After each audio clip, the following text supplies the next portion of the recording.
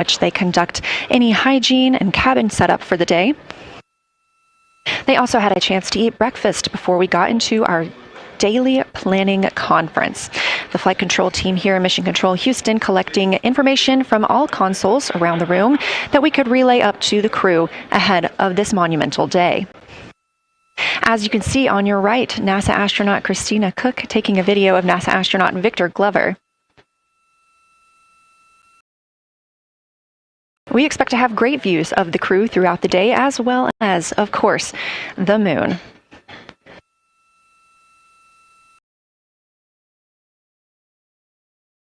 We expect to surpass that Apollo distance record in 55 minutes and 50 seconds. We are now looking live at a camera mounted on one of the spacecraft's solar arrays, pointed to our lunar neighbor. We are currently just 14,200 miles away from the moon and 247,672 miles away from planet Earth.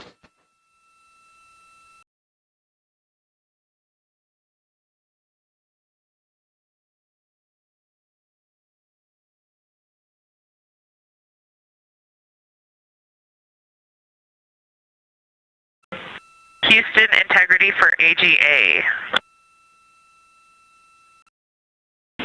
Ready to copy.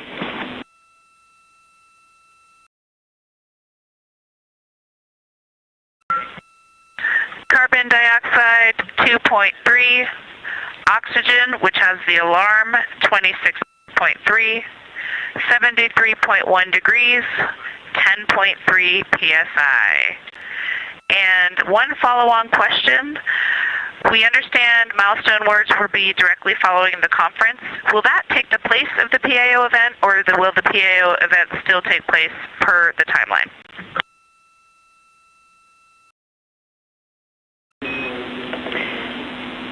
Good question, Christina. The milestone words that we exchange at the record distance at the end of the conference will take the place of the PAO timelined activity. So that'll be our moment to talk about this occasion, and after that there will be no more expected PAO words, and you can get straight into your flyby. Copy all AGA.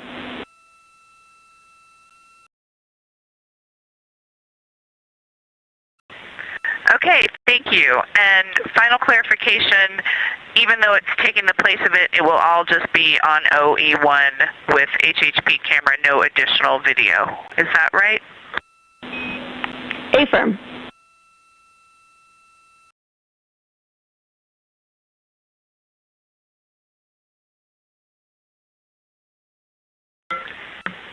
Okay, thank you. Yep, some of us had already heard that. Sorry about the second question. We appreciate it. Talk to you soon. No problem.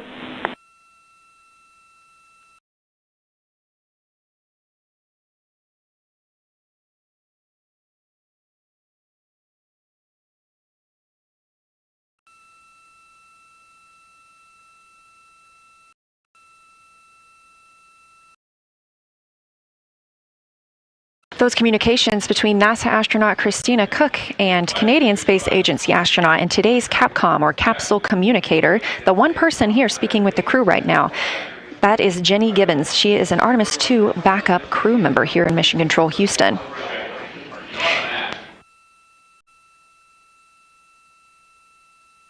Those communications between NASA astronaut Christina Cook and Canadian Space Agency astronaut and today's CAPCOM, or capsule communicator, the one person here speaking with the crew right now, that is Jenny Gibbons. She is an Artemis II backup crew member here in Mission Control Houston. We are now 4 days, 18 hours, and 30 minutes into the flight of Orion for Artemis II. The Artemis II crew inside Orion lifted off atop the Space Launch System rocket on Wednesday, April 1st from NASA's Kennedy Space Center in Florida. Those 4 crew members are the first to live and work inside the Orion spacecraft, which they have named Integrity, and have been busy conducting meticulously timelined events. It was a beautiful ascent from Kennedy Space Center.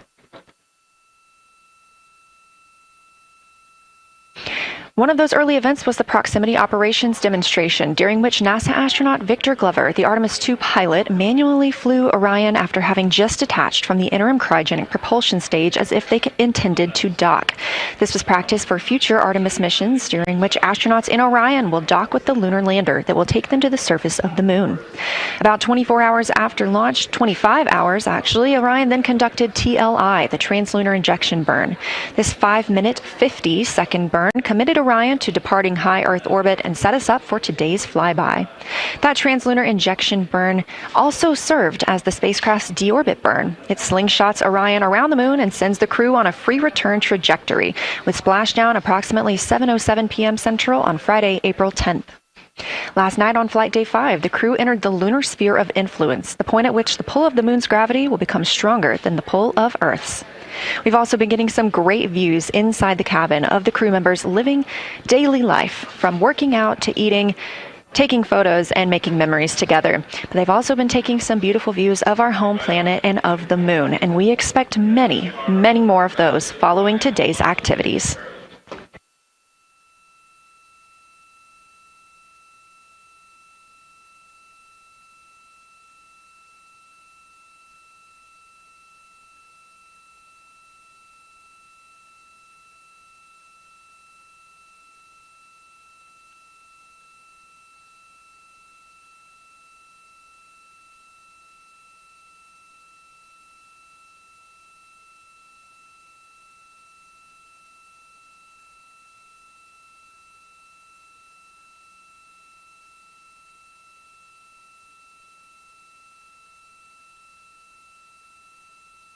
These live views back inside the cabin of Orion, but before we get into flyby, let's take a minute to get reacquainted with our crew. Reed Wiseman is the Artemis II commander and a Baltimore native. He's been in space once before. I think there was going to be some families heading into the viewing room today. If they end up showing up, could you just give us a heads up when they're there so we can just wave to them on the camera? Absolutely. And that was the voice of Reed Wiseman. He has been in space once before as a flight engineer. And if they don't come, you could just lie to us and tell us that they're there. That'd be great, thanks. We'll keep that in mind, too. And I'm sure they'll be here. Wiseman also has a great sense of humor. He was aboard the International Space Station from May through November 2014 as part of Expedition 41. This was a 165-day mission during which he and his crewmates completed more than 300 science experiments in areas like human physiology, medicine, science, earth science, and astrophysics. They set a milestone for station science by completing a record 82 research hours in a single week. He also served as chief of NASA's astronaut office from December 2020 to November 2022, and here on Earth he has 2 daughters. The Artemis II pilot is Victor Glover, selected as an astronaut in 2013, when at the time he was serving as a legislative fellow in the United States Senate. His first trip to space was in November 2020, when he launched as a pilot of NASA's SpaceX Crew 1 mission. That was the first operational mission of NASA's Commercial Crew program, which resumed launching American rockets from American soil to the International Space Station since the end of the shuttle program. Victor is a U.S. Navy captain and naval aviator who served as a test pilot, racking up more than 3,500 flight hours in more than 40 different aircraft. He also became the first person to pilot Orion the other day when we saw the Prox Ops demonstration shortly after launch. He and his wife have 4 children.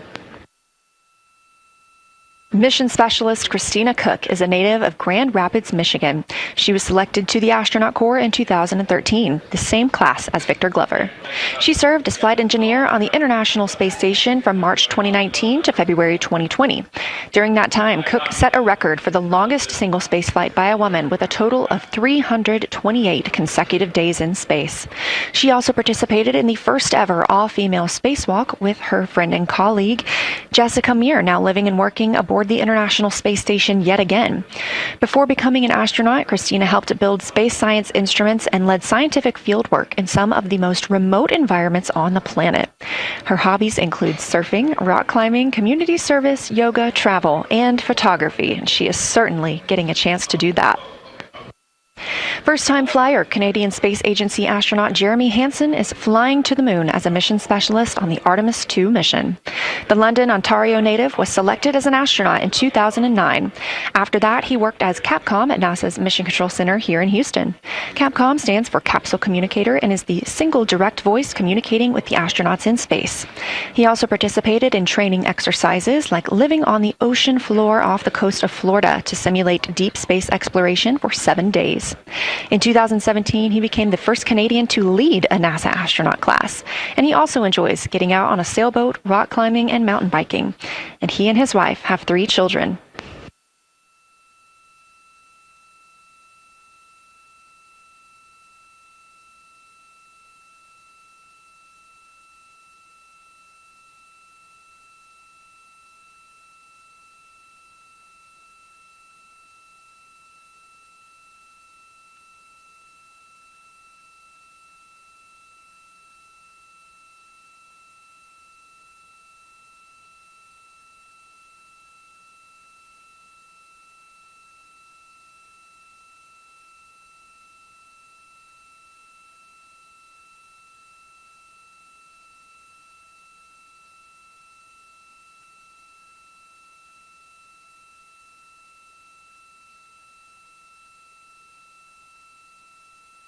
As you can see, the crew members have dimmed the cabin lights inside Orion.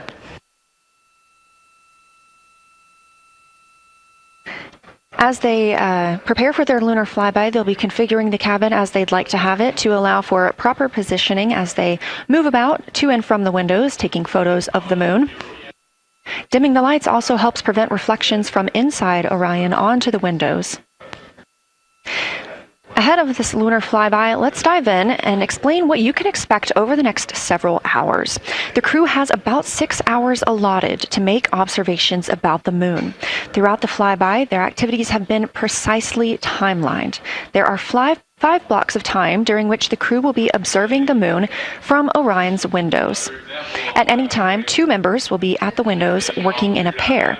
One crew member will be taking photos from window 2 with a blue shroud over the window. This can help prevent that glare or reflection from inside Orion. They have an 80 to 400 millimeter zoom lens to use. The other astronaut will be in window 3 using their portable computing device as PCD to make annotations. Both of these crew members will make audio recordings of what they are seeing, and they'll wear headsets connected to those PCDs. Those audio recordings will be sent to the science team at a later date. We will not hear them live. The 2 crew members at the windows will swap roles and positions halfway through their timelined block. The other 2 crew members who won't be at the windows at that time will be serving in the background as support. One will be conducting the science sit reps, or situation reports. This is what we will hear live from the crew. They'll be calling down a few times each hour to discuss what they are observing. Those situation reports include how the crew is positioned, any missed targets, or anything unexpected they saw, lunar target descriptions, any hardware issues, and of course, their emotions and reactions as they fly by the moon. The other support crew member will take pictures of the astronauts at the windows and serve as camera support, providing new SD cards when needed. There's a 15-minute time frame between each observation block during which the 2 support members switch places with the crew making observations.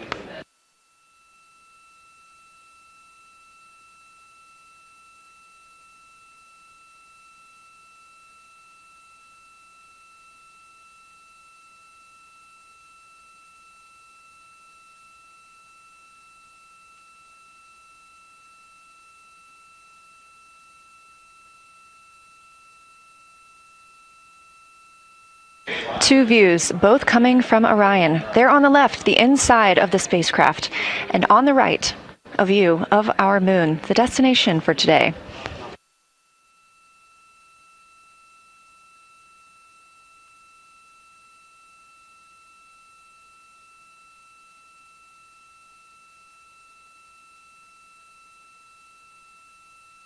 During the lunar flyby today, Orion will provide astronauts with a full disk view of the lunar surface. They'll have a higher vantage point, much farther than Apollo's lunar orbits on average. And these astronauts can observe both holes and large-scale geologic features in a single view. And due to our April 1st launch date and current illumination conditions, the Artemis II astronauts have become the first humans to directly observe certain far-side regions of the moon with unaided eyes.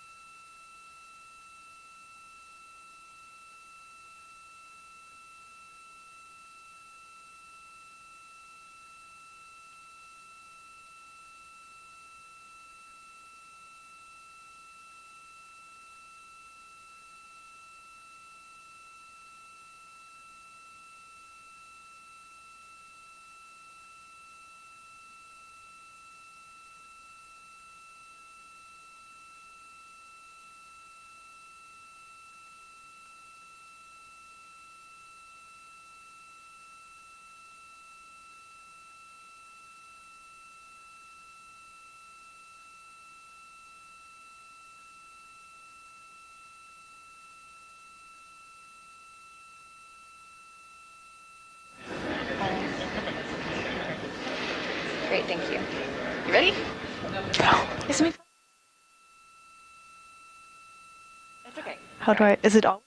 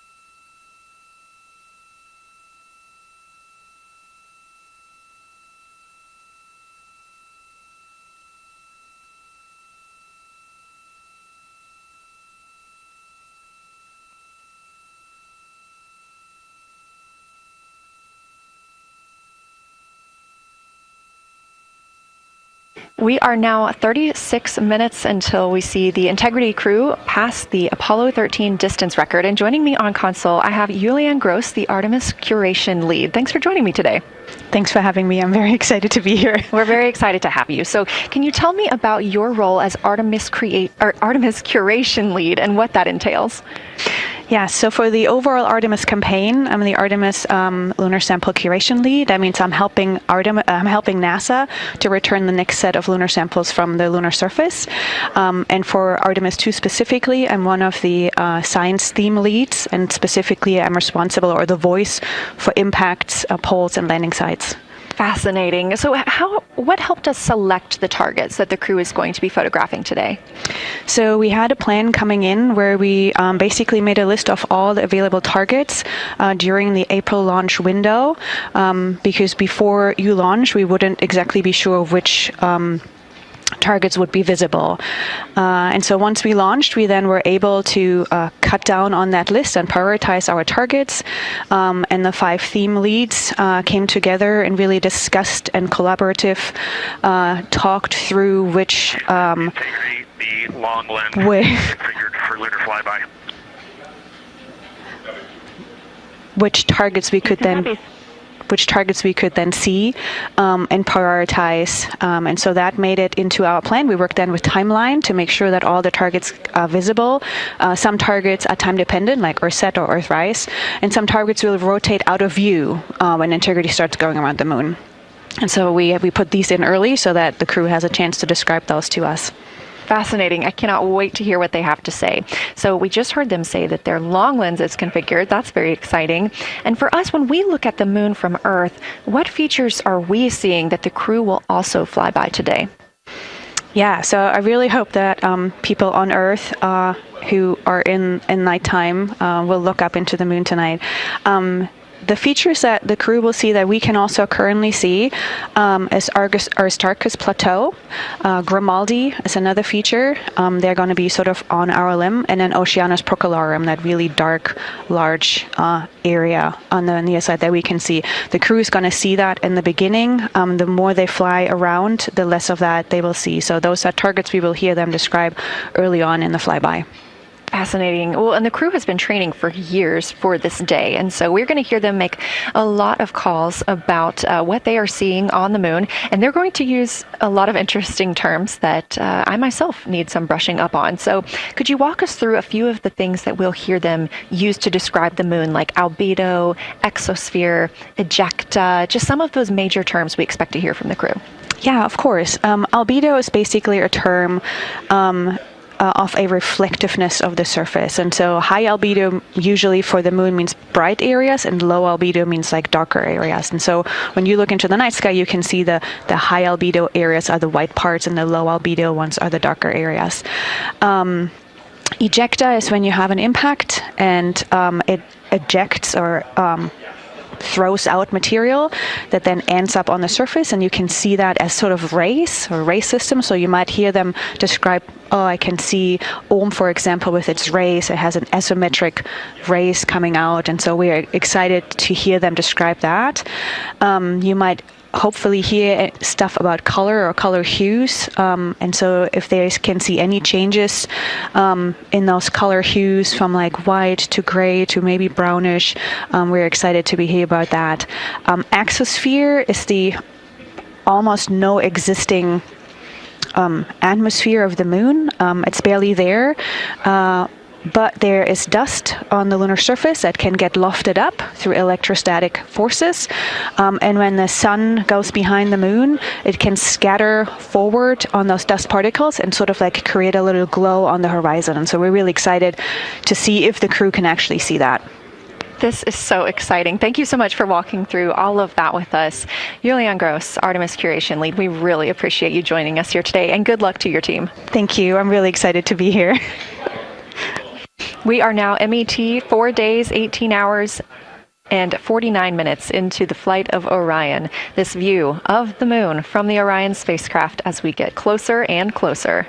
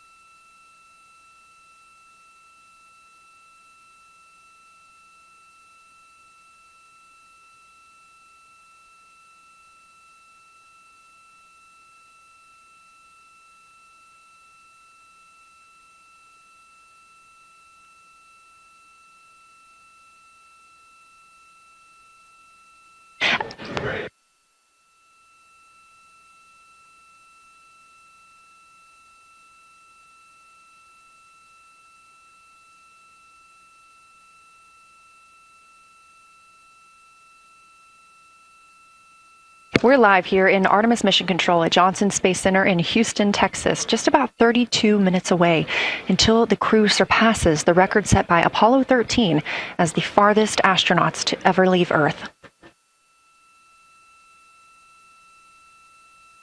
This view coming from a camera mounted on the tip of one of Orion's 4 solar arrays. Each array has a camera on its tip, and so we anticipate getting views throughout the lunar flyby. Of course, except during the point of loss of signal when the spacecraft flies behind the moon.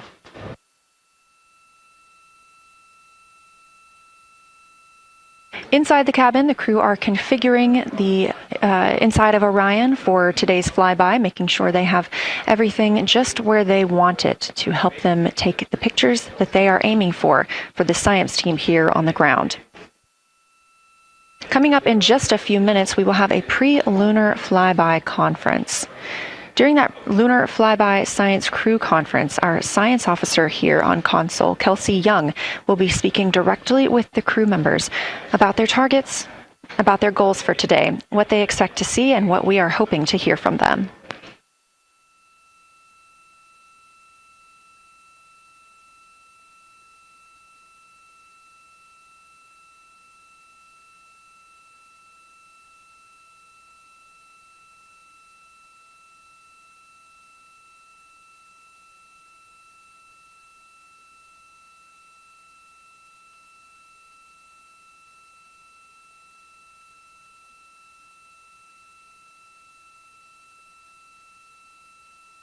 We have a lot of milestones coming up today, so make sure you don't miss them. The first coming up again at 1:56 p.m. Eastern Time, the crew will pass the distance from Earth record set by Apollo 13 in 1970.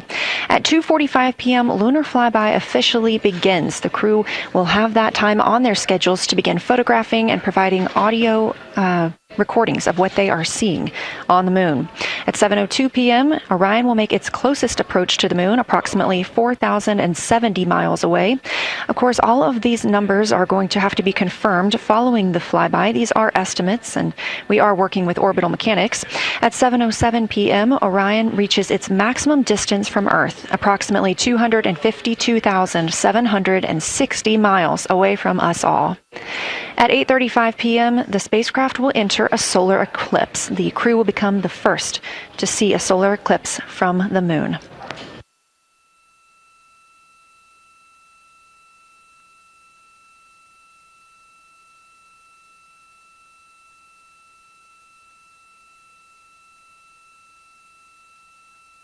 Ahead of the official beginning of flyby today, Kelsey Young, Artemis Science Flight Operations Lead, will be conducting a pre-lunar flyby crew conference.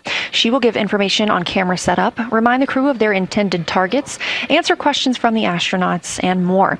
Young will help the crew set their targeting timeline, which counts down the time they have to image each target and what they'll be capturing next. She'll also remind them that the ground team will be calling for science sit-reps, also known as situation reports. Those are essentially call-downs to report what they've been observing. They'll continue to do this even through their LOS, their loss of signal, as those communications will come down later on after they reconnect with us on Earth.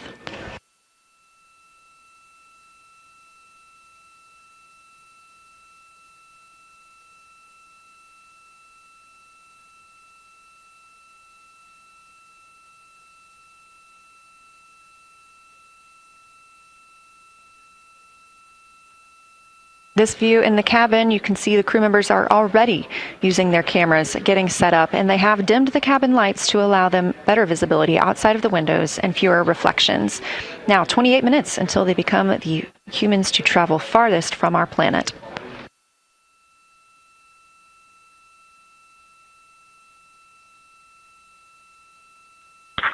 Houston Integrity, we are ready for the conference on your call.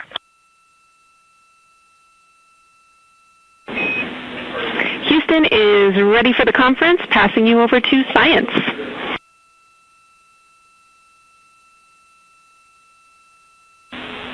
Good morning, crew. This is Science. We couldn't be more excited for a full day of lunar and planetary observations today, the first one in over 54 years. How do you hear me?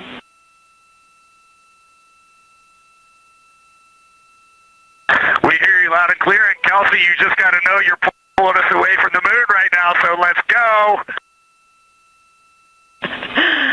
Message received. I will keep it tight here. I did just want to start with a thank you on behalf of the Lunar Science team and the entire lunar and planetary science community, of which you are absolutely a part, for what you've already done in this mission and what you're going to do today to inspire the next generation of scientists. I have to say Moonjoy is the new term that's already become our team's new motto, so thanks for that. In this conference, we'll cover hardware and config reminders, and then I'll just briefly, as you said, cover today's science plan. I'm assuming you already have your LTPs up. Confirm that, and I'll jump quickly into the cabin config reminders.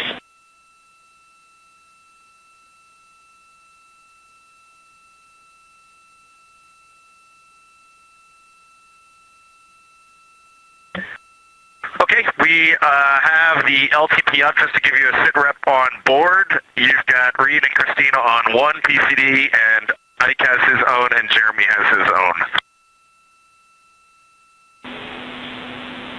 Copy that. That was going to be one of my questions for you, and I'll ask a question back. Is that the config that you and Christina plan to carry throughout the day for PCD use?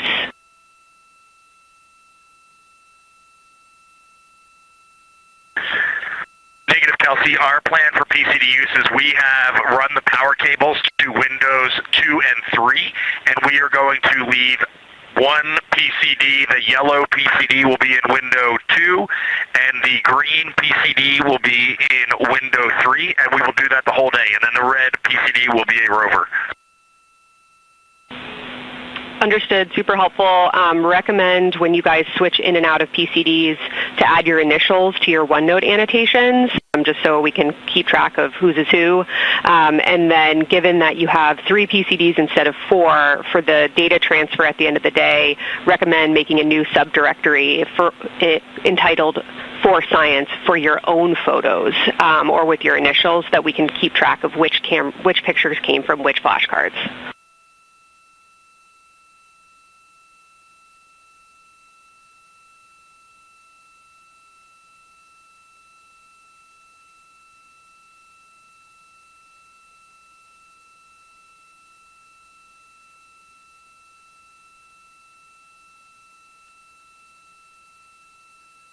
This view. So, Kelsey, I just want to here's what we're doing. We have community cards in all cameras on board, and then when each astronaut approaches their camera, the intent is they will put their card into that camera for photos, and then put the community card back in at the end of the session. But just know it is harder to manage cards than we thought, and we don't want to miss science, so it might end up a bit more disorganized. Understood. Thanks for that essay. Just read the flashcard numbers down when you get a chance, and we'll follow your lead on the best thing to do operationally during the flyby. With that, I'll move on to Windows. So the window characterization DFTO you guys did a few days ago confirmed that window 2 is ideal for imaging, so no change to config of photographer in window 2, observer in window 3, and science at reps in window 1.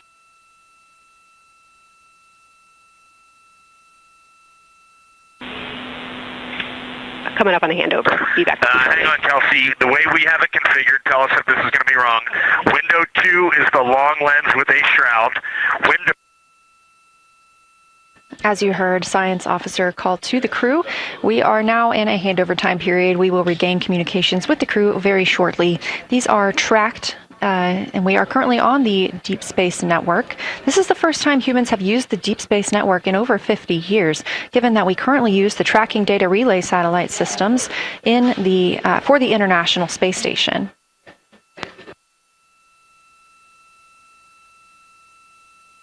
This view from Artemis Mission Control on the right is Kelsey Young. That's who you hear speaking with the crew. Young is the Artemis Science Flight Operations Lead, and we also look forward to speaking with her here today.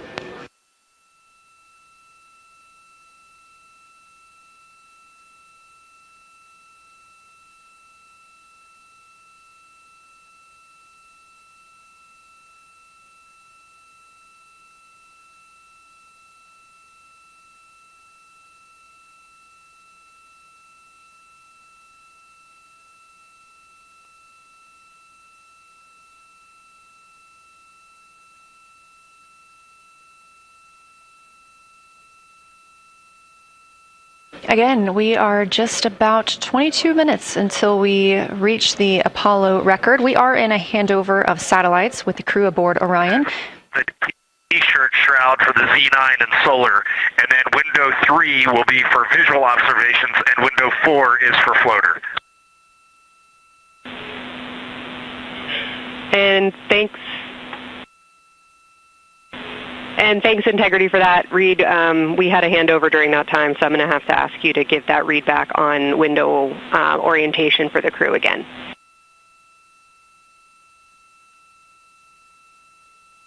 Okay, we are happy to change it, but the way we have it configured right now is window 1 has a T-shirt shroud for the Z9 for solar.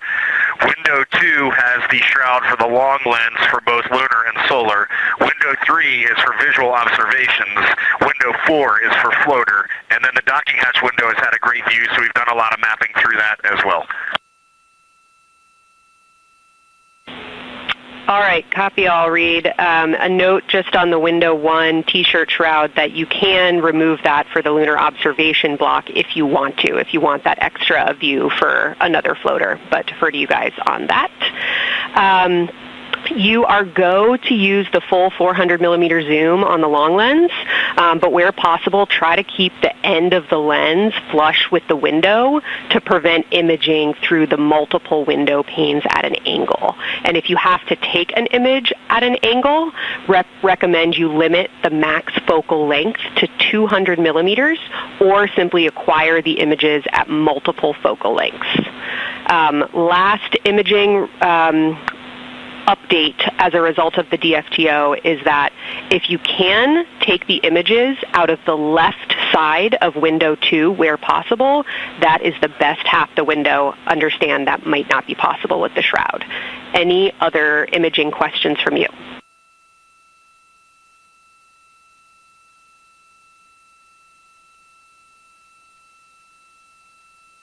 Okay, copy that.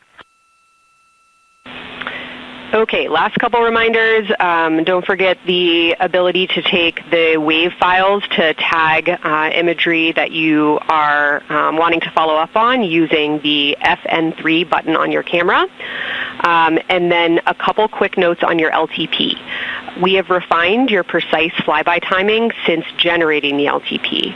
Optimus has the correct timing for the LOS and AOS, but the LTP identifiers for LOS and AOS are roughly 2 minutes later than they will be in reality. Final LTP timing update is that the green line on your LTP should start automatically 45 minutes before the flyby. If it doesn't appear, let me know and I'll have troubleshooting steps for you.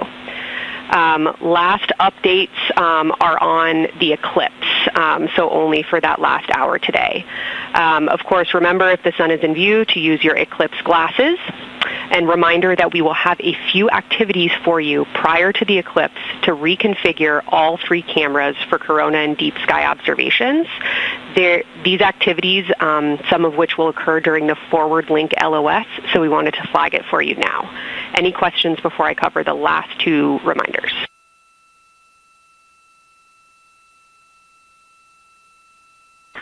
No, we have no questions on that. Last couple eclipse reminders, the sunset period and the first roughly 23 minutes of the eclipse will fall during that forward link LOS, but we'll still have a return link, and we're still looking forward to your science sit reps and observations during that time. And I do have a reminder for you on your preferred starting config for the eclipse in terms of role responsibility. Let me know if you want me to read that up or if you guys have that in your minds already. And if no other questions on config, I'll give you a few science-focused reminders.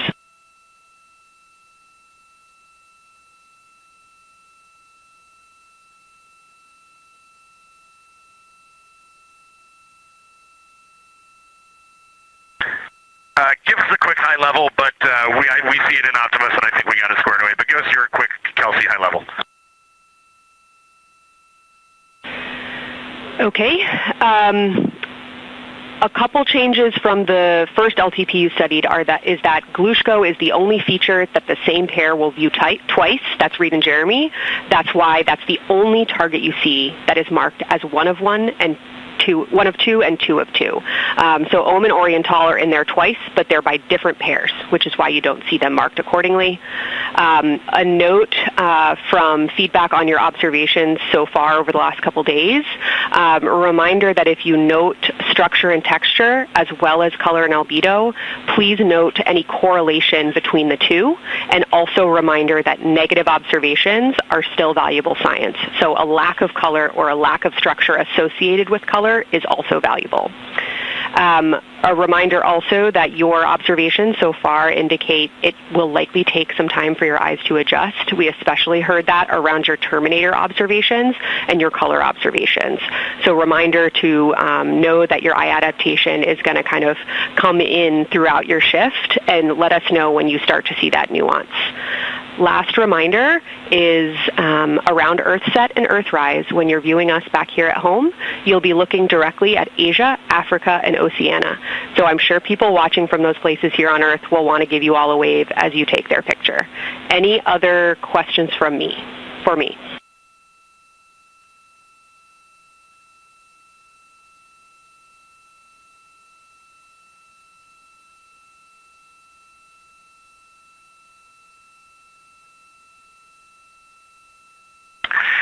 Kelsey, hey, when you're talking window 2 left and right side, just can you say towards window 1 or towards window 3, and then we'll know that we are talking the same language?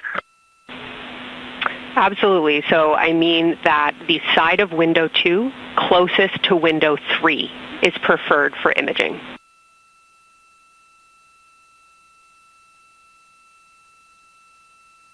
Okay, the side of window 2 closest to window 3 is preferred for recording. Stand by, we'll talk to the crew.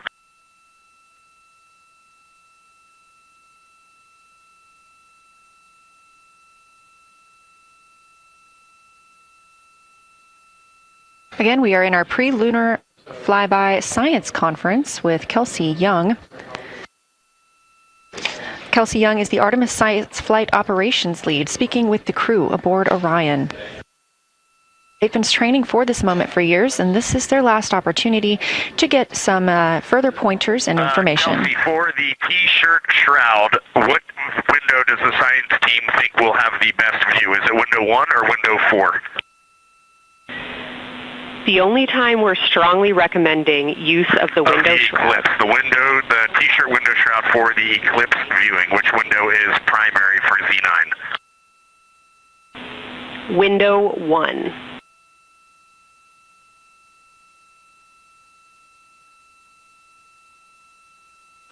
Okay, awesome. So we have got that all set up. And just to be 100% sure, window 1 is the most port window by the food warmer. Window 2 is right in front of seat 1. Window 3 is right in front of seat 2. And window 4 is on the starboard side by the side hatch. Do you agree with all that? We agree on the ground. Good readback.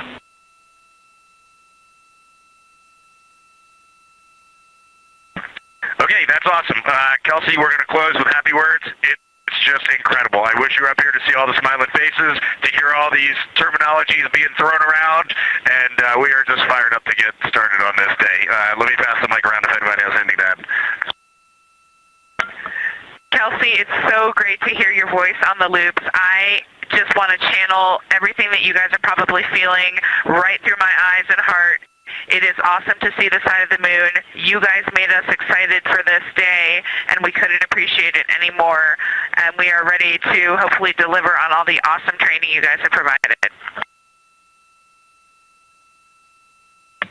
I'll just add, Kelsey, it is blowing my mind what you can see with the naked eye on the moon right now. It's just unbelievable. Kelsey, and to the whole Lunar Science team, all of you, all the work you put into this, we're just grateful. Can't wait to get going. And thank you for the tipper, for Carol Crater, and for Integrity. We can see them, and we've imaged them, and can even see with the naked eye. Quite impressive. Thank you so much. Beautiful words, you guys. Thanks so much. And I got video of the science team right now, and they are all absolutely buzzing. Looking forward to today.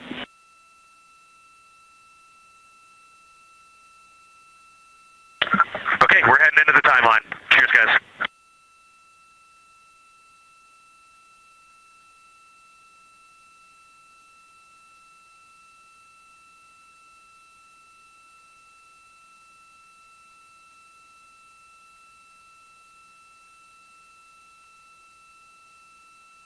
of the Pre-Lunar Flyby Science Conference with Dr. Kelsey Young.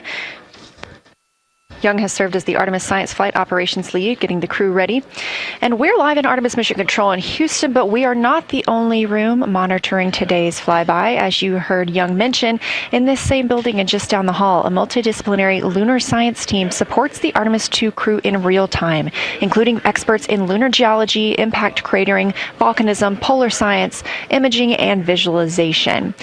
There are two integrated facilities, and the first is the SIR, which is what you have right here. That's the Science Evaluation Room. They are embedded within Mission Control to provide science input during live operations like what we see today. Additionally, and not pictured, we have the Science Mission Operations Room, a back room that processes data, evaluates imagery, and supports rapid analysis. Our science officer on console in Mission Control Houston serves as the primary interface between the science team and the flight controllers, ensuring science priorities are represented during mission execution. Again, today, that's Dr. Kelsey Young, who will be speaking with the crew during the time they're behind the moon. We will be speaking with her once the crew is behind the moon and out of communication with Earth.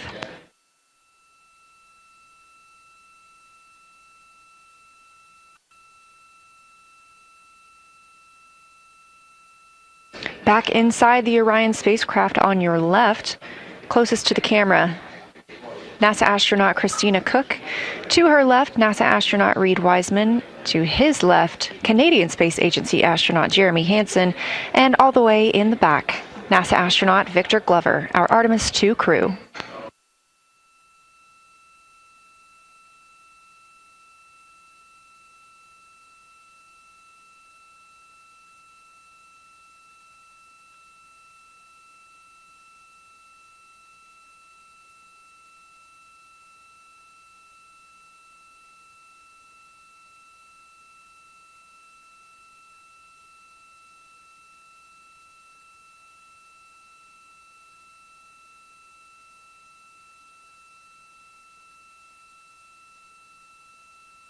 We are now approaching 8 minutes until the crew surpasses the Apollo 13 record.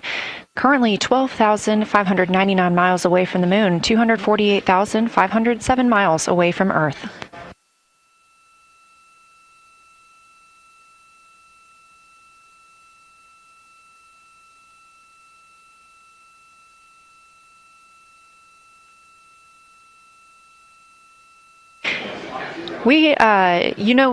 You may also hear the Orion spacecraft referred to today as Integrity. This was named by the Artemis II crew. It is Integrity crew. We have Reid's family in the viewing gallery. You're welcome to say hello.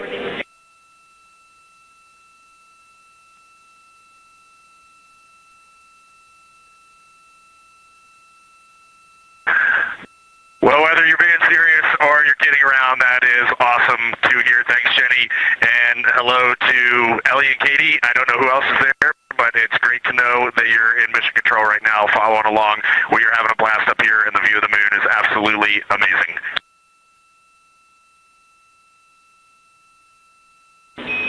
I'm seeing a lot of hearts come out of the viewing gallery and even more smiles. Thanks, Reid.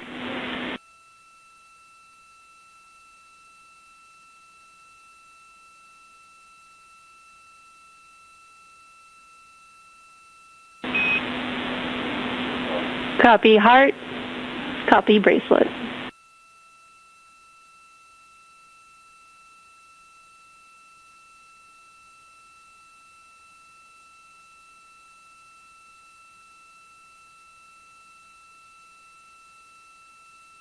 That call from Capcom Jenny Gibbons, Canadian Space Agency astronaut and Artemis II backup crew member, letting Reid Wiseman know that he has family here to support him today in the Artemis Mission Control viewing room.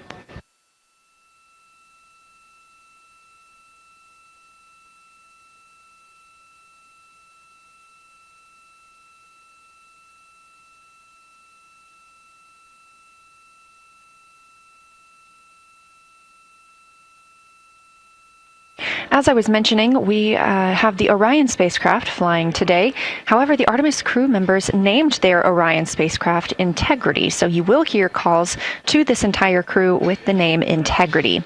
They say that the name Integrity embodies the foundation of trust, respect, candor, and humility across the crew and the many engineers, technicians, scientists, planners, and dreamers required for mission success.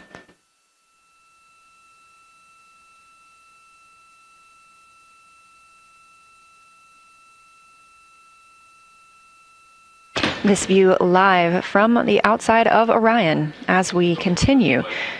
Preparing for our lunar flyby, now less than 5 minutes from surpassing the record set by Apollo 13 astronauts for the farthest humans to travel from Earth.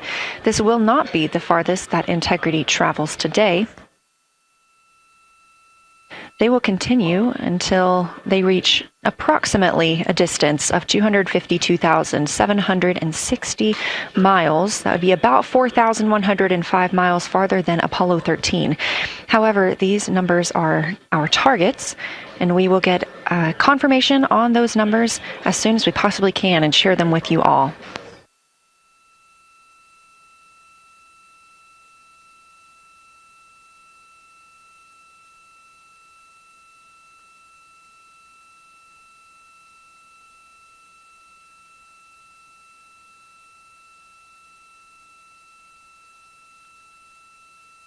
We've talked a little bit about what to expect from the crew, whether that's taking photos or making audio recordings.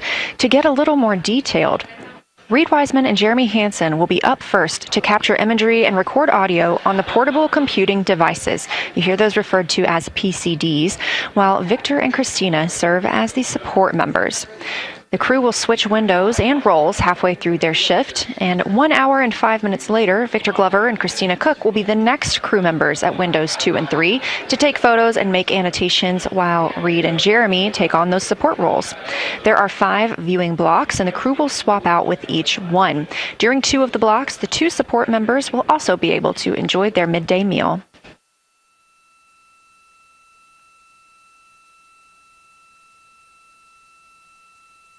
At least 3 times per block is a science sit rep. Again, situational report. This is partially an operational status, reporting back if they missed any targets or gotten any specific ones, if they have issues with their camera or any other operational items.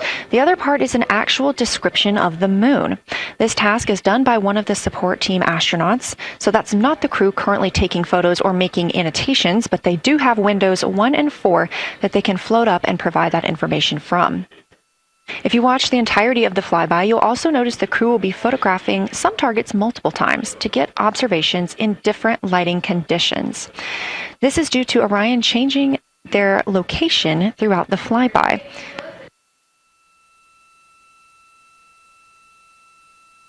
What this crew will be able to capture in a couple of hours of the same targets in different lighting would take orbiters years to do because of solar and spacecraft positioning. This crew has studied the moon extensively, and they're also familiar with what the science team calls the Big 15. These are 15 features that they've memorized, so at any time, they'll be able to see 5 of those and help orient themselves and where they are around the moon. Those targets are diverse and complex in their geologic history, and observations of them could help answer some big-picture science questions.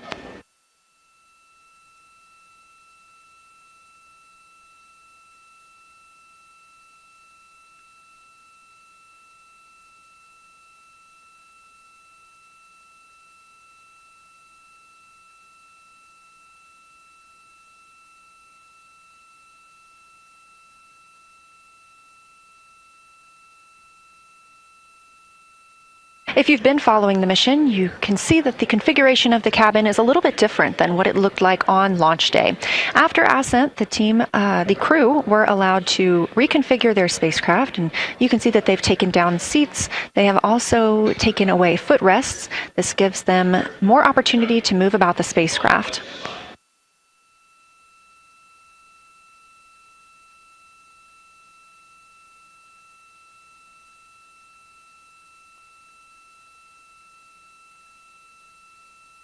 Orion itself has 330 cubic feet of habitable volume. That's about the size of 2 minivans and is 60% more cubic volume than the Apollo spacecraft.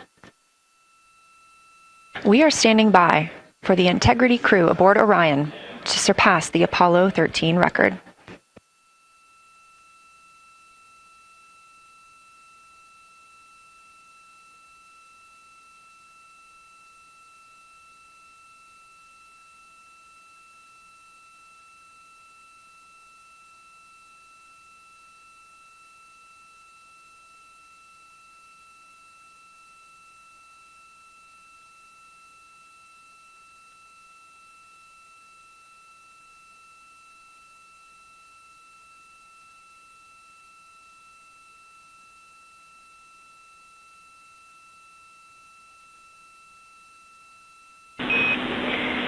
Integrity crew, on April 15, 1970, during the Apollo 13 mission, 3 explorers set the record for the farthest distance humans have ever traveled from our home planet. At that time, over 55 years ago, Lovell, Swigert, and Hayes flew 248,655 statute miles away from Earth. Today, for all humanity, you're pushing beyond that frontier. Integrity, over to you.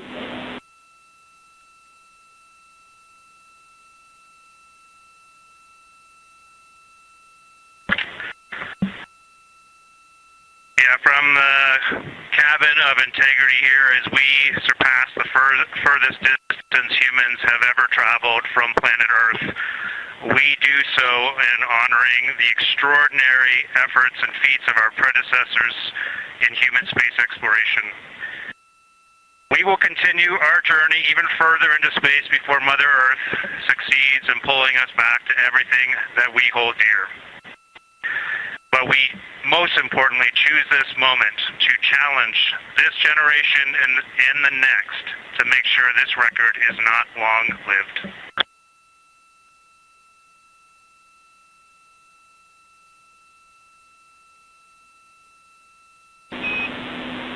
Thank you, Integrity, and congratulations to you and the rest of the Artemis II team.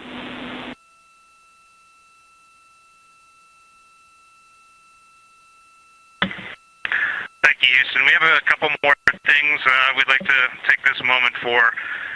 Our science team helped us out with a couple of relatively fresh craters on the moon that have not been previously named, and our crew would like to propose a couple of potential names for those items or those areas. And we spent a bit of time this morning looking out the window, and we're able to see them now both with our naked eye and through the long lens, and so we feel this is a good time to send this down, and a special shout out to Kelsey for helping us with this.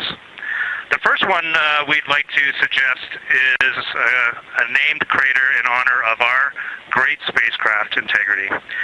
And so if you were to look at Oriental on the far side and then draw a line straight up to Ohm on the far side, relatively in the middle is an unnamed crater, and we would like to suggest it be called Integrity in the future. And the second one, and especially meaningful for this crew, is a number of years ago we started this journey in our close-knit astronaut family, and we lost a loved one. And there's a feature in a really neat place on the moon, and it is on the near side, far side boundary. In fact, it's just on the near side of that boundary, and so at certain times of the moon's transit around Earth, we will be able to see this from Earth. And so we lost a loved one. Her name was Carol, the spouse of Reed, the mother of Katie and Ellie. And if you want to find this one, you look at Geological, and it's just to the northwest of that, at the same latitude as Ohm, and it's a bright spot on the moon. And we would like to call it Carol, and you spell that C-A-R-R-O-L-L.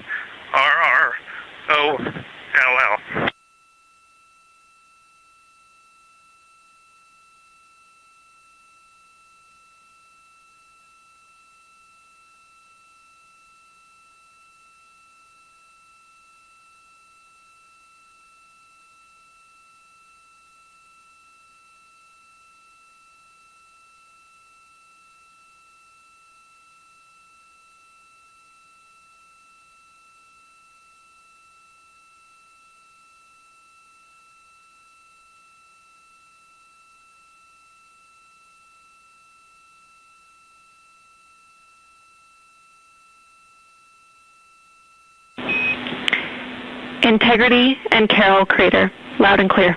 Thank you.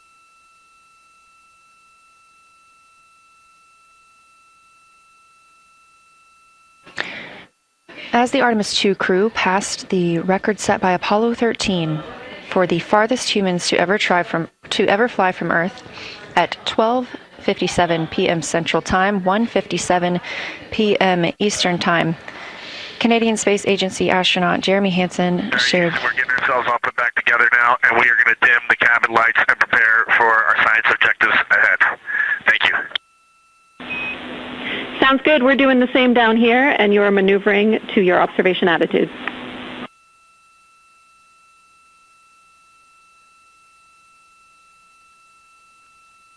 As we pass that Apollo 13 record of the furthest humans to ever fly from Earth at 12:57 p.m. Central Time, 1:57 p.m. Eastern Time, the Artemis II crew shared some poignant words, specifically Canadian Space Agency astronaut Jeremy Hansen. The crew also called down two craters not yet named that they would like to name. One, Integrity, in honor of their spacecraft, which they have named. That's near the Ohm crater. Another near Glushko, which is a bright spot, named Carroll, in memory of Reed Wiseman's wife.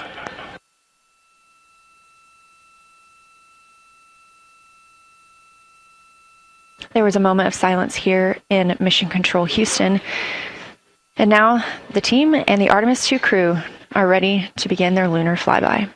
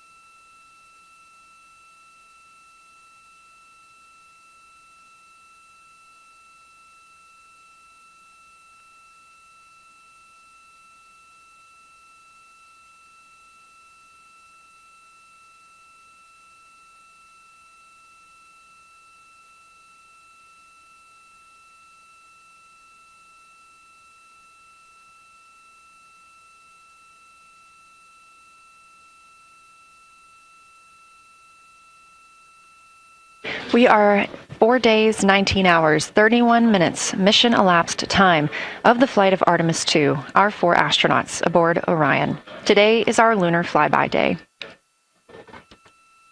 The spacecraft is currently about 12,000 miles away from the moon, and you can keep up with the distance from Orion to the moon and Earth by visiting nasa.gov/track Artemis. Or you can just stay with us here because we're going to be telling you throughout the day. They are currently 248,834 miles away from planet Earth.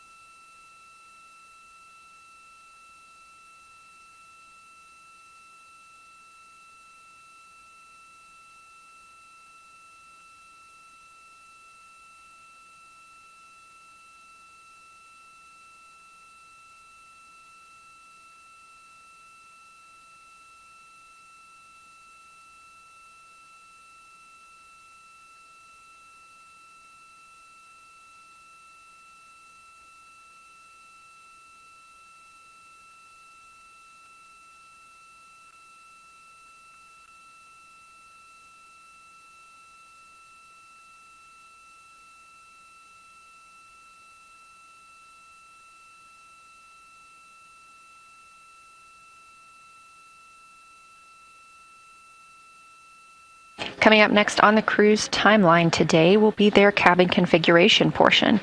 You heard some calls down to Science Officer Dr. Kelsey Young earlier about how they have configured the cabin so far. This is just a little bit more of timelined activity for them if they need to further do so. On flight day 3, the crew had time on their schedule allotted for configuring the spacecraft cabin for how they intended to arrange it today. Of course, they had to take down that configuration for another test yesterday of their Orion Crew Survival System suits. But configuring it on flight day 3 allows them the opportunity to get a chance to see what works for them now that they are in the microgravity environment.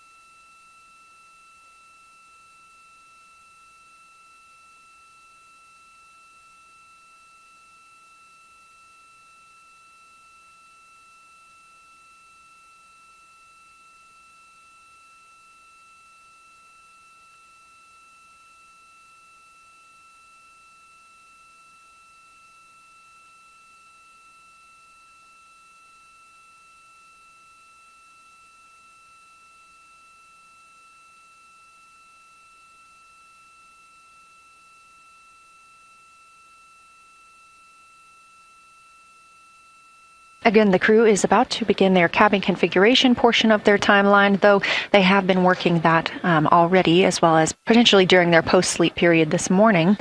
The official Lunar Flyby observations are slated to begin in just about 40 minutes.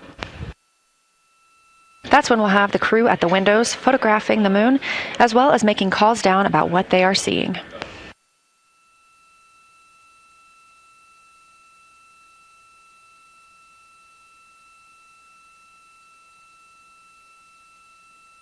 Again, we are live here in Artemis Mission Control for the duration of the flyby. Currently, the Orbit 1 flight control team is on console. This room is staffed 24/7 from the time before the astronauts step foot on the rocket until the time they splash down and are safely recovered in the Pacific Ocean on flight day 10.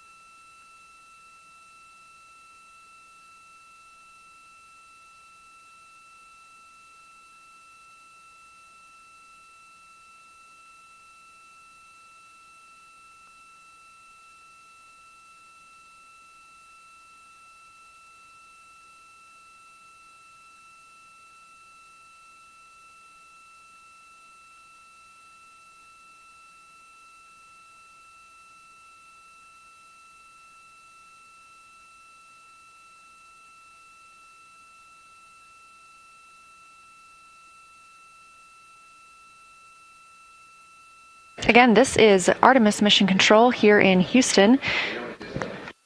We are now 11,777 miles away from the moon. We did pass the Apollo 13 record of farthest humans away from Earth at 12:57 p.m. Central Time, 1:57 p.m. Eastern Time. That distance, 248,655 statute miles from the Earth, continuing to be exceeded by the crew. They will reach their farthest distance from the Earth around 6:07 p.m. Central Time. At that time, they will be in an LOS, or a loss of signal, with us on Earth, as they'll be flying behind the moon.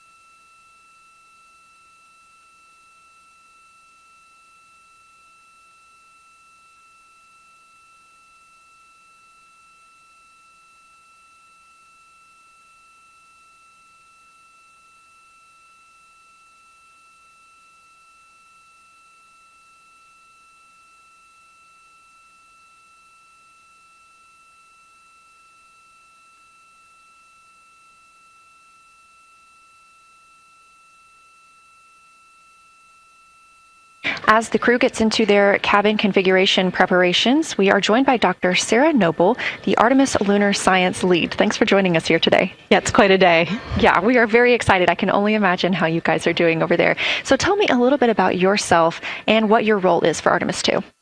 Sure. So I'm the Artemis Lunar Science Lead, so over the entire campaign, and my job is basically to make sure that as we have this big adventure back to the moon, we actually learn new things about the moon. Fascinating. So why is the moon such an important destination today? Yeah, so the moon is a pretty amazing place. It is a great place to learn about basic fundamental processes that happen on like all the planets, like cratering and volcanology, and also it is part of our Earth-Moon system, and the Earth recycles its rocks pretty well, right, through plate tectonics and weathering and whatever. Most of the rocks on the Earth are geologically young, but on the moon we have the entire record that goes back 4.5 billion years since we formed. And so if we really want to learn about what was happening in that period, like the moon is really the only place we can go. We're also thinking about going back to the moon, and we want to go to the lunar South Pole. So what makes that such an interesting destination?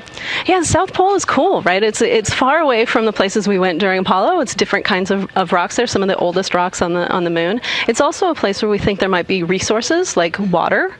There are craters that really never can see the sun because of the low sun angles there, and they get very cold. And we think that water and other things can build up in those craters, and so we're very interested to see what that might do for us. I'm very interested as well. So for some of our viewers who might be new to this, what does lunar science look like during an Artemis mission? Yeah, it's pretty exciting for us as we have sort of built this from scratch to try to understand how we can best use the crew to support our science. And so, we've developed a system. We've got a team in place. We've got a back room here in this building called the SIR, the Science Evaluation Room, and there's a back room to that back room over in another building here at Johnson Space Center, where we've got our teams of scientists working really hard. They're actually speaking to this room through our science officer. This is now the first time we've ever had a science officer in flight control room, so we're pretty excited about that. So we have a really voice out and up to the crew. I know, it's been so exciting to hear Dr. Kelsey Young speaking directly with the crew today, now so close to the moon. And we have a live view here of the science operation, or the science evaluation room. So this is where the majority of your team is today. Is that right? Yeah, that's right. This is a big chunk of our scientists. You can see them in there now working hard, trying to get ready for the day. And then again, there's a second room where we have a lot of our data folks, where the data will first come down and they'll sort of sift through the data and get it ready for this team to take. What's the mood like right now in the SIR? It is, I would say, giddy. I think we've worked very hard for this. They have done simulation after simulation. They have worked really hard over the last couple of years to get ready for this moment, and I think everybody's just really excited to see. Even already we've had some descriptions from the crew coming down, and it's so great to see their joy and our joy, our love for the moon, come through. Yes, we are in for a real treat today, if it's been anything like their observations the past couple of days. So how are the lunar science teams using this test flight to prepare for future missions to the moon? Yeah, absolutely. This is the way that we are building our foundation for the future, from everything from, how do you train a crew to be a geologist, right? And so, working through that, getting them classroom training, field training, building the science team, building these physical rooms that we are in, designing the software that the teams are using, and then, figuring out what happens to that data. They're going to take this data and it's going to come down, and how do we get it out to not only our team, but out to the world and the rest of the science community. Yeah, that's a great point, because when you hear these crew members talk, you would never know that they're not geologists. Your team has trained them so well. They have been very good students. Who can blame them? It's a pretty great topic. One more question for you. How does the science that we're doing on Artemis help support long-term exploration, and including our sustained presence on the moon? Yeah, you know what? We have a saying in the Science Mission Directorate that science enables exploration and exploration enables science, right? So you need the scientists, because we are the ones who are the experts in, landing site and doing analysis of landing site and making sure we can find a good place to land, to understanding the properties of the soil so we can, design our systems to manage that, understanding the radiation environment, keeping our astronauts safe, all of these things, right? But, in return, you provide us with opportunities where now we're going to be able to collect this data and collect samples and deploy our instruments and all of that. So it's a symbiotic relationship. That makes perfect sense. Well, Dr. Sarah Noble, Artemis Lunar Science Lead, thank you so much for joining us here today. Best of luck to you and your team, and I hope that you get to enjoy today too. Thank you so much. We are now getting closer and closer to our lunar neighbor. This live view coming from the Orion spacecraft and a camera mounted on one of its solar array wings.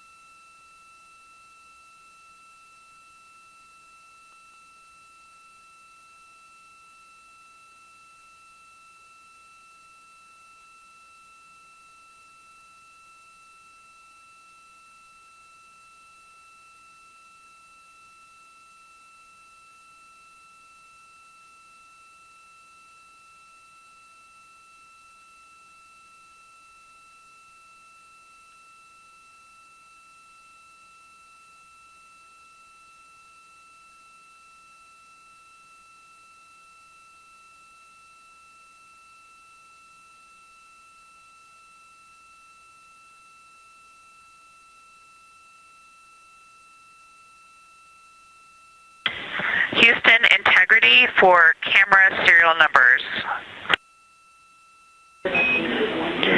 Ready to copy.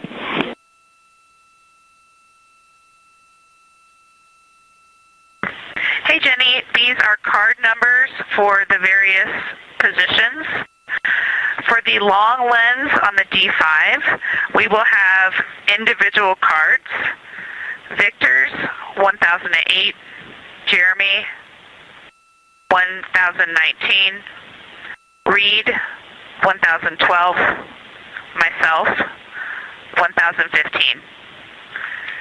For the Z9, we will have one card that is dedicated for today, serial number 1007. For the cabin camera D5, we will have one dedicated card for today, serial number 1022.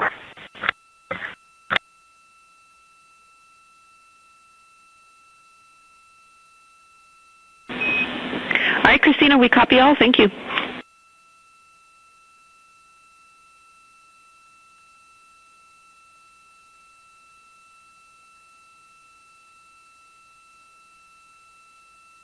We just realized that we have Earth out window 1 and Moon out window 2. And Earth out window 4 and Moon out window 3. And it gives you the best idea of scale we have had yet. The Moon is about 3 to 4 times the size of the Earth, and it is almost full, and the Earth is just a small crescent out there.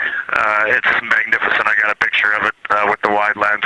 Such a majestic view out here. Amaze, amaze, amaze. Thank you, Reed.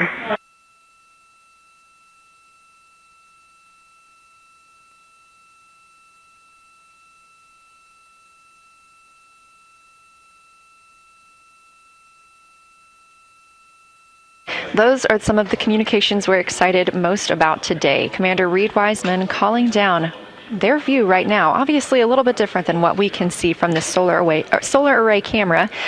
They are looking through the windows of the Orion spacecraft, able to see at the same time Earth and the Moon. You also heard NASA astronaut Christina Cook calling down some of the cameras that they will be using today. The crew is in that cabin configuration portion, and we expect the Lunar Flyby observation period to start in just about 20 minutes.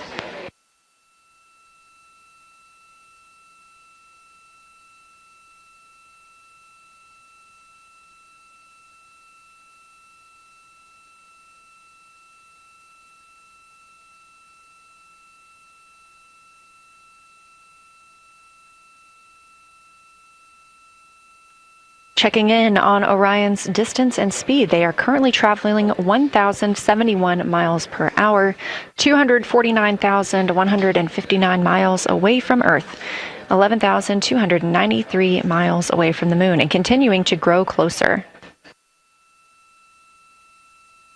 At closest approach to the Moon today, the spacecraft will be just about 4,070 miles away from the lunar surface. This will be during our loss of signal with the crew as they travel behind the Moon, and we will await their return to get the official number for you for how close they come to our lunar neighbor.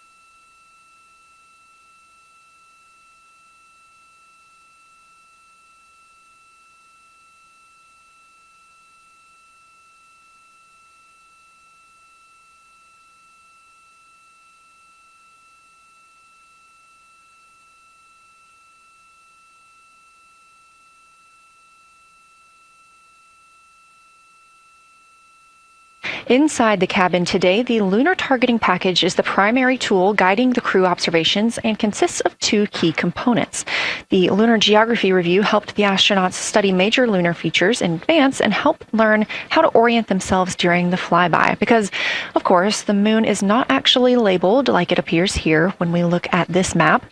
The Lunar Targeting Plan provides a detailed timeline of observation targets, background science context, and specific instructions for the pictures the crew should take, as well as the verbal descriptions that will be helpful to the science team reviewing them later. This is a screenshot from their lunar targeting package, and a screenshot specifically of that lunar. Integrity for attitude. Go ahead.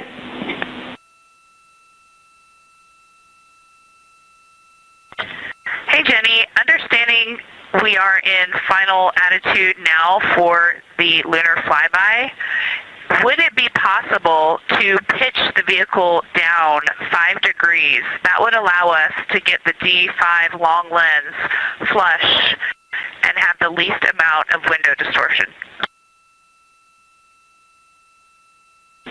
We're checking. That call from Christina Cook, NASA astronaut and mission specialist on Artemis II. Copy. The Orion spacecraft is positioned in a specific attitude to allow the crew to best see the moon outside of their windows today for this imaging opportunity. That call was a request for a potential attitude shift just slightly, another 5 degrees, to give them a better view and to give them a better opportunity to use their long lens camera. They'll also be using that lunar targeting package we were discussing. I am following along with that real time, so I'll be able to share with you exactly what targets the crew is looking at and when. They also trained with a lunar science passport. It's a little reference guide used on Earth to reinforce recognition of key lunar features. It is not on the flight, but it was a significant study tool for the crew to get them ready for launch. The apparent size of the moon will change throughout the flyby, and it'll appear roughly like a basketball held at arm's length at the crew's closest approach.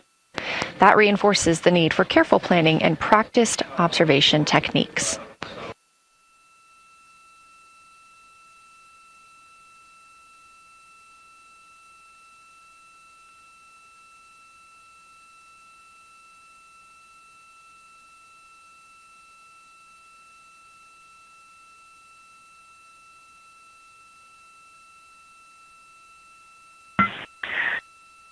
Houston, integrity for timeline. Go ahead.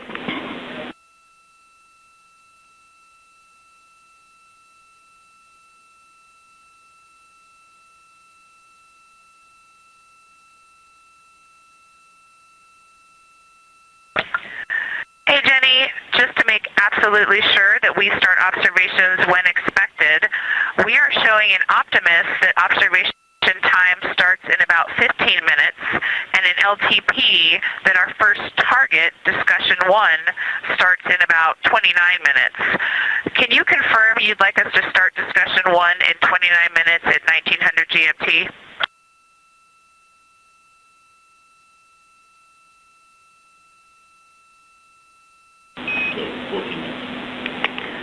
Christina, we are tracking that discussion 1 should start at 18:45. That's 15 minutes from now.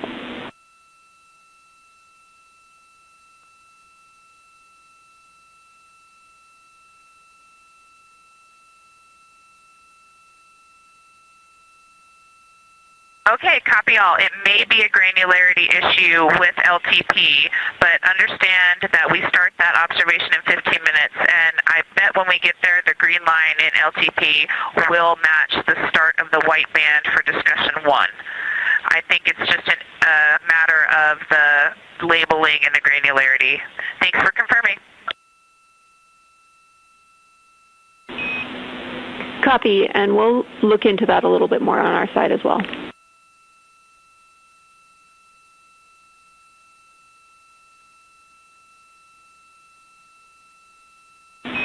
Christina, can you verify for us that your green line is moving on the timeline page of your LTP?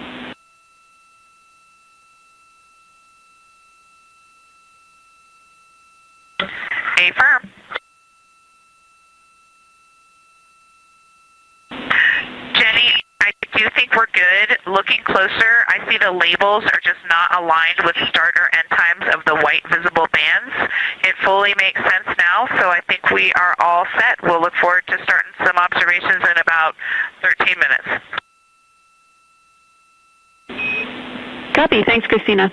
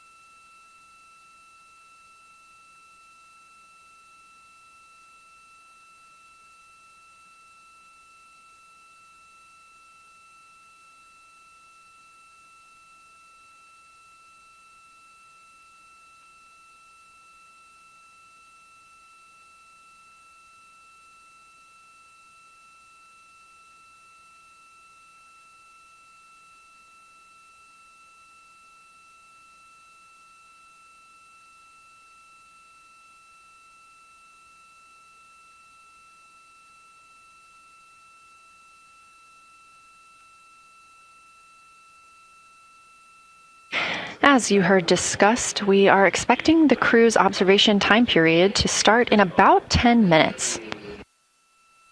First, they'll be conducting a warming up to their science observations of the moon. They'll be discussing with each other, helping each other orient using the major landmarks that they've studied, asking what is familiar. If we roll left, port 5 degrees, that would get the moon closer to the left side of window 2.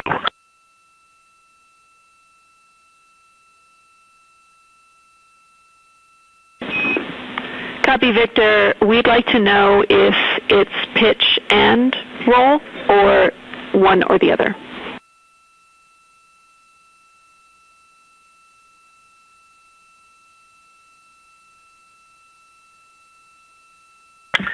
Jenny, we actually thought you already put the pitch in. Had the pitch been put in already?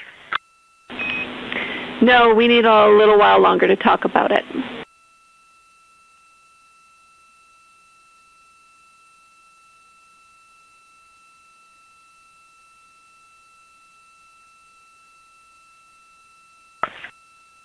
So, Jenny, I guess what's happening is just as our orbit's changing, where it is in the window is changing, so maybe these fancy little adjustments aren't worth it. It's going to continue to move in the window. Or is the spacecraft going to keep the moon at the same point of the window if we adjust the attitude? I assume the previous.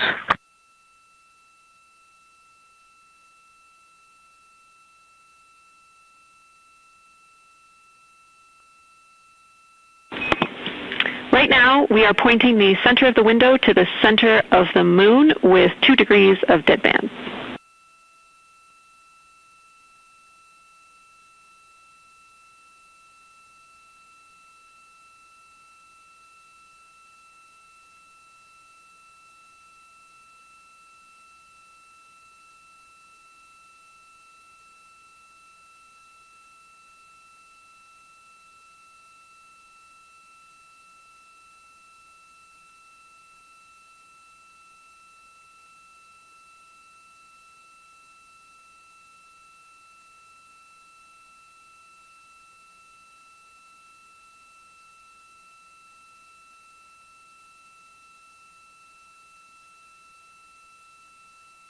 The conversation you hear happening now between the astronauts aboard Orion and Artemis Mission Control here at Johnson Space Center in Houston, Texas. They are in the center of your screen, seated at the CAPCOM, or Capsule Communicator Console.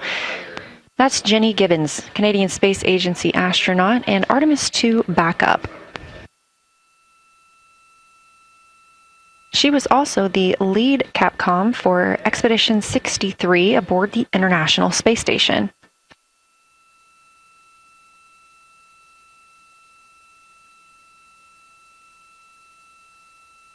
The crew is requesting some attitude changes to the spacecraft to allow them to better image the moon, our priority for today. Of course, those have to be discussed on the ground before they are put into work aboard the spacecraft, so the team is taking some time to do so. You also heard Gibbons reference that we are into dead bands. Dead bands are essentially keeping us in the lane in which we're traveling. If you're familiar with lane assist in your car, very similar in this case.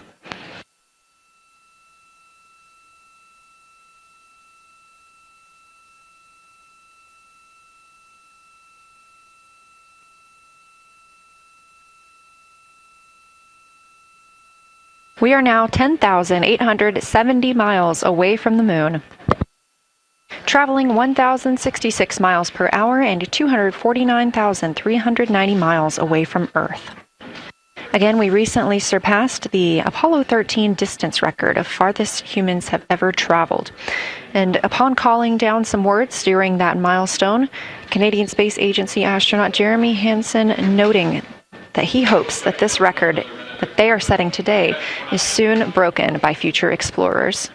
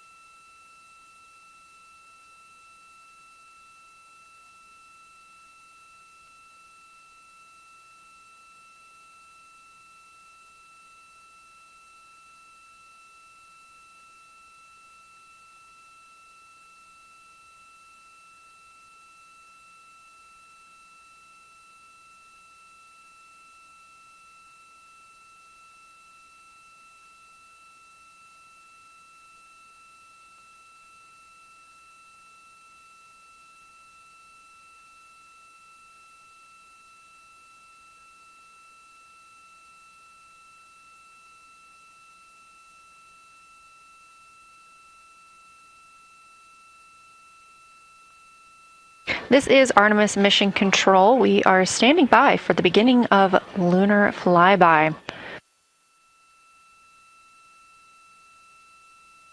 Expecting that to start in just a few minutes when the crew will begin a warm-up discussion preparing for the day. They will be capturing images along while discussing what they find familiar about the moon and what looks unexpected to them.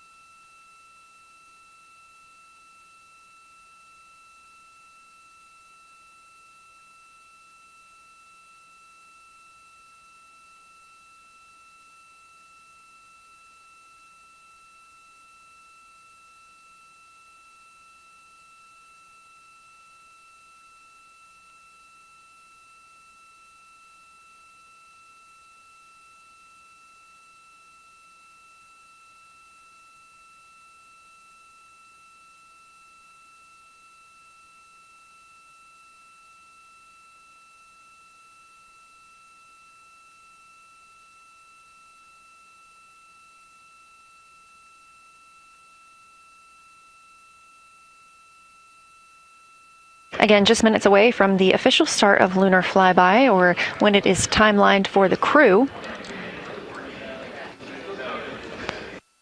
We are currently 10,726 miles away from the moon. This view on the left side of your screen coming from the camera on one of Orion's solar arrays.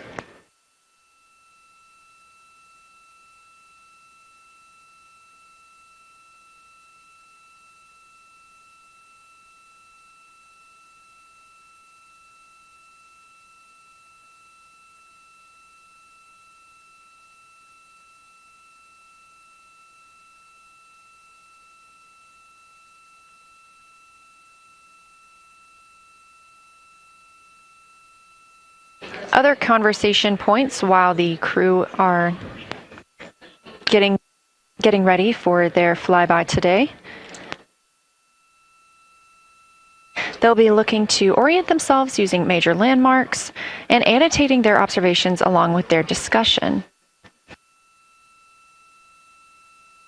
They'll have 10 minutes for that warm-up discussion.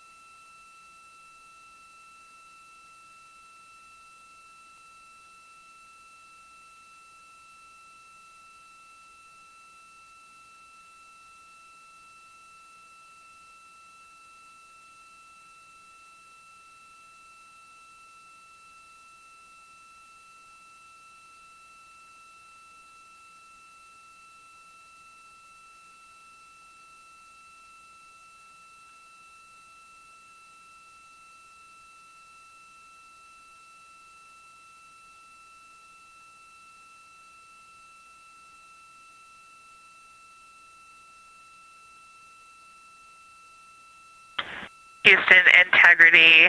We have two folks at the window deep in discussion talking about all of the awesome features that they're seeing. We just had a huge moment realizing that Hertzsprung is about the same size as our incredible Oriental. We're really excited about this target that's kind of new to us. We're orienting on things like how we talk about albedo, finding some of the prevalent things that we're used to from all of our training, and just overall taking in this view. We also are noticing that the moon is still getting noticeably bigger as we go, even when you're watching it continuously. It's great to see these two guys get warmed up. We love the report, Christina. Thanks. And you nailed it on why we added Hertzsprung. As you'll see in the prompts, we're looking for comparisons to the comparatively much older Hertzsprung compared to the younger Oriental. Great words.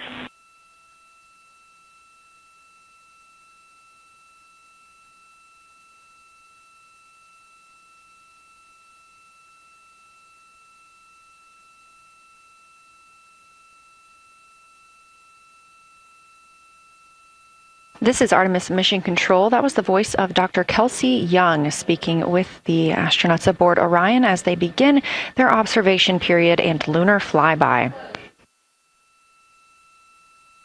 NASA astronaut Christina Cook reporting their view of Hertzsprung Basin. The team here is looking for centered images of the basin at a full zoom, and they're hoping that the astronauts can image and describe the inner and outer rings. This is considered a degraded basin with a floor, rings, and ejecta compared to a younger Oriental basin.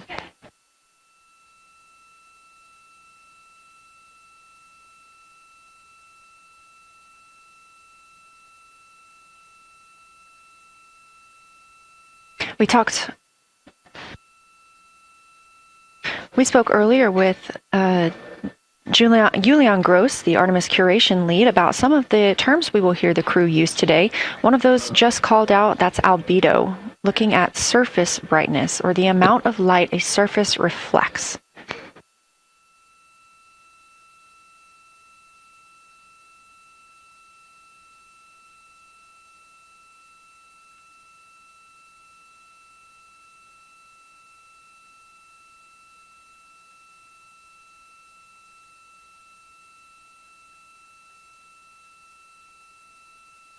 A few more terms that we hope to hear today during the crew's sit-reps or situation reports include embaying. This refers to one feature that surrounds another. That usually is a higher relief feature. Houston Integrity, one report from the crew at the windows. We can actually see the moon and Earth at the same time right now. It's interesting because the Earth looks way brighter, so the Earth itself seems to have a much higher albedo than the moon. We think this is independent of our eyes focusing because, of course, the Earth is much smaller than the moon in our view, so you could think that your eyes focus for the darker sky, and that it means that it only has apparent brightness more than the moon, but since we're seeing both in the same view, we do think that this can be inferred as the Earth as a whole has a higher albedo.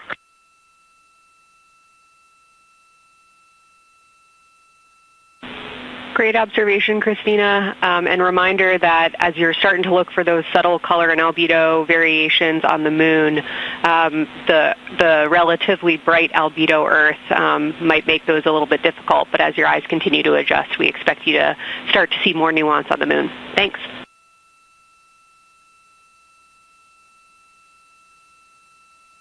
Great call. Thanks for the reminder. We're all going to be experts in lunar terminology by the end of the day. Another one we expect to hear is mare. These are dark regions paved or filled by volcanic deposits. You also can hear them called seas, oceans, lakes, or marshes, or other bodies of water.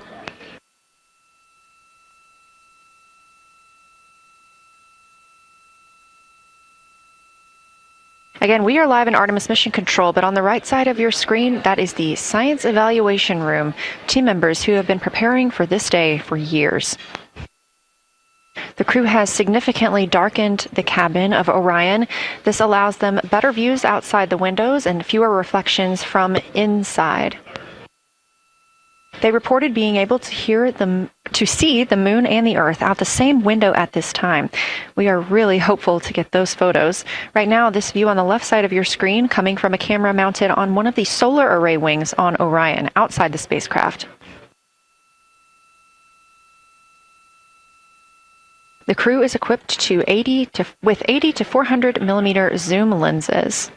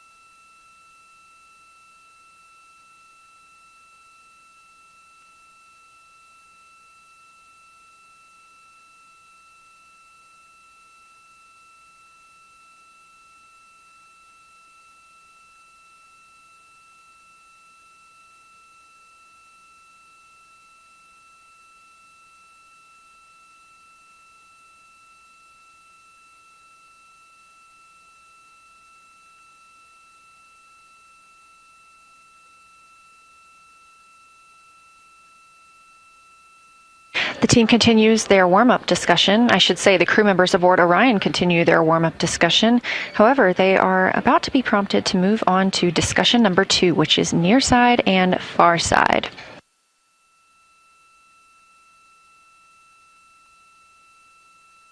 some of the things that they are looking to capture, the ground has prompted them to photograph anything that stands out to them and to compare the near side versus the far side mare in color, albedo, topography, and texture.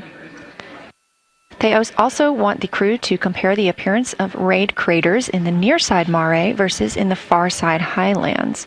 Of course, a reminder that some of the items that the crew, or some of the landmarks the crew are seeing today, is the first time that humans have ever laid eyes on those portions of the moon.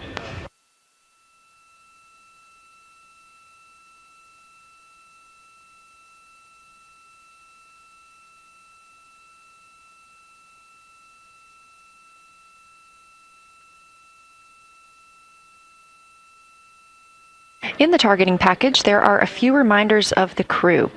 For the crew, there are time-sensitive observation reminders and science sit-rep reminders. Integrity. We have a sit-rep.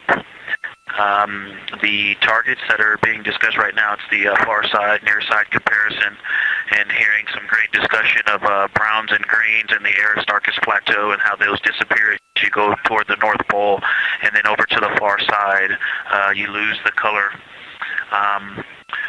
You've got Jeremy in window 2, Reed in window 1, having a great discussion. Christina's under window, I'm sorry, Reed is in window 3. Christina's under window 1, documenting the discussion.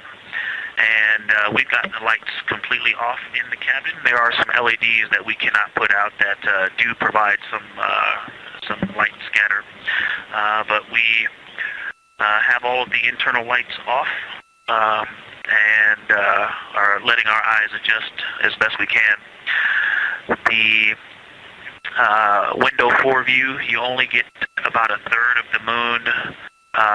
Tycho is going to go over the horizon soon, and you can see Aristarchus, and then you start to lose the view as you go to the west in Oceanus and Procellarum.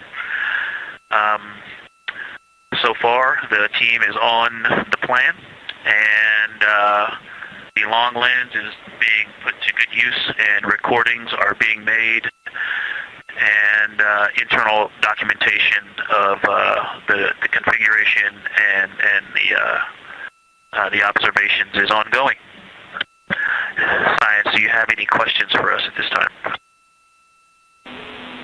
Integrity Science. Victor, very glad that you provided the first formal science sit-rep, as these were indeed your idea. One follow-up question, any relationship between those browns and greens you described? Do you see them blending into one another, and do you see any topography associated with either color?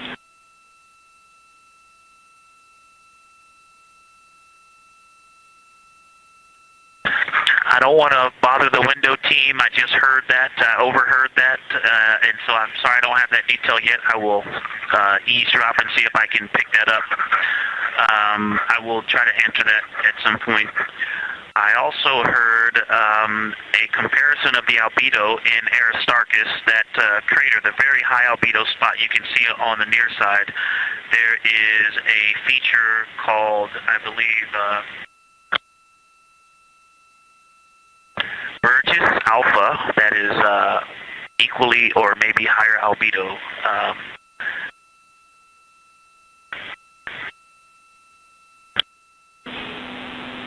I apologize for the gaps. I'm trying to listen and talk at the same time, but I will try to get some more information to correlate those colors from Aristarchus for you.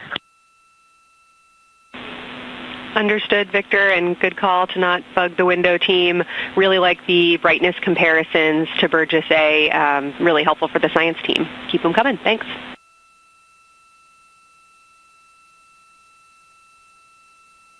I also heard a discussion about the albedo of Grimaldi being a 10, and how many of us, when we were a little further away, saw that as the darkest albedo, and that the bigger mare off to the to the east was still dark, but maybe a 7, 8. We still think that, but you are seeing color variation, albedo variation inside of Grimaldi as well, and that even on the west side there's still a very dark part of it. But it is still the darkest. It is just not as uniform as it looked when we were farther away. We're starting to differentiate the striations of albedo inside of Grimaldi. Copy all, Victor, and you read our mind. Superlatives like darkest, biggest are really, really helpful for us, so keep those coming.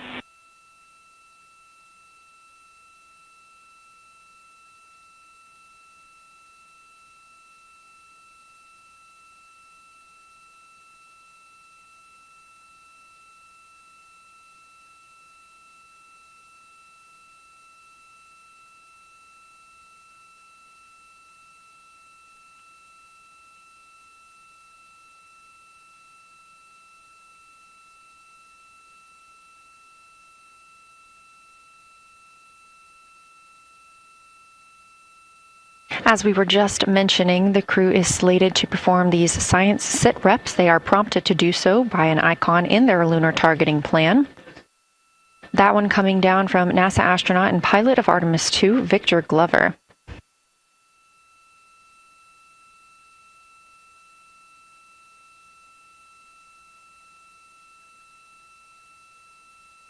As we discussed, the Capcom is usually the only person in the room speaking with the crew, the capsule communicator. However, today, the science officer, Dr. Kelsey Young, she is the Artemis Science Flight Operations Lead, is speaking with the crew during the flyby to ask any questions that the team may have. To her right is Trevor Graff. He is one of 3 science officers. Those would be Kelsey Young, Trevor Graff, and Angela Garcia, who will also join us later for an interview.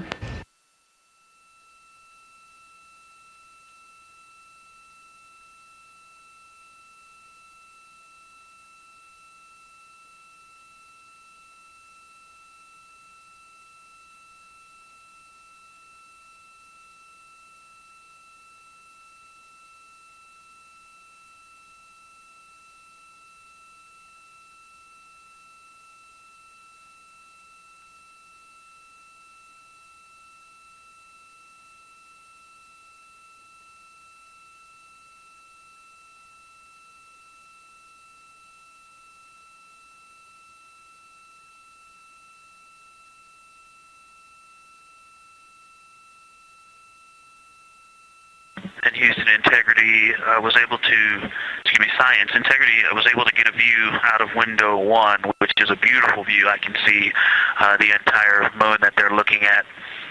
We left the T-shirt up there, so I was kind of peeking through the opening in the makeshift shroud there. And once I was able to get 2 eyes on it, what jumped out at me was Vavilov. It's just peeking out of the Terminator. It's clear of the Terminator now, but it just really jumps out because it's still got the low light, the low sun angle.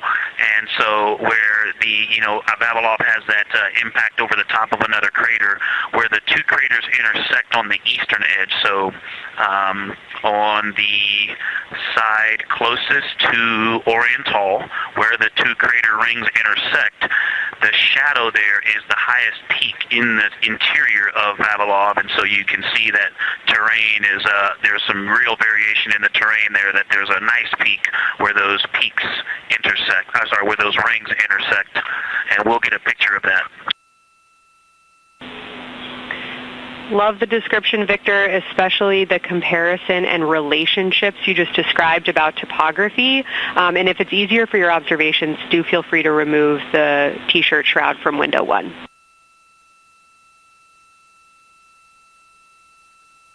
Yeah, absolutely, we will do. Thank you.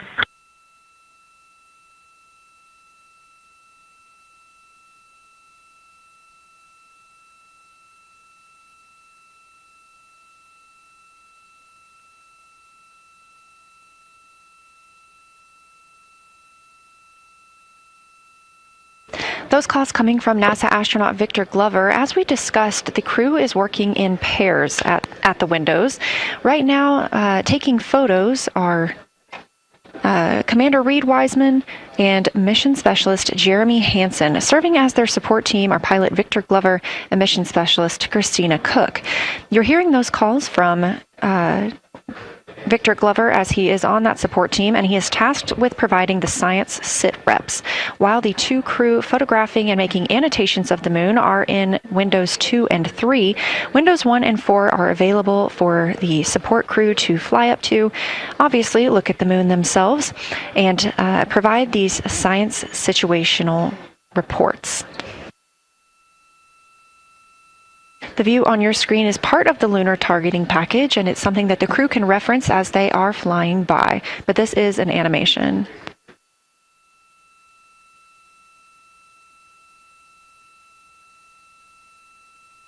You also heard Glover mention Oriental. Oriental is a major feature that the team is interested in today, and it's known as the Grand Canyon of the Moon. Until this mission, the Oriental Basin had never been seen in sunlight by human eyes. Oriental Basin and its surrounding ejecta could fit within a straight line distance from NASA's Johnson Space Center, where we are at today, to Kennedy Space Center.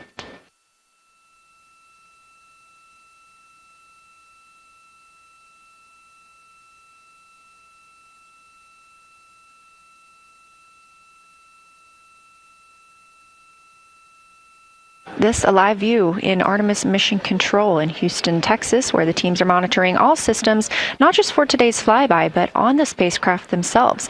Again, this is a test flight, our very first flight of humans on the Orion spacecraft.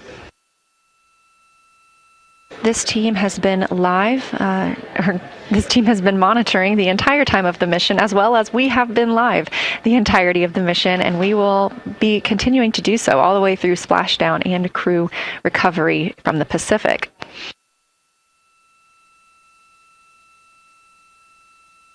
This is a visualization from ARROW, the Artemis Real-Time Orbit website that you can also access at any time by visiting nasa.gov/trackartemis, showing us that we are now under 10,000 miles from the moon, 9,948 to be specific, and continuing to count down.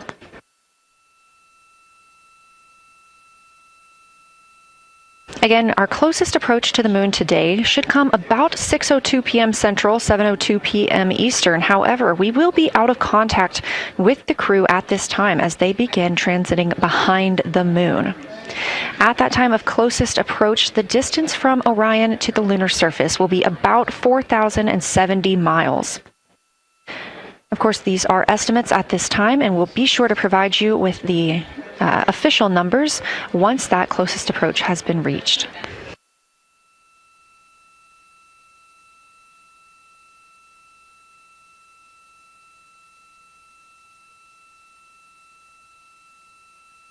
This shot live inside the Orion spacecraft, where our 4 crew members are continuing with their lunar flyby activities.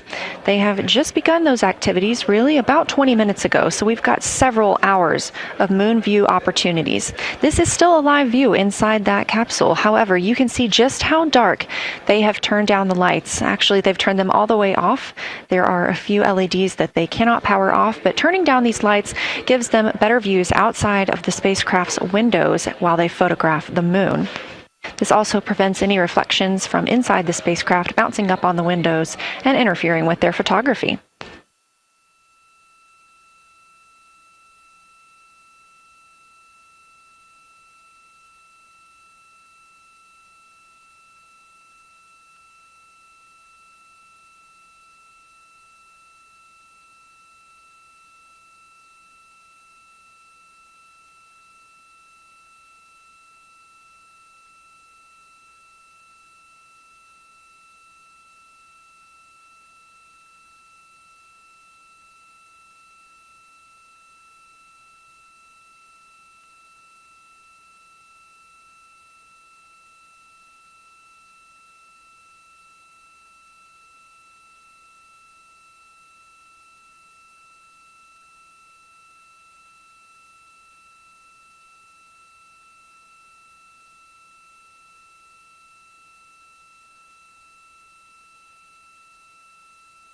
As we were previously discussing, the crew members are serving on teams, the first team being Commander Reed Wiseman and Mission Specialist Jeremy Hansen at the windows photographing what they see. We heard reports earlier that they could see both the moon and the Earth in the same view, and we are looking forward to seeing the moon and the Earth in the same view as well.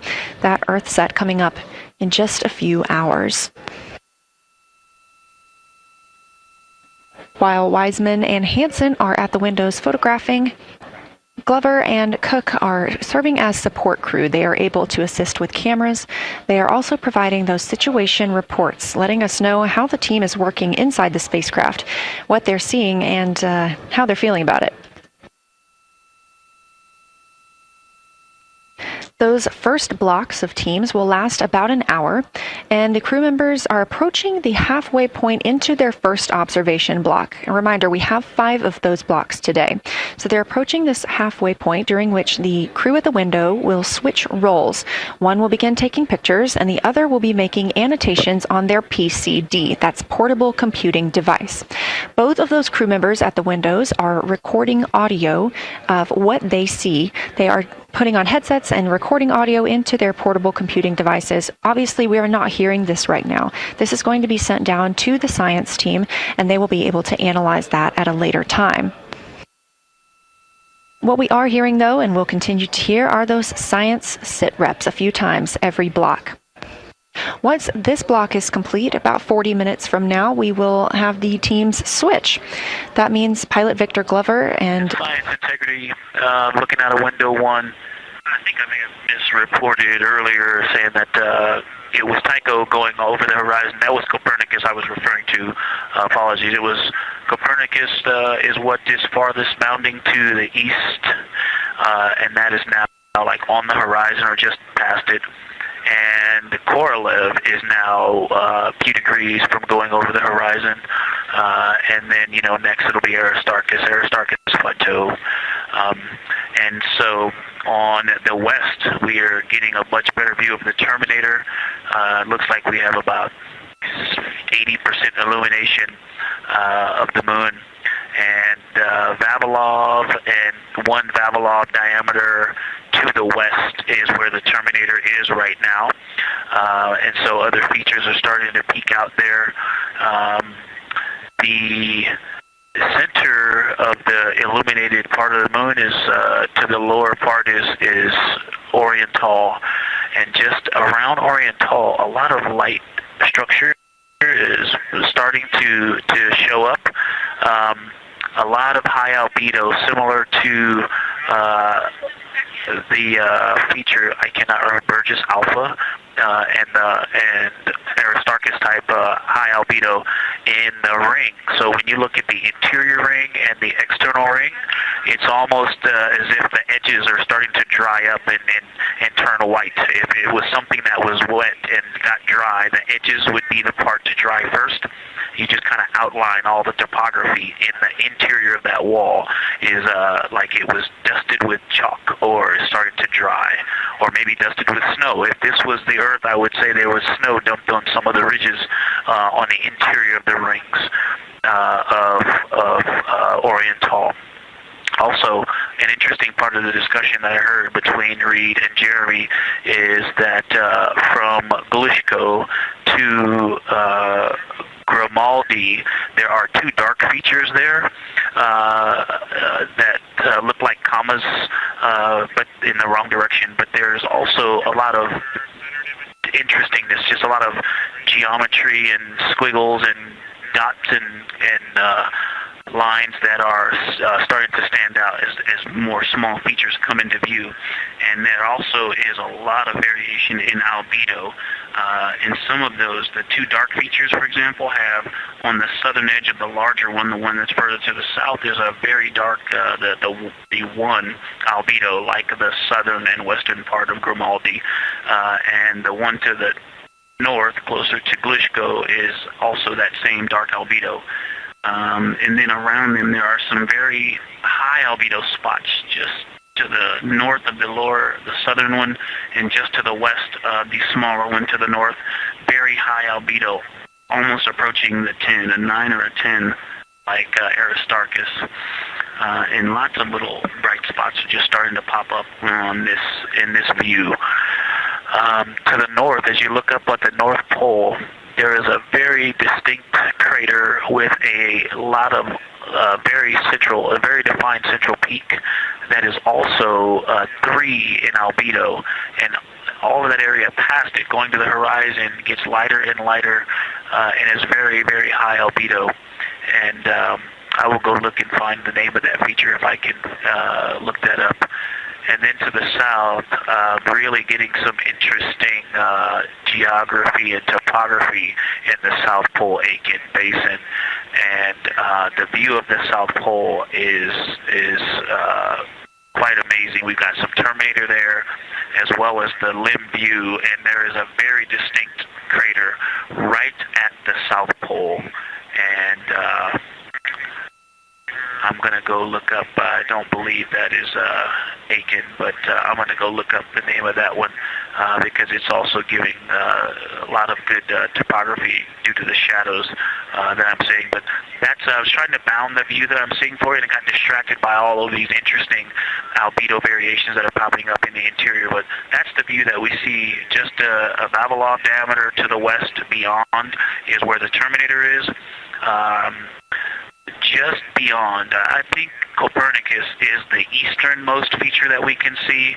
A very nice ringed, very nice structure crater to the north with a great high albedo central uplift to the north, and the south is dotted by a very characteristic crater with a lot of terrain, shadow features, and I will go try to find some landmarks to put names with those. Any questions for the observation team? Integrity Science, love the descriptions. You're definitely looking odd up there. Appreciate seeing the training being implemented. Especially interested in your descriptions of the dark patches. You compared the comma-looking features to the albedo you see in Grimaldi and notice that you're starting to see those color differences popping out. Any observations you want to make, especially when you get on, the PCD in a little bit, would really help us tease out the differences in those dark mare deposits. Great description, Victor. Keep them coming.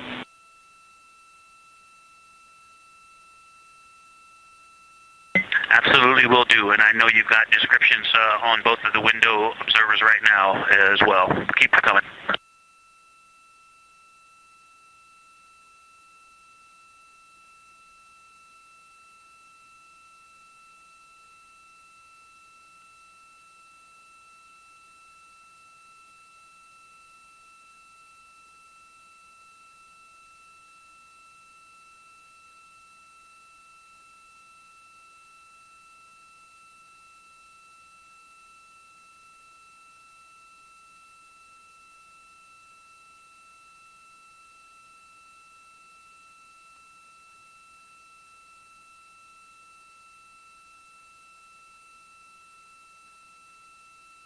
Great evidence of how well trained this crew is by the science team. NASA astronaut and pilot of the Artemis II mission, Victor Glover, calling down a situation report, noting several different features on the moon and such descriptions, even saying that it looks like snow on some of the peaks. Obviously, we do not expect that to be snow, but referencing that as some of the lighting on how it looks to the Artemis II crew from their current position.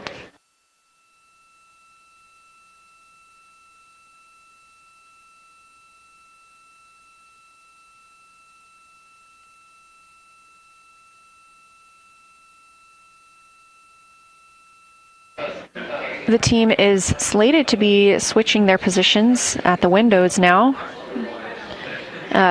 Both Reed Wiseman and Jeremy Hansen have been at windows 2 and 3, one taking photos, one making observations and annotations on their portable computing device. At this time, we also anticipate that they are looking at a crater duo. One of those is Glushko, and the other is Ohm. The team is looking to know the extent of Glushko's ray system and how its rays differ in the Mare versus the highlands. They also want the team to compare the ray systems of Glushko to Ohm.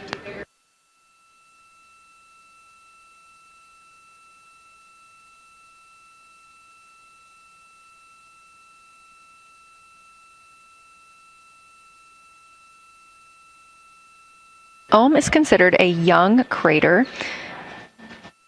And if you've ever seen a photo of the Richat structure, it's also known as the Eye of the Sahara. It's 40 kilometers in diameter, and that could fit within Ohm's interior.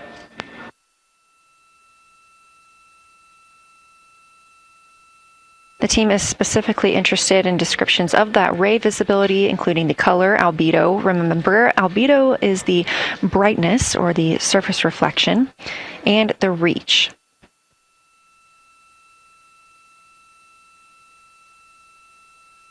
Again, I am using the same lunar targeting package that the crew is referencing on board right now. This helps keep them on time as well as prompt them for when they need to make a call down to the science team and report what they're saying.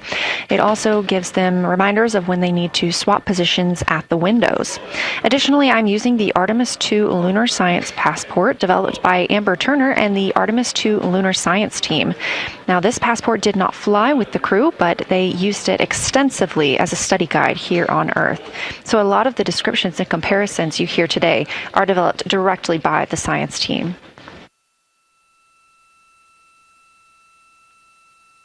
We are now 4 days, 20 hours, and 43 minutes. Science, integrity, that crater to the north, that is it's like we've got one in the north that looks like just a textbook crater, and one on the South Pole as well. The one on the north, I think, is Pythagoras. And what I wanted to highlight about that is it is either a very distinct central uplift or just a very defined area of high albedo. If a majority of the crater, especially the floor of the crater, is, say, an albedo of 5, this center, and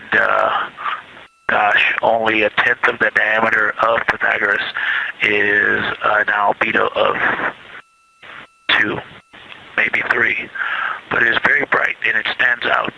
And then between that crater and the actual what is the horizon from here, there seems to be another crater right on the horizon, and right on the edge of that is another patch of that albedo. It seems to be between the two craters. It's hard to tell from this grazing angle, but there is another spot just further north beyond Pythagoras.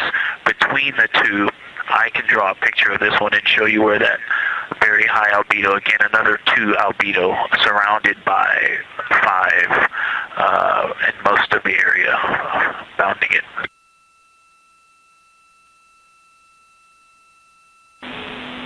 Integrity science, thanks for that. We agree with the Pythagoras assessment.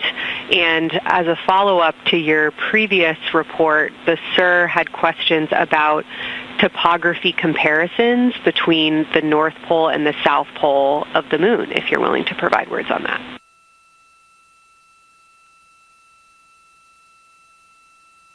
Topography comparisons, absolutely. And if you have any idea what... if you draw a line between Pythagoras and the western edge of the outer defined ring of Oriental, it intersects a beautiful textbook crater on the south. I would love to know the name of that. The topography differences, now the South Pole has a little bit of a benefit that it has more of the terminator, and I can see a little more shadowing there, but there's a nice crater right at the South Pole, so that's the main thing defining the topography there. Seems to be quite a bit of elevation change. I can see some very jagged shadows, a 90-degree just to the west of that crater at the South Pole. I can see a very distinct change in the shadow directions, indicating, I don't know, a very high wall or a very deep canyon just to the west of that. And in the north, it seems to be that from sort of the edge of the mare that's dark, which is maybe 1 Pythagoras diameter south, if you draw a ring about that, maybe the top 7 degrees of the moon, and just draw a ring around that, the near side is an albedo of 5 and looks quite smooth from here.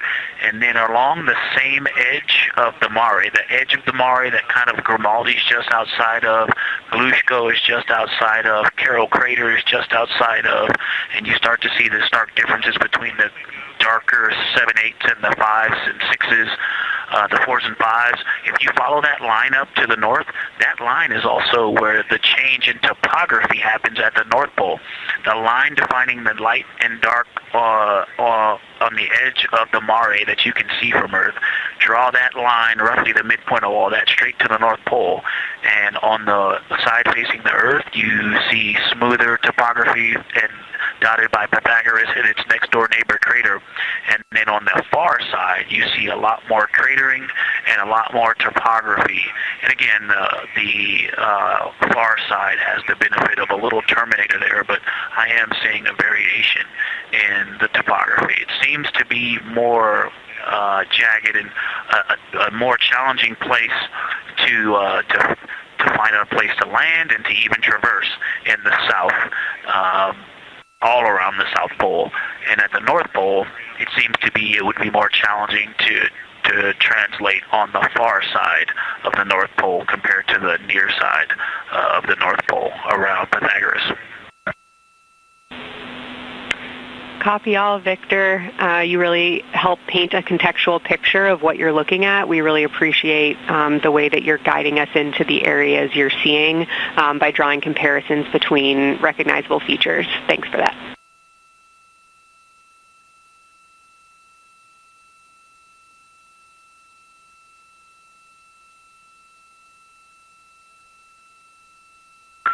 And Kelsey, another little science sit-rep moment, something I just heard from the window team is the more I look at the moon, the browner and browner it looks. I thought that was an interesting observation.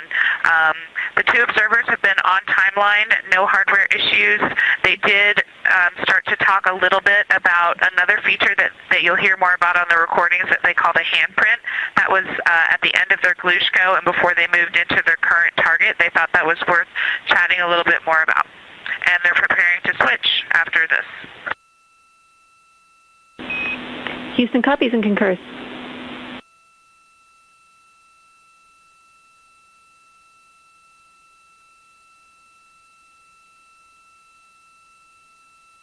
Hey, Houston and Science Integrity, another just observation from the human.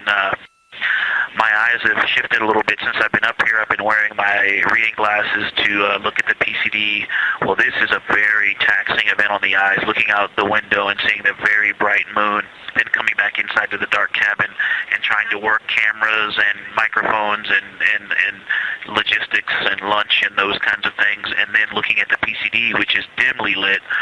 It's just been an exercise. It is a difficult thing to manage it. I'm up and down on the glasses and then having to wait as my eyes adjust when I come back in. As soon as I look back into the cabin from looking out the window, I can feel my eyes adjusting, and I just have to work through it as they adjust. Appreciate that report, Victor, and know that we are prepared to read you up targets from the ground if that would give you the ability to keep your eyes focused on the moon and not having to swap between that and the PCD. Just let us know.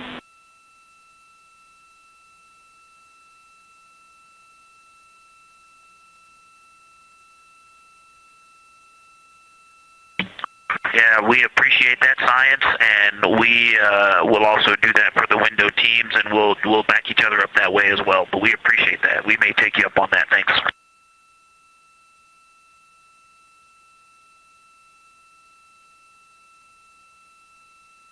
Continued detailed descriptions from the Artemis II crew aboard Orion. Again, this is a test flight, the first time we've flown humans aboard this spacecraft. So every detail, even that it's difficult to look outside the window and then back at the PCD, that portable computing device, every single detail is appreciated as we prepare for future missions. Glover also mentioned that he is now wearing his glasses now that he's in space and that his eyes have shifted a bit. This is something that happens when our astronauts go to space. There is a fluid shift from the lower half of your body up into your head, and that can cause changes in your eyes. It's something that we have seen over time for some crew members, especially now that we have been living and working on the International Space Station for over 25 years.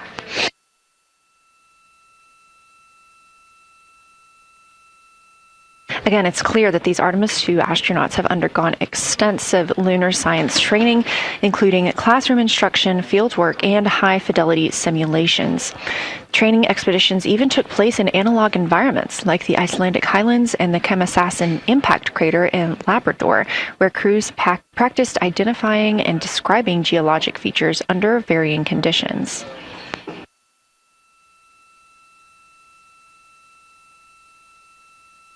Additionally, here at Johnson Space Center, Orion mock-ups were used to rehearse crew choreography, including three-dimensional space management with an inflatable moon globe to simulate the flyby. And while on Earth, the crew also used that small lunar passport that I mentioned with descriptions, photos, and prompts to help them study the features we hope they'll see. Now, this is a view from their lunar targeting package at this time, helping them determine what they're seeing on the moon, as well as on the left, keep up with what their next target will be. As you can see, we have got a long list and an exciting day ahead of us.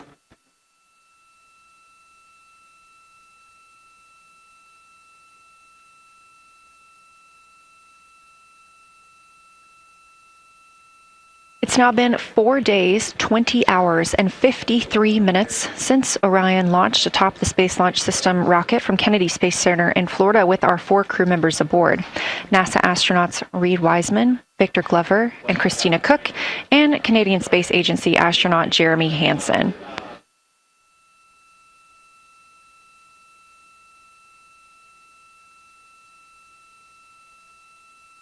The Artemis II crew passed a major milestone today when they passed the Apollo 13 distance record at 12:57 p.m. Central, 1:57 p.m. Eastern. That Apollo 13 distance record was 248,655 statute miles from Earth. And Houston, another observation, whole moon. When you look at the moon, something I've never seen in photographs before, but is very apparent, all the really bright new craters. Some of them are super tiny. Most of them are pretty small. There's a couple that really stand out, obviously. And what it really looks like is like a lampshade with tiny pinprick holes and the light shining through. They are so bright compared to the rest of the moon. We copy, Christina. Thank you. Looks like you guys might be doing it, but remind you to swap positions at the window and take your SD cards with you. We're loving everything that you're calling down, so keep it up.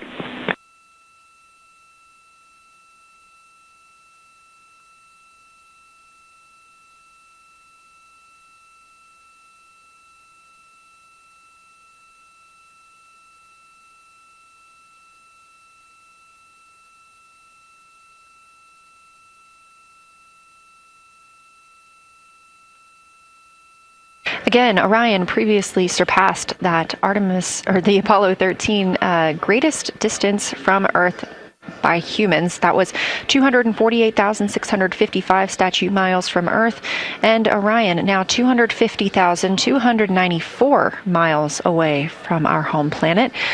The spacecraft is 9,033 miles away from the moon and growing ever closer. At its closest approach, it'll be about 4,070 miles away, and we will make sure we confirm what that distance ends up being. This is an approximation and an estimate ahead of that moment.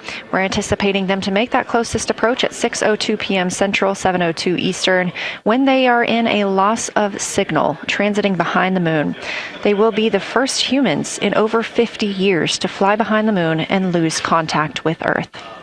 We will regain that contact about 40 minutes later as they reconnect to the deep space network, emerging from behind the moon, and we will look forward to seeing an Earthrise.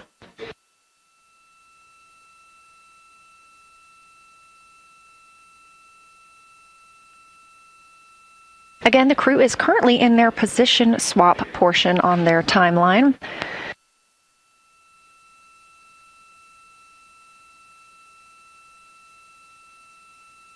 This allows crew members the opportunity and the experience of all roles necessary during today's flyby. Right now, those two crew members at the window have swap positions.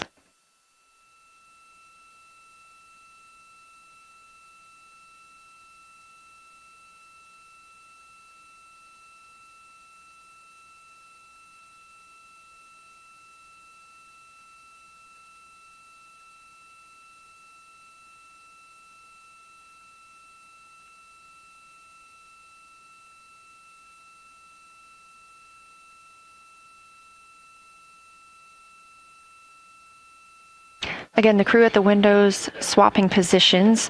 Right now, that crew is Commander Reed Wiseman and Mission Specialist Jeremy Hansen, while Victor Glover and Christina Cook serve as their support flyby crew members. That's why you are hearing Victor and Christina during those science situation reports. Those voices will change in about 30 minutes when they take a turn, taking photos and making annotations while at the window.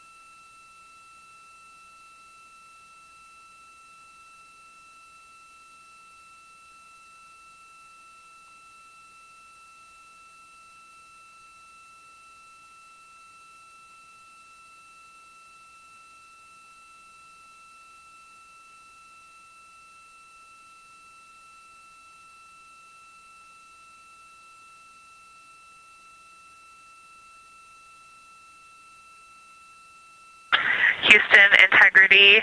I wanted to provide an observation or a little bit of descriptive nature on something that we saw on the first day. We had good moon views. This was when we saw more of the near side, and the ground helped me out with identifying Mare Imbrium. Mare Imbrium, when you have the western limb also in view, looks completely different than the normal view we have of the near side. It is the most striking feature of the western limb view that we had, and the mountain chains that form its eastern side are very prominent, but they actually stand out more than I'm used to seeing even on the western side, and the whole thing just feels like a big bump. It actually looks like a large healing wound with a high albedo forming the mountain chain around the impact basin. And I just don't think I had enough chance to describe how striking it was on that western limb view as we were coming in a couple days ago. Christina, science, absolutely love that, especially since that's a feature that all of us here on Earth can observe from home. So I'm sure tonight everyone's going to be going out and looking for evidence of that beautiful topography you just said. Thanks for those words.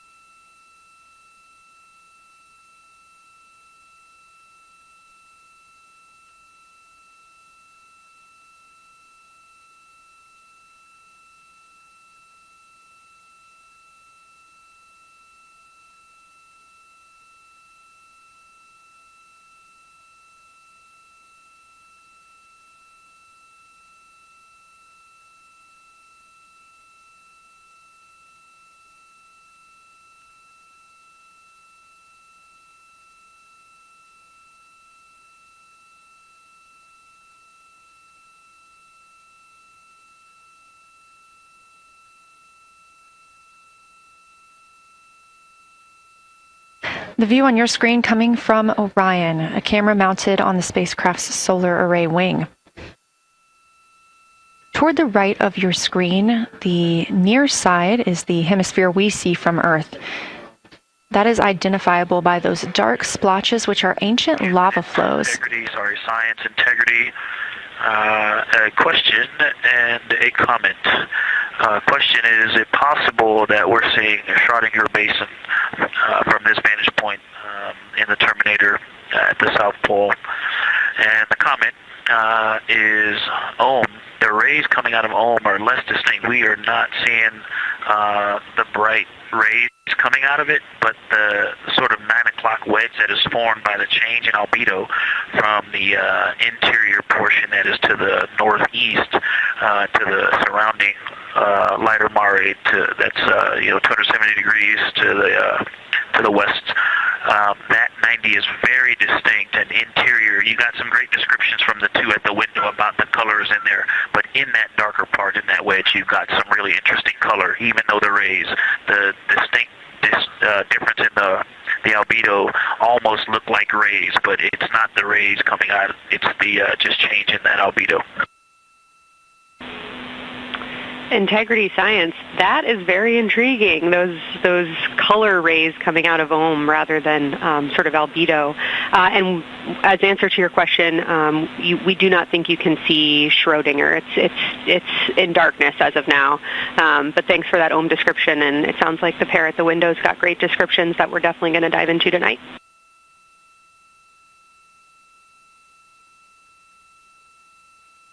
Okay. If you could help me, I would still love to know what it is. There's a very nice crater. You're going to likely have a lot of pictures of it.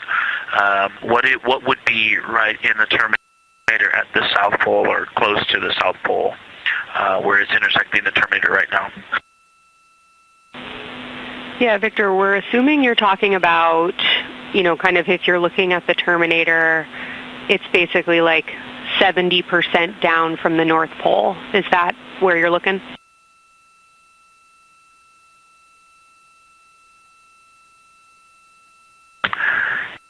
Contact, yes, that is where I'm looking.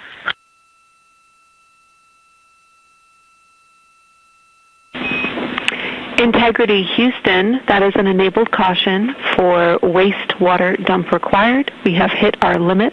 As expected, no crew action.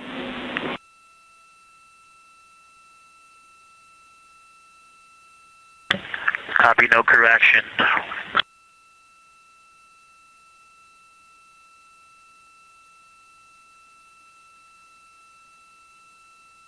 You are. And integrity science, we're trying to figure out what you're looking at there. Is it like right on the Terminator, or is it in the eliminated portion next to the Terminator?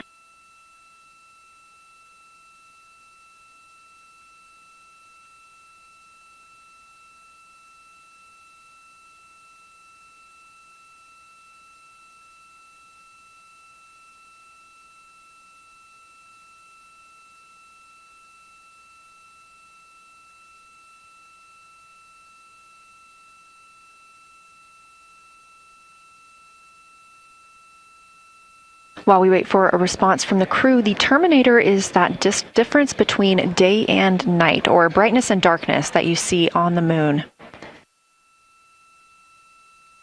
We see this from the International Space Station as well, looking down at Earth. And science from integrity, excuse my space orientation adaptation. If you draw a line between Glushko through the center of Oriental, and then another line from Glushko through the southern tangent of Oriental, that line would almost perfectly intersect tangentially the crater that I'm talking about, and it is on the Terminator. So yeah, I think I'm not looking at the South Pole. I was a little twisted. That line description was really helpful. I have eyes on the SIR right now, and they are actively discussing lunar geography. We will be back with you shortly.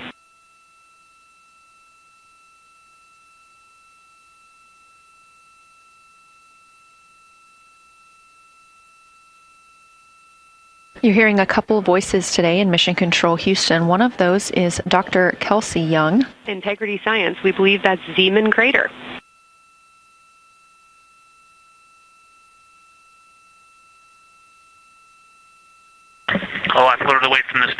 again, please? We believe that that is Zeeman Crater.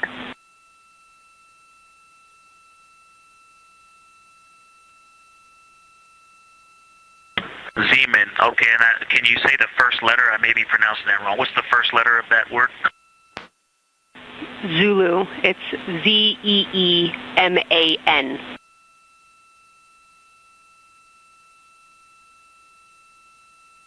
Copy.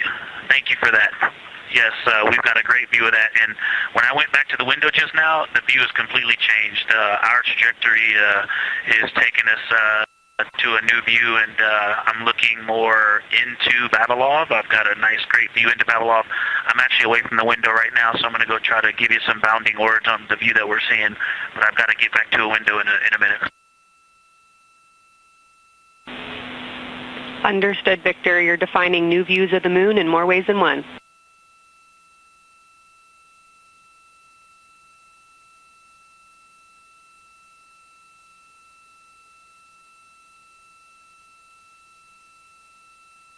Again, when you hear calls down to science or from science, that's Dr. Kelsey Young, the Artemis Science Flight Operations Lead here at a console in Mission Control.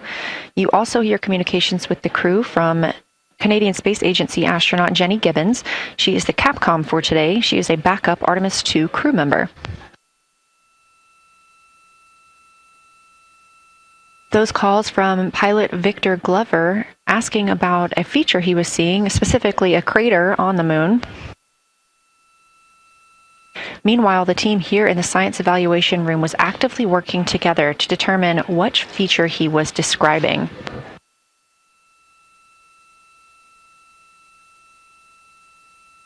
The teams at the window have continued to move through their targets, including Ohm, Aristarchus Plateau, Reiner Gamma, and we are preparing for the cabin and window teams to swap. That's when we'll hear more from Reed Wiseman and Jeremy Hansen when they take on these support roles, while Christina Cook and Victor Glover are at the windows photographing and annotating.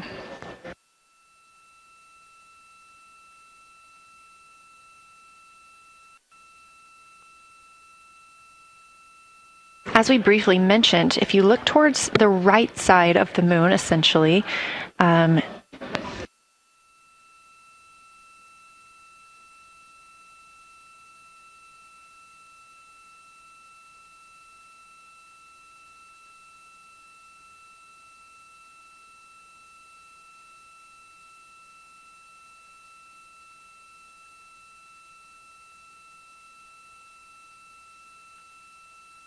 this live view coming from a camera outside the Orion spacecraft, and if you look on the right side of the moon where you see those dark patches.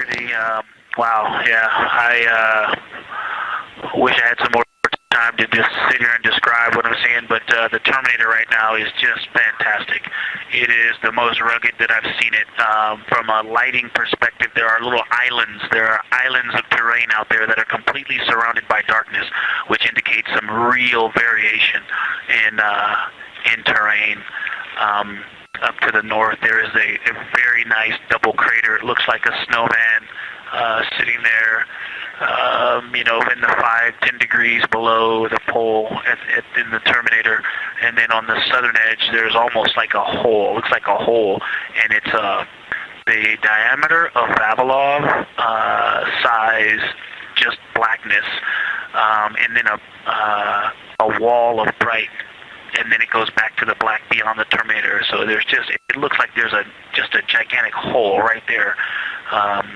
1 Vavilov diameter east of the Terminator, and as you go south, the Terminator is not a nice smooth arc. It's just jagged. There's almost a 110-degree turn in the shadow as opposed to the nice smooth arc, again indicating some really interesting variations, and I'm sure we'll get some photos of that.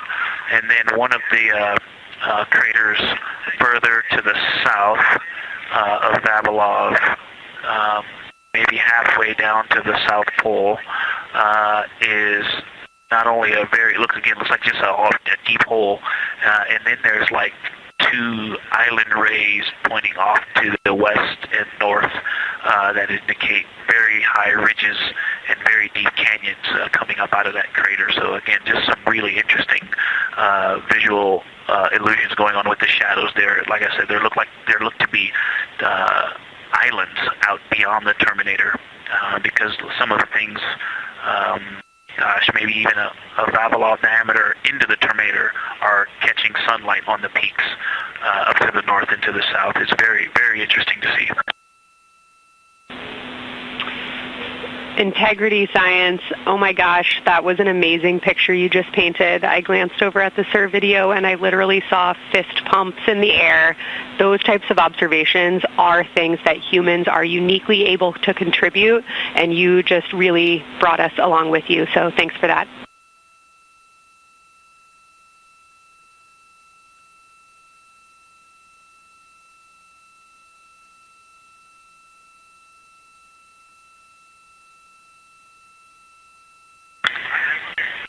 That's awesome, Kelsey. Did you get a SITREP updating you on a slight change in logistics for PCD use? Christina, this is Houston. We did not, but we will take it now.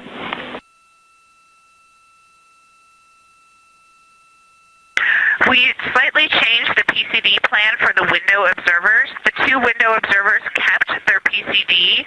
So in other words, the one that window 2 went to window 3 and the one at window 3 went to window 2 when they swapped rather than staying at the window. We'll plan on all observers keeping the same PCD for all observations. Copy, Christina. That makes sense to us, and good plan. We are coming up here on a cabin and window team swap. Let me know when you're ready for a quick vehicle status.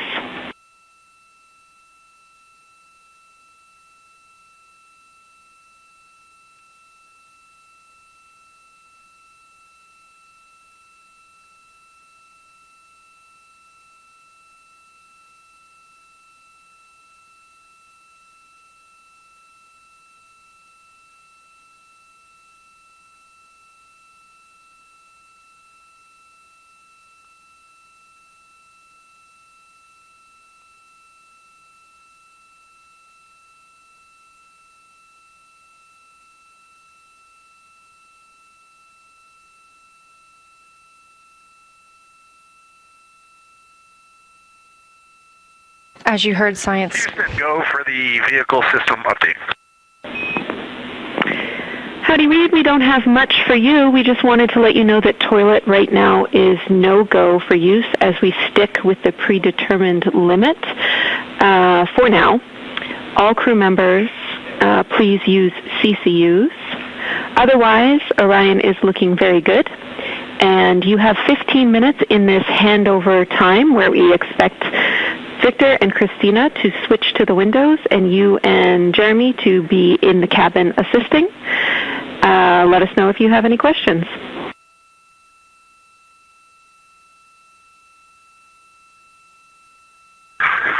No questions at all, and they're in the swap right now. The first thing I'll tell you, I floated up to the docking hatch window and just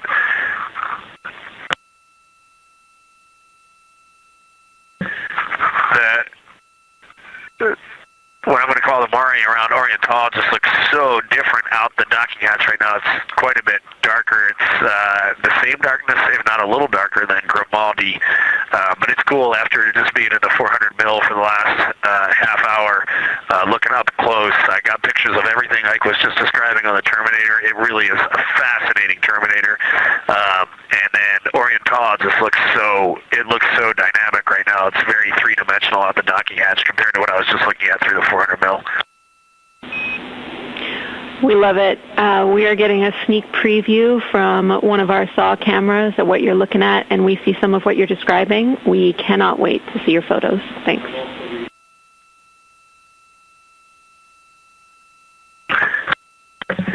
Yeah, Jenny, I wish you had some longer lenses on the solar array so you could see the whole moon, but man, it is, or the up-close moon, not the whole moon, but it is just fascinating here. It's so cool. All right, MPO and INCO, take notes. We want a zoom lens on those saws next time. Thanks, Reed.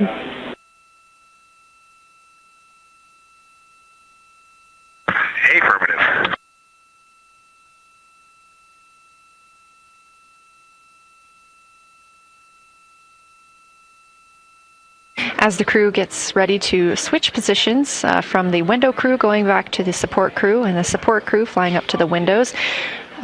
This view inside the room, Capcom Jenny Gibbons speaking with the crew, Canadian Space Agency astronaut. The crew has continued to provide excellent descriptions of what they are seeing on the lunar surface. In this picture, or in this live view actually, from Orion and a camera mounted on its solar array wing, if you look at the dark portion on the right side of the screen, those are visible from Earth. That's considered the near side. Those are ancient lava flows from a time early in the moon's history when it was volcanically active.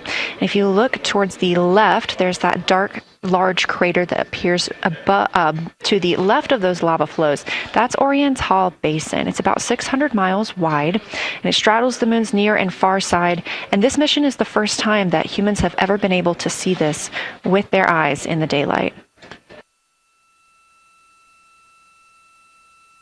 Again, you hear conversation about that terminator. You have a great view of that as well. That's the difference between light and darkness on the moon. Victor Glover explaining that as a very jagged looking terminator due to the peaks that they're seeing and the craters that they're seeing as they prepare to cross over the far side.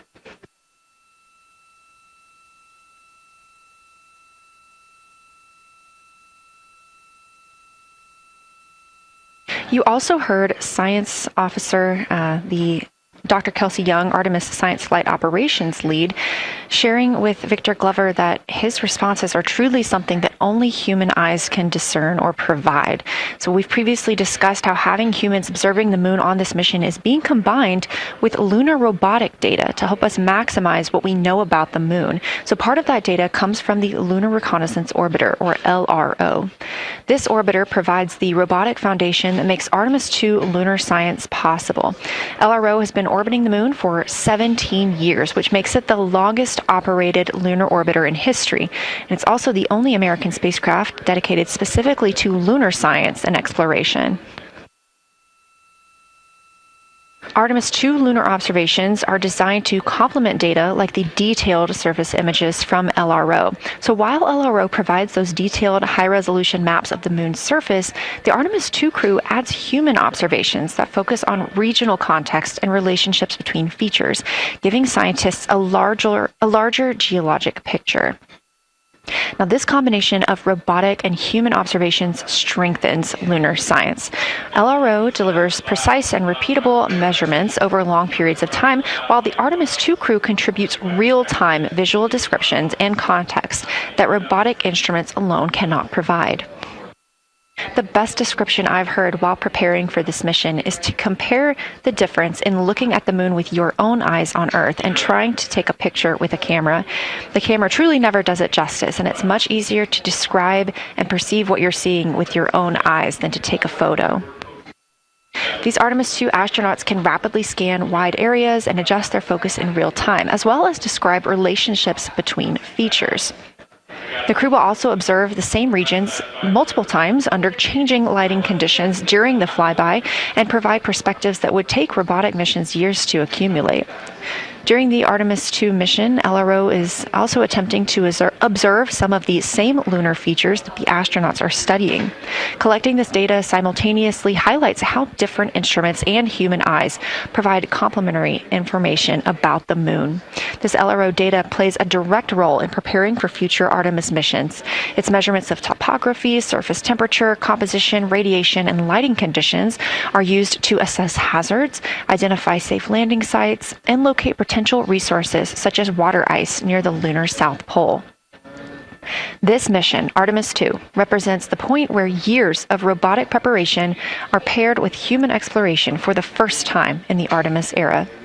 So together, LRO, the Lunar Reconnaissance Orbiter, and Artemis II are demonstrating how NASA moves from mapping the moon robotically to exploring it with humans. We are laying the groundwork for future Artemis missions and sustained lunar operations. A check-in with Orion. We are now 4 days, 21 hours, and 22 minutes into the flight of Artemis II. our crew aboard the Orion spacecraft. We are now 8,153 miles away from the Moon, 250,742 miles away from Earth. The spacecraft is traveling at 1,030 miles per hour.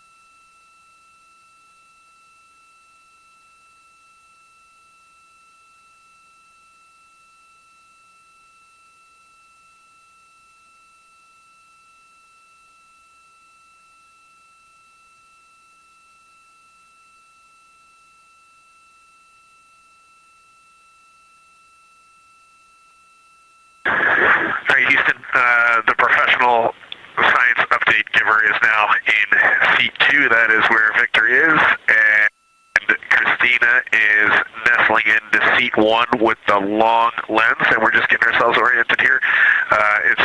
It's a cool view in the cabin. It's actually a cool view to be off the camera now and looking at my crewmates getting up to their observation post and looking in. It's super fun.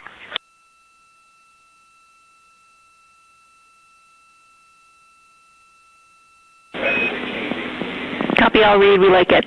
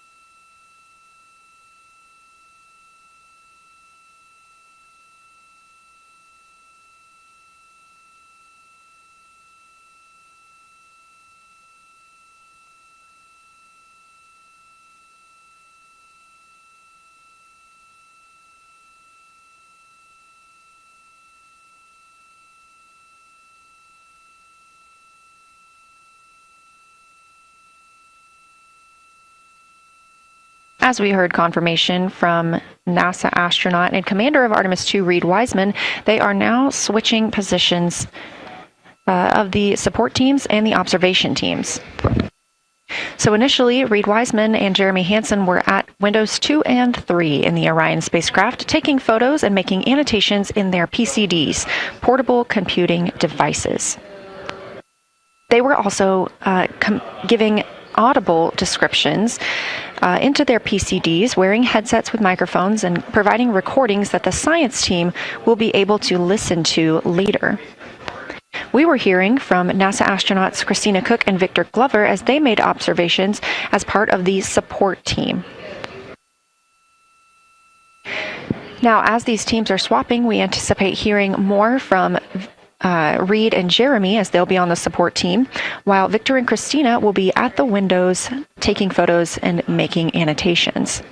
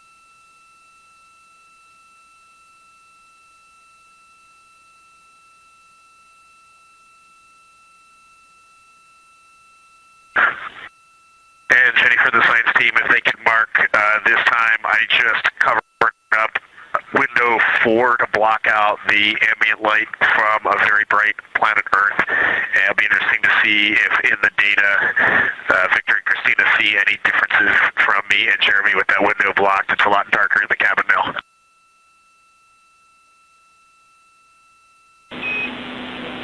Copy, Reed. We're taking note, and we'd be curious too.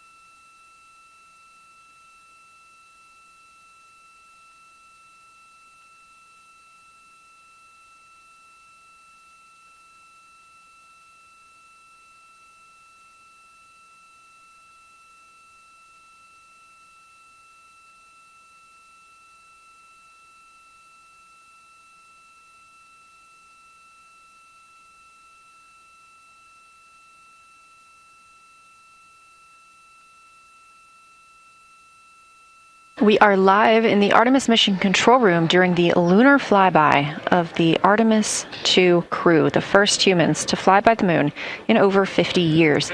Orion launched 4 days, 21 hours, and 30 minutes ago atop the SLS rocket, Space Launch System rocket from Kennedy Space Center in Florida.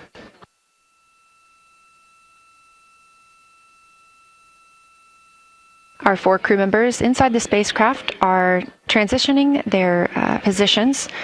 The cabin and window teams have swapped.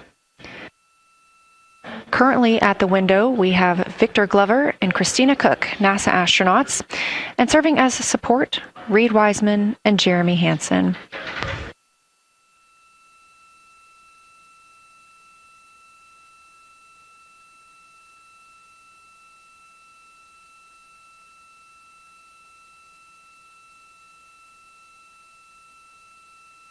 For our crews at the window, they are using handheld Nikons with an 80 to 400 millimeter zoom lens.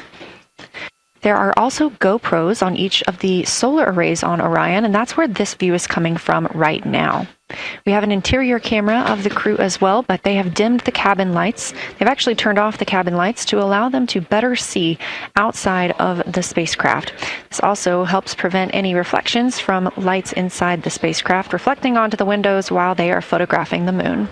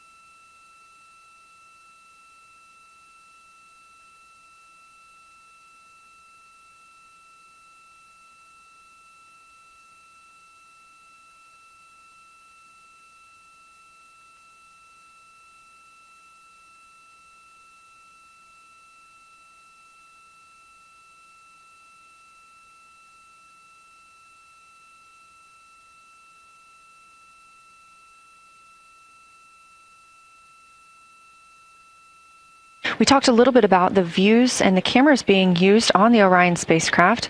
And again, we do have GoPros on the tip of each solar array wing.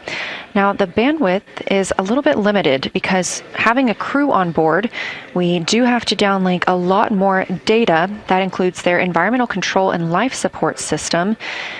We are not the only data, this view that you see, coming down from the spacecraft, and so we do rely on sharing some of that with the other flight controllers in mission control.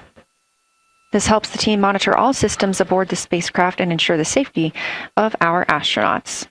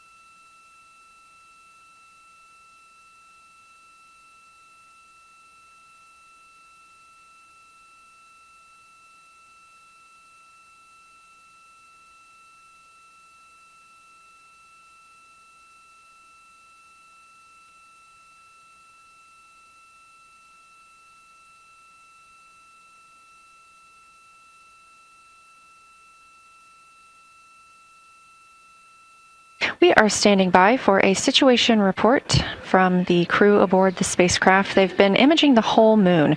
There is now a new crew at the window. That would be Victor Glover and Christina Cook. And so being it's their first time since they have moved up to the window positions, they have a chance to orient themselves and describe and take pictures of any color or albedo variations across the surface. Reminder, albedo is the brightness or reflectiveness. Integrity science for a science sit rep when you're ready.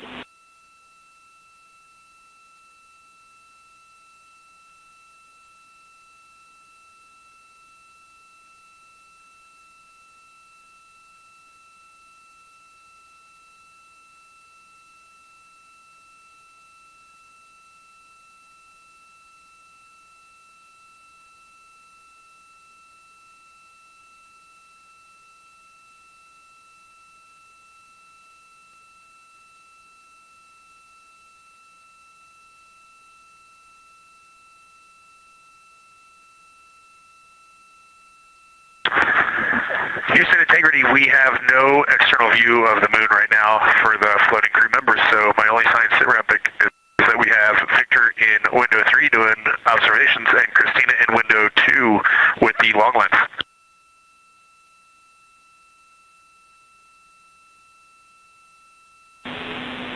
Integrity, we copy.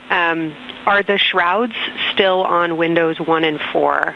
And if so, would you consider trying to get a view through one of those windows?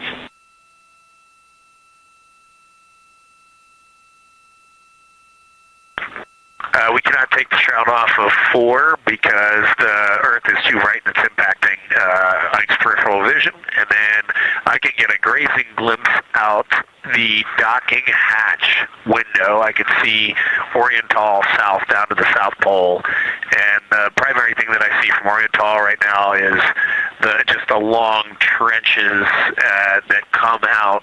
And, you know, when you come out the north side of Oriental, the ejecta kind of boulders across the northern half of the far side. But coming out the southern half of Oriental, I just see those large, here they look like gorges. They're almost like rain when it comes down the Grand Canyon and fingers off into the desert, kind of what it looks like. Also, Burgess Alpha is extremely bright. It's the brightest thing that I can see. Even brighter now than Aristarchus, which is heading off to the Terminator. It's almost impossible now to see Aristarchus, the thing that Jeremy and I looked so much at. I can just barely see the crater rays from Ohm, and I would say for albedo right now, I would go back to Grimani Grimaldi is still extremely dark, especially in that southwest corner, and there are parts of Oriental and the outer ring of Oriental that reach that same level of darkness, especially the rings of Oriental reach the same level of darkness as Grimaldi. And then south of Grimaldi, Jeremy and I were noting a few other just really dark areas of cratering, mare there, and those have that same darker albedo. But Burgesshoff is the brightest, and Grimaldi is the darkest. Integrity Science, that was a great description. Thank you, and thanks for the docking window geometry to give us that description. Any comments before you go on the annular ring in Oriental?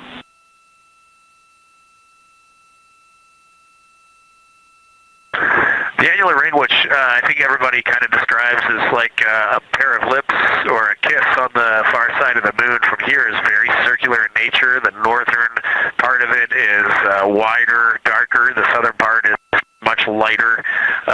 It is very neat looking, and but it is far more circular than I remember it looking in our training. The darkness of the northern side of the annular ring is the same darkness from here out this docking hatch window as the center mare in Oriental. Not quite as dark as Grimaldi, but it is probably only because dust and lunar regolith has kind of impacted over time. Reed, that's exactly what we were looking for. Thanks so much. You have heart hands coming out of the SIR.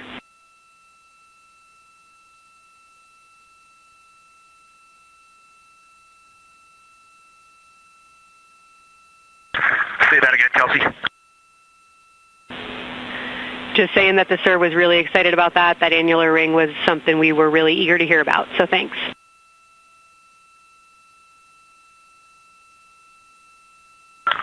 Yep, you bet. And now Victor and Christina are moving on to Oriental. I got them situated over there a little bit late.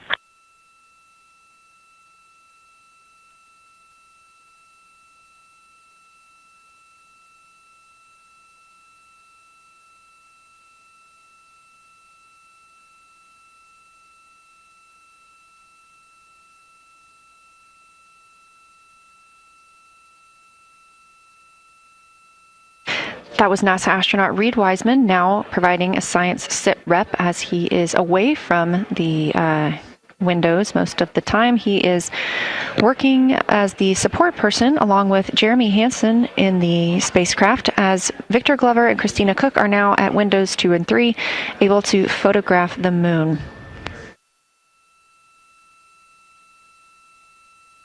Christina and Victor are also providing recorded information to their portable computing devices, that's their PCDs, and the science team will have access to that at a later time. They will then review it and compile all of this data to help further our understanding of the moon. One of the items you heard mentioned was Oriental Basin. This has been a very exciting opportunity for the crew. They have all been very excited about seeing Oriental, as well as the science team has been looking forward to it. It is known as the Grand Canyon of the Moon, as we discussed earlier.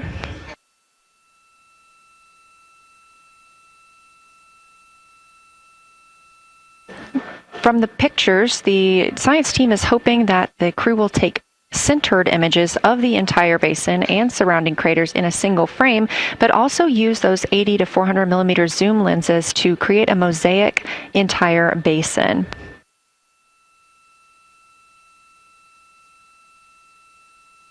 With their unaided eyes, the science team is hoping the crew will describe southern dark annular ring, which you heard Reed just describing, as well as any color, albedo, texture, or topography across the mare patches and ring mountains. Science team reports that the observations will be used to study the geologic evolution of the youngest lunar basin and to inform formation hypotheses for the annular ring.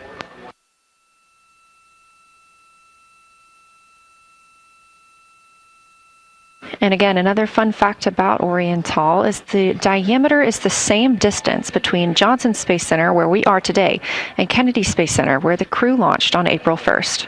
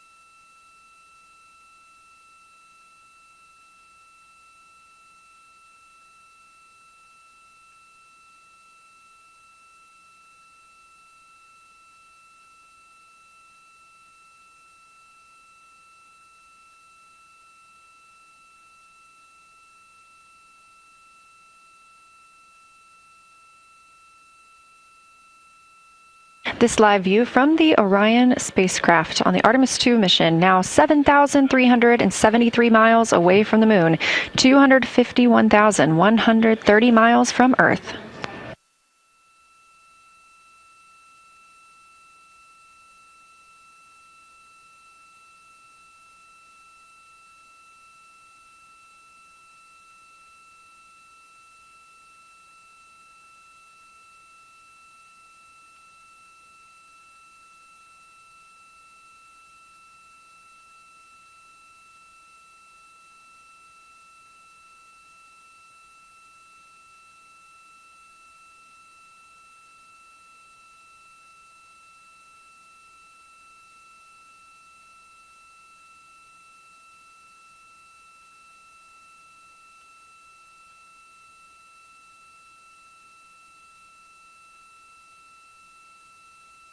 Again, the Artemis II crew passed the Apollo 13 record of the humans farthest from the Earth today at 12:57 p.m. Central Time, 1:57 p.m. Eastern Time.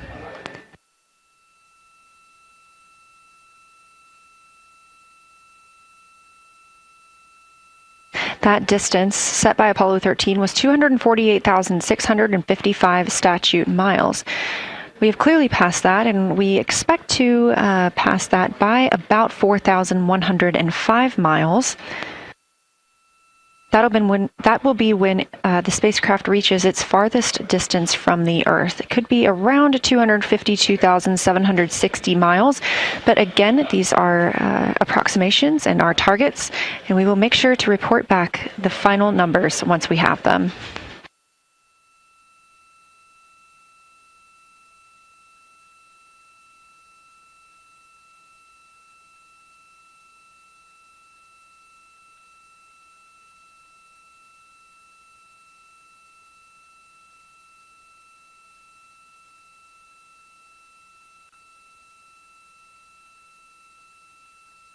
We have some refined times of when we expect to have Earth set of Earth behind the moon while Orion flies behind the moon. That would be about 5:41 p.m. Central, 6:41 Eastern. The spacecraft would make its closest approach to the moon at 6 o'clock Central, 7 Eastern, and that would be about 4,066 miles. And then at 6:02 p.m. Central, and the spacecraft will reach its farthest distance from the Earth. We anticipate that'll be about 252,755 miles, which would be 4,111 miles farther than Apollo 13. We would see Earthrise again at 6:21 p.m. Central Time, and a few minutes later, regain communications with the crew.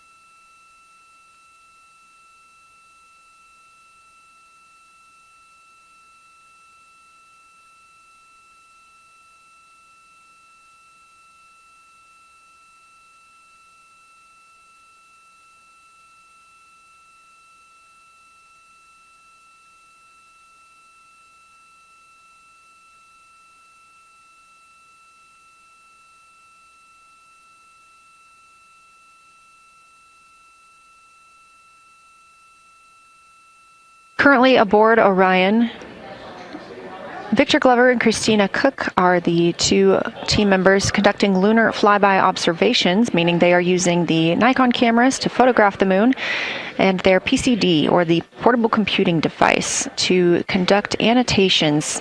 They are both recording information that will be downlinked to the science crew, and tomorrow morning the science team will have a conference with the team while the information is so fresh. They'll be speaking with the crew about their observations and their data collection.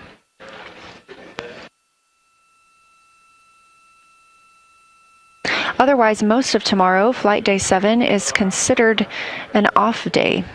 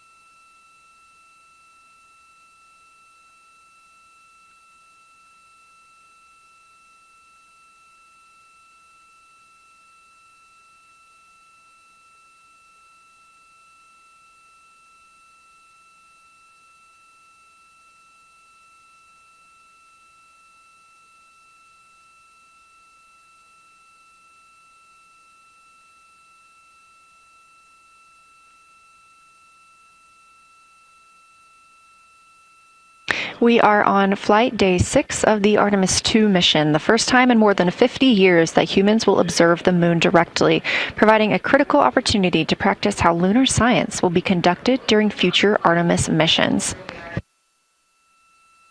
If you're just joining us, the crew is well into their Lunar Flyby observations, and we anticipate that we will hear from them soon.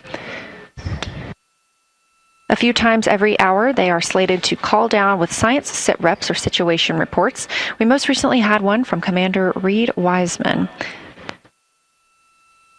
He and Jeremy Hansen, mission specialist, were first at the windows today to photograph and make annotations of what they were seeing. Therefore, we heard more from Victor Glover and Christina Cook earlier in the day during those first blocks. But now that Reed Wiseman and Jeremy Hansen are on the support side, they are the ones calling down what they are seeing from windows 1 and 4.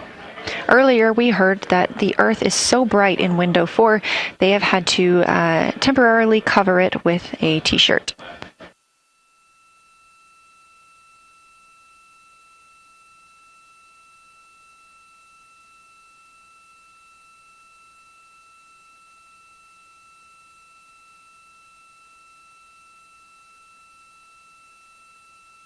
The moon preserves a near-continuous record of solar system history that has been erased on Earth because the moon doesn't have an atmosphere. So things that we experience on Earth, like weather or plate tectonics, don't really apply. So the lunar surface retains evidence of ancient impacts, volcanism, and solar activity that scientists can study today. And studying the moon helps scientists understand how planets formed and evolved, how the moon influenced our own planet Earth's history, and how the sun shaped conditions across the inner solar system.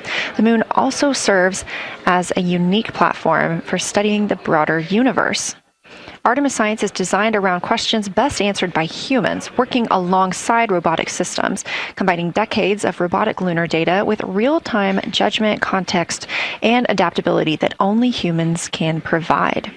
This mission, Artemis II, is serving as a proving ground for lunar science operations, which allows NASA to test how science is planned, executed, and supported during a crewed deep space mission ahead of our future Artemis flights.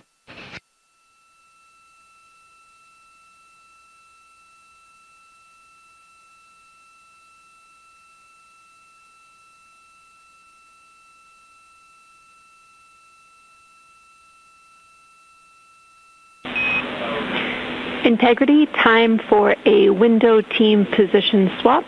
So Victor and Christina, please switch places if you've not done so already, and remember your SD card for the camera.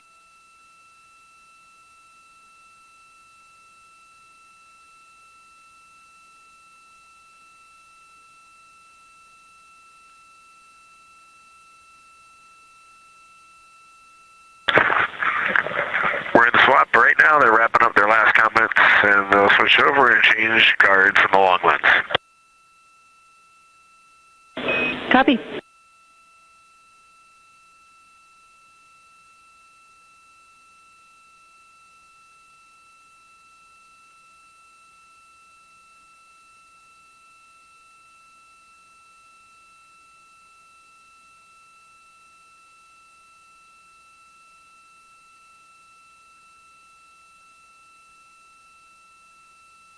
As you heard in that call, it is now time for the team members at the window to swap positions. That means Victor Glover and Christina Cook will be switching roles. One of them has been photographing the moon with a Nikon with an 80 to 400 millimeter zoom lens, while the other was making annotations on their portable computing device. And both are recording audio that the science team will be able to listen to.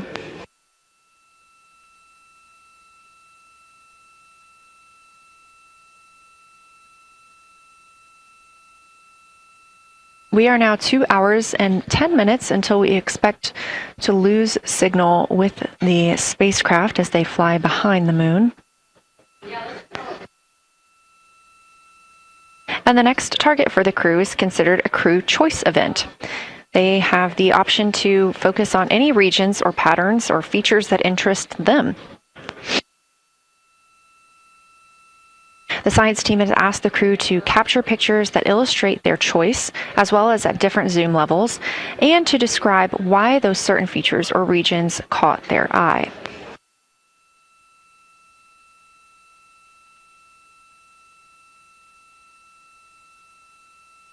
Those recordings are part of what are being saved on their PCDs, portable computing device, that will be sent to the science team for analysis.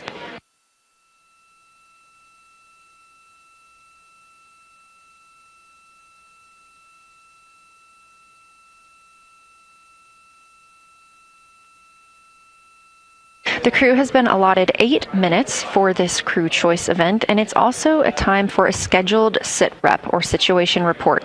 So we expect to hear them calling down what they are seeing soon.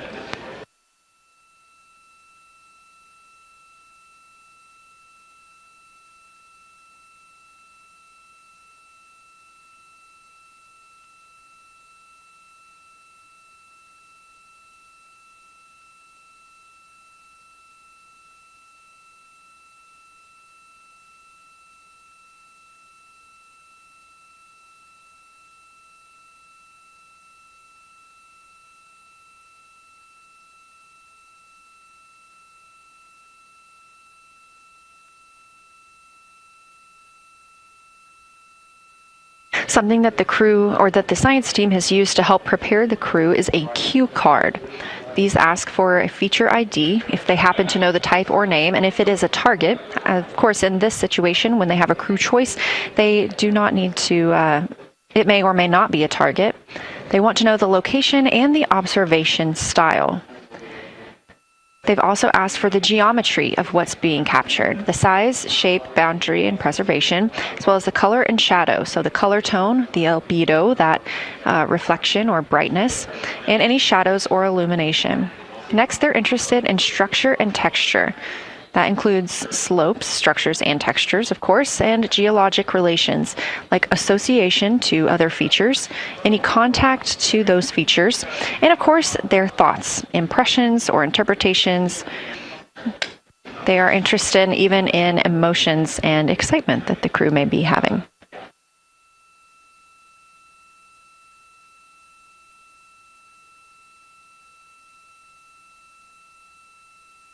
This flyby day has been practiced in many ways, even in Sims here in Mission Control Houston.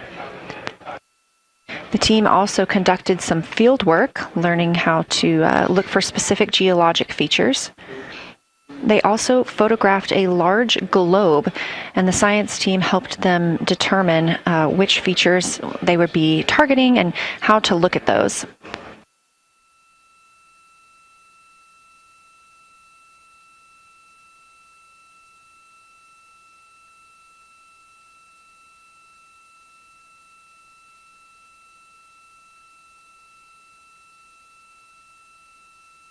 We have a few more minutes that the crew would be photographing their crew choice. Again, this is NASA astronauts Victor Glover and Christina Cook at the windows.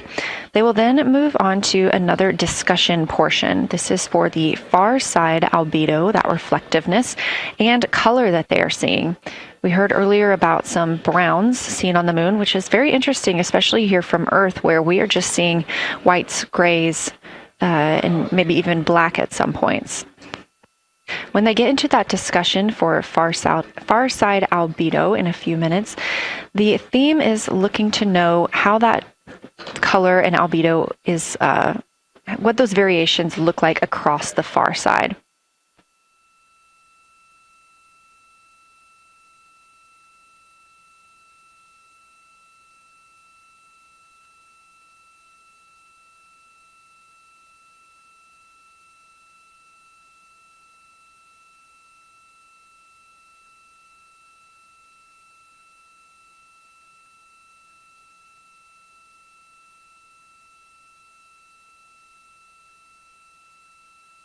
On the right side of your screen, the Science Evaluation Room, or SIR, where team members are looking real time at what the crew is seeing.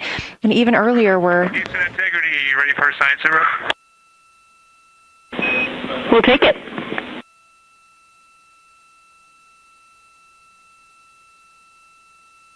Okay, the crew has swapped positions. They're in their crew choice. element. I've been listening to both of them for a little bit, and they're really enjoying. They both decided to pick the Terminator, and they're spending a lot of time looking at the Terminator, just talking about the resolution that they can see, the depth of the craters, and the various interesting and unique excavations that they can see. So Victor is on the long lens, and Christina is just looking out the window, and I'm sneaking a peek in T-shirt window. It looks like, I don't have the best angle here, but it looks like Aristarchus is on the limb of the moon now. It's amazing how quickly it changes as we speed around the far side of the moon, stuff that's leaving our field of view. And now we have a lot of the dark side of the moon that, it's missing for us right now, but it would be in view if it was lit at all. Jeremy, Science, thanks for that sit rep. Do have a question. A few times we've heard you and the other crew describe change during the course of your flyby. Would be interested in future descriptions of more verbosity about how it's changing. Thanks for the great sit rep.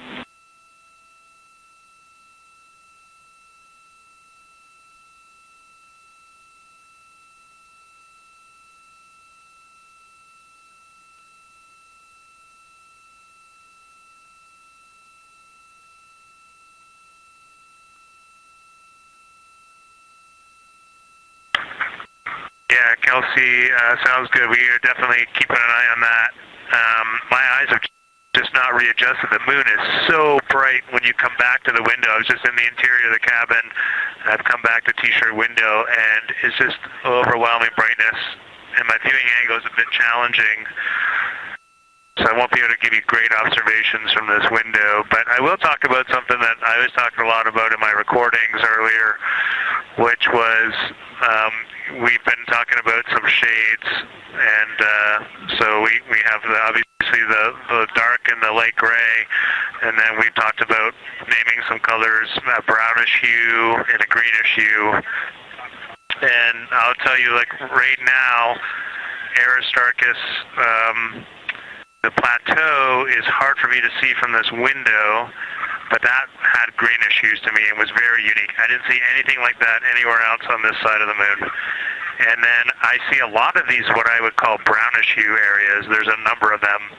And they, for example, in the northwest corner of the highlands, to me it looks like the brownish hue is caused by ray or ejected material landing on the highlands, and then we obviously see the ray areas as a lighter albedo, but in between the rays where the deposit would be thinnest, that is what it looks like is causing the brown to me. So I saw that on the northwest side of Aristarchus, or sorry, that dark area of the highlands, northwest side of the highlands. I saw it in the highlands to the east of Glushko, and then I see those same brownish hues west of Oriental, and I drew a contact there on one note, but that's a huge region, kind of like a piece of pie with the point of the pie pointing at Oriental and then going up towards the northern side of Hertzsprung. And that is an area that just looks like that brownish albedo. That was fantastic, Jeremy. We had heard rumors of the green and brown hues, and so you really read my mind on asking about those. Understand they likely didn't have any contact with each other the way that you described them, but please correct me if I misunderstood that. And then last thing, I'll make the same offer we made to Victor earlier. If it would be helpful for us to verbalize any targets so you can stay at the windows and keep your eyes adjusted to the moon, please let us know.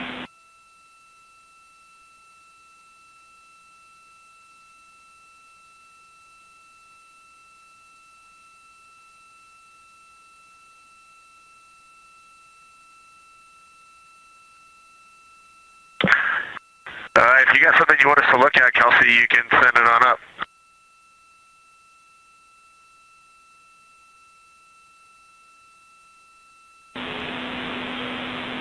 Definitely not looking to interrupt your flow, Reed and Jeremy, only offering assistance if you guys want to keep your eyes off of the PCDs.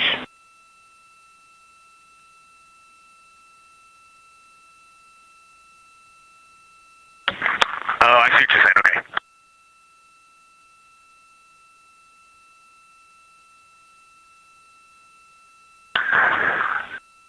Not really science related, and we definitely learned this at Apollo, but the thing that is just most fascinating, I think, to me and Victor right now is even as rugged as the far side looks, when you look at Oriental and Ohm, it's rugged. But man, when you look at the Terminator, it is just like impossibly rugged, and it reminds you that the whole far side is that way. And just the Terminator is really bringing out the shadows and the hills and the valleys, and it's unbelievable. It's like no surface of the Terminator is not marked by a meteor impact, and it is very impressive to look at that, and you realize that is true across the whole far side. You just can't see it due to sun illumination right now. Reed, Houston copies, and we were commenting on the same thing. Even from our view, the Terminator looks absolutely alien because there's just so much texture in there that we're just not used to seeing. So thanks for sharing that with us.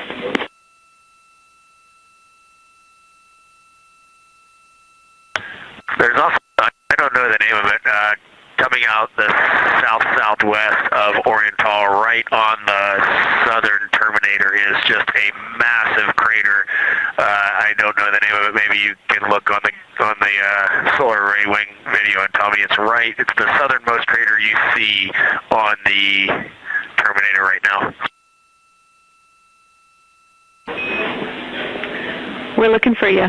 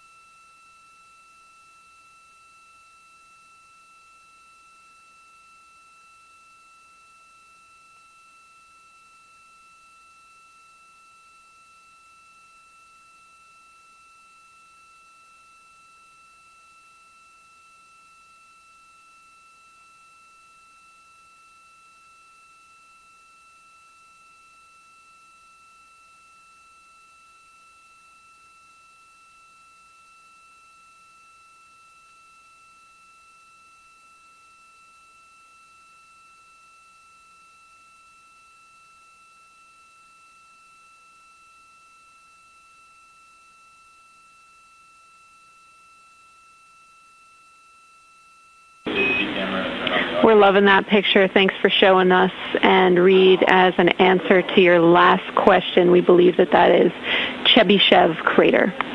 And the sir agrees with that.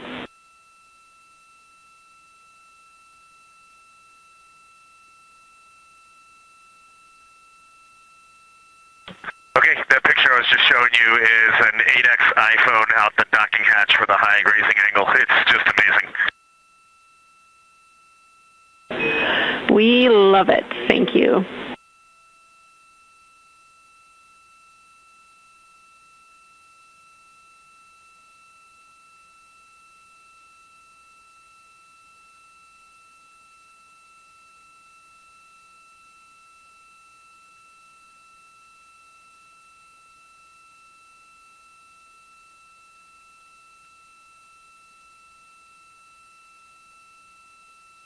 This is Artemis Mission Control in Houston, Texas.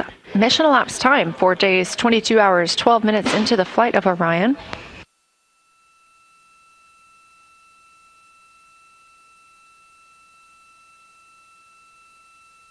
This is Lunar Flyby Day for the crew aboard the spacecraft.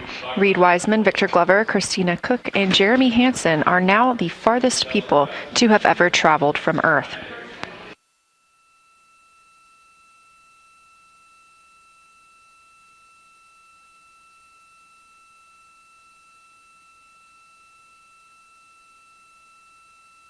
This a live view from inside the spacecraft. They have turned off the lights so they're able to see outside and photograph the moon better with no reflections from inside. And for a very brief moment there. Integrity Science, thanks for those iPhone views. It's helpful to see what you're seeing.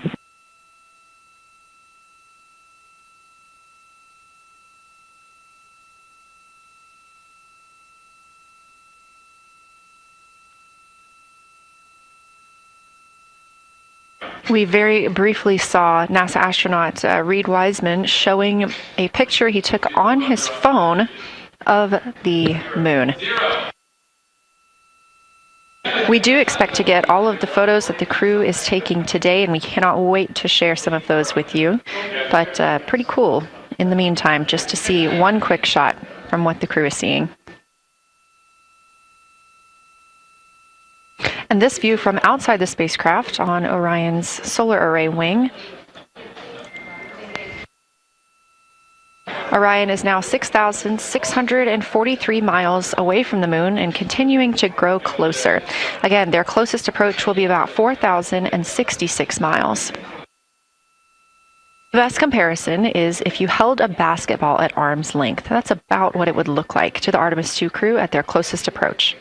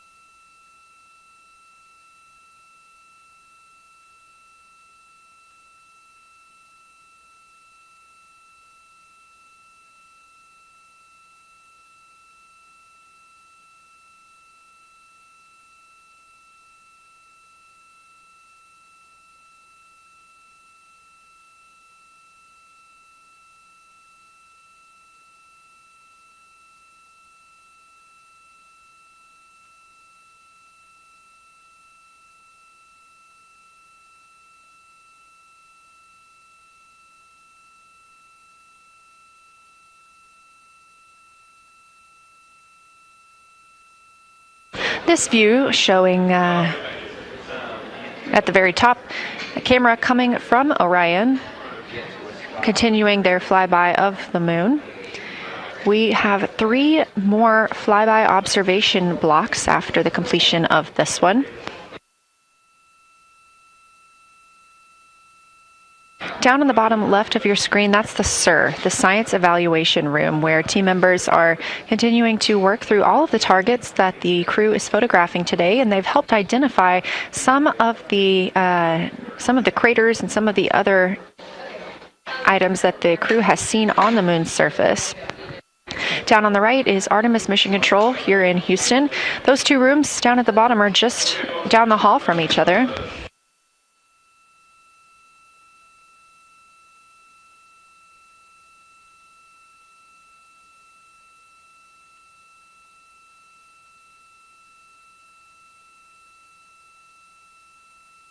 And we are just a few minutes away from the next cabin and window team swap. That means Victor and Christina, who have been at the windows, will fly to the cabin, the background essentially, and be their support crew for Reed and Jeremy. Reed and Jeremy will move back up to the windows.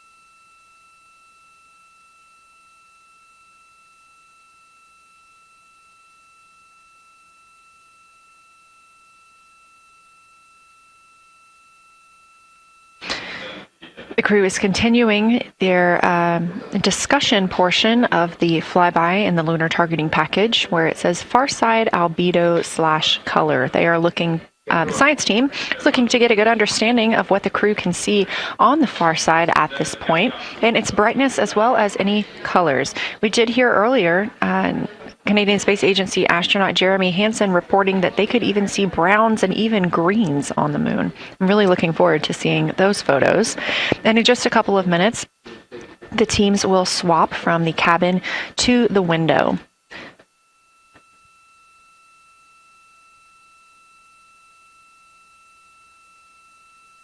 Another rundown of just how this flyby is choreographed inside the spacecraft today. So these activities have been timelined, and there are these 5 blocks of time during which the crew is going to be observing the moon from Orion's windows. Now we are just coming up on the end of the second block, and we'll start the third soon. So at any time during those blocks, 2 members are at the windows working in a pair. One is taking photos from window 2 and has a blue shroud over the window to help prevent any reflections from inside the spacecraft. They are also using an 80 to 400 millimeter zoom lens. And the other astronaut on the window team will be in window 3 using their portable computing device to make annotations. Now, again, both of those crew members are making audio recordings of what they are seeing, and we are not hearing that right now. Those are going to be downlinked later to the science team, who will evaluate them and use that data to inform our understanding of the moon. Those 2 crew members at the windows swap roles. Integrity Houston, it is time for another swap between the cabin and the window teams. So we have 15 minutes of handover time, and then we will expect Jeremy and Reed at the windows and Christina and Victor at the cabin. I have no new vehicle updates for you, but I do have a photo location for some photos on Ike's PCD, and I want to let you know that Jeremy's family have arrived in the viewing gallery.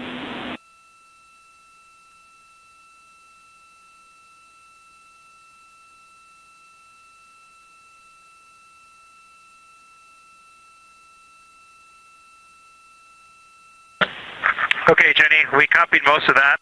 The only thing we're missing is what you meant about the photo location on Victor's PCD. And hello to my family. I think that must be Catherine and Devin that are there. And I'm glad they made it into the viewing room. And we copy it's time for crew swap. The A team's coming out of the windows and the B team's going in. Okay, copy. All I meant to pass for Victor's PCD is that there are some late load photos that were requested that are now in his favorite photos folder. And you're exactly right. We have Catherine and Devin here. They give you a big wave, and they're super excited and happy to see part of what you're seeing.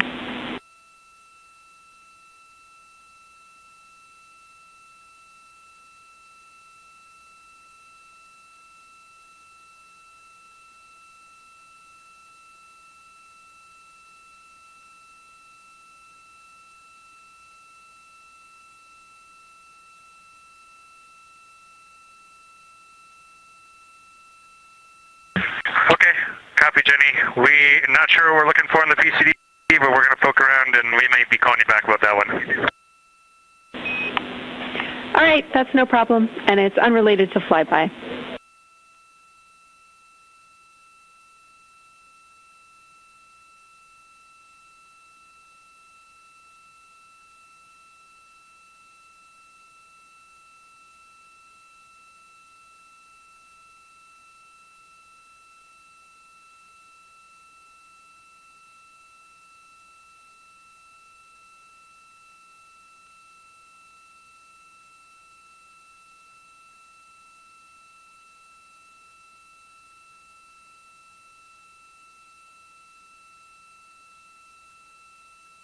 This is Artemis Mission Control here at Johnson Space Center in Houston, Texas. And as you just heard, Capcom, or Capsule Communicator Jenny Gibbons, Canadian Space Agency astronaut and Artemis II crew backup, relaying to the teams in Orion that it is time for a swap from the cabin to the window teams. We're now at the tail end of the second lunar flyby observation block. Again, we have 5 of these today. Most recently, Victor Glover and Christina Cook were at the windows photographing and making annotations, while Reed Wiseman and Jeremy Hansen were in the cabin providing support, whether that is SD card help, but also science sit reps calling down any situation reports for what they are seeing on the moon or anything about the vehicle status.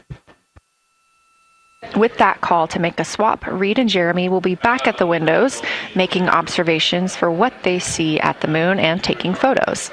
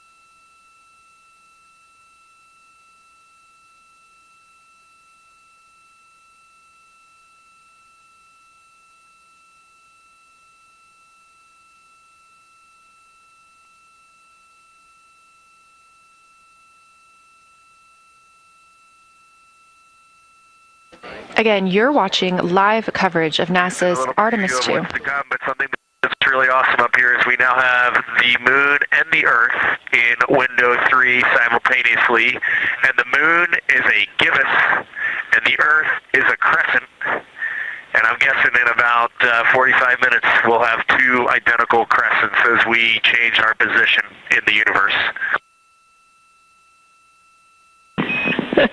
That is pretty darn cool. Thank you.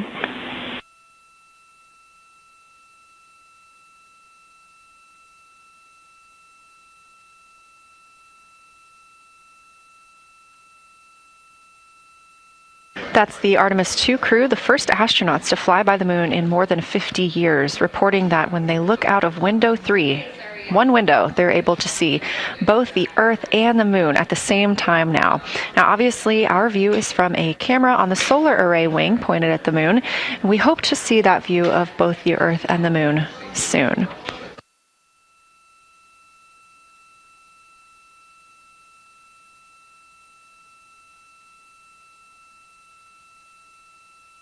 Some upcoming times for what you can expect. In about an hour and 40 minutes, we will have Earth set. And during that time, we will have a view of Earth going behind the moon. Shortly after, just a few minutes later, we will lose signal with the Orion spacecraft. This is tracked as it is going behind the moon and out of reach of the Deep Space Network. At 6 o'clock p.m., the spacecraft will make its closest approach to the moon at a distance of about 4,066 miles. At 6:02 Central, the spacecraft will reach its farthest distance from Earth at about 252,755 miles. Of course, these are approximate, and we will make sure to provide you with the final distances once those are confirmed. At 6:21 p.m., we will have Earthrise from the Orion spacecraft, but we will not have communications with the spacecraft until 6:25 p.m. Central, when we expect to acquire signal with them after they've emerged from behind the moon.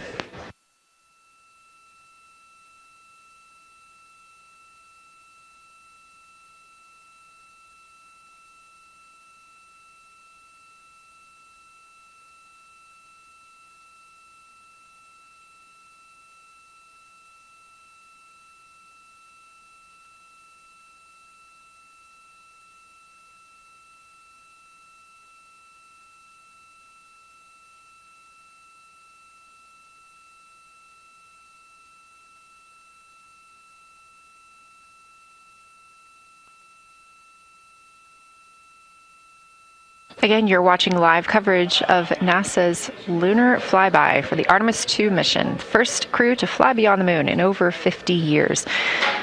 The astronauts inside the spacecraft are switching positions, 2 at the windows and 2 serving in support roles, before they start their third timelined flyby observation for today.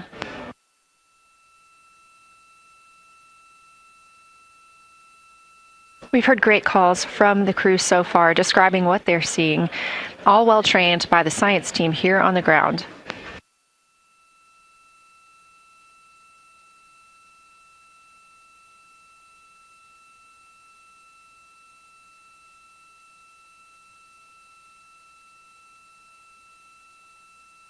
Another major milestone for the crew today will be to experience a solar eclipse from their capsule. No one on Earth will experience this solar eclipse. To the astronauts, this will look a lot like a total solar eclipse on Earth, except the moon will be huge compared to the sun. Whereas if you're standing on Earth and looking at a solar eclipse, the moon and the sun appear to be about the same size in the sky. As the moon begins to cover and then uncover the sun, the astronauts will see a partial solar eclipse, so that's before and after totality, and during that time frame they will have to wear eclipse glasses so they can safely view this phase. They also intend to capture images of the sun's corona during the eclipse. This is a rare glimpse at the innermost corona that will only be captured by the astronauts' cameras. During the eclipse, we also look forward to the crew members describing what they will see, which includes unique light features like the shape and size of the corona and potentially even lunar dust. At the same time, Venus, Saturn, Mars, and Mercury will be near the sun, so they may be able to identify what part of the sky they're looking at. This can help train future Artemis astronauts on what part of the sky they're seeing, which is useful knowledge in challenging situations when they may need to rely on that information instead of instruments for navigation and orientation.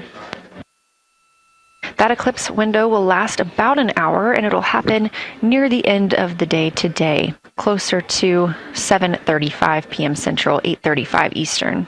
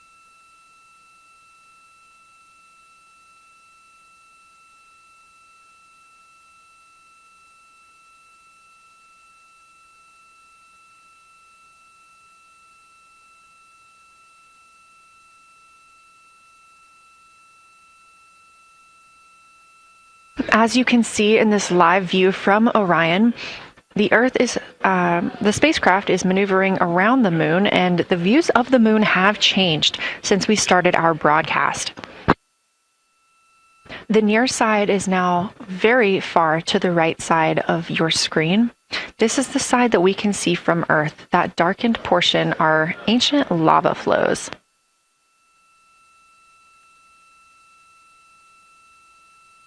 The crater down towards the bottom of the moon is Oriental, and this is a crater that was previously never seen before by human eyes until this mission.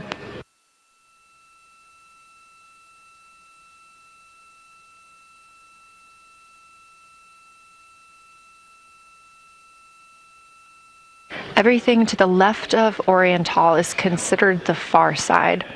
And this is what we typically do not see from Earth.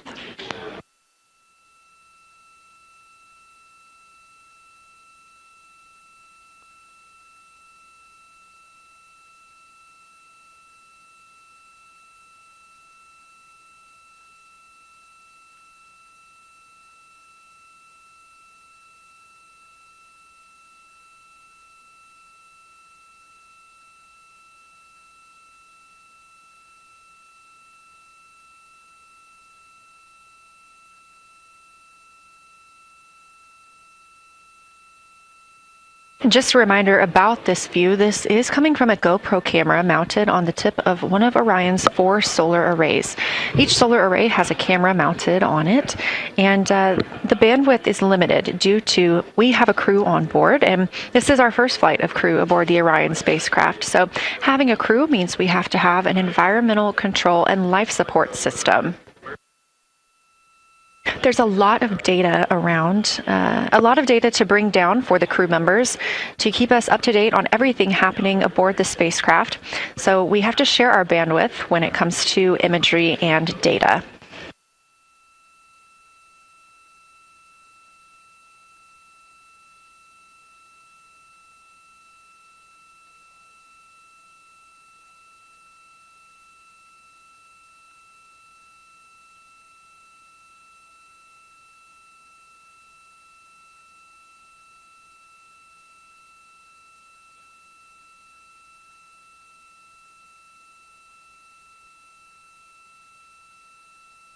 Inside the Orion spacecraft, the astronauts have completed their cabin and window team swap, meaning we have moved into the next block of Lunar Flyby observations.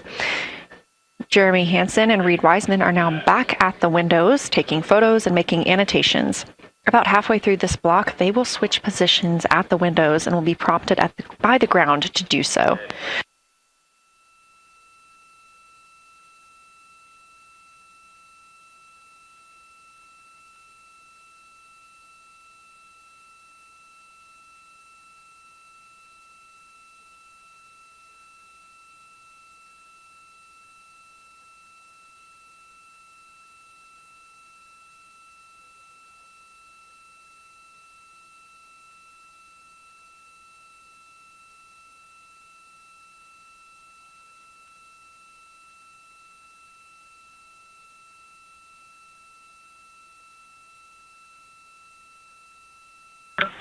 Houston Integrity for SITREP. First of all, I'll just talk about the experience that I had during Victor and my observation time. It was an incredible experience. We definitely noted how much more you can see with the zoom lens, even though we have a great visible eye image. There's just a lot of texture that just pops right out at you when you can zoom in, so almost just using it like a telescope, the camera lens. We really enjoyed our discussion time. That was a great innovation on the lunar targeting plan. We were both able to describe a lot more kind of with flow, I would say, when we were talking to each other. And it was also, we sort of were able to bounce ideas off of each other and come to new conclusions. We had, I think, a very successful talking through of some contacts between different color areas, both in the mare and in the highlands, and we identified some really unique texture areas as well. At one point, towards the end of the images of my time in window 3, I just had an overwhelming sense of being moved by looking at the moon. It lasted just a second or two, and I actually couldn't even make it happen again. But something just drew me in suddenly to the lunar landscape, and it became real. And the truth is, the moon really is its own body in the universe. It's not just a poster in the sky that goes by. It is a real place. And when we have that perspective and we compare it to our home of the Earth, it just reminds us how much we have in common. Everything we need, the Earth provides, and that in and of itself is somewhat of a miracle, and one that you can't truly know until you've had the perspective of the other. I'll switch into some logistics stuff. The Peltors both their batteries stopped providing the active listening, but we have verified they are still recording, and so we are able to have discussion time and hear outside our recordings by just moving the ear cup off of the ear. Other than that, everything's working well technically, and we've been able to find all our targets, and we're having a really great time. Thanks, Christina. We copy those logistics for the Pell tours, and also thanks for bringing us into the cabin with you with that description.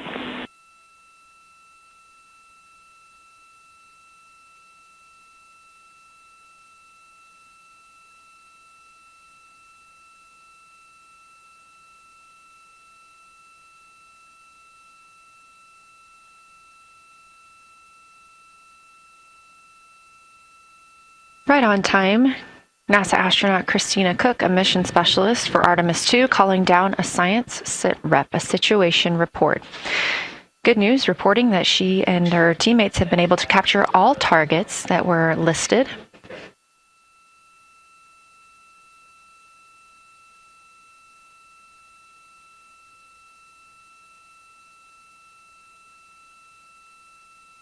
Christina also gave a vibrant description of just how it feels to be there and to see the moon up close and not just something passing in our night sky.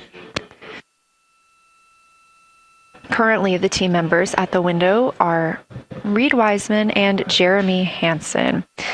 Meanwhile, Integrity cabin team for window shroud.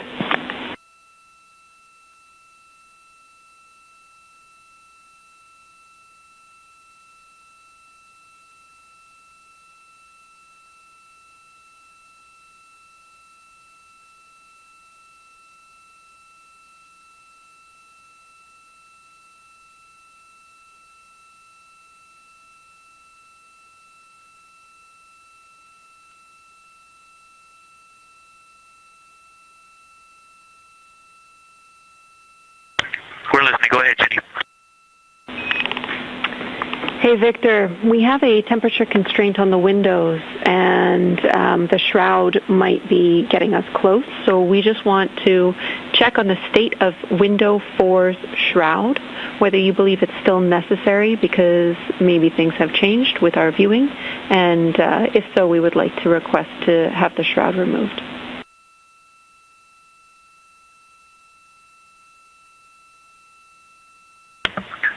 Houston, we believe it is necessary. We pulled it off just as a corner. It is very bright. It definitely would affect our night vision and maybe comfort. But is there a time? Can you tell us when we would have to take it off by?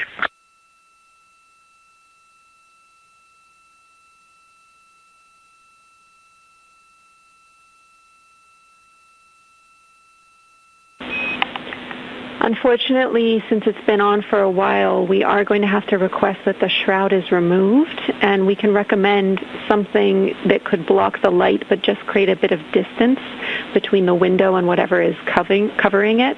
Something like a T-shirt would do the trick and help.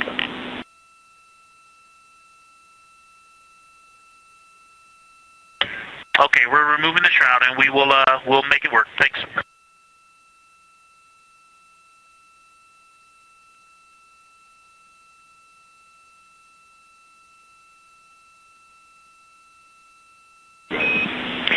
Thank you, Victor. We know it's pretty bright in there now with that window uncovered. We will also offer that airflow on the window would be helpful. So if you want, you can also retrieve the condensation hose, which should be friction fit onto one of the diffusers. And that on the window would also help.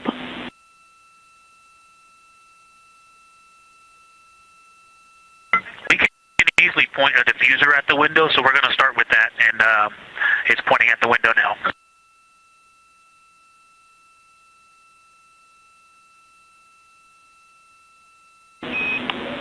Okay, we'll take that, Victor. Thank you. Please keep us updated.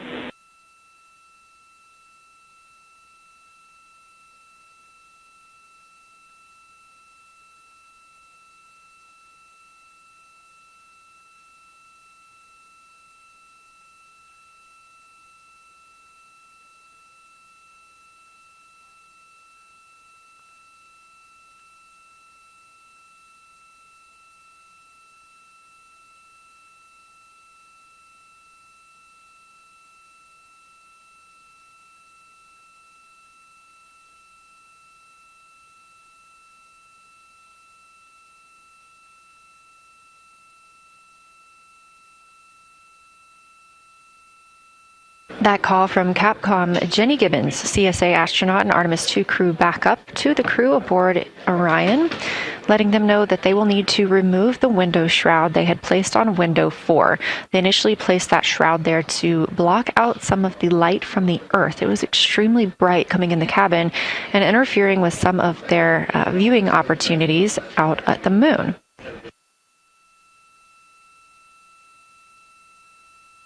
This was a request from ground teams to ensure that they are protecting other systems, and the crew has been offered the opportunity to use something else to cover the window.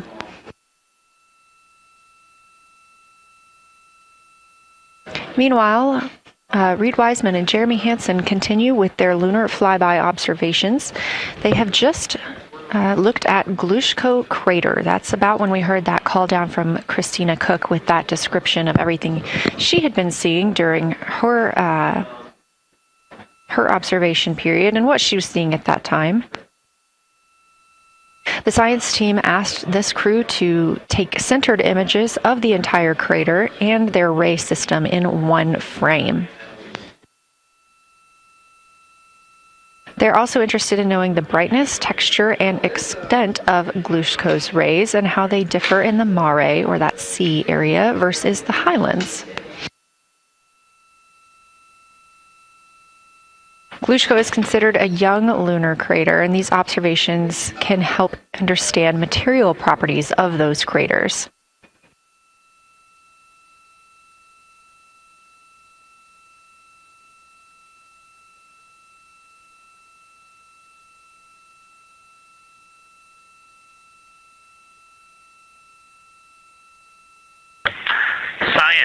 Integrity.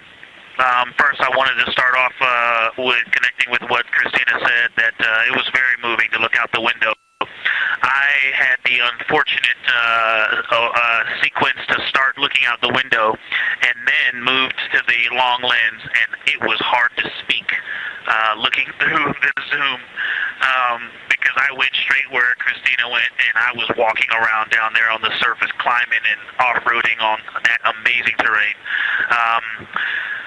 I also want to underscore something that she said. As we continue to explore, when we actually do go down there to the surface, I know for safety reasons that we would never send someone alone, but I just want to really emphasize how important the discussion time was. When we started to talk, we not only got better science discussion, we got better human connection, and so doing this as a pair, we just learn and grow together, and that's just super important, so thank you for adding that to this plan. Reed just passed me a note that the Oriental Basin annular ring has a similar albedo to the center, but a different color. It has more brownish tones in it, and he said it's very distinct now that he's been staring at it. Victor, thank you. You got a cheer from science there, and we all just went on that moonwalk with you, so highlighting how important it is to talk about these things. I also want to let you know that we have Deanna Glover with us in the viewing gallery. She's all smiles.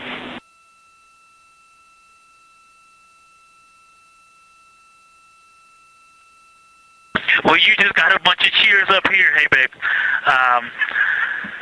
I love you from the moon. We love that we got a hey babe too, and we also have one of your lovely daughters here watching you guys work.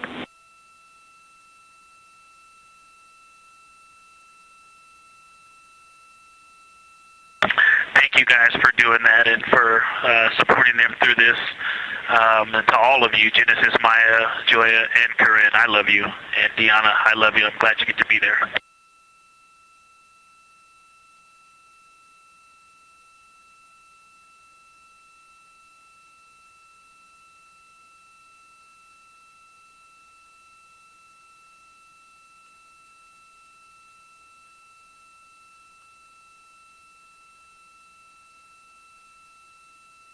We've had some really sweet words from the crew members aboard Orion today, as their families have been able to filter in and out of the viewing room here at Artemis Mission Control at Johnson Space Center in Houston. Victor Glover also giving a great science sit rep and just a description of how it must feel if you were down on the lunar surface while he was looking through that 80 to 400 millimeter zoom lens. He also expressed how important it was to be able to talk through that real time with Christina Cook and stressed the importance of that on future missions, that it not only made their discussions better, but also more human. Glover and Cook are in the support roles right now, not taking photos or making annotations at the windows, but they are also encouraged to have their midday meal at this time.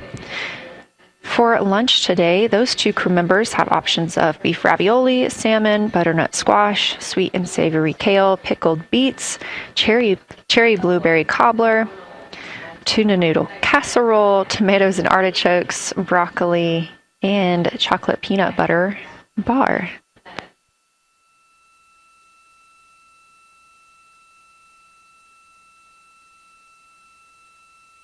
Once Glover and Cook return to the window portion of their flyby today, Reed Wiseman and Jeremy Hansen will get into their midday meal.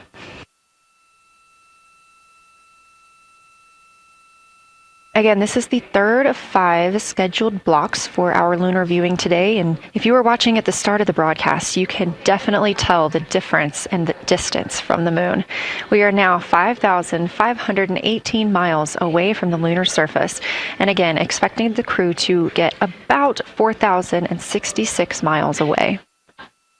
They are currently 252,050 miles away from Earth, and every mile is a new record, having surpassed the Apollo 13 milestone for furthest distance earlier today.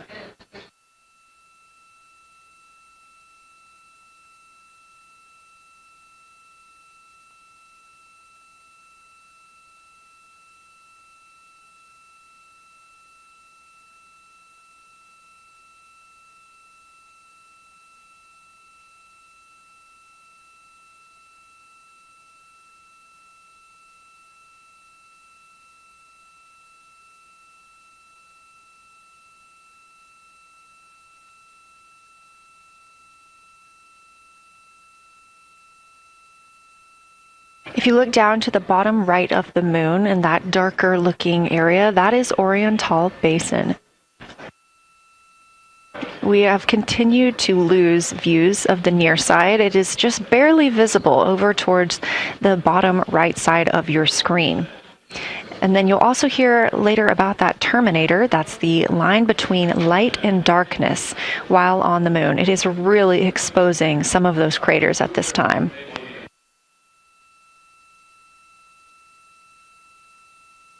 A couple of the other features in view right now are Hertzsprung Basin and Vavilov Crater. Hertzsprung Basin is nearer to the center of the moon, closer to that terminator line right now, and Vavilov Crater is just on the outskirts of it, closer again to the terminator.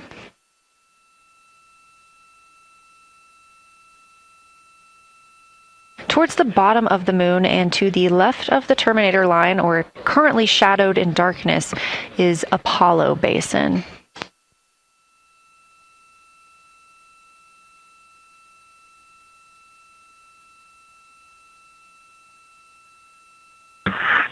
Science from integrity. Let me find out how far we are from the moon right now. But our view is about a third of the moon is in eclipse. That beautiful terminator is out there calling to me. We're 4,691 miles from the moon. And what looked like in the terminator about a third of the way up from the southernmost part of the terminator looked like a dinosaur print. If one was running to the northwest, now is clearly a crater with a bunch of craters around it. And that terminator, I can only see about half of it. I'm looking through the docking hatch window right now because we have the Z9 in window 1. But that terminator has moved. I guess I've been using Vavilov the whole time, so it's gone 2 more Vavilov craters to the west. And so a few more features are starting to peek out into the sunlight there with that low sun angle, and so you still have ridges and valleys showing up very clearly, a very jagged terminator, and a few islands of light out there with some high elevation shining in the sunlight in that darkness. And on the eastern side of the moon, let's see, Grimaldi appears to be one of the farthest east features, and that is maybe 5 degrees from being right on the limb and going off over the horizon. It is interesting, just looking at Oriental, that my first impression of it is all of the dark areas appear lighter, which I think makes sense because it is now facing, well, it's still relatively the same to the sun, but my angle to it is different. So I'm looking at it from a little more, even further to the side as we pass it. But all the darker features appear to be just a little bit lighter from this vantage point. The darker ring structure in the outer and inner ring, and the interior, as well as the annular ring portion, everything seems to be just a smidge lighter at this point. Thanks for that description, Ike. Any additional words you can provide on Oriental would be wonderful, as that is such a high priority target for us. And while I have you, as we get closer to target 15, which is the terminator target, if you can find Zeeman crater again that you were looking at earlier, everything to your left of Zeeman would be getting into the South Pole Aiken area to help you orient yourself.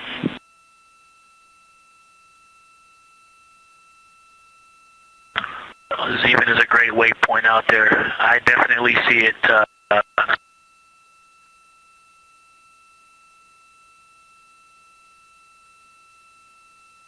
Yeah, Zeeman is very easy to find, and that is awesome. Thank you for pointing that out. Feel free to do that as often as you think of things.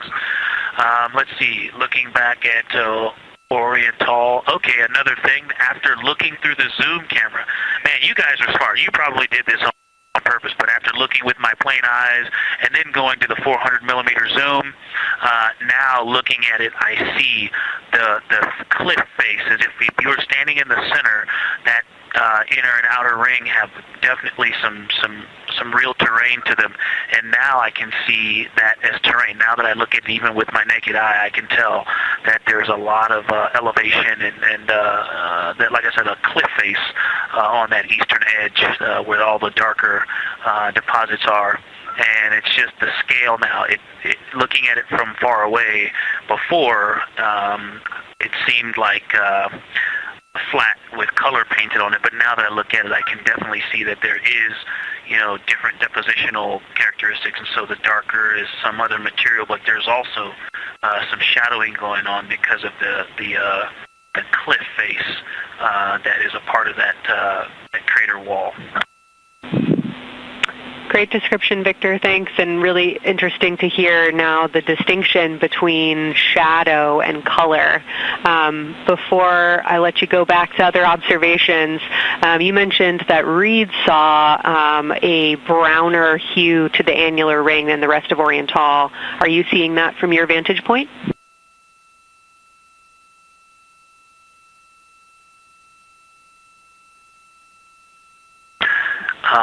The way that I'm looking at Oriental, again, I'm still in the docking hatch window. There's like a thermocouple right here in the center of the window, and it is the orange Kapton tape color, and so it is unfortunately it's like trying to look at stars, next to a metropolis.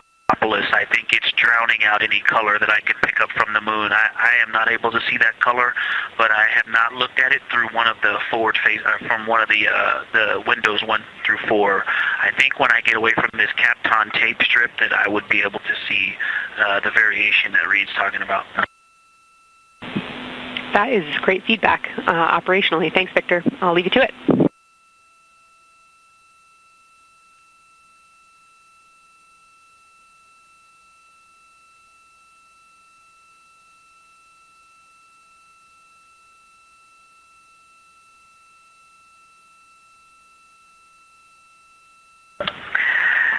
Science Integrity with a question from the window team.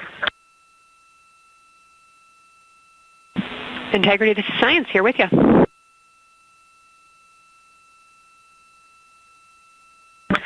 Yes, they have a question to help inform a theory that they're sort of tossing back and forth. What is older, the Mare seas of the near side or Oriental?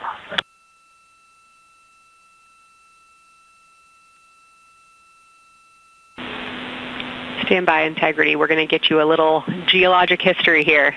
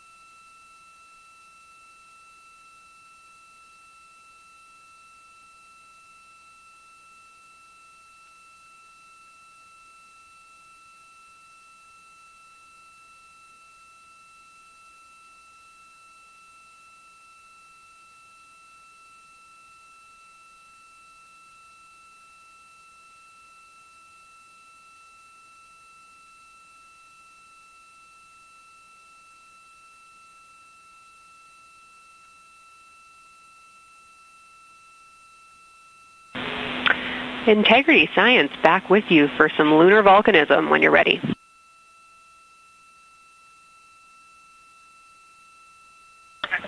Go ahead. You're making our day down here getting to talk about lunar volcanoes. Oriental, as far as Mare go, is younger than almost all of the Mare on the near side. The exception are features like Aristarchus, which really pop out to you guys and really pop out to us here on Earth. That is younger, but other than that, Oriental is pretty young as far as Mare go.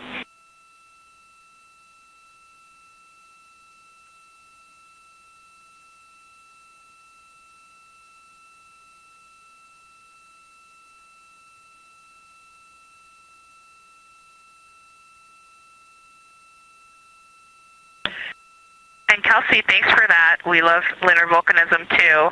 How about when the actual crater was formed?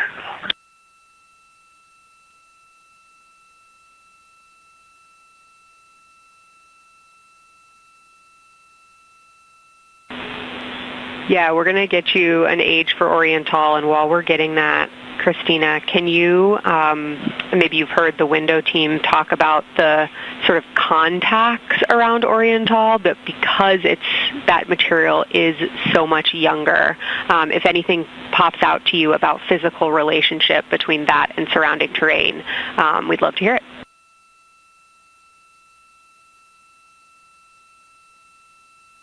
Yeah, definitely. They are discussing a contact relationship that could explain some of the color that they're seeing in certain areas. And so it was really about the ejecta of the creation of the basin and understanding the superposition of its ejecta and Mare on the near side or other features. So thank you. We'll take the insight when you have it.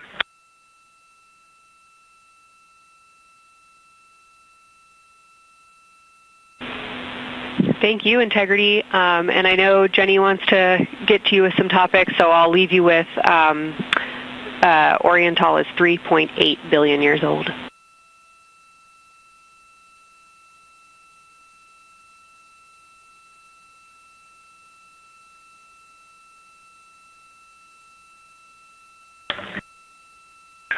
Copy that. So that's on the older side. The actual basin is very old. Correct. As is the case with a lot of mare, typically the big basin formed, and then the volcanic eruption was able to punch through the crust where it was weakened by that basin formation.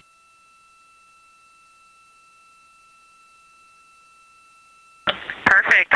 Tracking. Thank you.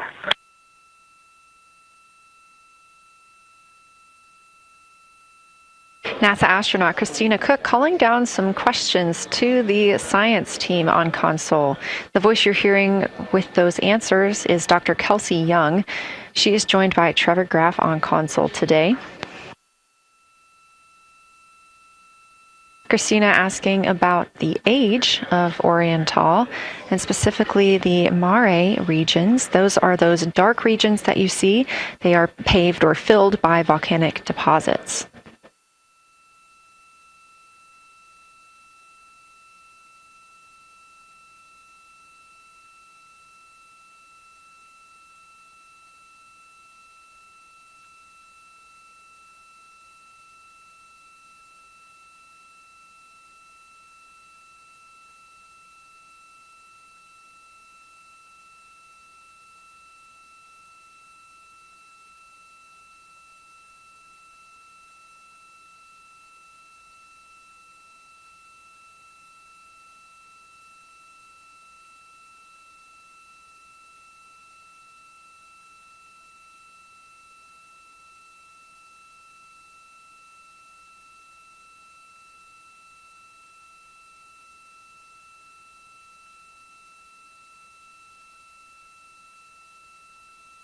Better answer. Integrity, it's about time for a position swap at the window. So we will ask Reed and Jeremy to swap positions, and I'll remind you again about your SD cards. And Victor or Christina, I have one window task for the cabin team when you're ready.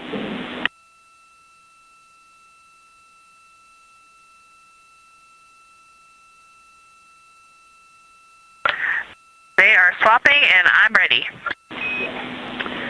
All right, Tina, we found a way that we can reinstall the shroud on the window. We understand it's pretty darn bright compared to everything that you're looking at. So in order to reinstall it, we will ask that you retrieve the condensation hose and you install it on a friction fit on the cabin air outlet port. That's right by one of your diffusers. You're going to point that little condensation hose such that the air is flowing over the window pane. Let me know when you're ready for the stowage location.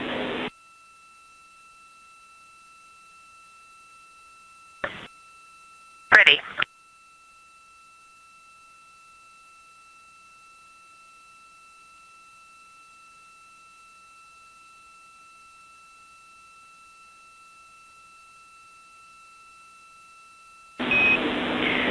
Christina, the hose is in locker A1. The crew has gotten a go to reinstall that window shroud they were using to block some of the earth shine. Copy. This view coming from inside the Orion spacecraft as the crew members are swapping windows, specifically Reed Wiseman and Jeremy Hansen.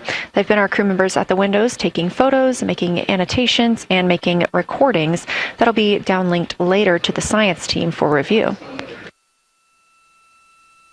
The science team will have a conference tomorrow morning with the crew to get any fresh perspectives or things that they learned during the flyby.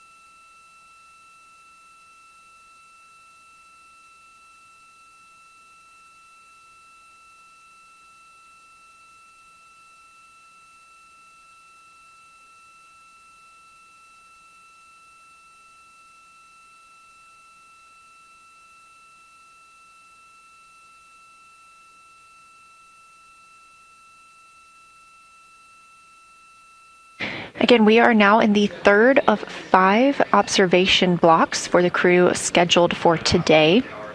During this flyby, Orion is passing around between 4,000 and 6,000 miles from the moon and providing the crew with a full view of the lunar surface.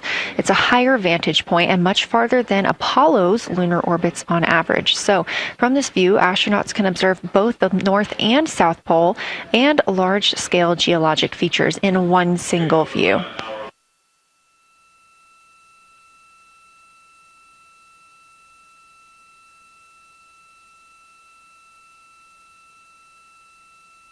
We are now just under an hour until Orion passes behind the moon, and we lose communication with the crew. They will be out of reach with any of our deep space network antennas. That loss of signal will last about 40 minutes, and we expect to regain communications with them once they fly behind the other side of the moon. While they are behind the moon, they will also reach their max Earth altitude as well as their closest approach to the lunar surface.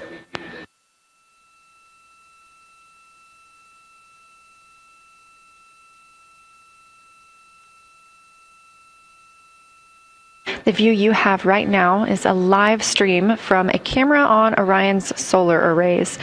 You are looking at a live view of the moon, and 4 people are inside that spacecraft taking pictures of it, telling us everything that they are seeing. The first humans to do so in over 50 years.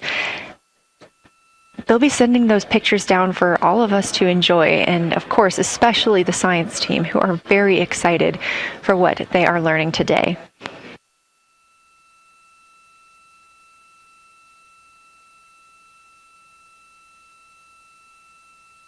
It appears the Artemis II spacecraft, Orion, is now under 5,000 miles away from the moon. Again, we expect their closest distance to the moon be about 4,066 miles.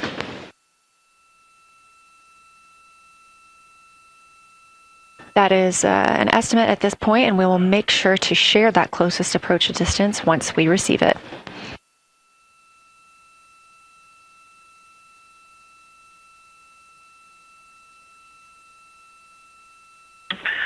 Houston integrity question, did you just want us to cool the window with the condensation hose, or did you want us to put the shroud back on and cool the window at the same time?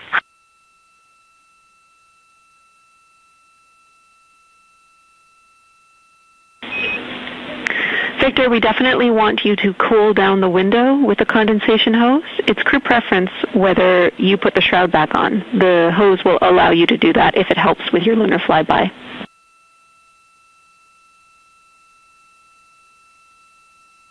Okay, copy. We're going to do both at the same time. Thank you. Houston copies.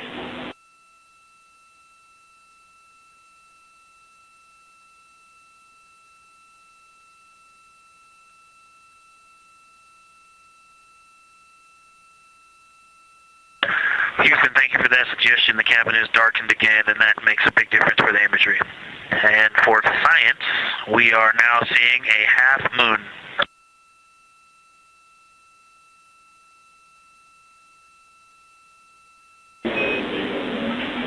Thank you, Victor. We're happy to hear it, and we see half moon, full moon joy still.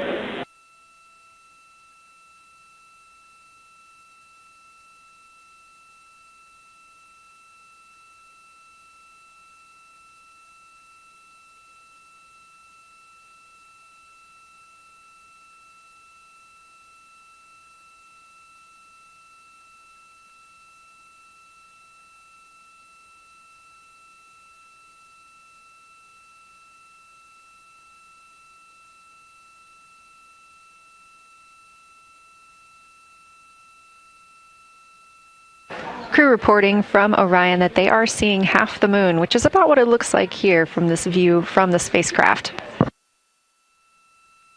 However, what has become a little bit of a catchphrase for this mission, everyone is reporting full moon joy.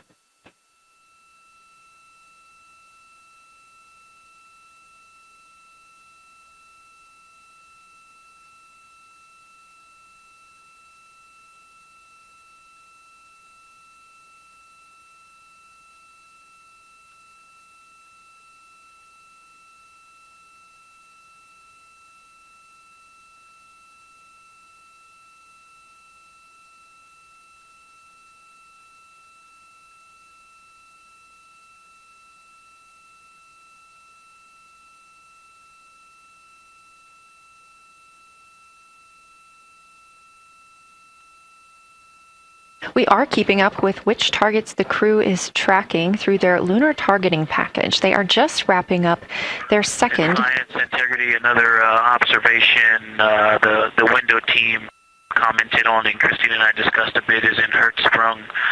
The solid and intact crater is very smooth. If it were a dirt road, it's very hard packed, and then you go outside of it, and that outer crater, that's the one that is older. It is a little rougher and more jagged, and starts to get into more loose-looking terrain, and the smooth interior also causes the craters that are inside of the larger crater, the smaller craters, to have really sharp edges, sharp, distinct edges. And just a general comment on that area, Hertzsprung, that whole area, the average albedo there is darker. That is, I would say, 3.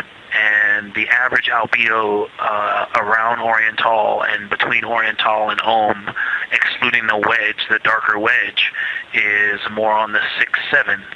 And that they also seem to be different texturally. Christina described it earlier around Hertzsprung, and then from Hertzsprung toward toward Oriental, there appears to be a frozen, a rippling pond, but frozen, or like choppy waves when it's windy out, choppy water, and then it freezes instantly. That's the texture. If you walk down there barefoot, it looks like it would be hard on your feet, like lava. After it's cooled, it would be pokey. Except for right there in the center of Hertzsprung, it looks paved, like a paved road, nice and smooth.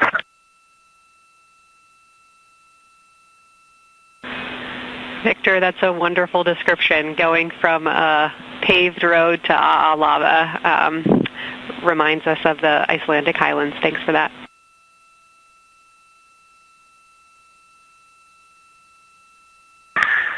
In science, another in the interior of the very intact, the interior of the intact crater at Hertzsprung is albedo variation. I think I heard one of the window crew maybe say color variation, but definitely albedo variation. There's lighter patches and slightly darker patches. It's not swirling, it's just patchy. It just has spots that are lighter, and I would say a predominantly darker average area. Great descriptions, Victor. Thanks. Not swirly, just patchy is really helpful for us.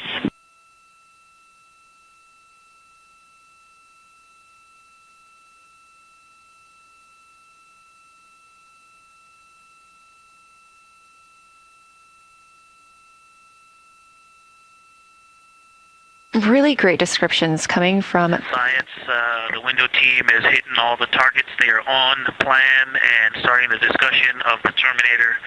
And boy, I'm loving the Terminator. I think I know it's not purely a moon feature, but what it does to the features of the moon, to the terrain, I've probably spent the most time describing into my recordings and thinking about and looking at the Terminator.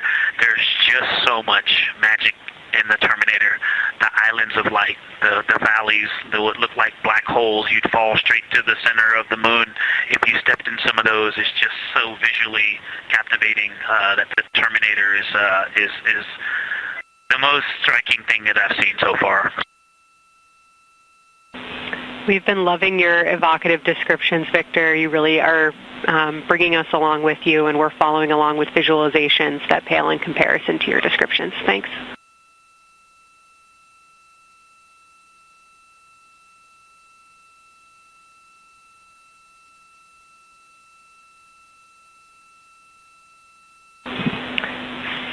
Integrity Science, one more question on a status of what the window team chose to observe for crew choice.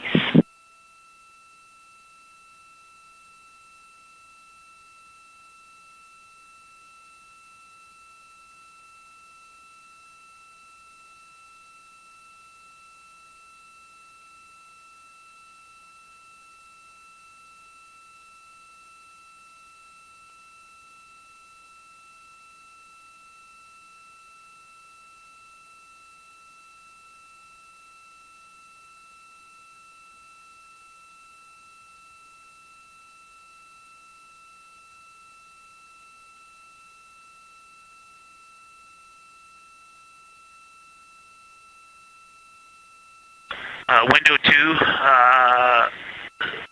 talked about Vavilov, looked for suspended dust, and the Terminator. And window 3 about the experience and about the three-dimensionality of the moon this close.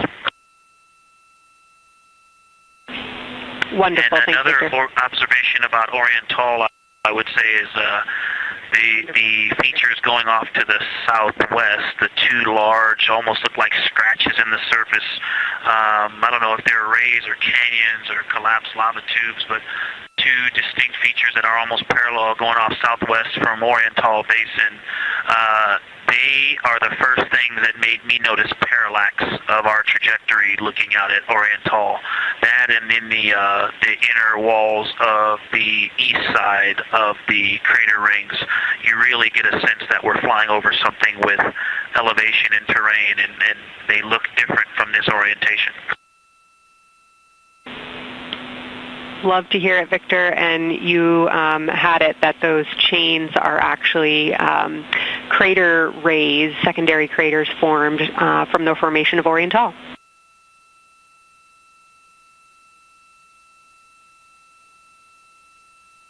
Yeah, speaking of crater rays, the crater rays that are going off to the north, northwest,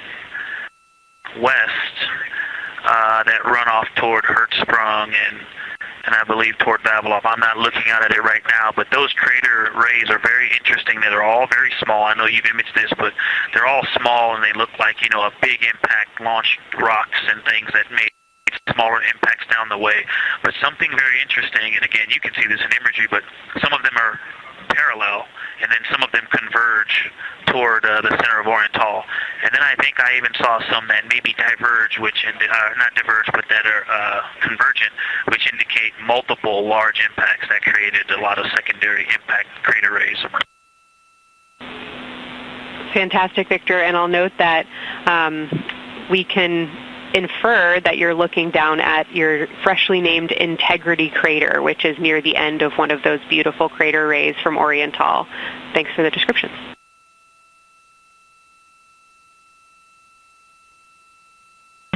Yeah, you're welcome. And Integrity is easily identifiable with the naked eye from this point.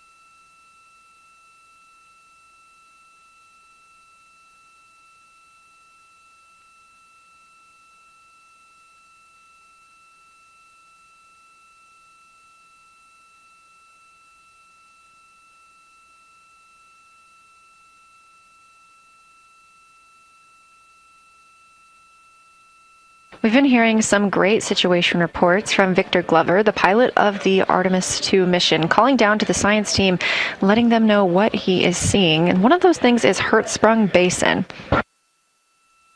If you look just to the right of the Terminator, that is the difference between light and darkness on the moon.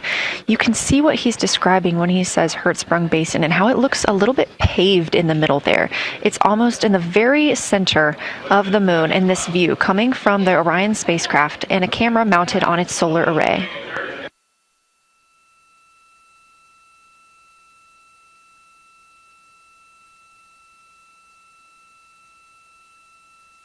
We are now 4 days, 23 hours, and 23 minutes into the flight of Artemis II, and we are standing by for their lunar loss of signal in about 43 minutes. Again, the spacecraft will fly behind the moon, and during that time, we won't have communication with them. They will be out of reach of our deep space network. However, we will regain communication with them approximately 40 minutes later when they come around the other side of the moon.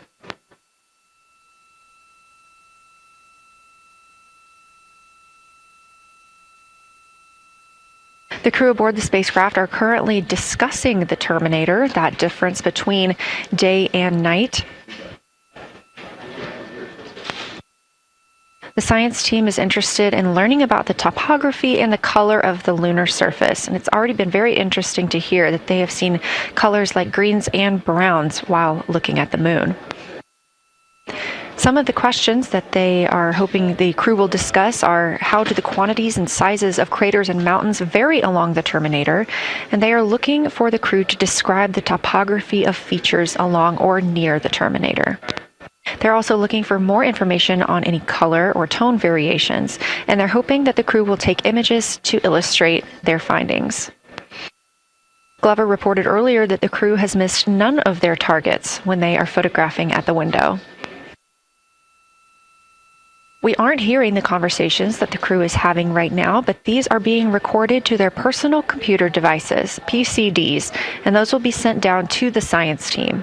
The science team will have a conference with the crew tomorrow morning to discuss their findings and experience when looking at the moon today.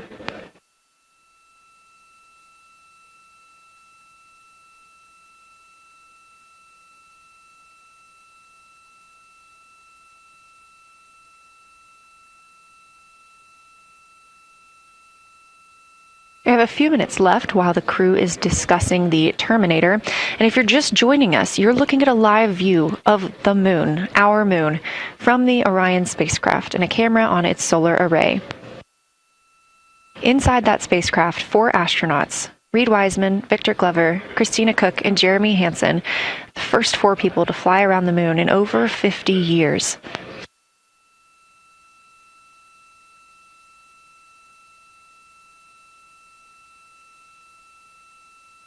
This is our Lunar Flyby day, and the crew has already surpassed one record today. The crew passed the Apollo 13 distance record at 12:57 p.m. Central, 1:57 p.m. Eastern. Canadian Space Agency astronaut Jeremy Hansen calling down that he hopes it's a record soon broken by other explorers.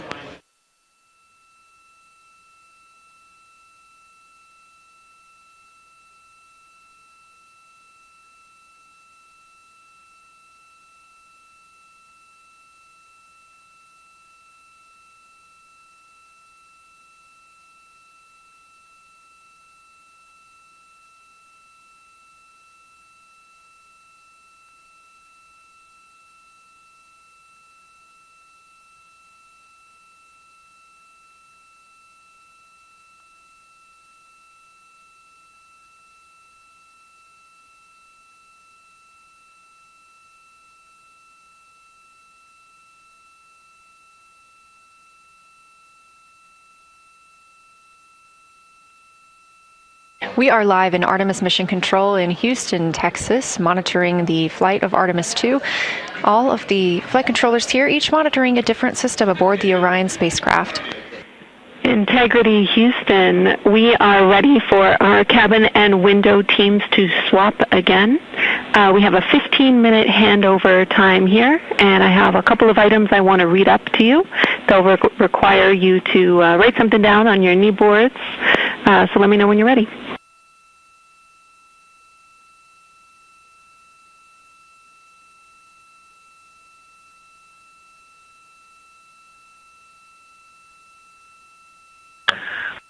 Okay, Houston, we are ready. Copy, Integrity. First of all, once you start this next shift here, during this lunar observation shift, we will begin our lunar LOS, so you can expect a call from me a few minutes prior reminding you. And second of all, FIDO just sent us updated altitudes and METs for lunar closest approach and max Earth altitude. Let me know when you are ready to write those down. They differ slightly from Optimus.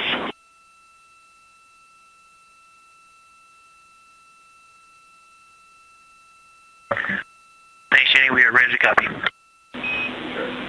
Lunar closest approach will be at MET 5 days, 0 hours, 25 minutes, 34 seconds. And the altitude will be 4,067 statute miles.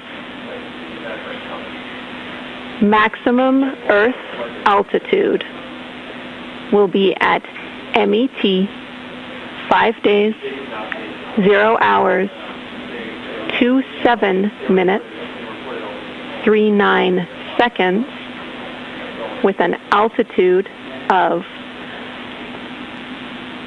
252,756 statute miles.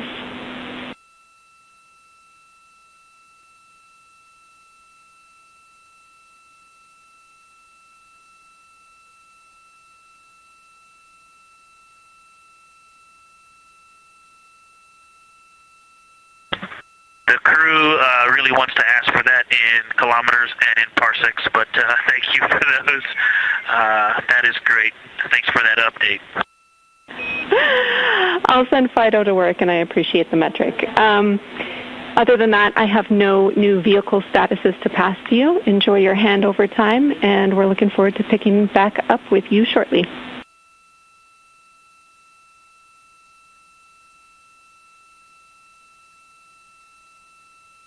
All right, we'll talk to you shortly.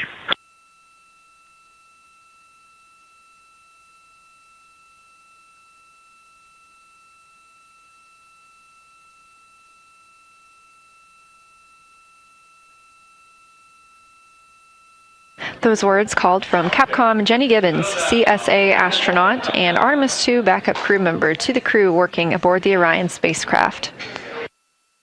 Had a little bit of a view inside the cabin. As you can see, it is very dark. The crew has turned off the lights, and the light that you were able to see is coming through the window, a reflection of Earthshine and from the moon.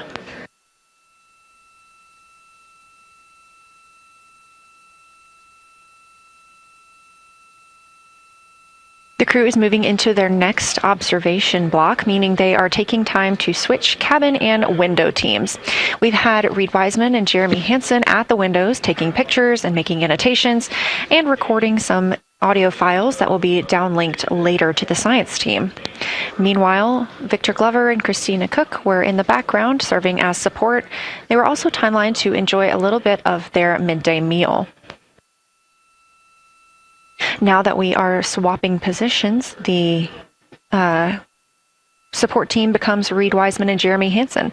They will be in the background helping with SD card swaps, as well as providing those situational reports to the science team.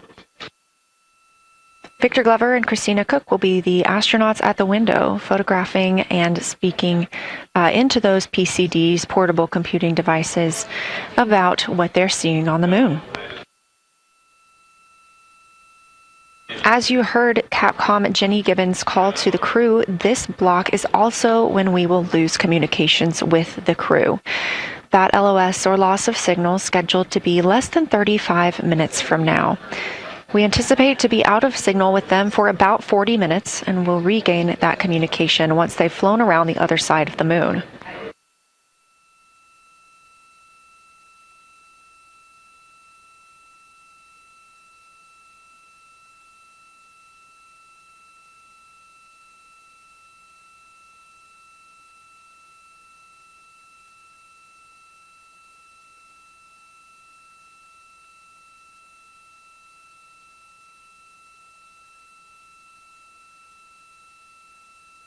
Now, even though the crew will be flying behind the moon, their observation period does not stop. They will still be taking pictures and making annotations of what they are seeing. They'll be looking for the limb of the moon, Earth set, and then Vavilov crater, which we have previously seen. They'll swap positions at the window before moving into a crew choice option. They will get to pick things that are interesting to them on the surface, take pictures, and explain why they find them that way. They'll also be looking for any impact flashes. These are short-lived flashes on the lunar surface caused by impact bombardment.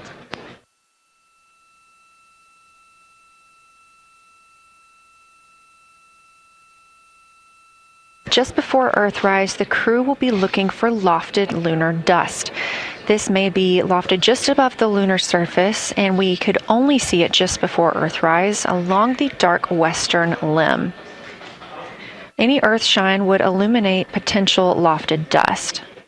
But once the crew is all the way around the Earth, the brightness of the Earth will wash out any of that dust they might be able to see. These were based on observations from Apollo missions and orbital spacecraft, and so we're very interested to see if the crew might be able to capture some of that lunar dust today.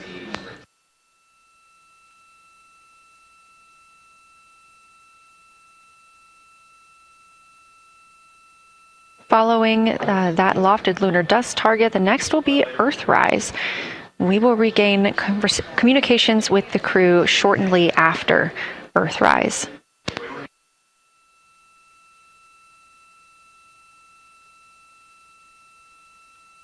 There will be a short observation break period where the moon is not in view. That's because we are also anticipating the crew seeing an eclipse today. The moon won't be in view because the team here in Mission Control Houston will need to change the attitude of the spacecraft and ensure that its solar arrays are gathering light from the sun heading into that eclipse period. So we will have communication with the crew, we just won't be able to see the moon. However, we will have views during that eclipse time frame. During that time, the science team is looking to know, it will only be illuminated by Earthshine at that point, so they want to know what the whole moon looks like overall, but they also want the crew to look into deep space and potentially see if they can spot any planets.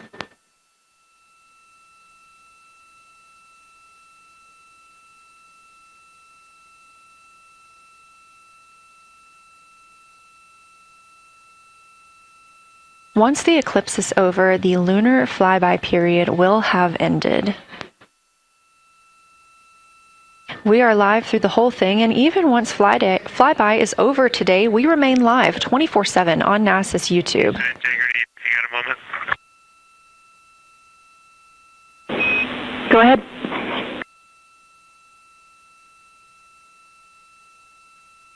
I don't know if Catherine and Devin are still there, but if they are, just wanted to just let them know how much fun we're having out here. It's extraordinary to be on the far side of the moon right now, just seeing hanging out there and looking back at the Earth. And Ashley and Kaylin, I know you're back in Canada, but if you happen to be watching too, just wanted to say hi to all you guys. Love you guys, and we'll be heading back your way shortly.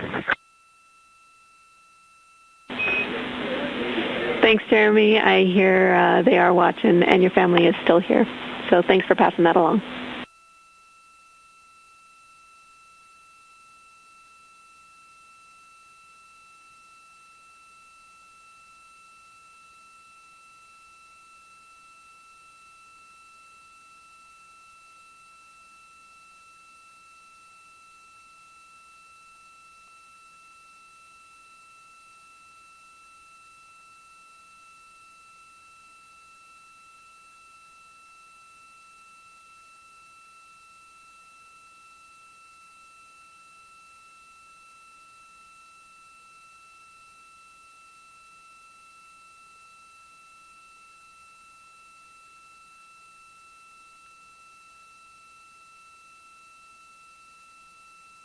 This view inside the Orion spacecraft, and it's a little hard to make out, but on the left there, that is Jeremy Hansen just calling down some well wishes to his family, joining us in the viewing room and watching online. Currently in the window are Victor Glover and Christina Cook. They are taking pictures outside of the window as they are now in their flyby observation block. At this time, Reed Wiseman and Jeremy Hansen are serving as support crew members, and they are also going to have an opportunity to enjoy their midday meal at this time.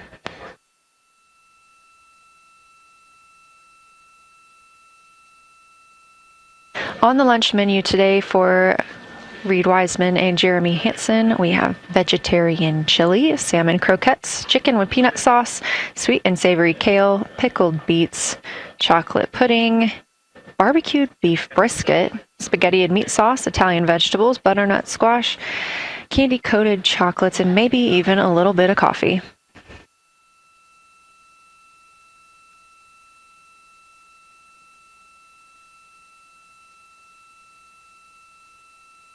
And if you look closely, you can see it looks like they are getting into some of their food for the midday meal. All of the food on the spacecraft is rehydratable. We don't have an option for fresh food as there's not a refrigerated section of the Orion spacecraft. So all of this food can either be rehydrated or eaten straight from the package. Just depends on what the food actually is. And for food that needs to be rehydrated, there is information on each package of how much water needs to fill that bag and what temperature it needs to be.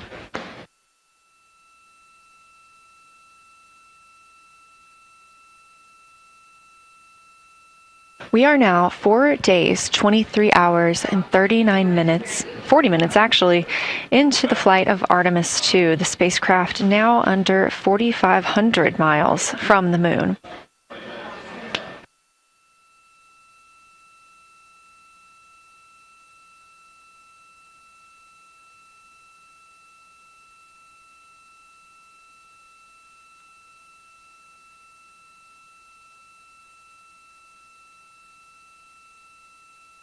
We are now also under 30 minutes away from loss of signal with the astronauts. We will regain that communication about 40 minutes later.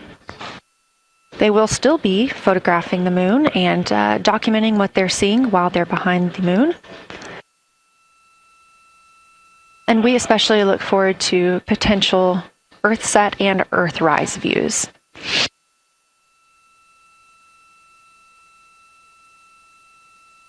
As you can see on the left side of your screen, we are streaming this solar array camera view throughout the flyby. And the science team also plans to capture an occasional still photo with the solar array intermittently, perhaps one every 8 to 10 minutes. Still photos represent the highest resolution imagery from those GoPro cameras. So starting 5 minutes before Earthset and loss of signal, the science team will capture a series of photos, one every 30 seconds, to include Earthset, all the way through 5 minutes after Earthrise and acquisition of signal. In order to capture these frequent photos, the solar array camera that we were streaming will need to switch to time-lapse photo mode. So during this time, the streaming video quality won't be as sharp as you have it right now, but we want to ensure that the science team captures the data that they need during these time frames. And we really look forward to seeing those higher resolution images once they're available. But with the view you are seeing right now, we are sharing bandwidth on the Orion spacecraft with every system that is keeping the spacecraft powered and the crew alive, especially the environmental control and life support system. As this is the first flight with crew, this is also the first flight of a life support system, keeping the crew healthy and safe on the way to the moon and the way home.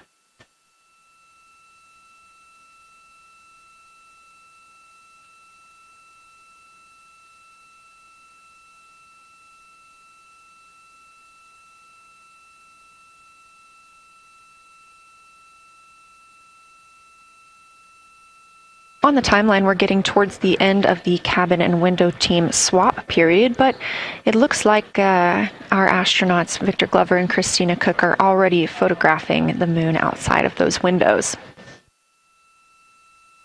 The next target is Ohm Crater, and this is something that they have photographed previously during the flyby. This is a small, complex crater with a prominent ray system, and as referenced earlier, it's the size of the Eye of the Sahara.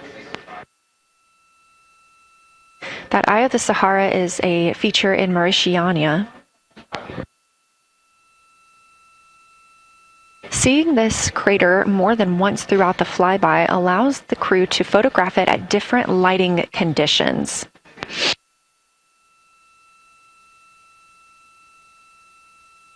Those different lighting conditions help expose different portions of the target and can help the science team learn a little bit more about how it formed and what it is today.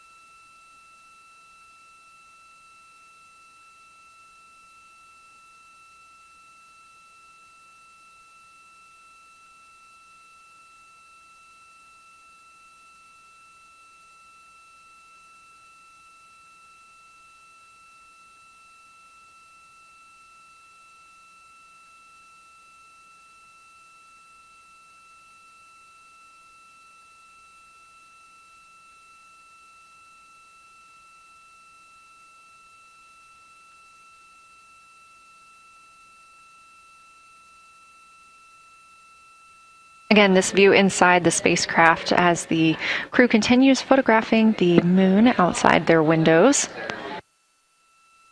They have turned the lights off to allow them to better get photos of the moon, preventing any reflections from coming in from the spacecraft.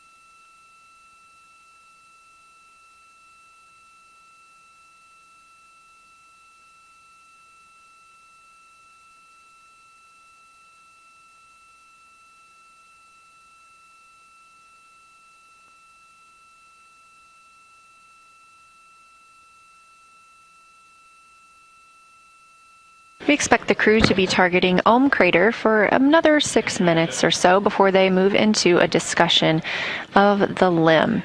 Now, the science team has asked for a science sit rep or situation report during that time, so we hope to hear calls from the crew on what they are observing.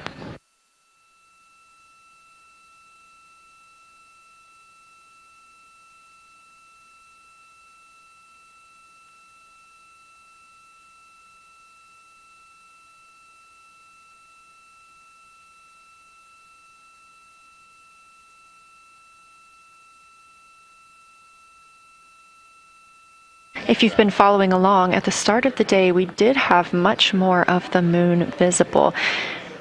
And even just an hour or so ago, we could see about half of the moon. We are now continuing to see more of the far side and that darkness where the moon is not reflecting light from the sun.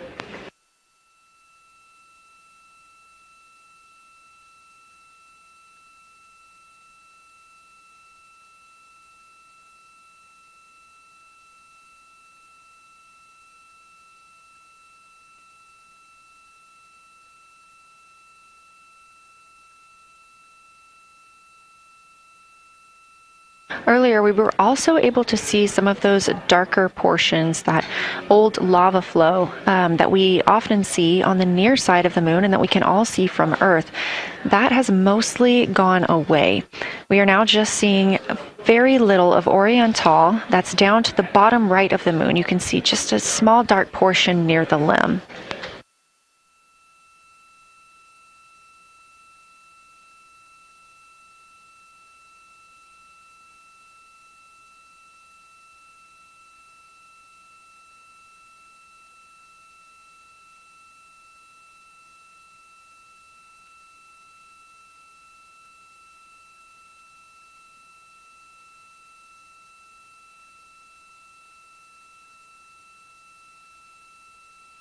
We are now about 18 minutes away from loss of signal with the Orion crew.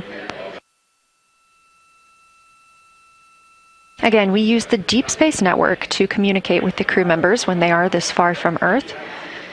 This is the first mission since Apollo when we have had humans on the Deep Space Network.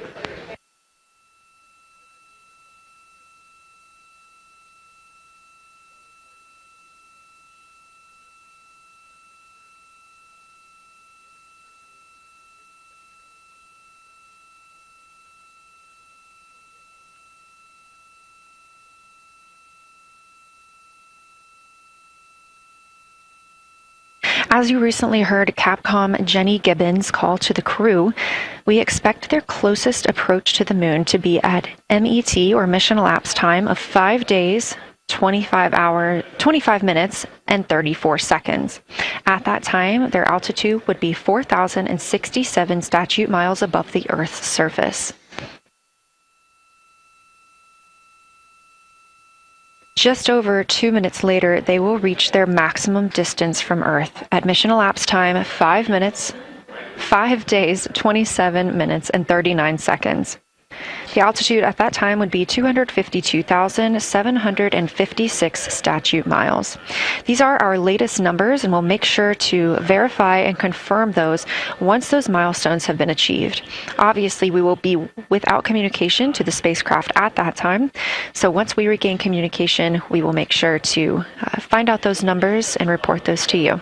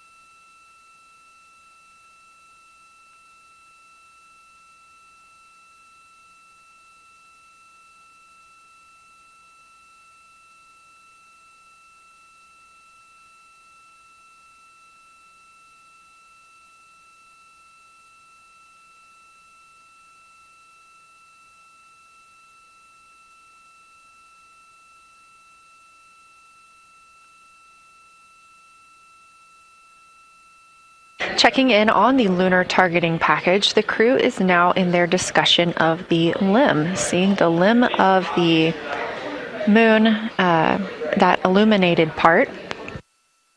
Currently at the windows taking photos and making annotations are Victor Glover and Christina Cook.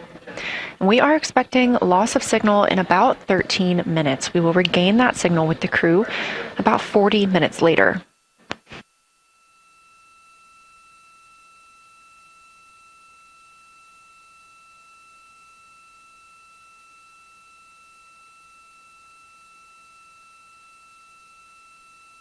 A milestone worth mentioning that this day marks the first time in more than 50 years that humans will observe the moon directly, a critical opportunity to practice how lunar science will be conducted during future Artemis missions.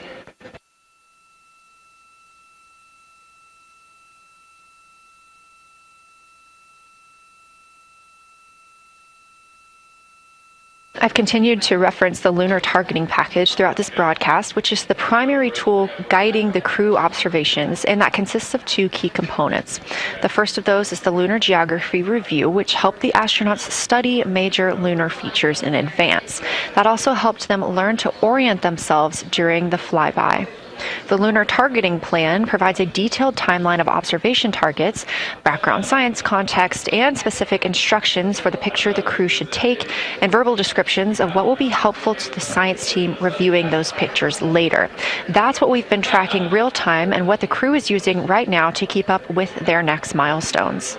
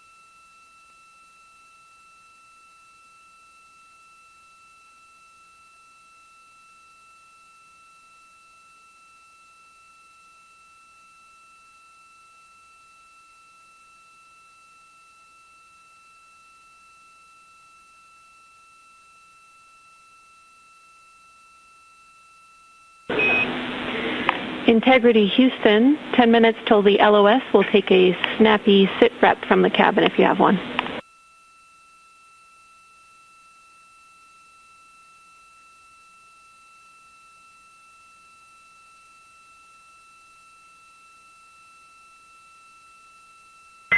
Okay, Jenny, that came, we missed most of that, but just a 10-minute warning, is that what you're saying?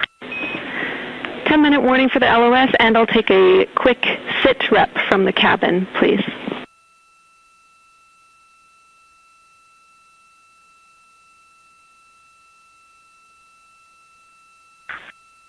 All right, cabin is still full of excitement. We've got Christina in window 2, Ike in Victor in window 3.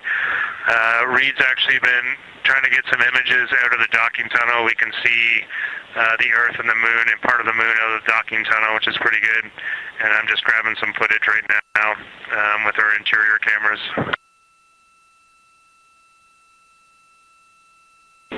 Copy, Jeremy. We'd like to know what camera Reed is using and also the status of window 1. Looks like there might be a shroud removed.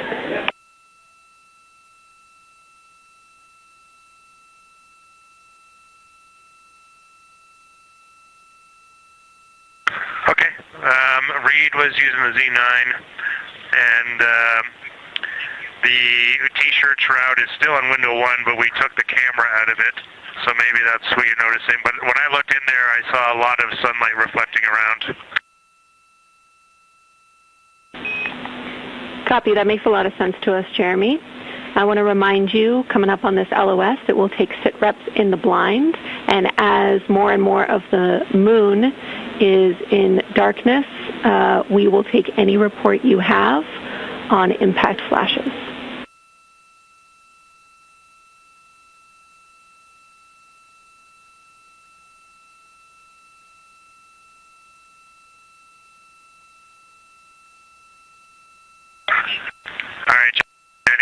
You'll have to say again your last. There's a lot of conversation here, and I was on the other side of the cabin, so I missed all of it. Look out for impact flashes, and we'll take sit reps in the blind.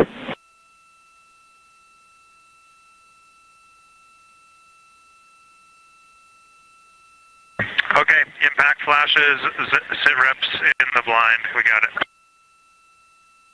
And yeah, just so you understand what's going on with window 1, there is light coming through the outer hall from window 2 into the inside of window 1, if that makes sense. Like, I can see the inside of the vehicle when I look between the 2 panes of glass. Copy.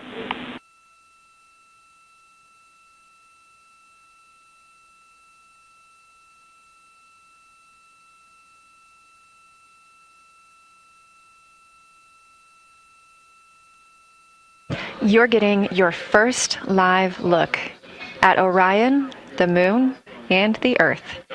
Everyone in this picture.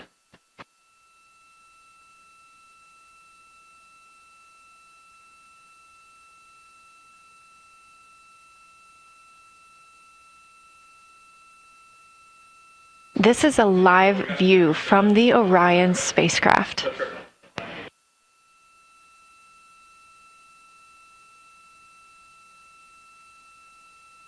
Currently aboard Orion, 4 crew members, Reed Wiseman, Victor Glover, Christina Cook, and Jeremy Hansen. And on the Earth, all of us, all of humanity. You can see the moon is starting to get a little bit dimmer as the astronauts are going to pass behind it. Now 6 minutes and 26 seconds away from that loss of signal.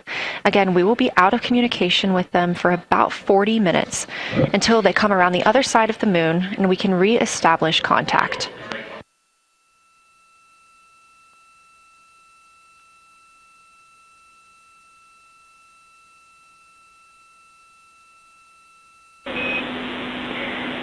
Integrity Houston, you are 6 minutes from your 40-minute lunar flyby LOS. From all of us, it's a privilege to witness you carrying the fire past our farthest reach. Thank you.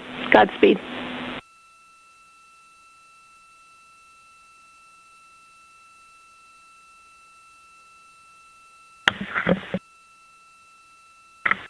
Thank you for that, Jenny. And thank you to all of you for allowing us the immense privilege to be on this journey together. It's quite amazing. And as we go on this journey, thinking about the NASA mission to explore the unknown in air and space, to innovate for the benefit of humanity, and to inspire the world through discovery.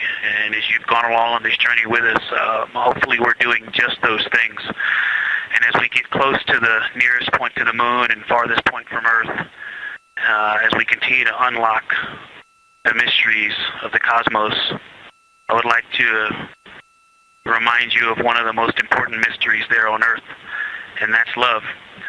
Christ said in response to what was the greatest command that it was to love God with all that you are. And he also, being a great teacher, said the second is equal to it, and that is to love your neighbor as yourself.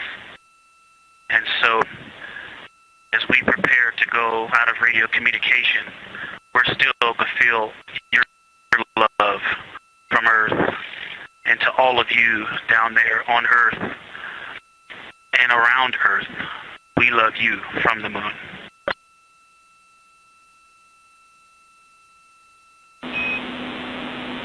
Houston copies. We'll see you on the other side.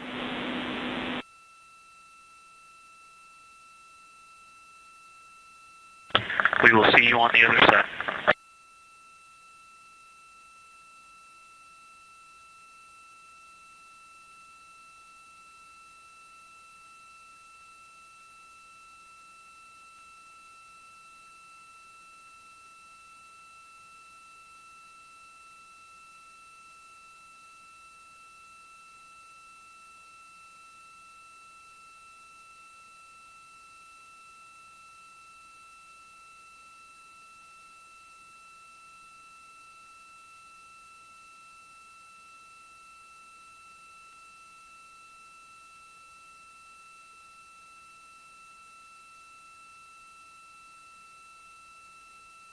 Poignant words from NASA astronaut Victor Glover, and a little bit of a love letter from the other side of the moon all the way to Earth.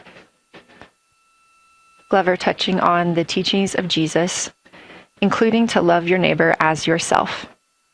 We are now less than 3 minutes away from loss of signal with the Orion astronauts.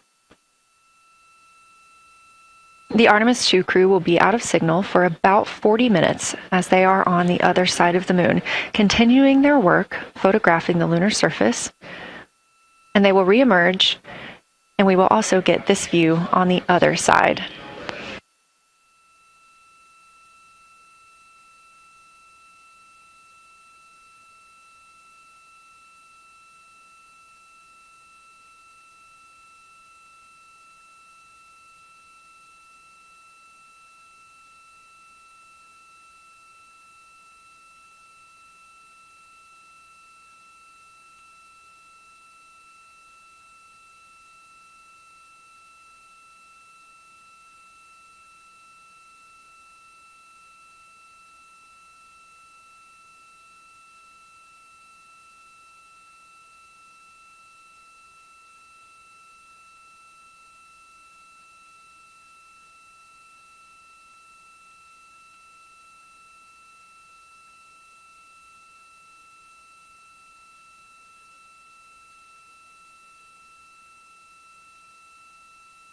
Just about a minute and a half now until we lose communication with the astronauts aboard Orion on the Artemis II mission. Now 5 days and 6 minutes since their launch on April 1st. Again, we'll be out of communication for about 40 minutes. And this really beautiful view of a crescent moon and a crescent Earth. How great thou art.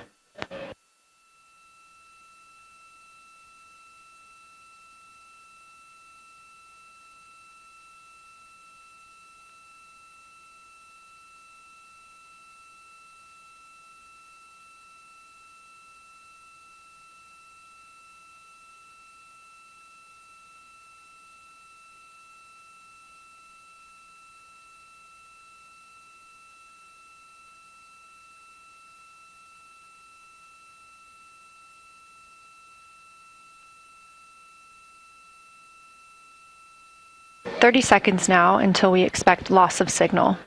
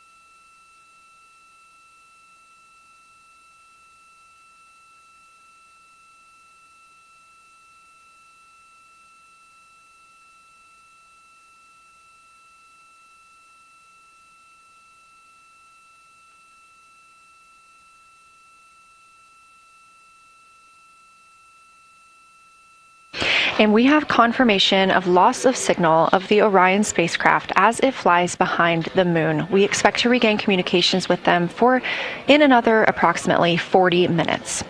This was expected as their spacecraft is now out of direct line of sight with Earth and behind the moon.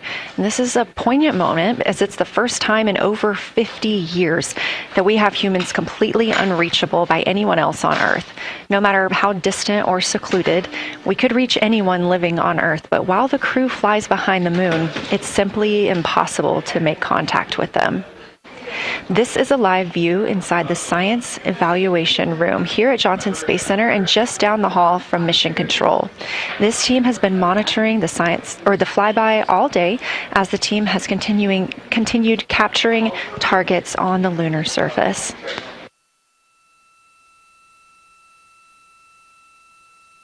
We even got to see this team in action as they were helping the astronauts identify some of the features they were seeing on the moon but not expecting. There will be a couple of milestones during this loss of signal. The first will be when the astronauts make their closest approach of the moon at MET 5 days, 25 minutes, and 34 seconds, when we expect they'll be 4,067 statute miles above the lunar surface. Their maximum Earth altitude will be reached just 2 minutes later, at 5 days, 27 minutes, and 39 seconds, when their altitude should be approximately 252,756 statute miles. Once those milestones are reached and we have confirmation, we will report the official numbers.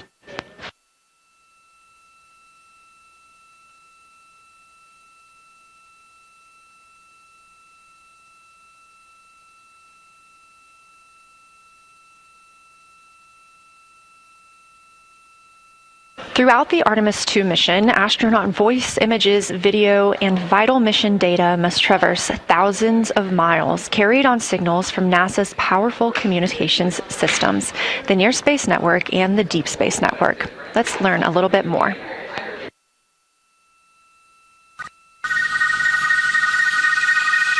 NASA's Artemis II will send 4 astronauts around the moon, preparing humanity for a long-term lunar presence and future journeys to Mars. Enabling communication and navigation for this test flight are NASA's Near Space Network and Deep Space Network. With antennas around the world and a fleet of relay satellites, the networks will deliver vital data to and from Earth through all phases of the mission. The networks are seamlessly integrated at NASA's Johnson Space Center in Houston, Texas, where Mission Control coordinates the network handovers. These transfers represent a delicate dance between the two networks, exchanging support as the mission shoots toward the moon. On the launch pad and during their early orbit phases, NASA's Orion spacecraft and Space Launch System rocket will rely on communications and tracking services from the Near Space Network. After its translunar injection burn, the Deep Space Network's global array of antennas will serve as Orion's primary communication support during lunar orbit.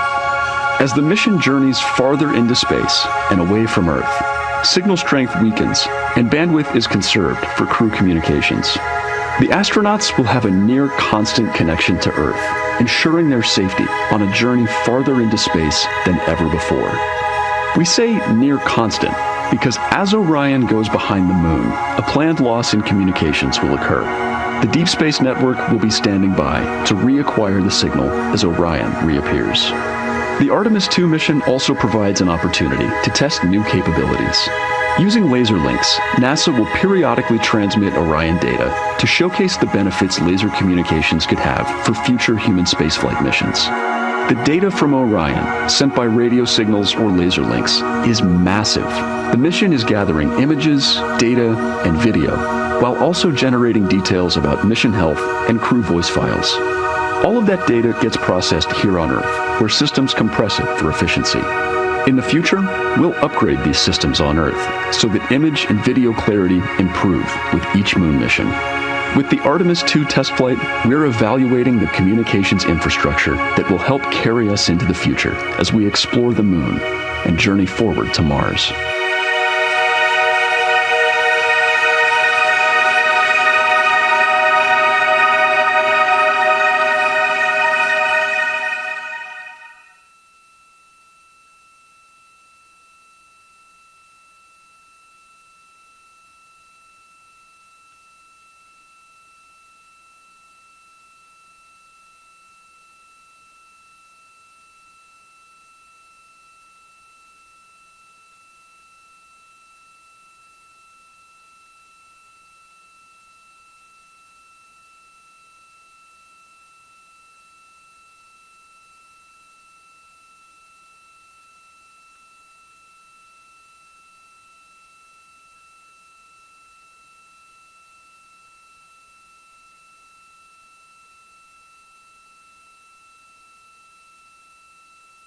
We are now about 33 minutes until we expect to regain communications with the astronauts aboard Orion. And in the meantime, I've got Dr. Kelsey Young, Artemis Science Flight Operations Lead, here with us. Thanks for joining me, Kelsey. Thanks for having me. This is such an exciting day. Oh, no kidding. It has been so cool to hear you communicating directly with the crew.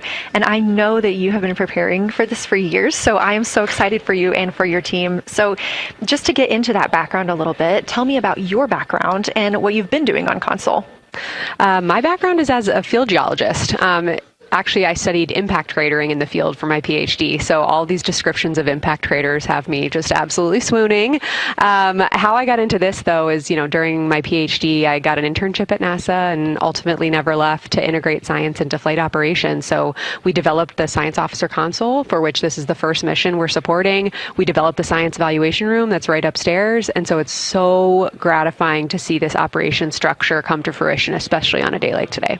I would have to imagine so. And we've got a great view of the Science Evaluation Room right now. Is there anything that has stood out to your team so far? Absolutely.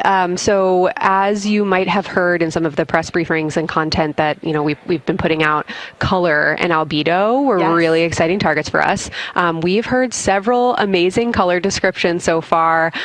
Just to highlight maybe one of them, we heard about greenish and brownish hues near Aristarchus, which is actually a feature that we can see here from the near side. And those greenish hues could actually tell us something about the volcanic evolution of that area. So you can bet that the science team is going to be prioritizing downlinking those images and the crew audio that we didn't hear that went into those recordings to learn a little bit more. Wow, that is fascinating. I was hearing those colors and very interested just from a personal standpoint, because looking at the moon from, 250,000 miles away, we don't see green or brown. So just hearing that, them being so close and getting to see that, fascinating. And I know very exciting for you. So what are you expecting to see in the upcoming portion of the flyby? The upcoming portion is actually going to be really exciting. So right now, as we speak, while folks in the room are kind of taking their, their stretch breaks and everything, the crew are still hard at work. They still have targets to image and describe during this LOS. But when we come out, the first thing, of course, we're going to hear about is Earthrise. We're really looking forward to hearing about the crew's experience with something that we can connect with and that, Apollo 8 brought us such amazing images from. But then we start to get into describing the Terminator, as well as looking for things like lofted dust, which tell us about the modern lunar environment. Then the vehicle's going to orient away from the moon for an hour and then pivot back for the eclipse observations, which is a whole different set of science observations that we're really looking forward to. It's kind of nice that the crew will get a little break in there, because they have been hitting it hard today with photos and videos and annotations. What are you hoping that the crew sees coming up? Is it that lunar dust? Oh my goodness, that's a hard question to answer. I mean, we've already gotten such great descriptions. I mean, the Terminator seems to just be like one of their favorite things to look at and describe. So I feel like, that was something we were looking forward to. I feel like we've really gotten some great descriptions. So absolutely, I'm looking to the human moment of Earthrise. Lofted dust is an exciting one, and lofted dust will be a target for them in the right around the time of Earthrise, but again in the eclipse period. So I'm really looking forward to seeing. I mean, they've already highlighted just in the course of their flyby so far how the moon has changed, and this is going to be an even more dramatic change to go from their end of this kind of lunar illuminated piece of the flyby into the eclipse time frame. And I can tell you they're going to be experiencing a very different moon during that time, and I can't wait to hear what their observations are. Yeah, that's absolutely fascinating, and what an privilege that we get to do that on this mission, because that's not always the case. If we had launched on a different day other than April 1st or 2nd, we wouldn't have gotten to see that eclipse. Is that right? That's correct. April 1st and 2nd. I will say, I was asked a lot in the weeks leading up to the launch, well, what's your favorite day? And my answer truly was, there is no bad day to launch to the moon. We were going to get great science out of it no matter what, but it's a really neat opportunity to, bring the sun into the picture, bring different planetary bodies into the picture while still literally keeping the moon in center stage. Fascinating. So what differences are we looking for at each site? We're hearing a lot of different terms. We're looking at craters. We're looking at mare. What are the differences that you're hoping to see? We do have, as you highlight, kind of different prompts for each target. That's what they're looking at in their lunar targeting plan, which I know you've been showing. And we have even different prompts for the person with the really long lens on the camera versus the people with the unaided eye. And you've heard the crew talk about, oh my goodness, when I go from one to the other, I can really detect different nuances. And that's something that we experienced in simulations, but hearing them actually, see it for real has been really gratifying. But we're looking for different things based on the target. Sometimes we're looking for color. Sometimes we're looking for texture. For the Terminator, we're looking at kind of what texture and morphologies pop out to you and what kind of diversity you see along the terminator. You've heard, Victor especially make some comments about future impacts for exploration. So already I think that their descriptions in this first part of the flyby have told us something scientifically, but also about future surface missions. Well, it was so interesting to hear Victor talking about he was imagining in his mind's eye being down on the surface and walking around. That was very cool to hear. And when we're thinking about targets, I know some of them are determined based on the launch day because that determines the lunar illumination. So the ones that we're looking at today, how and why were these selected? Such a wonderful question. This really gets at at the heart of some of our really highest priority science questions. Illumination conditions is a big one, right? So of course we need the targets that we're interested on the lunar future to be illuminated by the sun in order to view them, but the timing in which they see them during the flyby enables us to ask different questions. So you heard in the pre-flyby crew conference talking about, well, the same pair, Reed and Jeremy, will get to actually look at Geological crater twice, and that looking at it from different illumination angles allows us to understand that feature better and connect color and albedo with topography and morphology. Then you have other craters where you want to look at it with the sun shining on it obliquely versus straight on, and that tells you something different about the scientific objective that drove the target being on the targeting plan in the first place.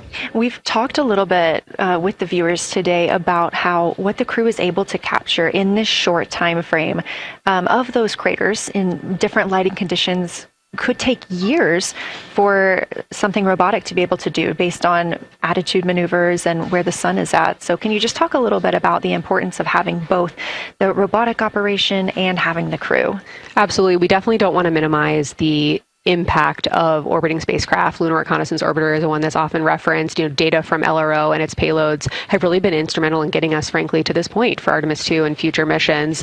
But the human experience, the crew observations that we've already been hearing about, it is such a perfect complement to the orbiting spacecraft data because they are able to have this unique perspective. They are far enough away where they can make these contextual observations. You've already heard it. How many times have we heard the crew and their science sit reps say, if I track this feature from all the way up here in the northern hemisphere down to the southern hemisphere, here are comparisons I can make. That right there is not something we had the ability to do with the Apollo missions, and it allows just literally in the blink of an eye to synthesize observations that it would take, a really significant effort to coordinate with different orbiting platforms, and they're making it like that.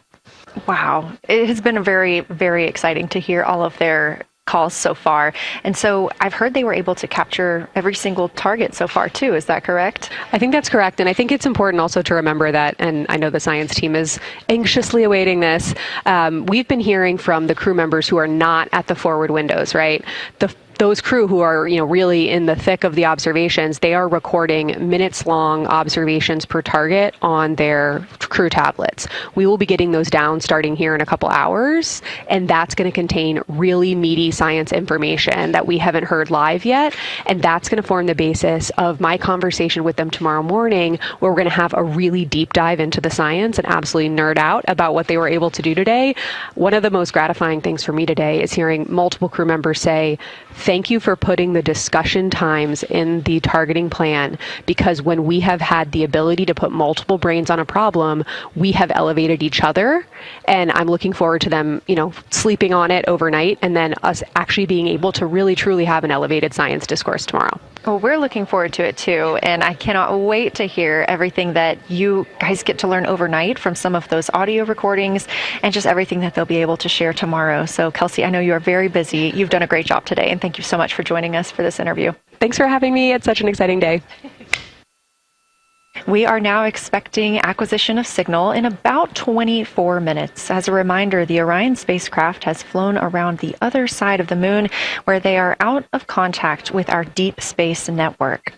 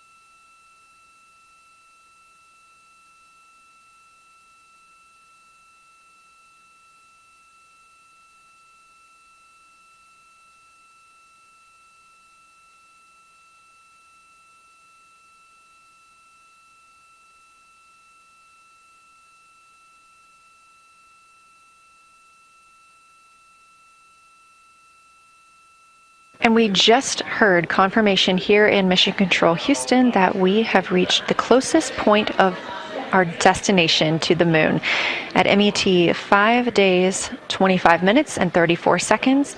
And we anticipate the spacecraft's altitude is approximately 4,067 statute miles above the moon.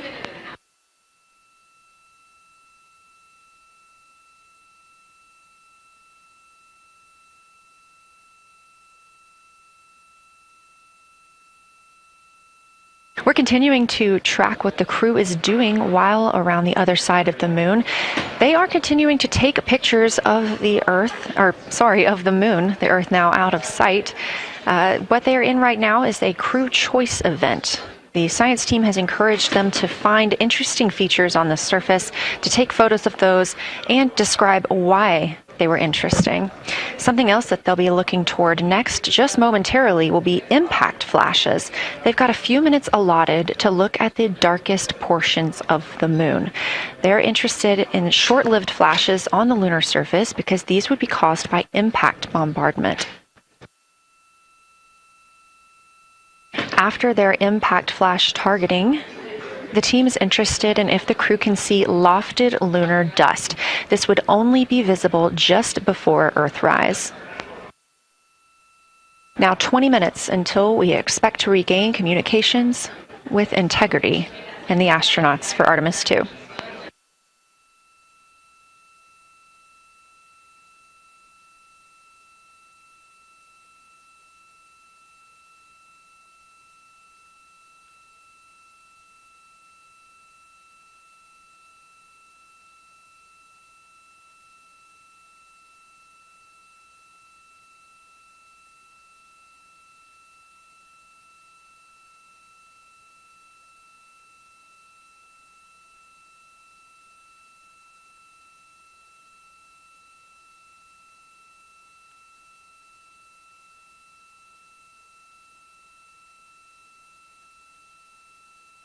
We're live in Mission Control Houston at NASA's Johnson Space Center, but there's a team over 750 miles away also monitoring today's operations. And of course, just like us, they are in LOS, or loss of signal, with the spacecraft.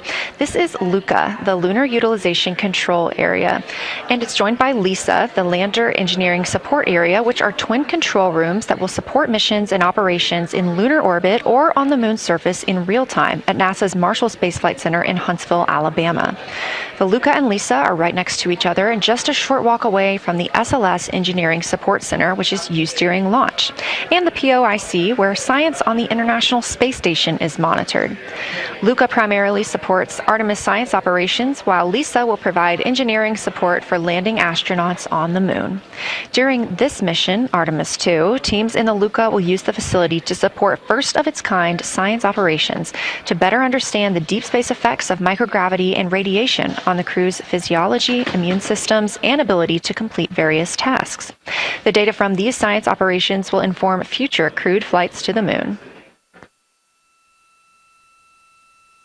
For future crewed missions to the moon, members of the NASA Human Landing System Mission Insights Support Team, a group of engineers, safety leads, flight operations experts, and technical authorities, will work in the LISA. There, they will monitor lander systems in real time and be involved in key decision-making processes throughout the mission. Teams are using the LISA during Artemis II to observe mission operations and using the opportunity to inform and prepare for future crewed landings to the moon's surface.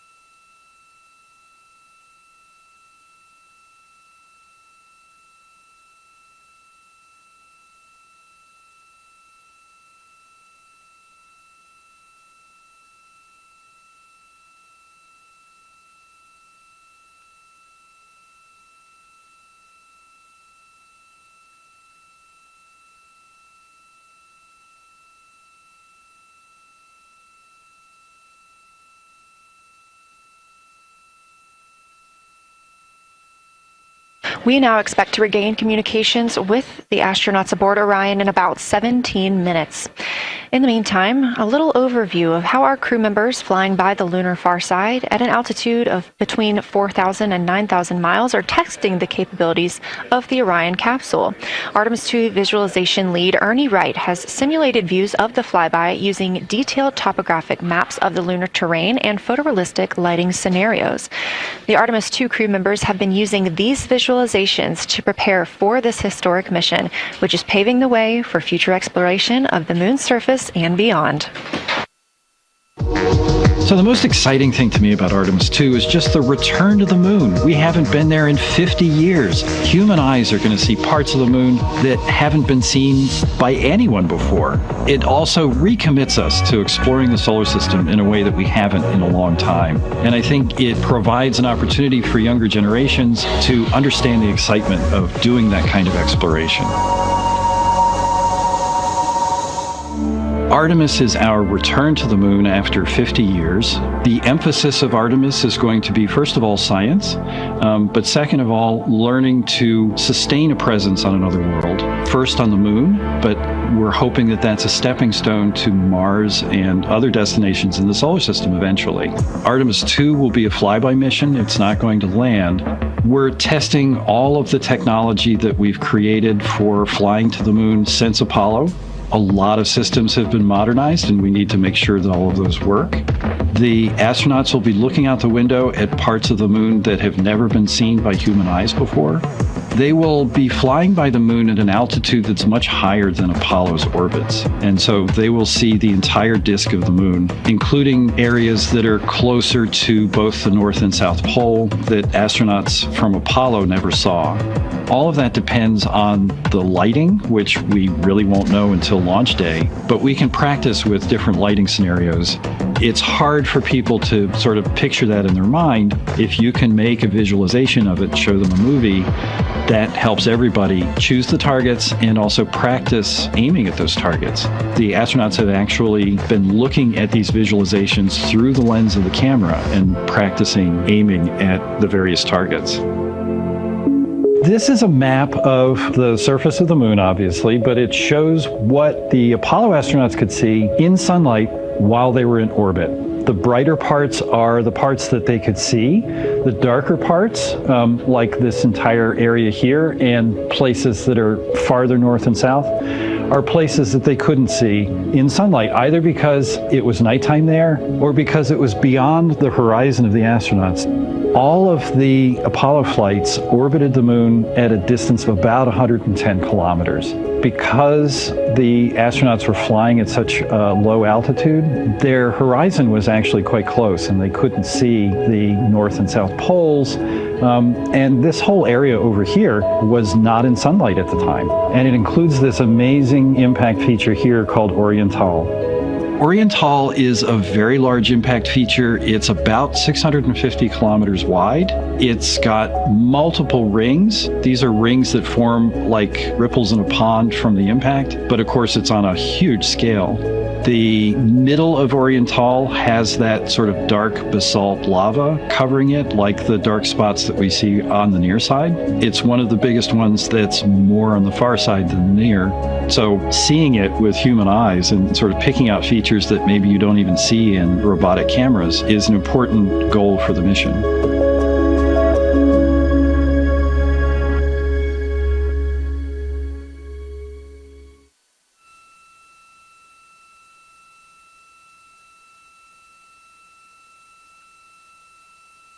This live view in the Science Evaluation Room, or the SIR, here at Johnson Space Center in Houston, Texas, just down the hall from where we're at in the Artemis Mission Control Room. Teams continuing to monitor the flyby.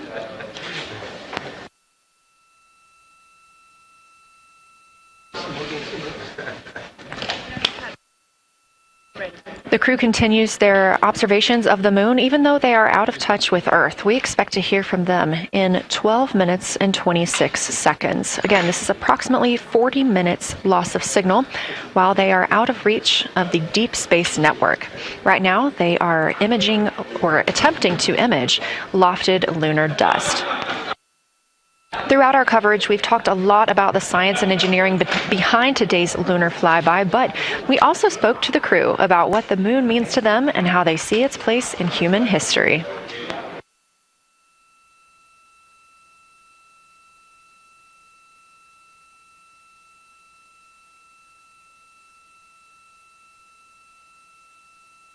I remember being a little kid lying in bed at night and just looking out at the moon and whatever phase it was in, I was thinking, man, my friends that live like 20 miles away, they can probably look out and see that same exact moon. And then when I was in the Navy and I would look out at the moon and I'd be halfway around the planet, I would think, man, my brother can see that moon where he is and he's halfway around the planet from where I am. And it's a connection of life on Earth. We can all look up and see that moon. It represents history. It is a witness plate. Everything that's ever happened to the moon is still written on the moon. There's no processes of wind or change in the Earth, geologic processes like we have here that change it. And something that's been telling and can read out the story of its own evolution, there's something beautiful about that. I've also learned from my indigenous mentors that they refer to the moon as grandmother moon. So you've probably heard of Mother Earth. They use grandmother moon because grandmother moon is responsible for the water in their community. The grandmothers,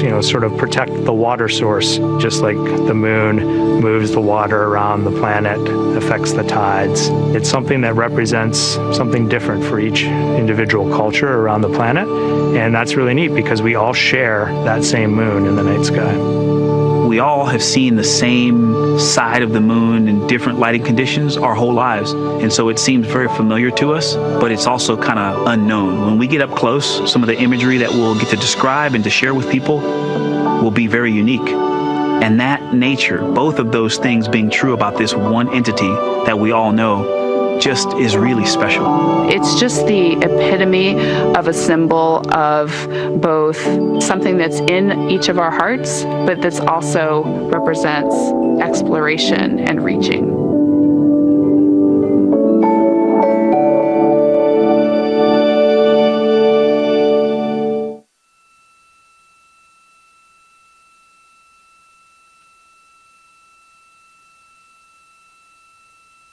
You're looking at a live view inside Artemis Mission Control here at Johnson Space Center in Houston, Texas. We are currently out of contact with the Artemis II crew. This was a planned, or not really a planned, but a tracked loss of signal that occurs when the crew flies behind the moon. We use the Deep Space Network to communicate with the crew, and when they are behind the moon, they are out of reach of that Deep Space Network. And when you consider our nonstop communications during the time in which we live, this is even more striking.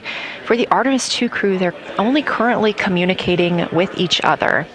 Now, we expect in under 9 minutes from now, and we also are hopeful for a view of Earthrise. Despite being out of communication, the crew is continuously capturing imagery of their predetermined lunar targets.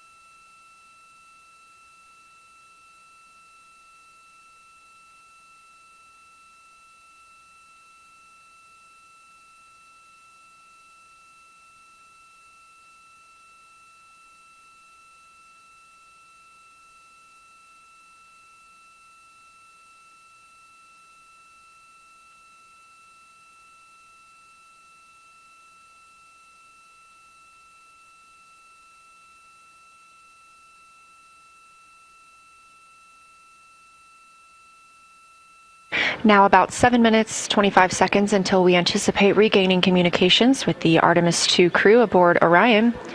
In the meantime, Artemis II Lunar Science Deputy Lead Marie Henderson is training trained these astronauts to capture and document their views of the lunar surface for all of us to enjoy back here on Earth.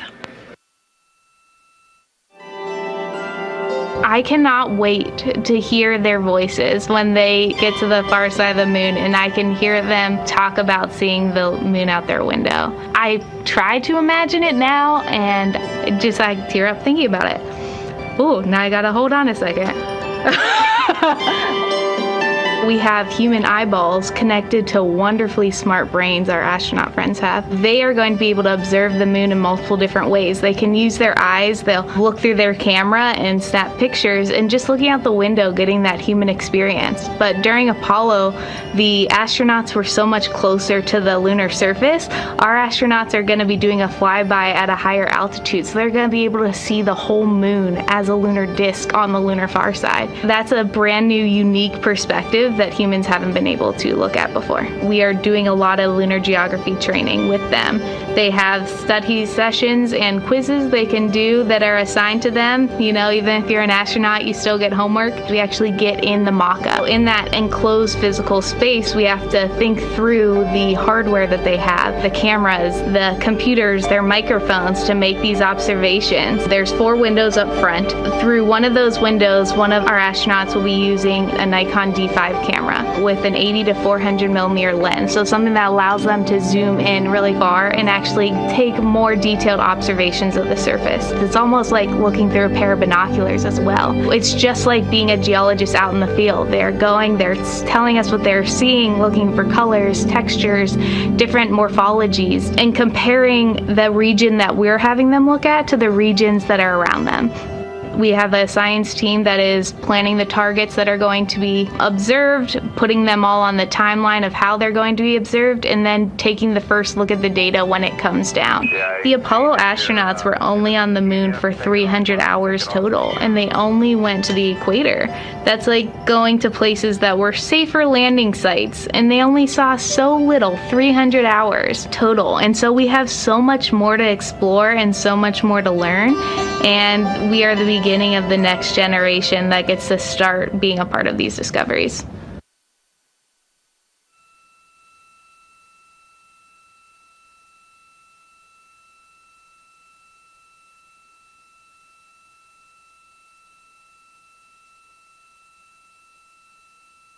We are now 4 minutes and 28 seconds until we expect to regain communications with the astronauts flying aboard Orion on the Artemis II mission. They are now flying behind the moon. While behind the moon at an MET, or mission elapsed time, of 5 days, 25 minutes, and 34 seconds, we expect this was the point in which they made their closest approach, 4,067 statute miles above the lunar surface.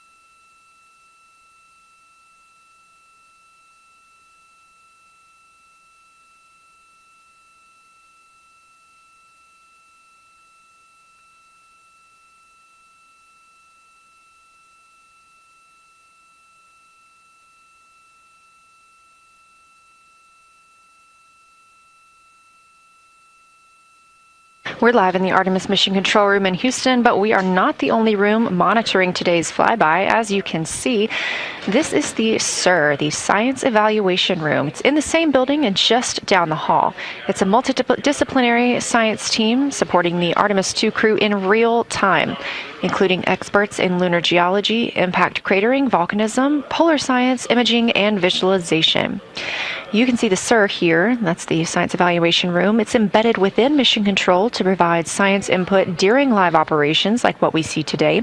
But additionally, the Science Mission Operations Room is a back room that processes data, evaluates imagery, and supports rapid analysis. We also have our science officer, Kelsey Young, here on console today. She's serving as the primary interface between the science team and the flight controllers, ensuring science priorities are represented during mission execution.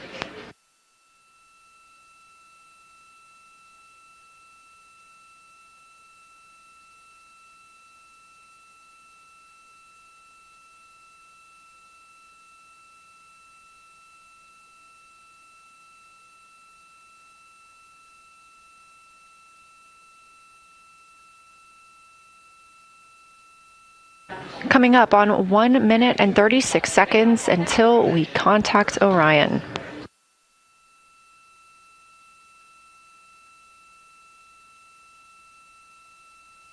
Meanwhile, aboard the spacecraft, the crew has continued executing their lunar flyby tasks. As we discussed earlier today, these activities have been precisely timelined, and this is the fourth of 5 blocks of time during which the crew will be observing the moon from Orion's windows. At this time, pilot Victor Glover and mission specialist Christina Cook are observing the moon at windows 2 and 3. One crew member is in window 2 with a blue shroud over the window, taking photos and using an 80 to 400 millimeter zoom lens, while the other astronaut is in window 3 using their portable computing device, also known as a PCD, to make annotations. And both of those crew members are making audio recordings of what they are seeing. They are wearing headsets connected to their PCDs, and those audio recordings are being sent to the science team tonight. We are not hearing those live. However, we have been hearing quite a lot of great descriptions from the crew who have been serving as the support. Right now, the support team members are Reed Wiseman and Jeremy Hansen.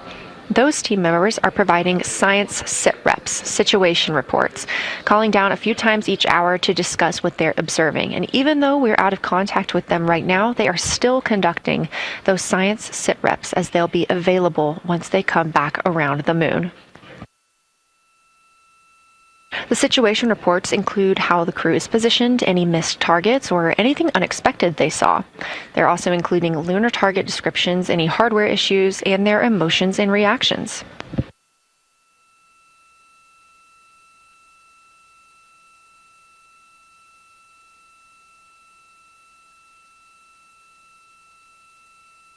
Again, we are standing by to acquire signal from the Orion spacecraft.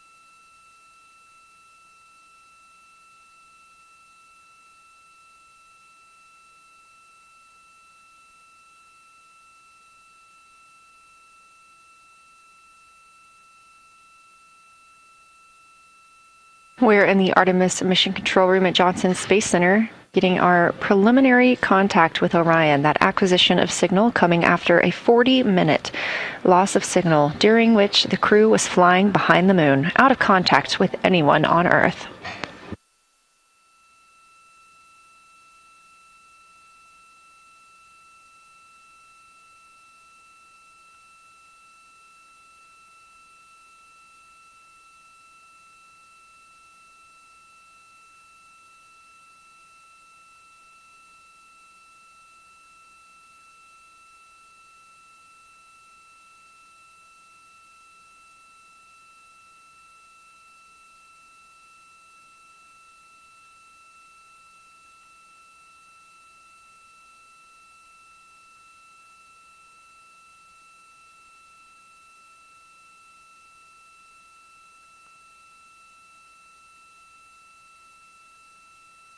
We are getting our first views from Orion after the loss of signal.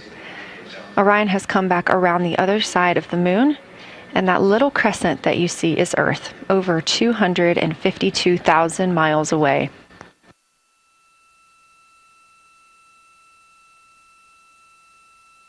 With this transit complete, Lunar Flyby continues, but Orion has also technically begun its journey home.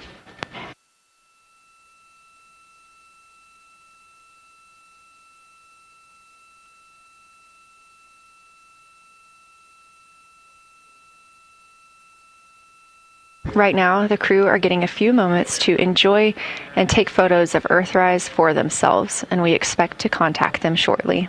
But we do have good signal coming from Orion.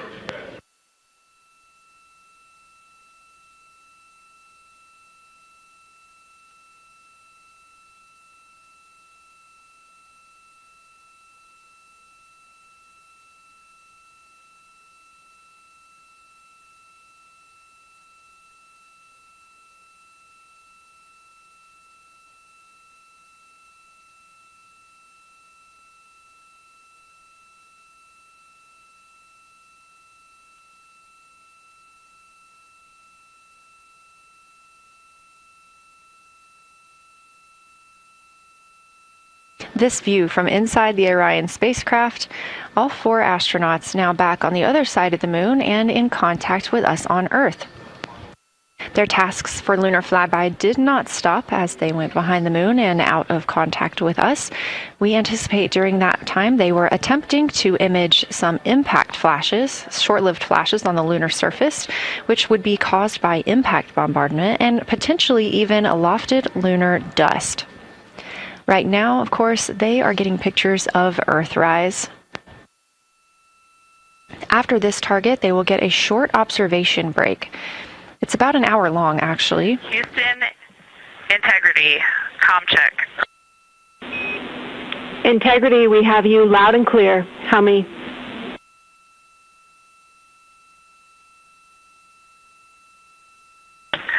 Houston, we have you the same, and it is so great to hear from Earth again. To Asia, Africa, and Oceania, we are looking back at you. We hear you can look up and see the moon right now. We see you too. When we burned this burn towards the moon, I said that we do not leave Earth, but we choose it. And that is true. We will explore, we will build ships, we will visit again. We will construct science outposts, we will drive rovers, we will do radio astronomy, we will found companies, we will bolster industry, we will inspire. But ultimately, we will always choose Earth. We will always choose each other. Integrity from Earth, our single system, fragile and interconnected. We copy. Those of us that can are looking back.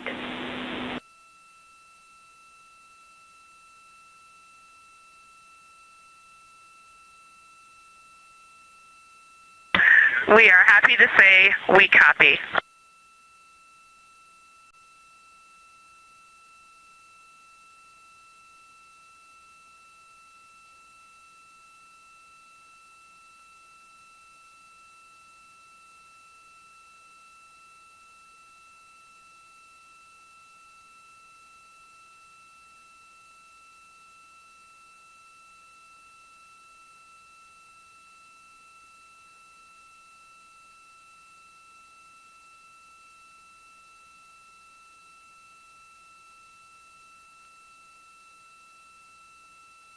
Those first communications back with the astronauts aboard Orion.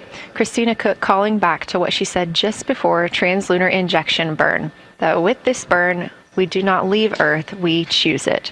The translunar injection burn served as not only what put them on this trajectory to fly around the moon, but what also committed them to splashing down in the Pacific Ocean on flight day 10.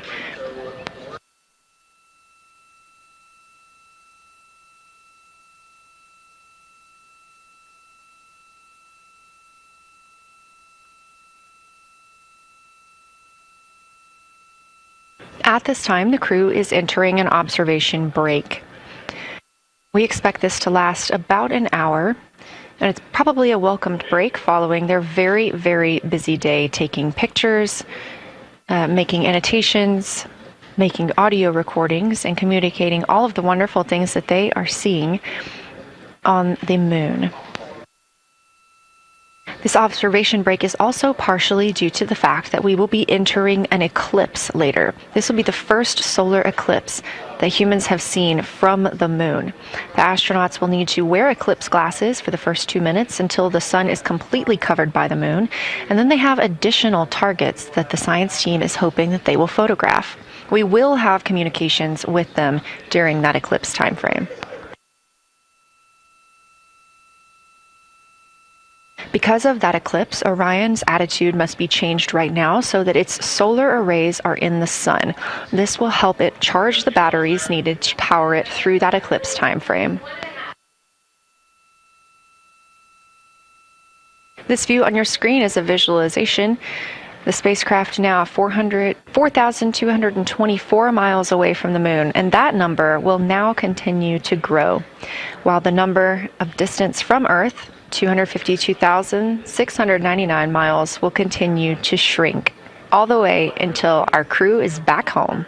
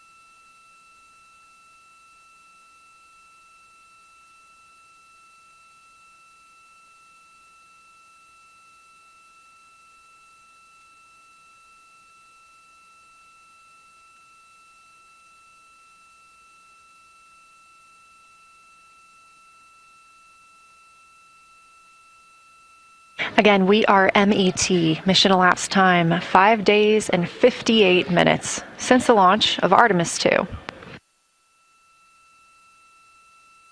We have reestablished communications with the crew and the Orion spacecraft, now entering a little bit of a break while they are out of visibility, or the moon is out of their visibility. The spacecraft will be reoriented to view the moon ahead of an upcoming eclipse. This current attitude maneuver helps charge the solar arrays and batteries aboard Orion that will power them through the eclipse.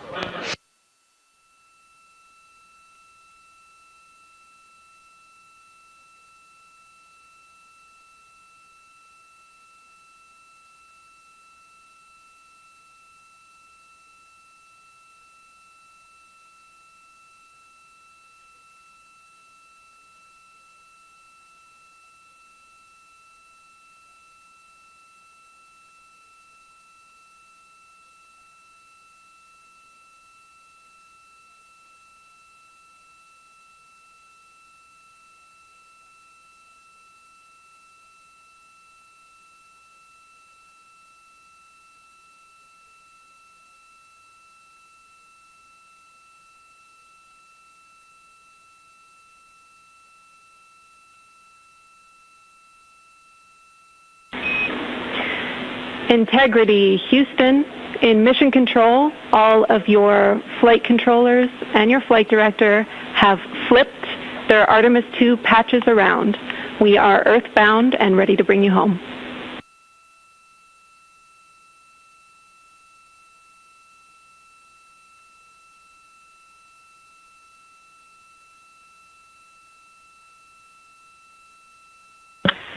That's great.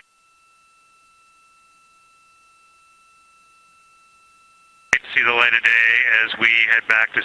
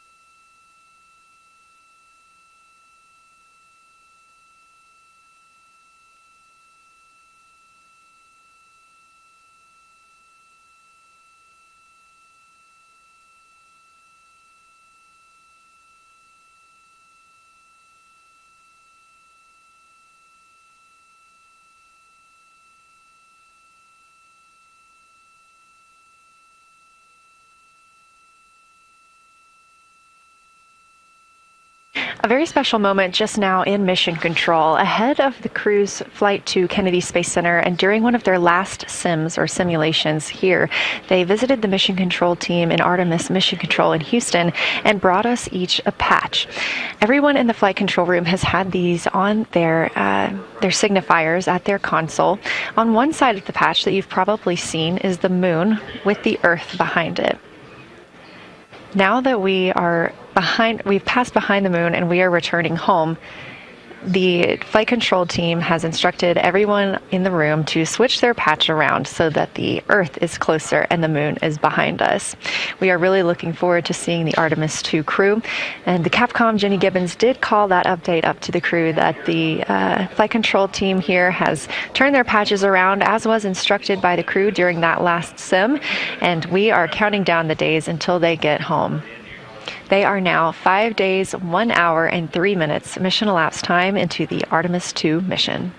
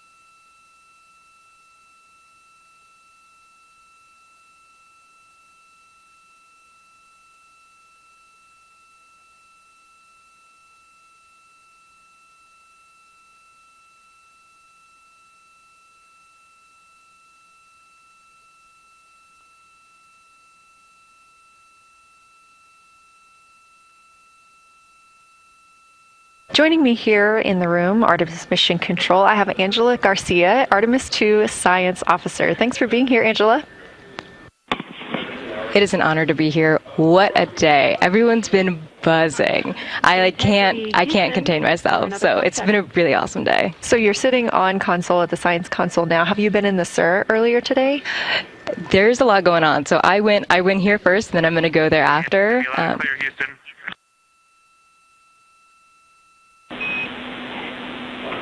All right, Integrity, we hear you. That was a little clipped, but I think we have a better link now. We experienced some blockage from a solar array. We moved it, and we are in bias tail to sun.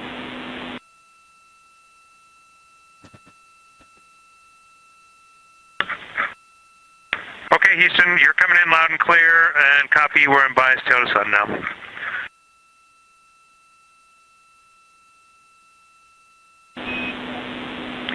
Affirm. And Integrity, just so you know, we did not hear your response once we flipped our patches. Jeremy, we heard you call down, but you were clipped, and then we briefly lost comm. Glad we're back.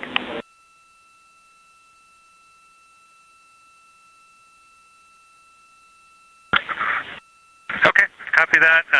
We were just excited that we got to share in that you, the MER, and Mission Control have flipped your patches around, and that side of the patch is getting to see the light of day. Thanks for sharing that with us. Our pleasure.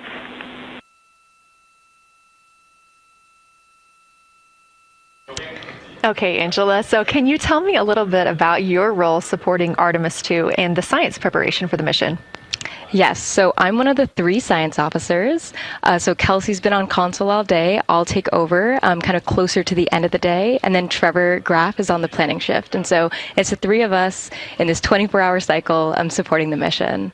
And so the science officer console is a brand new console to mission control. And it's not every day that you get a new discipline incorporated into mission control. So it's been such a significant milestone for us. And it's just a testament to like the commitment that the Flight Operations Directorate and NASA have, that they're going to be integrating science and maximizing science throughout Artemis. So it's really exciting.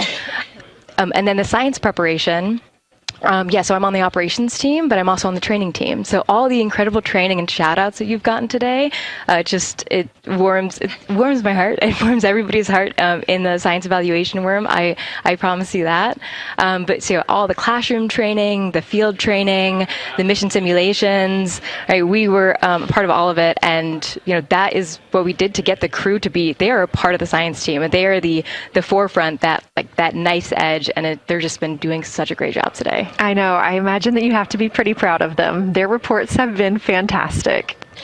So I would like to know a little bit about how you have developed procedures for this crew. What kind of science activities are they carrying out inside the spacecraft? Yeah, so the procedure development has been a unique challenge. I would say the exploration science that we're doing is inherently pretty flexible, and operations is, I'd say, inherently has more structure and rigidity. And so to marry the two and to operationalize the science that we want to get done has been a challenge. But I think we've been able to go through these processes and create good products at the end and have a good plan. Yeah, it's been really great. What was the second part of your question? Just what kind of these science activities that they're performing, which of those have you really had a hand in? Yeah, so a lot of the procedures help organize what the crew is doing in the cabin. And I know we've talked a lot about, what they've been doing, and they've been doing a lot, and it's been a little dark, so I can re-explain what some of those things that they're doing. So the observation blocks are about an hour long, and the crew is organized, the 4 crew members are organized into 2 pairs of 2, the window team and the cabin team. And the lunar targeting package that you've been showing up, and that the crew have on their handheld tablets, is really the instructions for the window team. So the window team, the 2 crew members are looking out the window. One has the camera with the long lens. One has, they're just looking out the window with their unaided eye, and they're taking these detailed observations. And then halfway in that observation block, they do the window team position swap. So that's what Capcom's been calling out, and they'll switch positions. So each crew member has a chance to have that long lens. And then that's just what the window team is doing. There's also the cabin team, where they also have duties that they're doing. We're asking a lot of the crew in this time. And then the cabin team, they have the interior camera, and they're taking images inside the cabin. They're also supporting the window team, where, you've heard some call outs where looking out at the bright moon and then looking inside the dark cabin and looking at their LED screen is a lot. So the cabin team is also helping support, target, and guide the window team into specific targets on their plan. They're also helping call out these science situational reps. So they're looking out a different window and listening in to what the crew who are really down and in the science on the window team are doing, and they're giving us insight. And those recordings that the window team is doing are going to be uplinked or downlinked overnight, and we're going to be able to chew on that data. But yeah, they're helping. They're doing a lot. And so making sure we have a plan that's flexible, but also make sure that we check off all those boxes was really important. So tell me a little bit more. You talked earlier about the analogs that the crew has done. What kind of analogs or environments were really useful for this? Yeah, so for procedure development, right, you have so many different environments that you can do. You have classroom, like we said, you have the Orion mock-up, you have simulations, and at least for developing the plan, we kind of did it in a tiered approach, because each of those different analog environments helps us answer a slightly different question and has a little bit of a higher fidelity. So we would start with the classroom. So we would we would just get into a classroom, we would put all the hardware on the table, and then we'd almost role play of like, you be Victor, you be Reed, you be Jeremy, and I'll be Christina, and let's just do the plan how we think we should do it. Write that down, and then just keep iterating on that, and then Integrity Houston for a tag up pre-forward link LOS in place of the Flight Director Conference.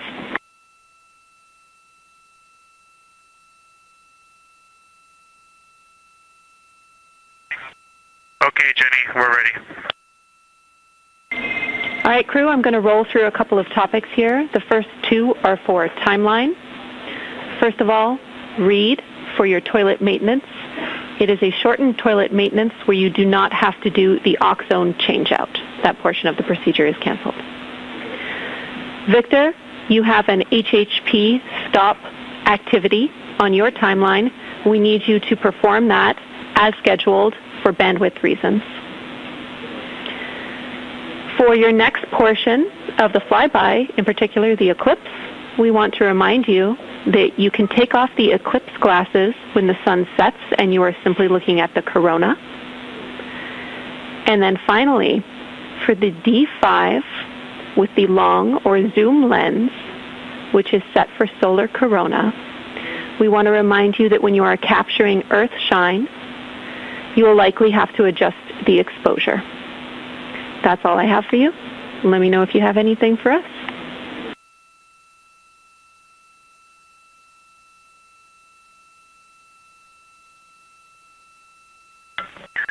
Okay, Houston, we copy all. Thanks for those words, Jimmy.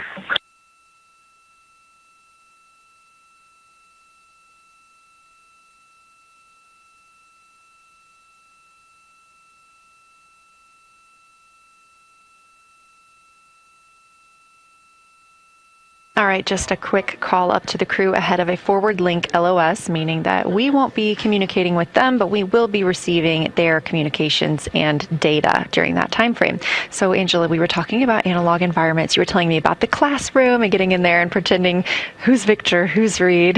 Tell me more about this. Yeah, it works pretty well. So you're going to do the plan how you expect it to be, and then once we finalize that plan, we'll give it to a completely new group of people and have them practice it, and then they'll be like, these steps don't make sense. And we'll reiterate on it over and over.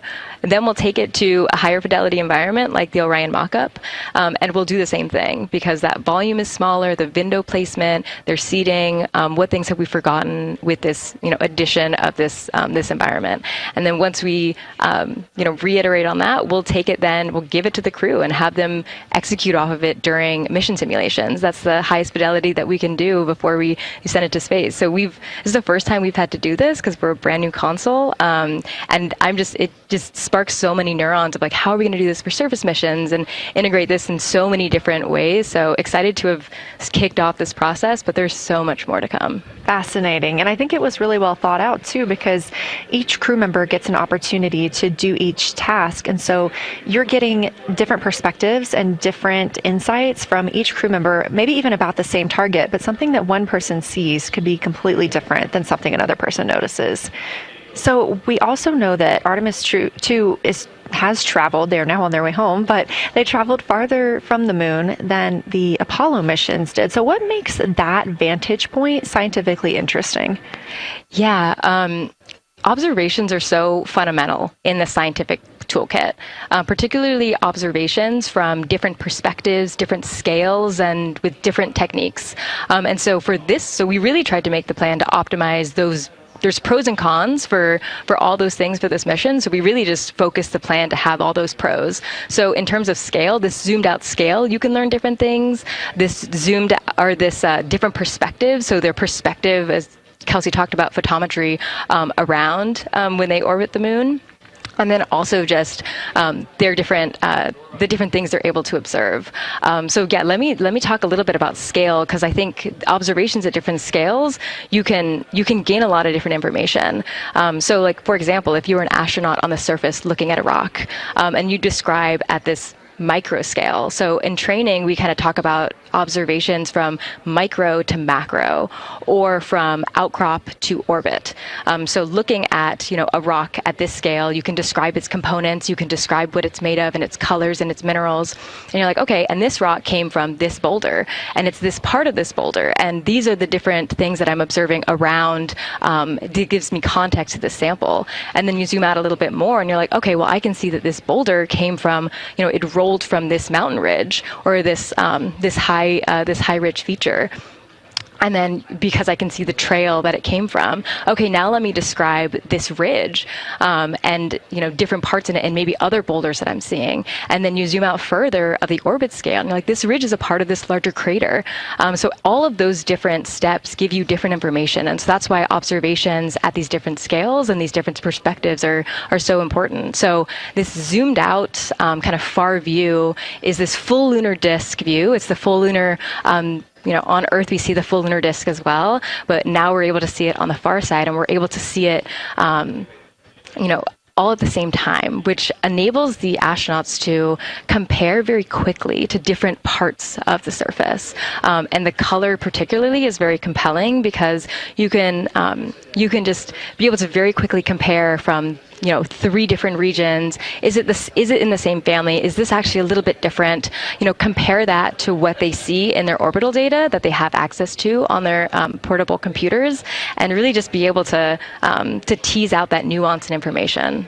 Yeah, we heard them make a lot of those connections today, and especially the color. We talked with Kelsey about this a little bit, just how exciting it was to hear the browns and greens and things like that. I cannot wait to see those pictures. So one last question. We are coming up on the last lunar flyby observation block, and this is when we are going into a solar eclipse. So can you tell me what you're interested in the crew learning during that time frame? Yeah, so the data set. So yes, there's so many things. How to pick one. So I'd say the thing that I'm most interested in seeing is some of their annotations that they're taking. So in this opportunity, it's a very dynamic type of experience in that we don't normally see this activity. And so being able to have crew observe the solar corona and then also annotate it in their on their portable computing device is just such a unique thing that humans can give to missions, and also particularly being able to annotate what they're observing while they're talking about it is also unique to being able to have astronauts in orbit as well, because we won't be able to have annotations on the lunar surface because the astronauts will be in suits. They're going to be collecting samples, they're going to be deploying instruments. And so personally, I'm really excited to see some of these annotations and to see how that develops over time, because you've heard a lot of descriptions. And I think, when people are describing something that's unique and different, you can interpret it differently. But if you're drawing and you're marking, particularly just going back to like the color provinces, for example, and those boundaries, you know exactly what they meant. And really, I'm just very excited about those annotations. There's been some famous annotations that the Apollo crew have made, particularly about solar coronas and the structures that have, and lofted dust that have given a lot of debate within the scientific community of they're observing this phenomenon, and now it's our job to hypothesize of like, why are they observing this? Like, what is going on?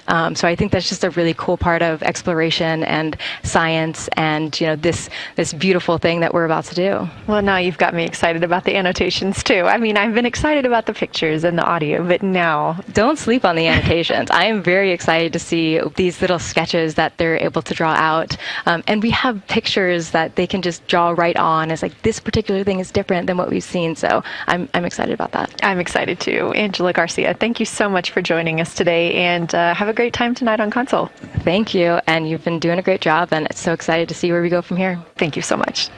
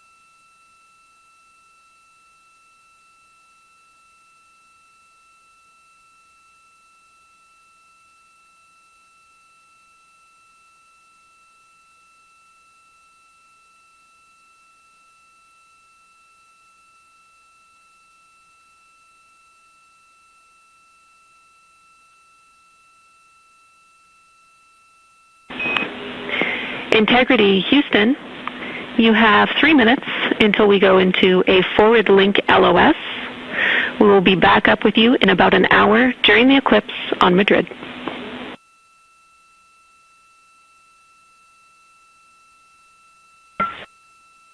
Thanks for the heads up. Look forward to seeing you on the other side. Likewise.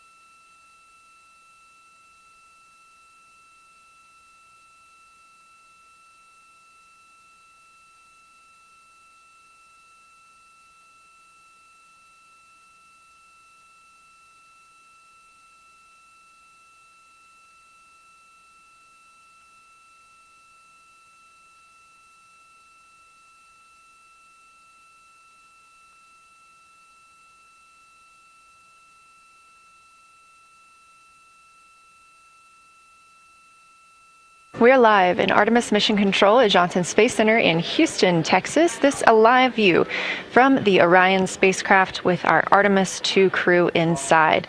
That's Reed Wiseman, Victor Glover, Christina Cook, and Jeremy Hansen. We are still live for our Lunar Flyby coverage. The crew is in a short break while the spacecraft is pivoted away from the moon. We are going to be going into a solar eclipse. This is the first time anyone has ever seen a solar eclipse from the moon. So it's going to be a unique vantage point for our crew. But ahead of heading into that solar eclipse, we need to charge the batteries on the Orion spacecraft. Therefore, we have positioned the solar arrays into the sunlight to allow time for those batteries to charge. We will get back pointed at the moon just in time for that solar eclipse. We are also in a forward link LOS. What that means is essentially we cannot send calls or commands to the crew right now from the ground. However, we clearly get all of their data and communications. The spacecraft is now 4,632 miles away from the moon, and that number will only continue to grow as the distance from Earth shrinks, now 252,523 miles away. Our closest approach to the moon today was approximately 4,067 statute miles in altitude.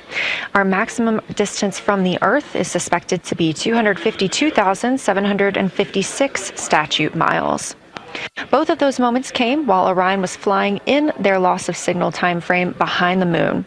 The crew also set that new record today, beating the Apollo 13 record of distance from Earth. This is an animation or a visualization that you can track anytime, day or night, by visiting nasa.gov/track Artemis. This shows you how the spacecraft is positioned as well as their distance and velocity, now traveling 930 miles per hour.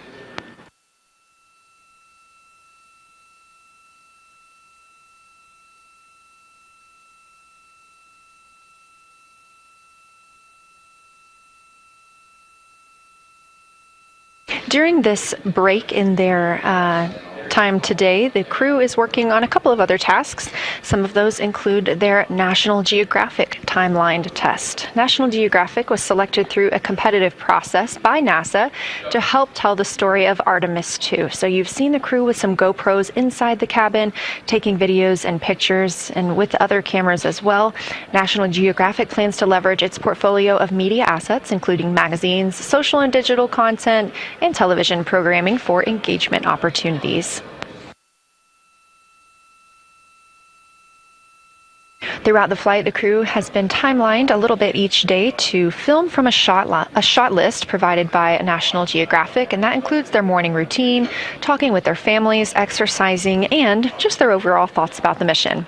And I cannot wait to see that footage.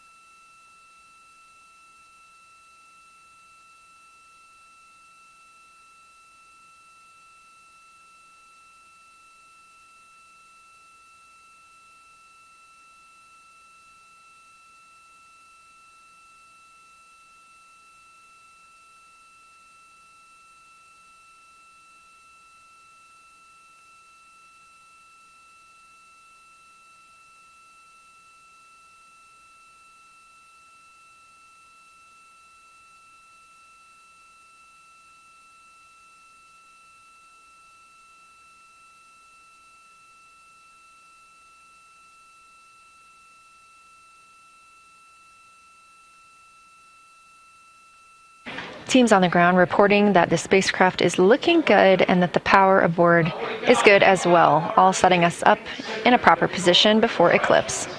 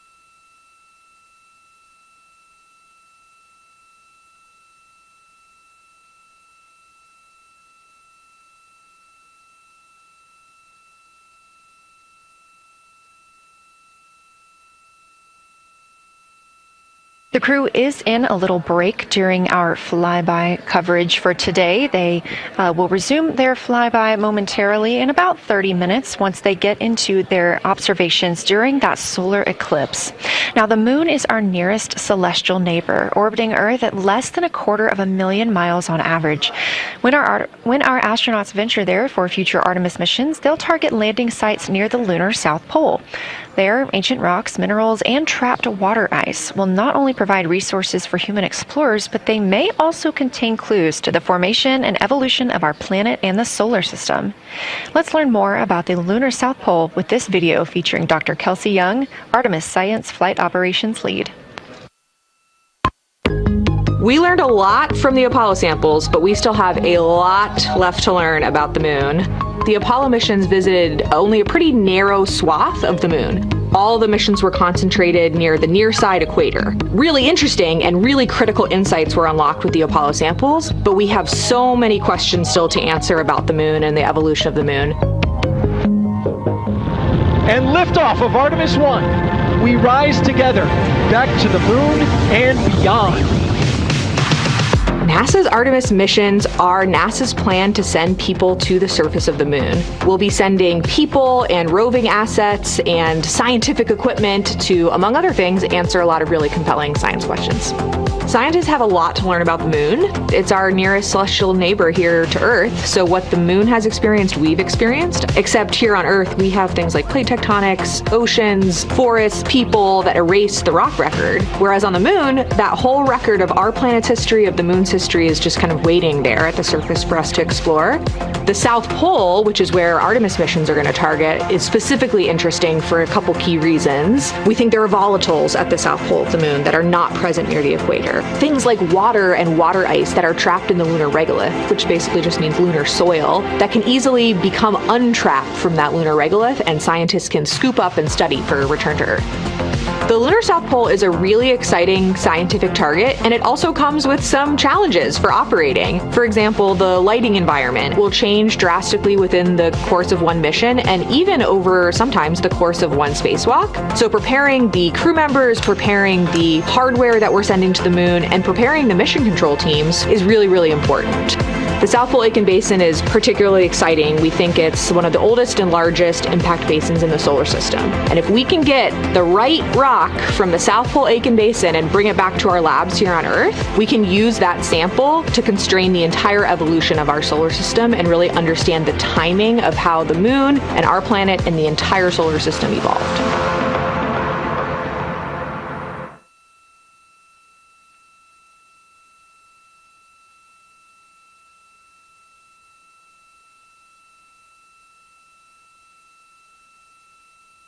You're looking at a live view aboard the Orion spacecraft of the Artemis II crew, working in the middle of one of their breaks, or really their only break today, during this lunar flyby period. Coming up next will be that solar eclipse.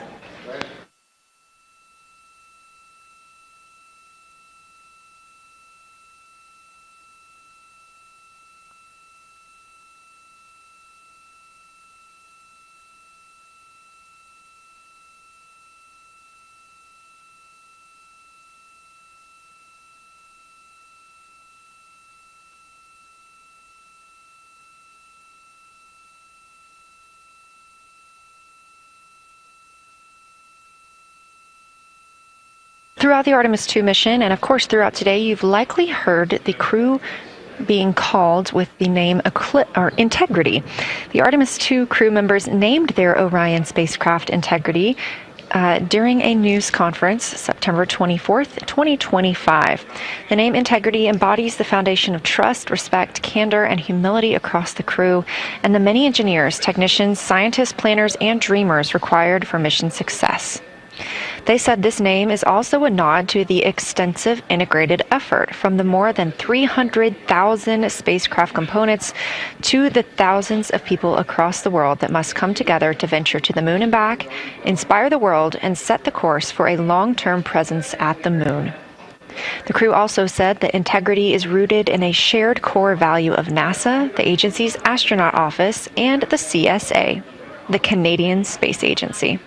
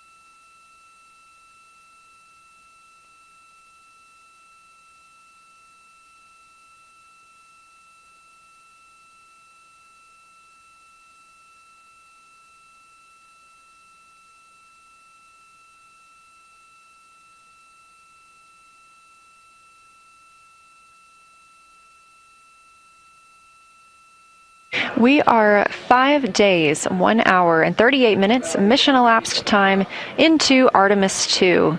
In this view on the screen, you can see the crew starting to even look through some photos that they may have captured today. We really look forward to sharing these photos with you as soon as we possibly can. And the best way to keep up with those is to follow NASA on social media. You can do so at NASA, and for this mission specifically, at NASA Artemis. This was practice for future Artemis missions, during which astronauts in Orion will dock with the lunar lander that will take them to the surface of the moon. About 24 hours after launch, 25 hours actually, Orion then conducted TLI, the translunar injection burn. This 5-minute, 50-second burn committed Orion to departing high Earth orbit and set us up for today's flyby.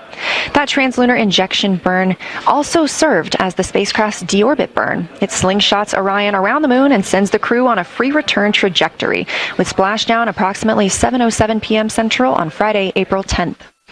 Last night on Flight Day 5, the crew entered the lunar sphere of influence, the point at which the pull of the moon's gravity will become stronger than the pull of Earth's.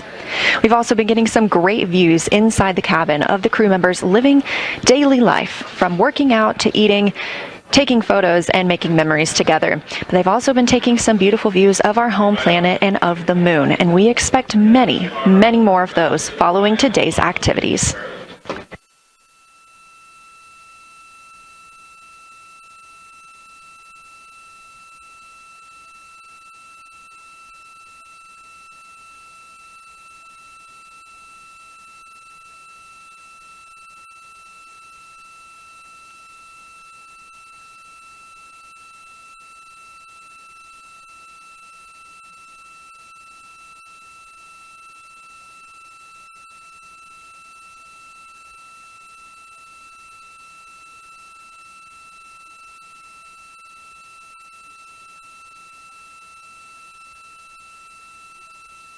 These live views back inside the cabin of Orion, but before we get into flyby, let's take a minute to get reacquainted with our crew. Reed Wiseman is the Artemis II commander and a Baltimore native. He's been in space once before. I think there was going to be some families heading into the viewing room today. If they end up showing up, could you just give us a heads up when they're there so we can just wave to them on the camera? Absolutely. And that was the voice of Reed Wiseman. He has been in space once before as a flight engineer. And if they don't come, you could just lie to us and tell us that they're there. That'd be great, thanks. We'll keep that in mind too. And I'm sure they'll be here. Wiseman also has a great sense of humor. He was aboard the International Space Station from May through November 2014 as part of Expedition 41. This was a 165-day mission during which he and his crewmates completed more than 300 science experiments in areas like human physiology, medicine, science, earth science, and astrophysics. They set a milestone for station science by completing a record 82 research hours in a single week.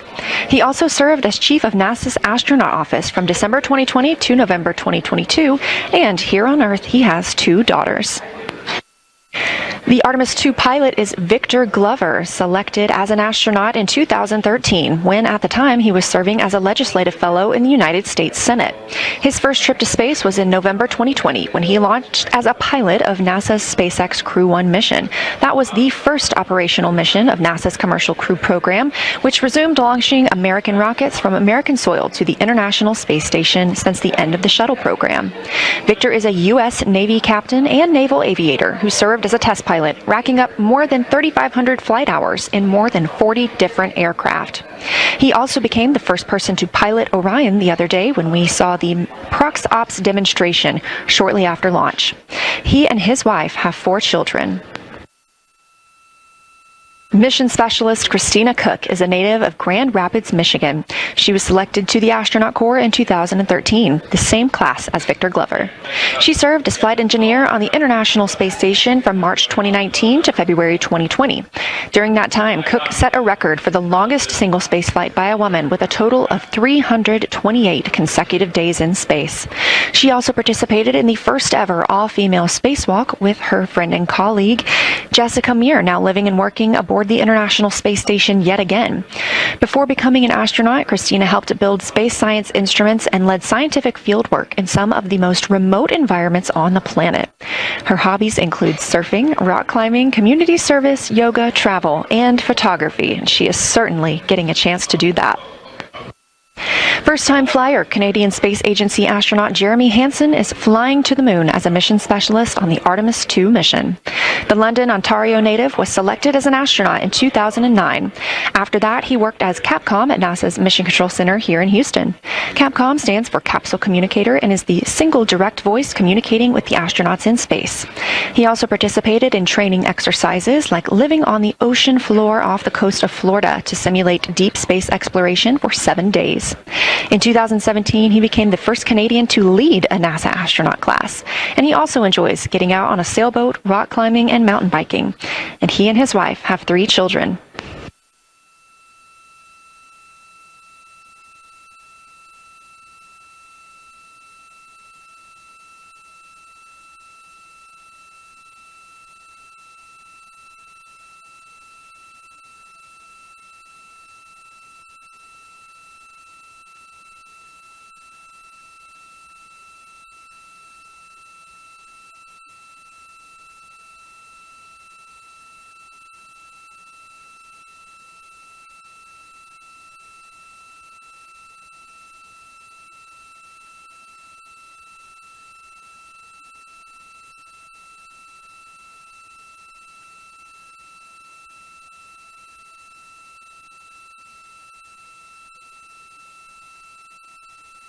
As you can see, the crew members have dimmed the cabin lights inside Orion.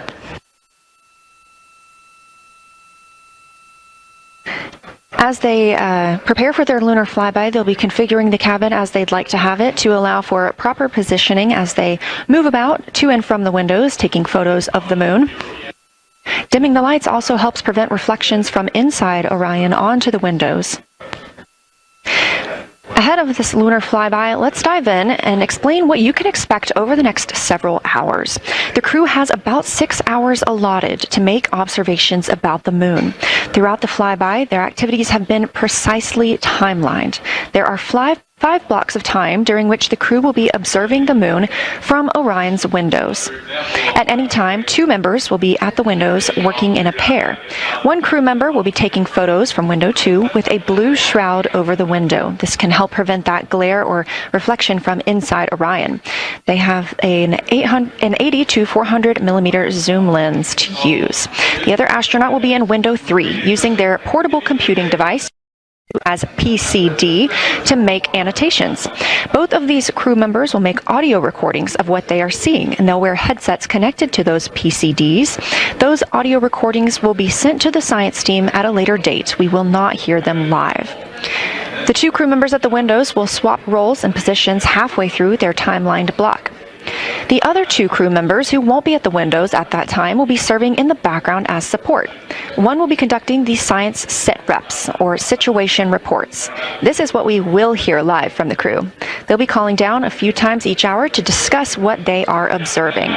Those situation reports include how the crew is positioned, any missed targets, or anything unexpected they saw, lunar target descriptions, any hardware issues, and of course, their emotions and reactions as they fly by the moon. The other support crew member will take pictures of the astronauts at the windows and serve as camera support, providing new SD cards when needed. There's a 15-minute time frame between each observation block during which the 2 support members switch places with the crew making observations.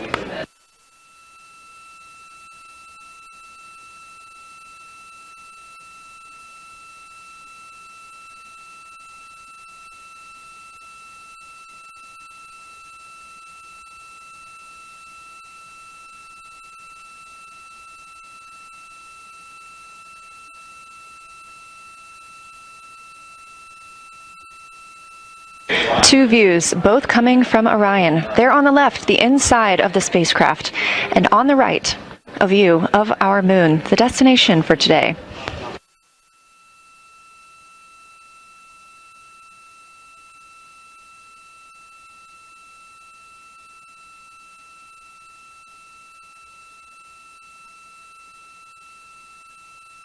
During the Lunar Flyby today, Orion will provide astronauts with a full disk view of the lunar surface. They'll have a higher vantage point, much farther than Apollo's lunar orbits on average. And these astronauts can observe both holes and large-scale geologic features in a single view. And due to our April 1st launch date and current illumination conditions, the Artemis II astronauts have become the first humans to directly observe certain far-side regions of the moon with unaided eyes.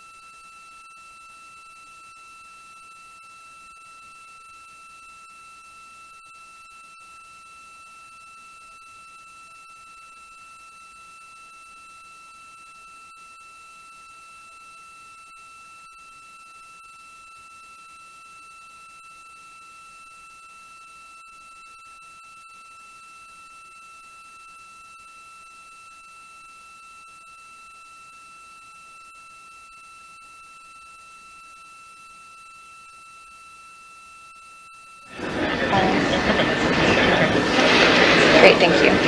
You ready? No. It's okay. How do I, is it all?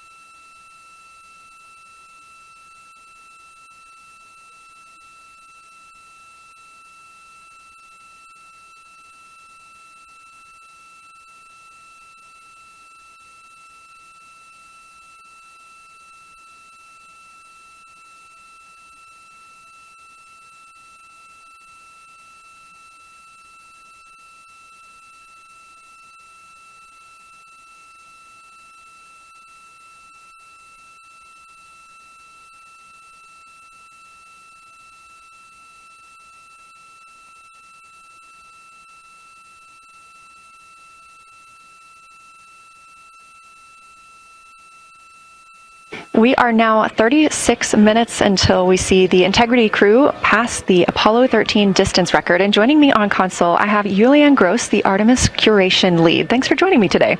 Thanks for having me. I'm very excited to be here. We're very excited to have you. So can you tell me about your role as Artemis curation lead and what that entails? Yeah, so for the overall Artemis campaign, I'm the Artemis lunar sample curation lead. That means I'm helping NASA to return the next set of lunar samples from the lunar surface. And for Artemis II specifically, I'm one of the science theme leads, and specifically I'm responsible, or the voice, for impacts, poles, and landing sites. Fascinating. So what helped us select the targets that the crew is going to be photographing today? So we had a plan coming in where we basically made a list of all the available targets during the April launch window, because before you launch, we wouldn't exactly be sure which targets would be visible. And so once we launched, we then were able to cut down on that list and prioritize our targets. And the 5 theme leads came together and really discussed and talked through which the long lens configured for Lunar Flyby. Which targets we could then see and prioritize. And so that made it into our plan. We worked then with timeline to make sure that all the targets are visible. Some targets are time dependent, like Earth-set or Earth-rise, and some targets will rotate out of view when integrity starts going around the moon. And so we put these in early so that the crew has a chance to describe those to us. Fascinating. I cannot wait to hear what they have to say. So we just heard them say that their long lens is configured. That's very exciting. And for us, when we look at the moon from Earth, what features are we seeing that the crew will also fly by today? Yeah, so I really hope that people on Earth who are in nighttime will look up into the moon tonight. The features that the crew will see that we can also currently see is Aristarchus Plateau. Grimaldi is another feature. They're going to be sort of on our limb. And then Oceanus Procellarum, that really dark, large area on the near side that we can see. The crew is going to see that in the beginning. The more they fly around, the less of that they will see. So those are targets we will hear them describe early on in the flyby.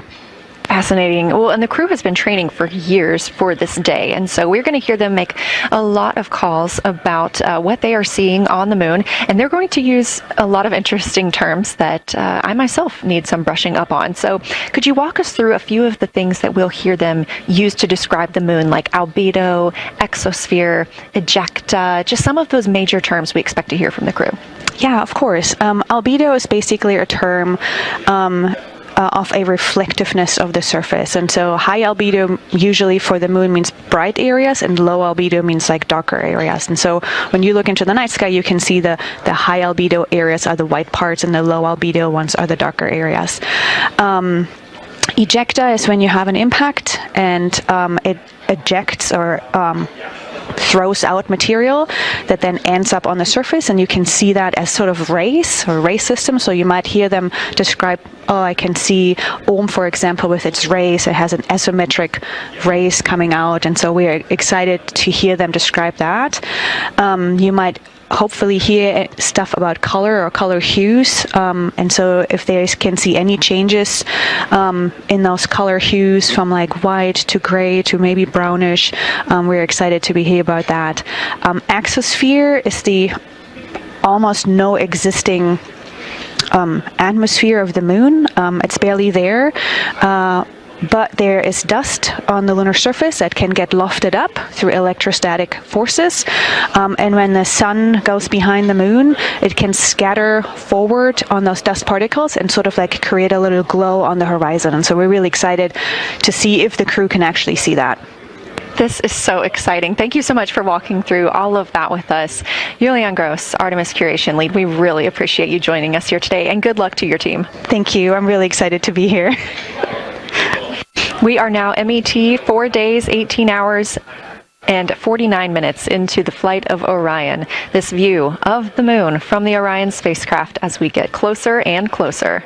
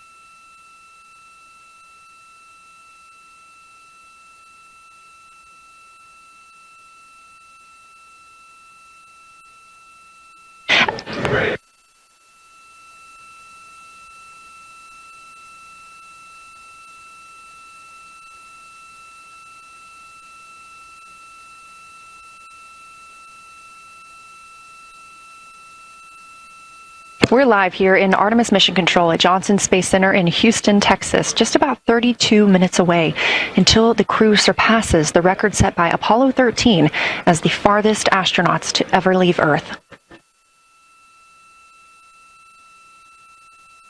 This view coming from a camera mounted on the tip of one of Orion's 4 solar arrays. Each array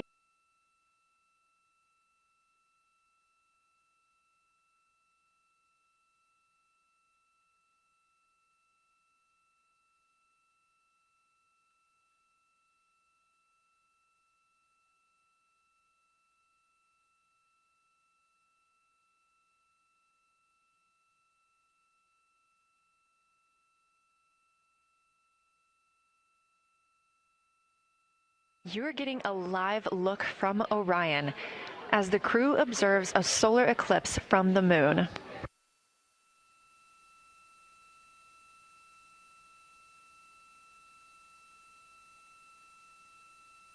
And this solar eclipse is only visible to the crew on the spacecraft. It's not visible to anybody on Earth.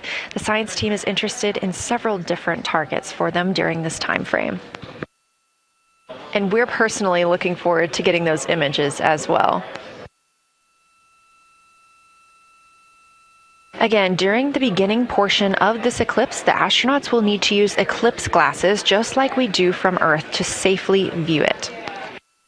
Once the moon has completely covered the sun, they'll be able to take off those glasses for almost an hour. Totality on Earth during a solar eclipse lasts only a couple of minutes.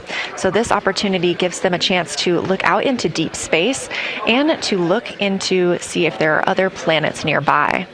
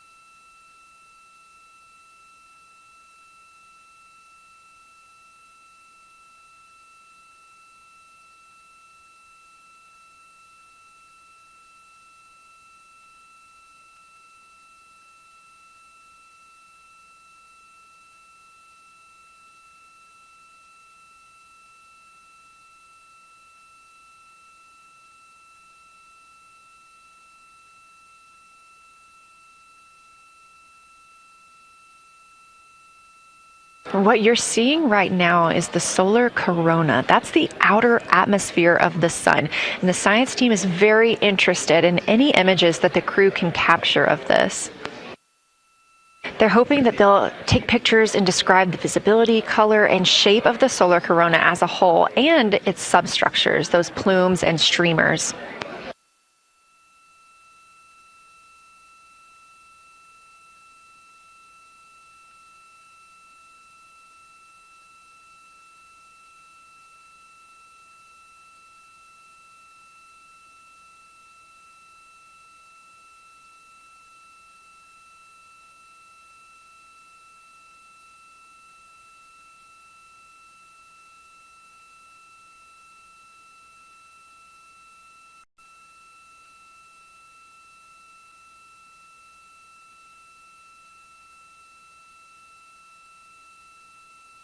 Science, integrity, in the blind.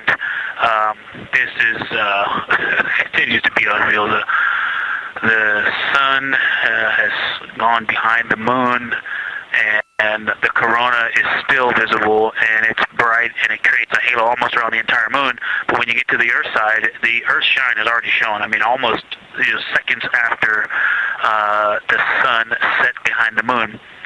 You could see Earth shine. The Earth is so bright out there, and the moon is just hanging in front of us. This black orb out in front of us, in front of now, not the blackness, but the gray that blends and drifts into the blackness. We can see stars and the planets behind it.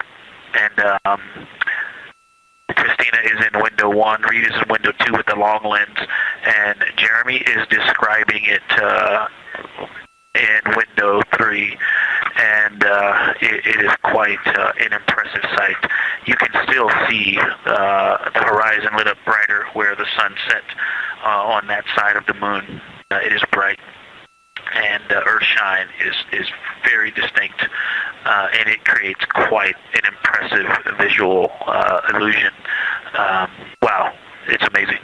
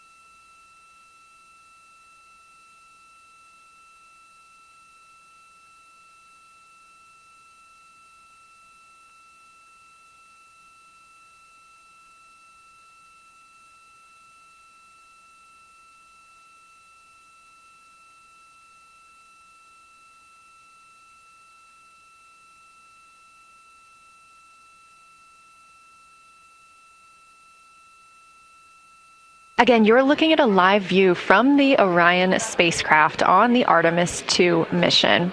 Orion is now 252,125 miles away from us all on Earth.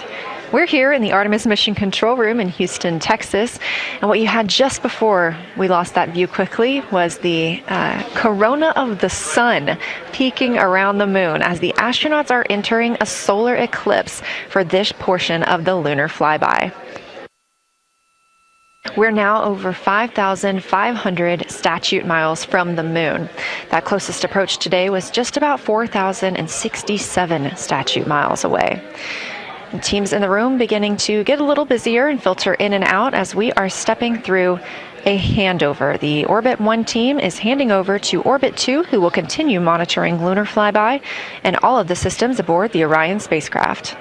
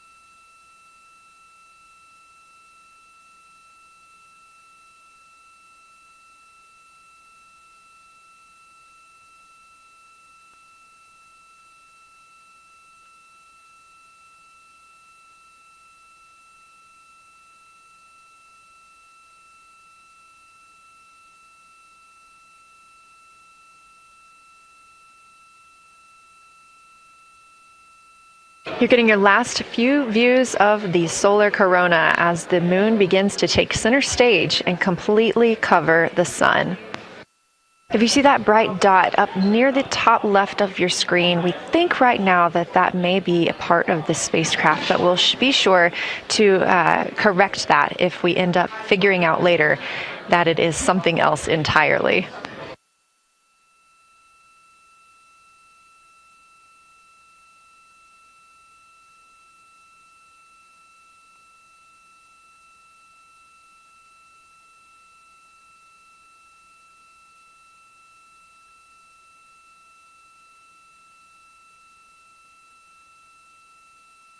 It has been an absolute honor to join you here today for the Lunar Flyby of Artemis II, the first time humans have flown by the moon in over 50 years. I'm Leah Cheshire Mustachio, and I'm excited now to hand over the game is shifting around in the windows, and we are transferring settings on a camera to pick up Earth shine, and it is amazing. The brightness where the sunset is still bright. I think there may still be corona visible, but that part of the horizon is still lit brighter, and you still have a distinct Earth shine.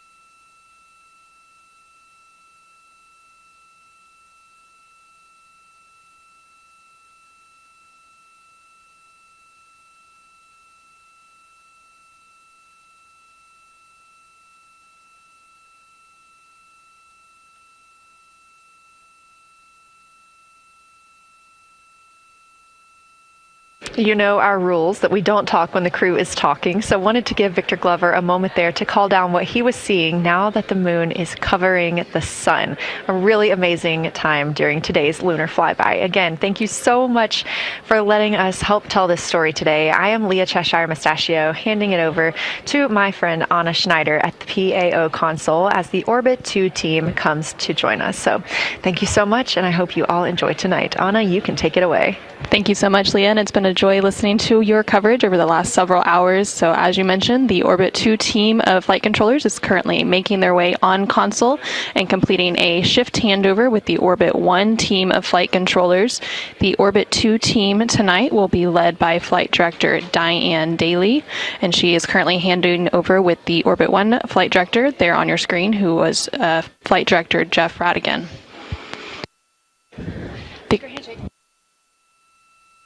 The Artemis II crew currently on board the Orion spacecraft. It continues to observe the eclipse that they are witnessing. There's about 43 minutes remaining in that eclipse period.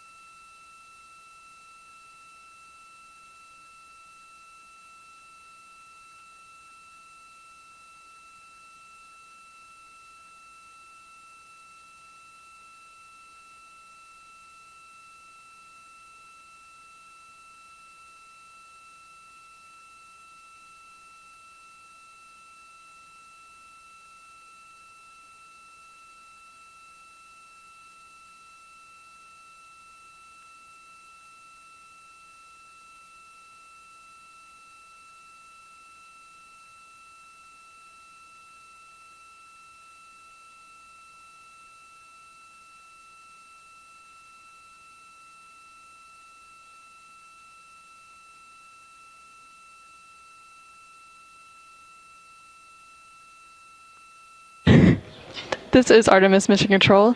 You are currently seeing a live view of the solar array wing cameras on the Orion spacecraft. We spoke with our science team, and they did determine that that dot in the distance is Venus.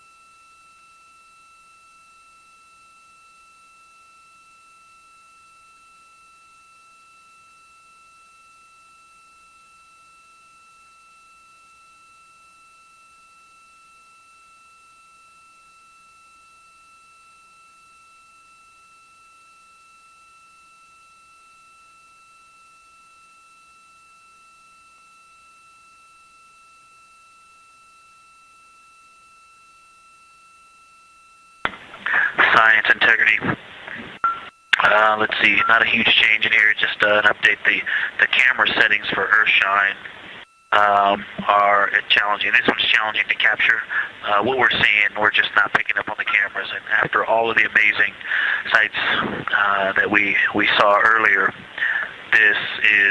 we just went sci-fi. This has, it just looks unreal.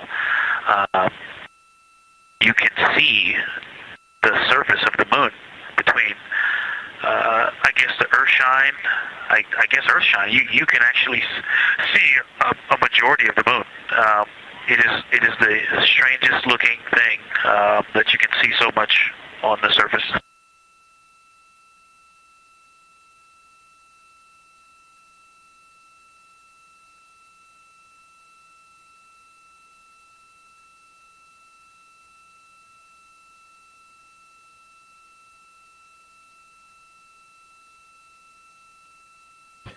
This is Artemis Mission Control. You were just hearing some communications called down from NASA astronaut Victor Glover, currently on board the Orion spacecraft. They are currently observing an eclipse. There's about 39 minutes remaining in that eclipse period. Currently, we are in a forward link LOS, or loss of signal, so the crew can communicate down with... He's seen 2 meteors, science.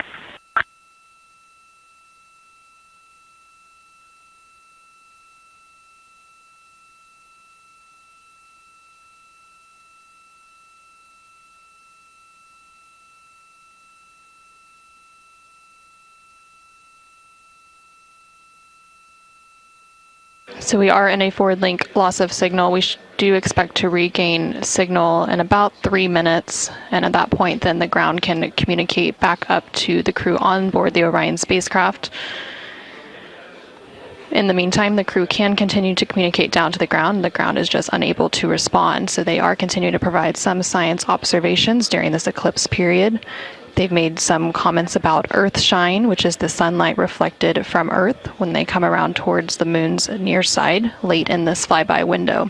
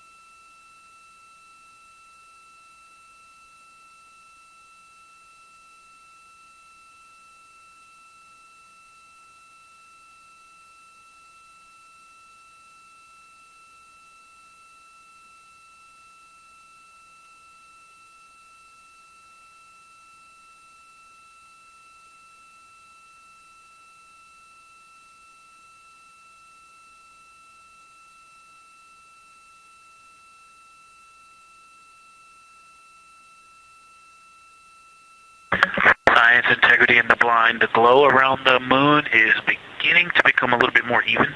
It's not so much distinct just where the sun set on the moon's horizon as we're flying through this trajectory, and then the sun's going to come up out of the other side. I think we're starting to see the glow around the moon get balanced out. I still see Earthshine, and the Earth is very bright out there. Still quite an unreal sight.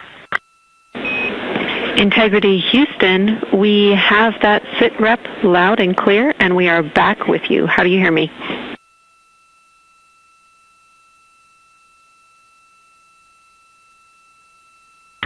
Hey Jenny, we have you loud and clear, thanks.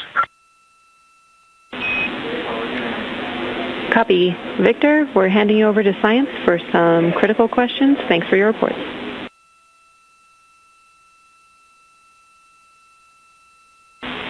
Integrity Science, we were loving your science sit reps in the blind, and it should come as no surprise that we have a number of follow-up questions. First, you mentioned Reed observing meteors. Can you speak to that? Were you referring to comets or impact flashes or something else?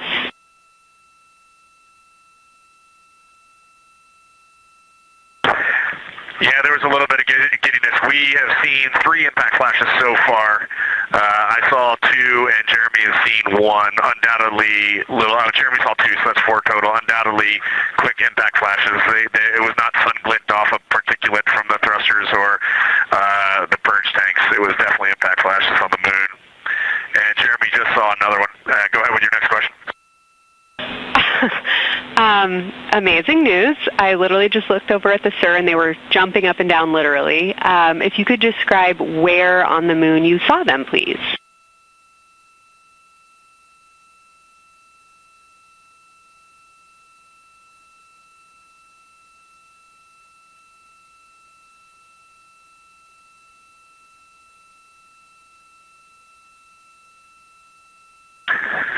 So they've all been either on or a bit south of the equator and on the Earth side of the moon. Stand by.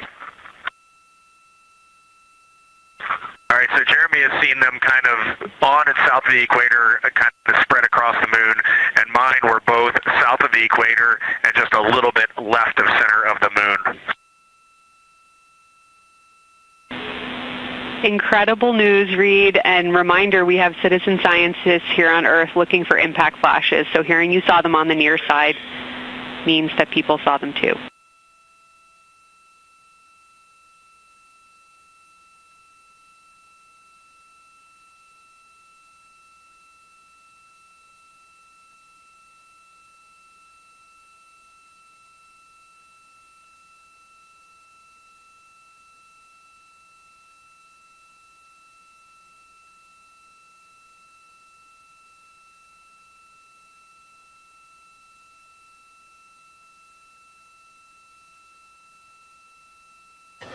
This is Artemis Mission Control. We have regained that signal, so the team here in Mission Control was able to call back up to the crew on board the Orion spacecraft as they continue their lunar flyby. Specifically, they are now in that eclipse period.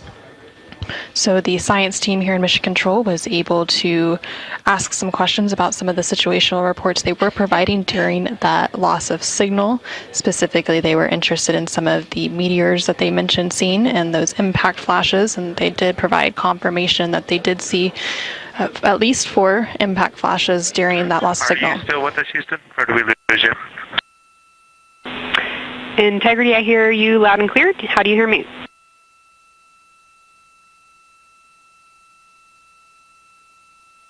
Okay, we got you loud and clear. One of the other things I wanted to describe, which was surprising to me, but the entire moon is lit up. It's glowing behind the entire moon. I thought it would look, dark against the black sky or deep space, but the sun is lighting up the entire limb of the moon. You can see the entire perimeter of it, and even now with the sun far behind the moon, you can still make out little bits of topography around the entire limb, just bumps as you go around it. And there's about the glow around the moon, once your eyes adjust, is easily 10 widths or diameters of the sun around the entire moon.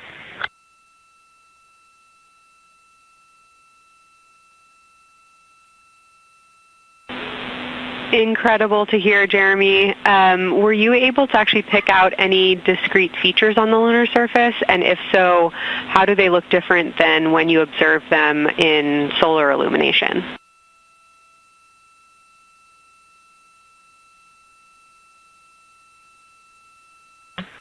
No, we really haven't been able to identify features on the lunar surface yet. We just see, the topography on the limb. For the Earth glow, we're about a quarter moon, waxing quarter moon, if you will, from the Earth glow perspective, and it's just at a very, just the sight angle. I'm just not able to tell what I'm looking at yet in the Earth glow. Understood. Thanks, Jeremy. One other question for you on the solar corona. Were you actually able to see any structure or color in the corona before most of it disappeared behind the moon?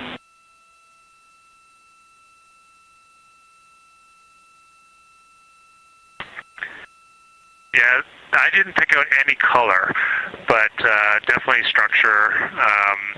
There were streamers, and they were not uniform at all. For me, the 5 o'clock position, there was just this constant streamer. It would change in intensity and diameter, but it was always there, and it was always at the 5 o'clock position. I only saw one plume, and it came out of basically the 3 o'clock position of the sun. That was very short-lived when I could see the plume. Exactly what we were looking for. Thanks, Jeremy. And a heads up that we, calculated here on the ground about how long you could see the corona for, and we expect it to start to appear again in the next 11 minutes. Thanks for those amazing descriptions.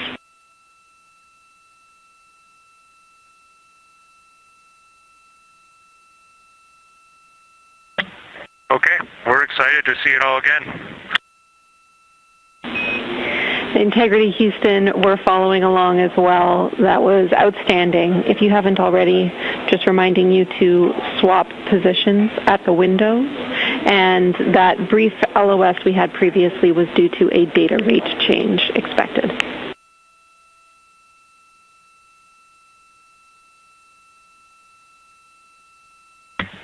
Okay, we copy that, Jenny.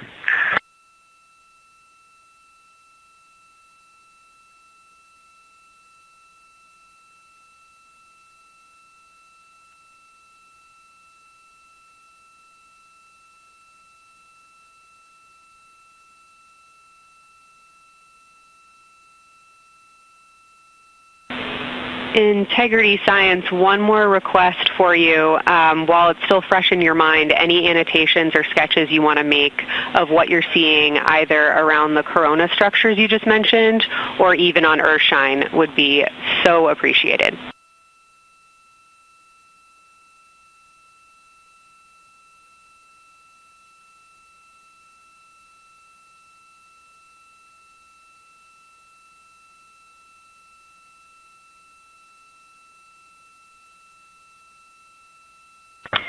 Okay, Kelsey, it's going to be pretty hard to go look at a PCD right now, but we'll definitely try and annotate what we saw. And if the annotations come in the next block where you're cleaning up your documentation, that sounds like a good plan to me.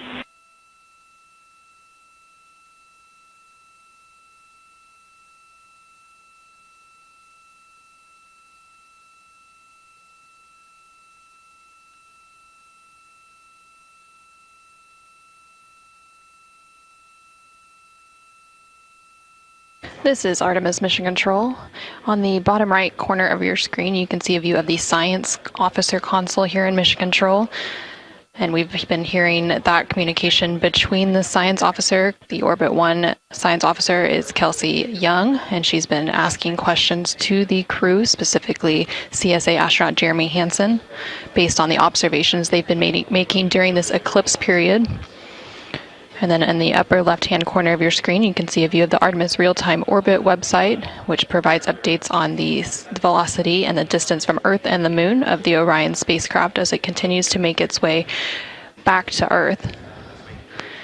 The distance from the Moon will continue to increase at this point. So right now, Orion and its crew are about 6,300 miles away from the Moon and about 251,000 miles away from the Earth.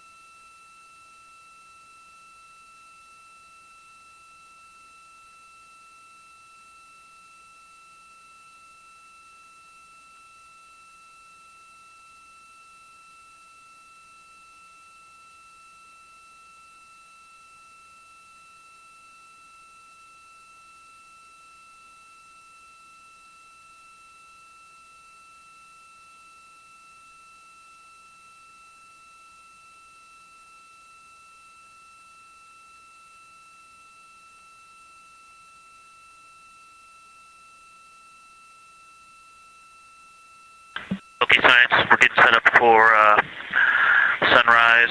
The window teams are, Christina is supporting, and also Azina 9 in window 1. Jeremy's got the long lens in window 2, and the short lens in window 2. And Reed is in window 3, and he has started recordings and is set up to see Corona.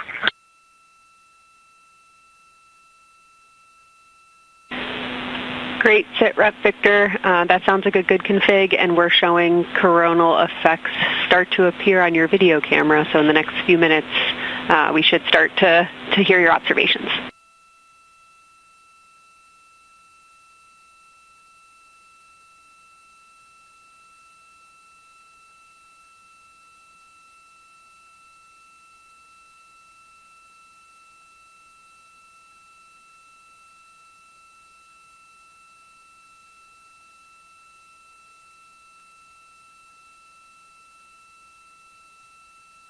This is Artemis Mission Control. We just heard the crew call down to the team here in Houston, reporting that they have swapped out who is in the windows for the final portion of the Lunar Flyby. So Christina Cook is in window 1, with Jeremy Hansen in window 2 and Reed in window 3.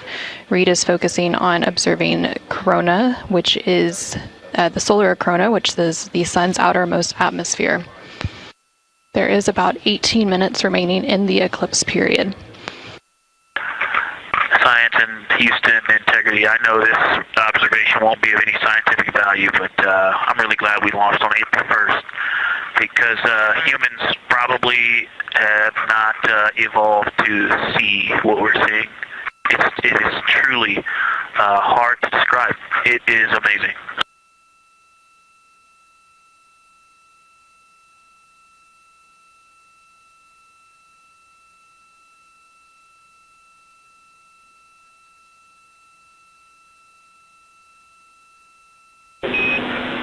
Amazing. Thank you, Victor.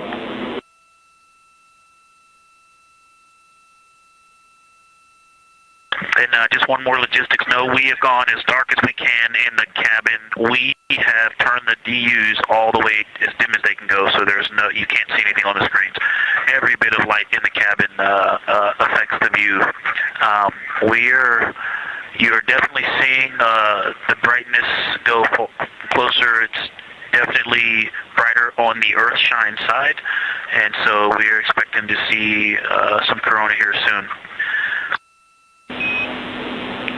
We copy all. Excited for what you see next.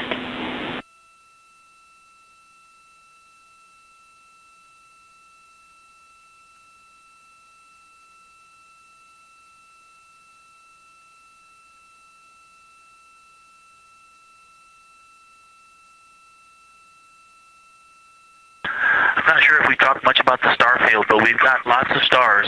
You've got the nice glow around the moon, but right off the well, we're upside down now, but from upside down 4 o'clock, right off the edge of the moon, looks like a planet. That line of planets, there's something a moon diameter to the left, and something right off the limb of the moon to the right, and then something orange.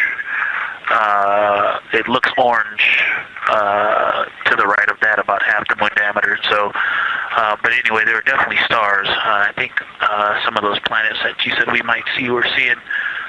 And so, in unreal view, yeah, the moon in the foreground is one of the darkest things we see out the window. And now it's deep space behind it is kind of dark blue, like it looks from Earth, but we can also still see stars. It's quite a wicked view. Victor's science. He's doing the best job, and I'm not going to try to add on to what he's doing. It's indescribable. No matter how long we look at this, our brains are not processing this image in front of us. It is absolutely spectacular, surreal. There's no adjectives. I'm going to need to invent some new ones to describe what we are looking at out this window.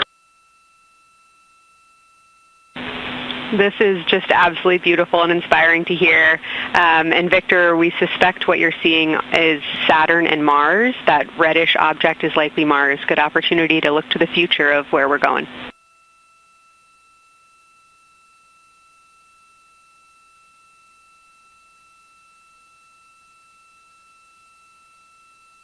Yeah, we can absolutely see the color of Mars. That's awesome.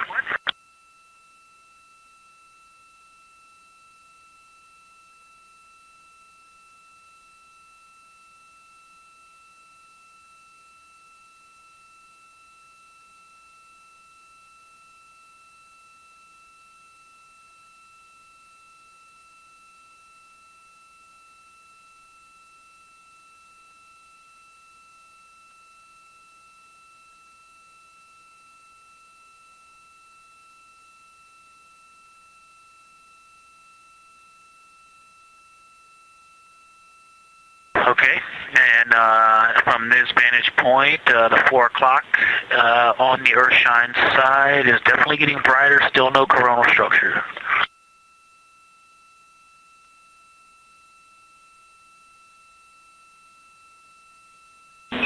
Houston copies.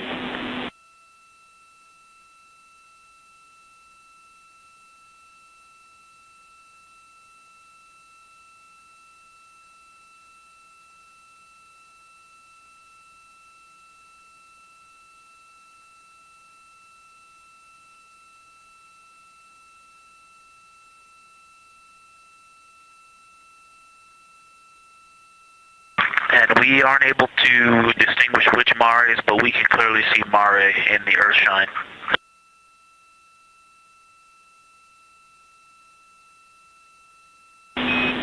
We copy.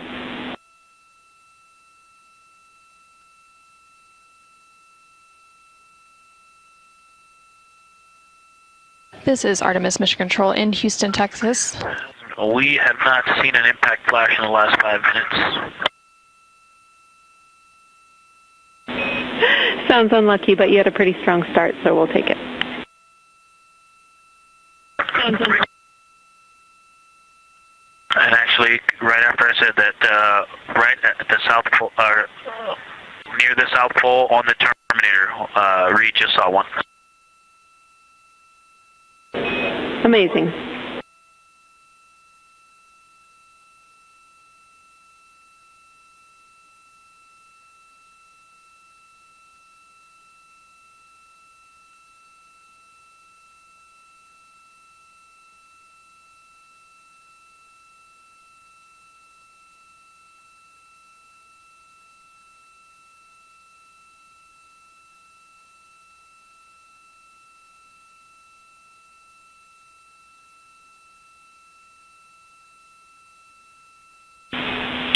Integrity Science, and as you look around our solar system neighborhood, you should see Saturn setting behind the moon right now.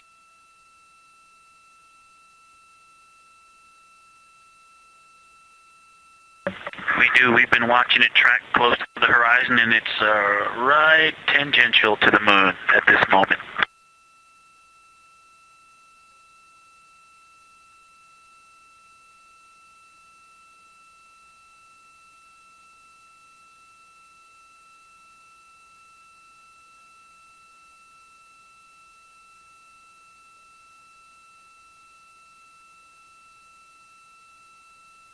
This is Artemis Mission Control in Houston, Texas. We are currently 5 days, 2 hours, and 44 minutes into the Artemis II mission, and we have about 11 minutes remaining in the eclipse at the latter half of the lunar flyby that the Artemis II crew is experiencing on board the Orion spacecraft. We've received several different call downs from the crew and questions up from the science officer here in Mission Control. One of the things that they said that they were able to see is Mars off in the distance, and then the science team also confirmed that they should be seeing Saturn setting behind the moon. They've also acknowledged seeing several different impact flashes, and these are flashes of lights from meteorites striking the surface of the moon. They've also mentioned the solar corona, which is the sun's outermost atmosphere. Here in Mission Control Houston, the Orbit 1 and Orbit 2 teams have officially completed their handover. So the Orbit 2 team is now leading here in Mission Control, and that is being led by Flight Director Diane Daly, and the Capcom here in Mission Control will be Tess Caswell. And you can see there on your screen on the right-hand side is the Flight Director console, and Diane Daly is in the far right of that screen, and Tess Caswell, the Capcom or capsule communicator, is in the far left hand of that screen.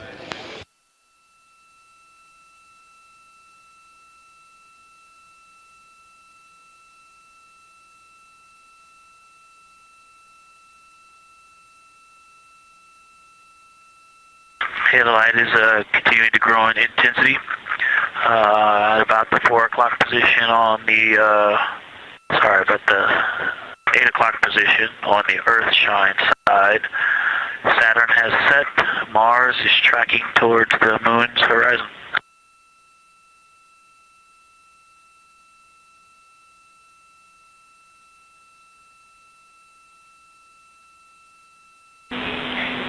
Integrity Science, we copy, and we're starting to see it on the vehicle stream. Looking forward to any coronal observations you can share with us.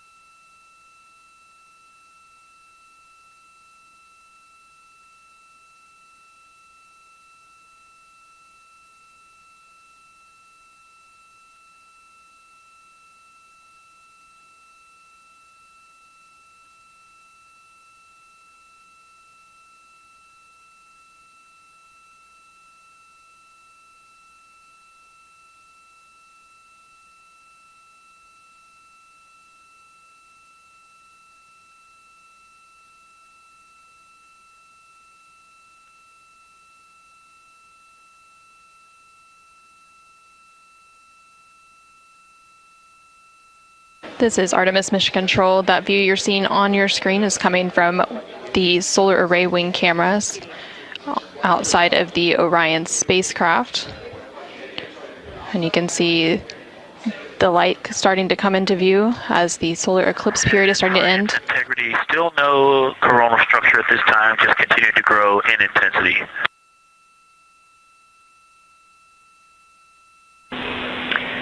Copy, Victor. And reminder, you still should have several minutes before the eclipse classes need to go on. And we can send you up a reminder when you're getting close to take your eyes away from the D5 viewfinder. But you should be good for several more minutes.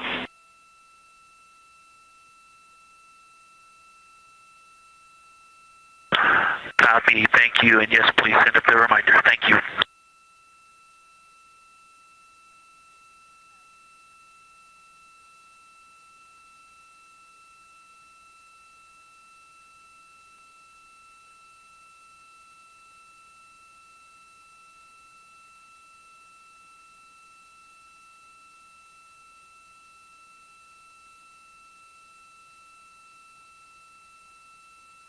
Okay, we all think we're starting to see something. I believe the most popular term is baby hair. As the light grows in intensity and the horizon on this side becomes very distinct.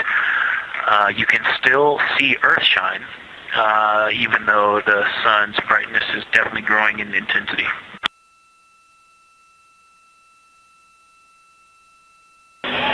Love the description, Victor. I'm sure as the next couple minutes progress, more of those structures will continue to pop out.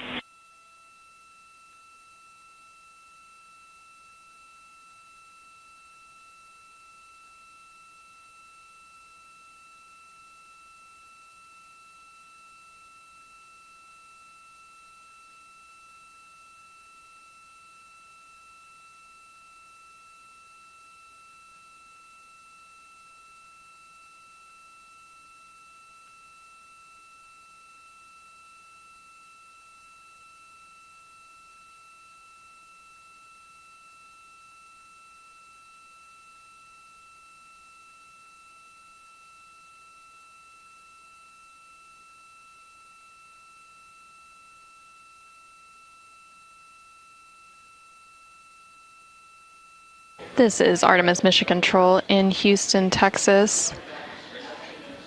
The Artemis II astronauts on board the Orion spacecraft are currently observing an eclipse. And to the crew on board the spacecraft, the eclipse looks much like a total solar eclipse here on Earth, except the moon is much larger compared to the sun, unlike a terrestrial solar eclipse where the moon and the sun appear the same size in the sky. We are definitely starting to see structure. That baby hair is rapidly growing out toward the 9 o'clock and the 8 o'clock.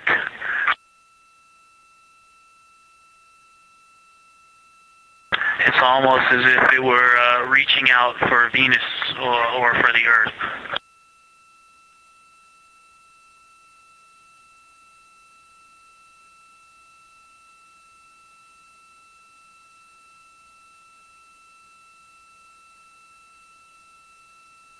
If you've ever seen the spotlight off the top of the Luxor at night in Las Vegas, this looks like what that wants to be when it grows up.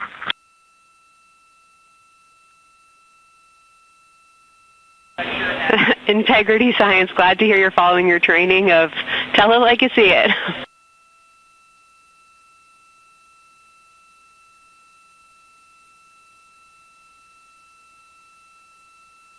So far, it's pretty symmetrical. There are 2 or 3 streamers that are growing in intensity and in magnitude, and it's slowly starting to widen, starting to spread out across the horizon.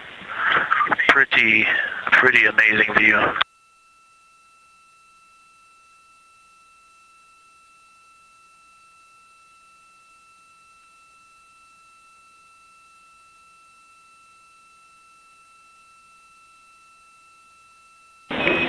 And Integrity Houston, great words.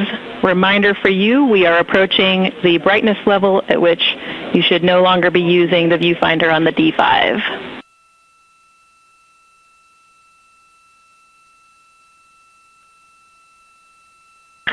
Integrity copies, and thanks for the heads up.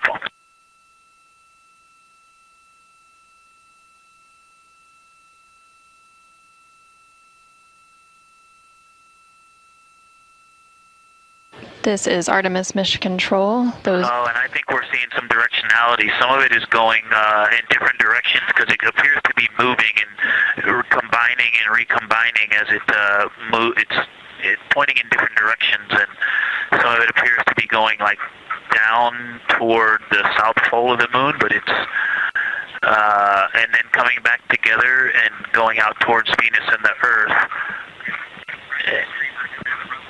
And depending on how I stare at it, it looks like one large structure, but then it definitely has wisps, and you can see 3 or 4 structures inside of it. It's like watching a flame. It's like looking at a flame, and stand by.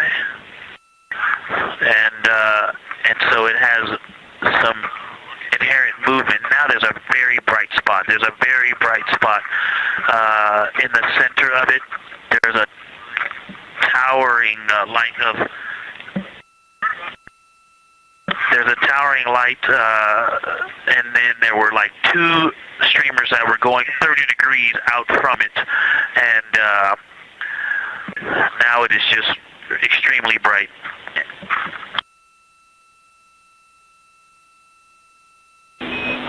Houston, copies all. To get a little warm.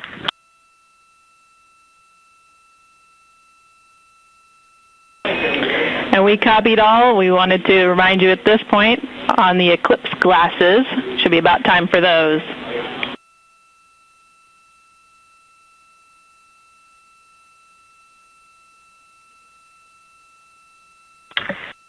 Houston, we copy all. We are in eclipse glasses. That was an absolutely spectacular, magnificent experience. Thanks for the report. We sure wish we were there with you.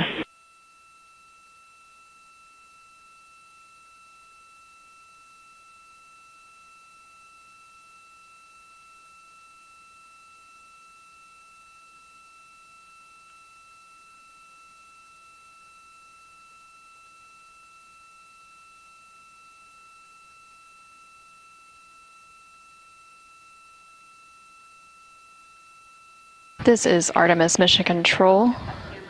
The eclipse period is coming to an end, and we did hear that call up that the crew now has to put on those eclipse glasses to be able to protect their eyes for this final portion of the eclipse.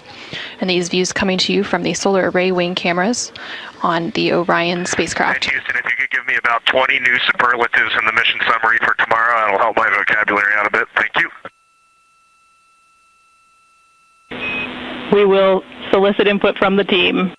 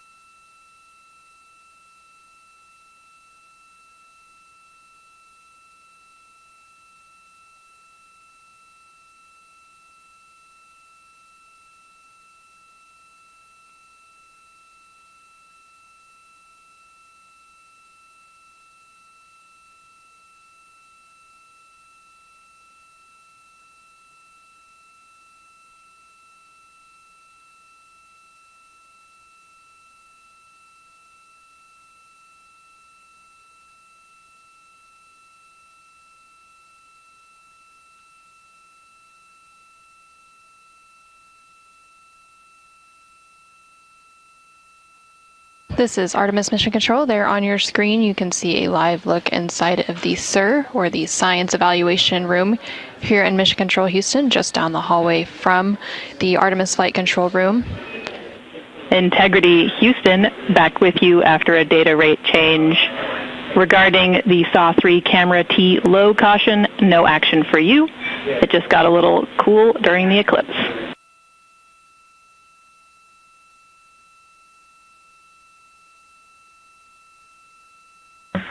Okay, we copy, and if you didn't copy my request for the mission summary to add about 20 new superlatives to help my vocabulary, I would appreciate it. We copied it fantastically.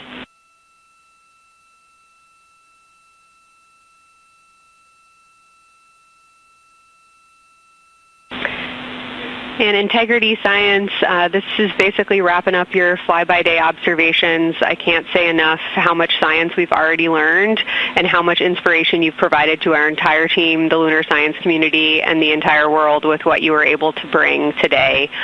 You really brought the moon closer for us today, and we cannot say thank you enough. And Science signing off, and can't wait to talk to you tomorrow morning.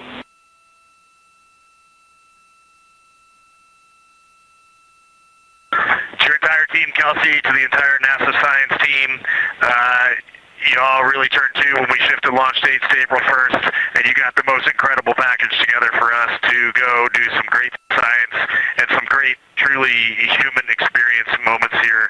And we were well prepared, and we appreciate all of you. And this is what we do best when we all come together and work as a team. So you all knocked it out of the park. Thank you for giving us this opportunity. Beautiful words, Reed. Thanks so much.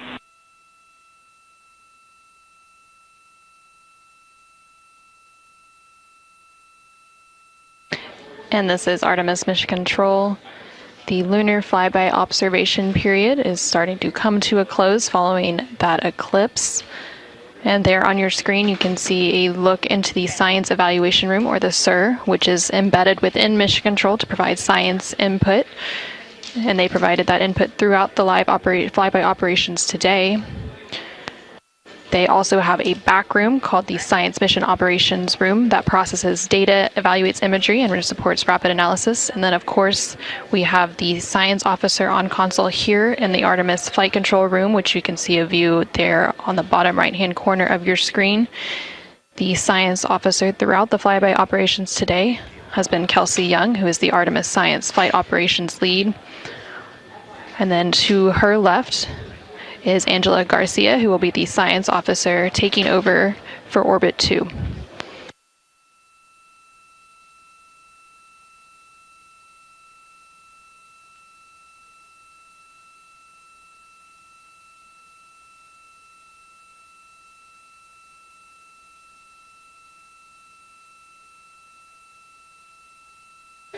And for the past 7 hours or so, the crew has been going through their lunar flyby observation period. And now they will wrap up that period and complete some final tasks and begin downlinking some of the amazing imagery that they've captured throughout the day, as well as some of the observations that they've recorded. And now on your screen, you're seeing a live look from the Orion spacecraft from those solar array wing cameras. The solar eclipse period ended just a few minutes ago, and during this eclipse, towards the end of the flyby window, it lasted about an hour, and it was when the sun was hidden from view behind the opposite side of the moon from the perspective of the Orion spacecraft and its crew. And during that time, the crew saw a mostly dark moon, and they used the opportunity to analyze the solar corona, which is the sun's outermost atmosphere, while it was visible.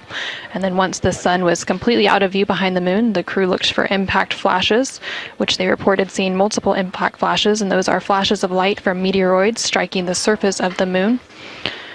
They also looked for dust lofting above the limb or the edge of the moon, along with some deep space targets, including planets. And they noticed Mars off to the distance, and we also saw Venus on one of the solar array wing cameras early on in the eclipse period. The crew also looked at parts of the moon illuminated by Earthshine, which is the sunlight reflected from the Earth when they come around toward the moon's near side at the very end of that flyby window.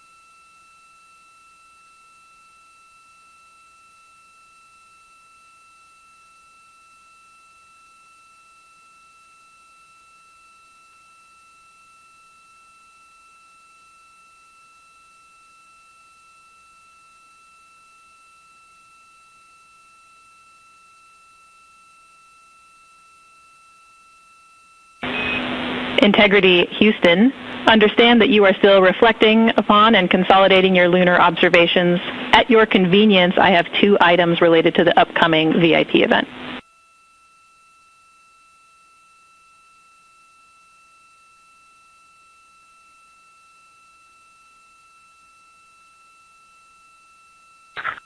Go ahead. All right, first we wanted to let you know that the message for that upcoming event is on board for review at your convenience. That's message 3.06.04. The second item is that we've seen a couple of video blips in previous events. So during the HDPAO setup activity, we're wondering if Jeremy could please confirm for us that the TS rate is set to 1300 when you get to step 10.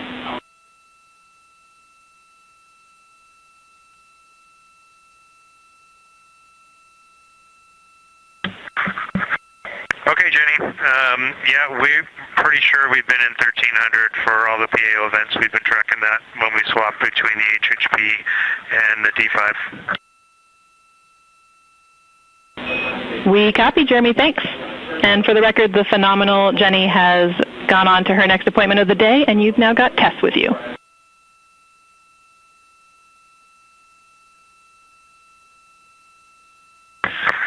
I'm sorry, Tess. Great to have you on board Integrity. No worries. Happy to be here.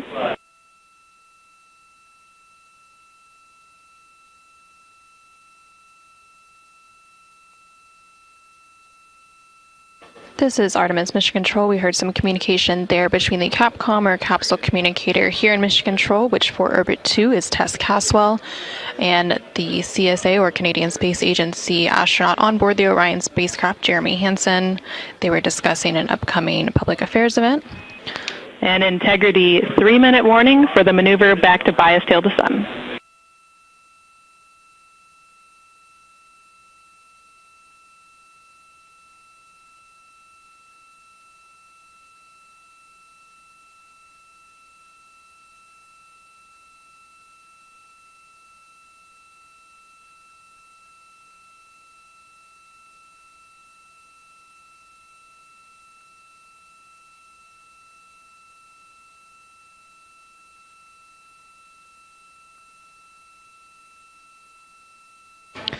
The crew on board the Orion spacecraft recently completed their lunar observation period.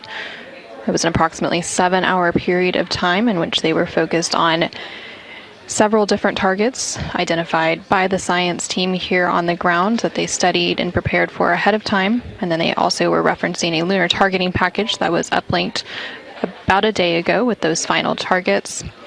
Now they are completing some post-lunar flyby activities, so they're working to clean up their observations that they've made and also working to downlink some of the photos that they've taken throughout the day. The science team here on the ground will then work to get as much data as they can overnight, and then there will be a post-flyby conference tomorrow after the crew wakes up. And that's not a debrief, but a science data collection to capture their nuanced experience while they're still in the field and the experience is still fresh. And then, of course, there will also be a public affairs downlink event later in the day, now that once the post-lunar flyby activities are complete.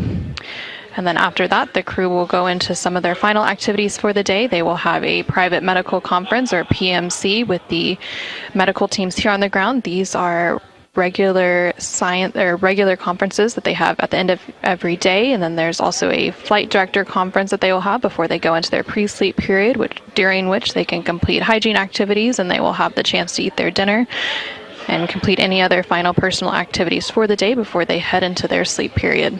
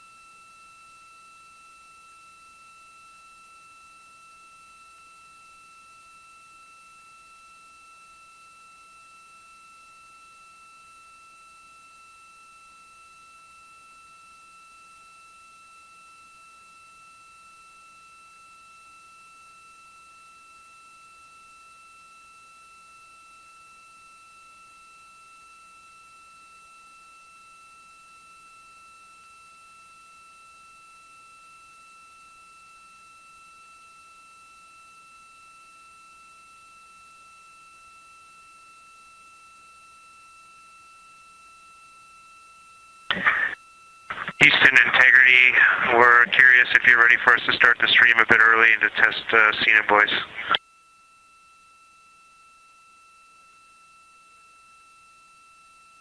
Checking.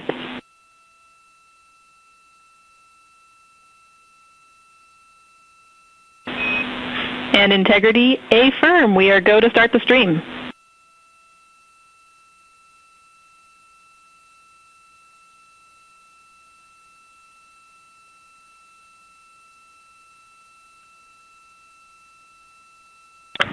Okay, Houston, the stream has started. We checked the TS rates 1300 and audio is true.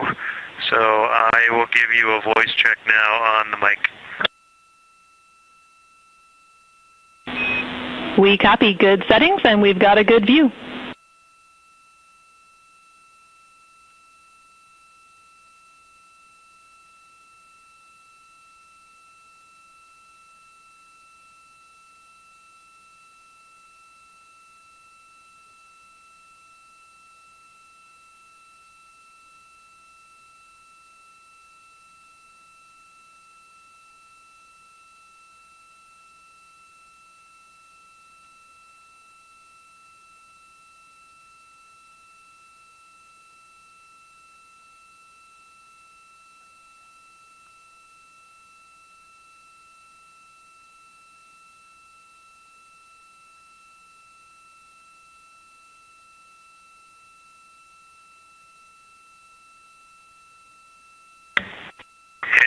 I sent an audio check down on the handheld mic. Did you get it? Sorry for the delay, Jeremy. We were talking that a bit, but it was a bit broken, so please repeat for us.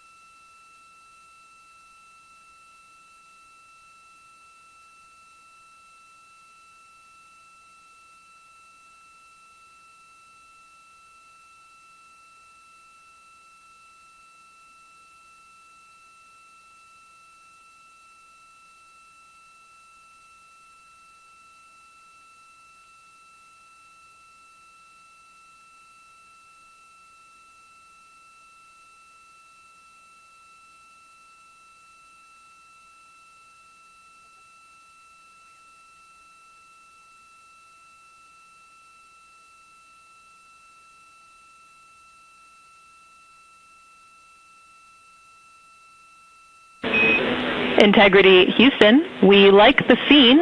At your convenience, we'll take a 10 count with Jeremy in frame.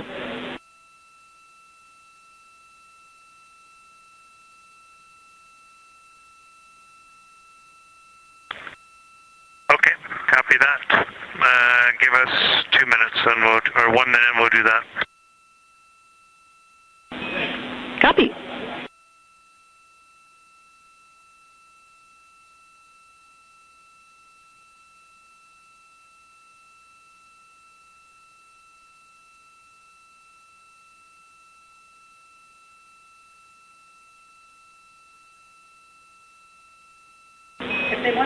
Great voice check and good words. We like the scene.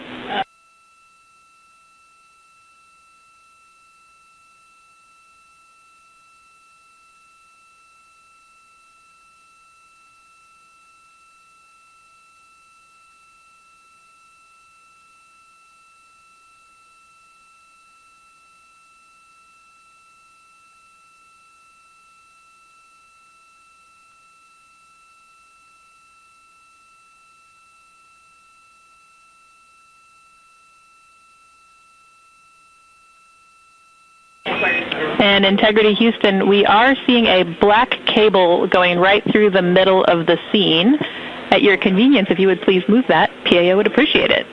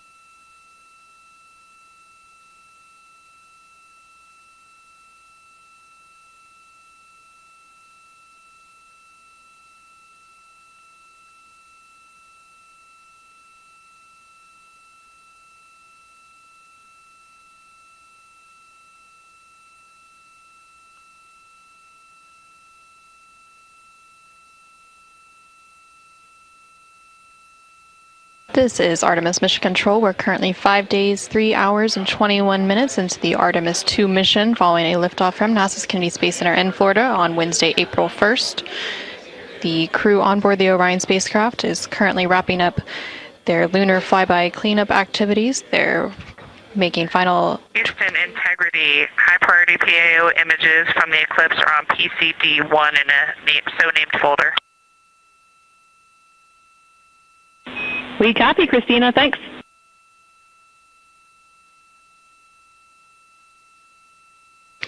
And NASA astronaut Christina Cook there calling down to the ground regarding some public affairs imagery that was captured during the lunar flyby activities. She referenced a PCD, that is in reference to their portable computing devices, which are basically tablets that they're able to transfer files and also follow along on processes and procedures and their timelines for the day. No.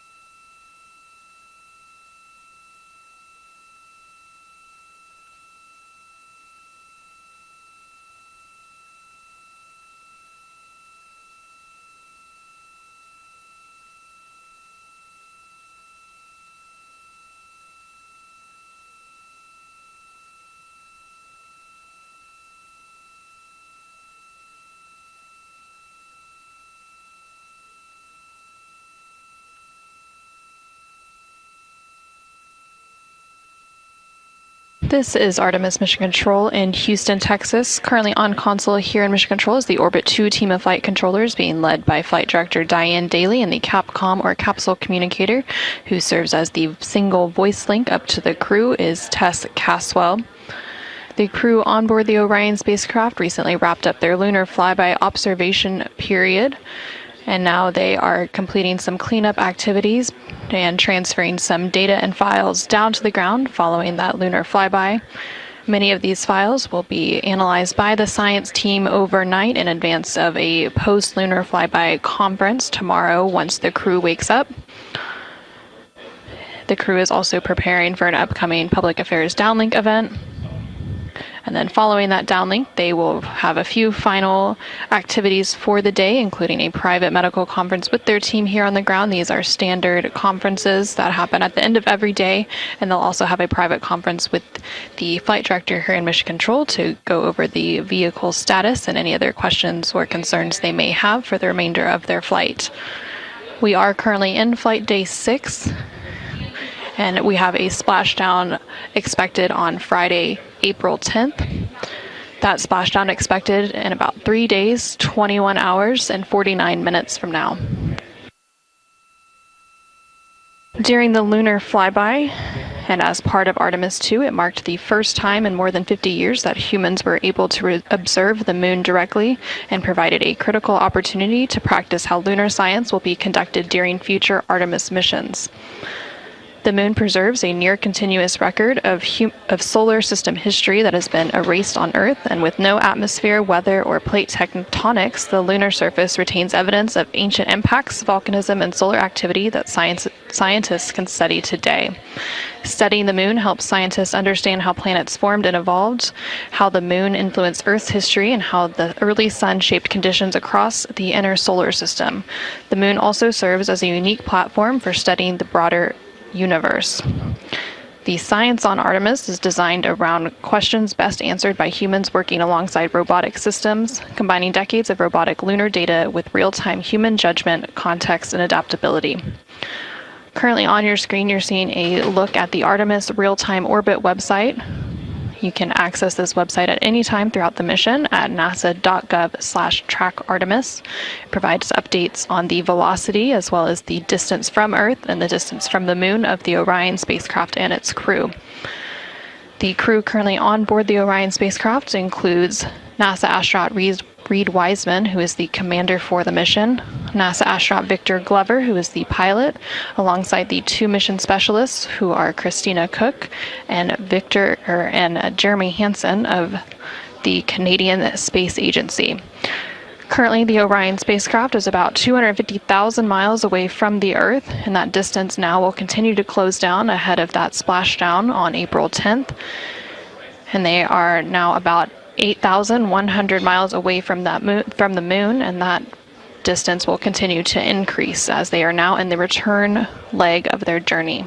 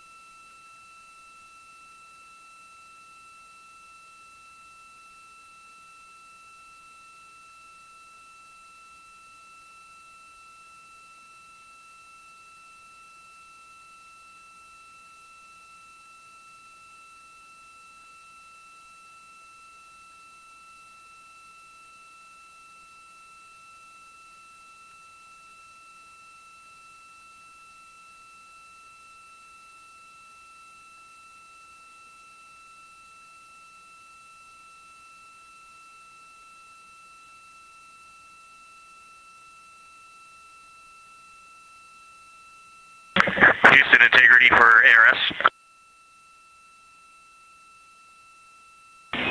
Go ahead, Integrity.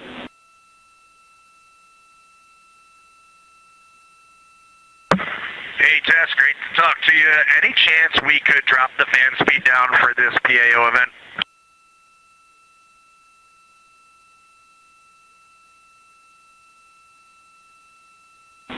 We will put that in work. Great to be talking to you, too.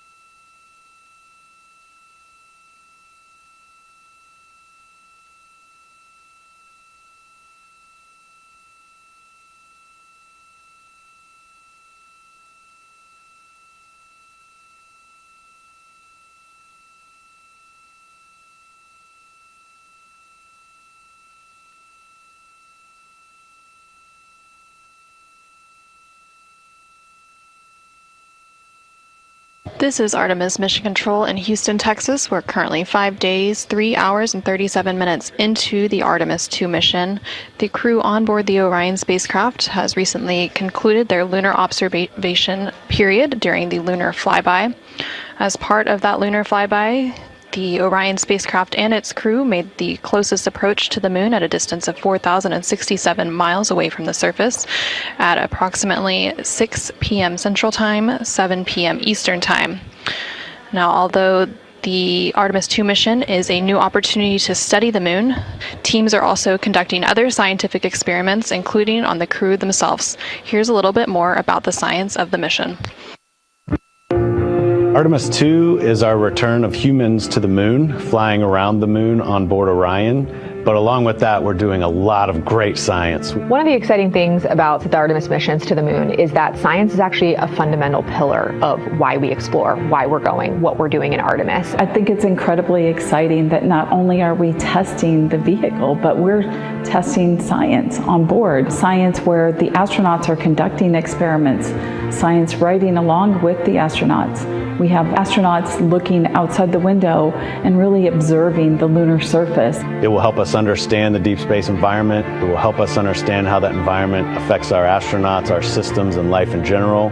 So deep space is a challenge for us because you have to leave Earth's protective magnetic field. Here in low Earth orbit, the crew members are protected from some of the harmful radiation.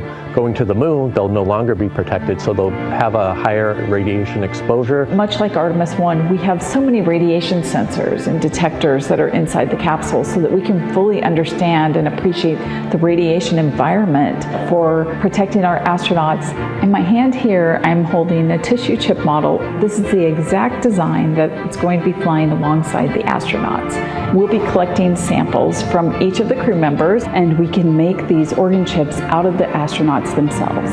So every crew member will have their own avatar on board, and then upon return, we can evaluate that deep space radiation environment and what that compares to the astronaut themselves. Not only are they going to help change the course of medicine for the astronauts, but revolutionizing that on Earth as well. We're looking at sleep, we're looking at team dynamics, we're looking at how you interact with the environment.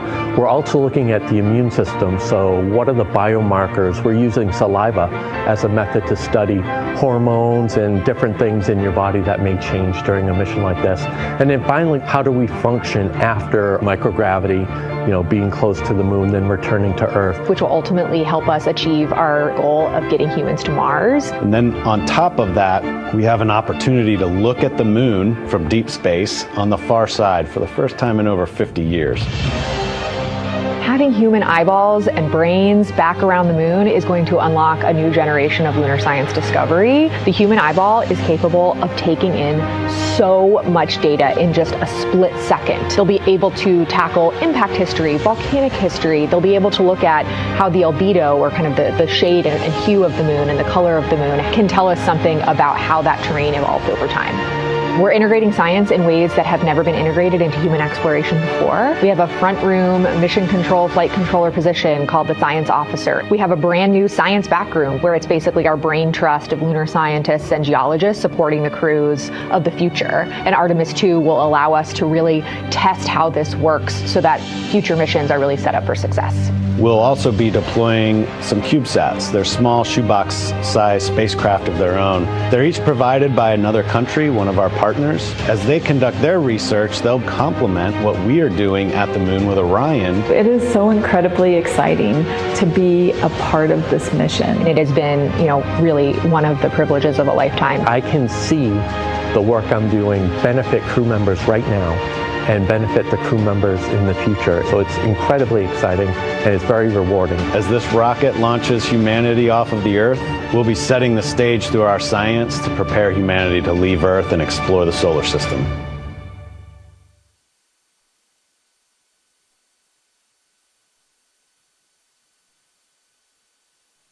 And as part of that, we are going to inhibit cabin leak detection. The edge key manual response is still available. Copy, thumbs up.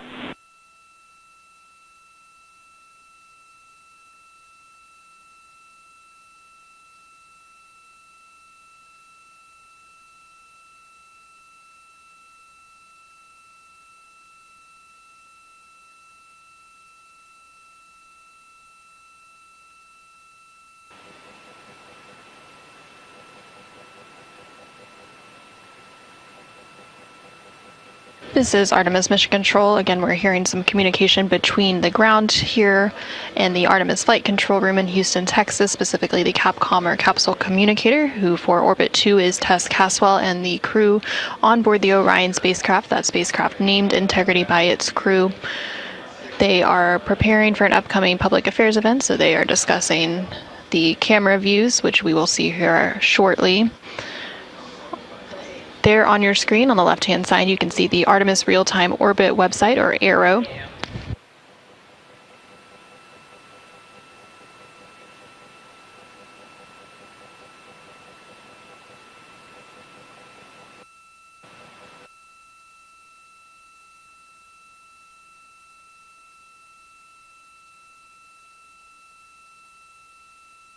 The Artemis Real-Time Orbit website there on the left-hand side of your screen provides updates on the velocity of the Orion spacecraft during its journey around the moon, following a lunar flyby earlier today, which concluded about an hour ago.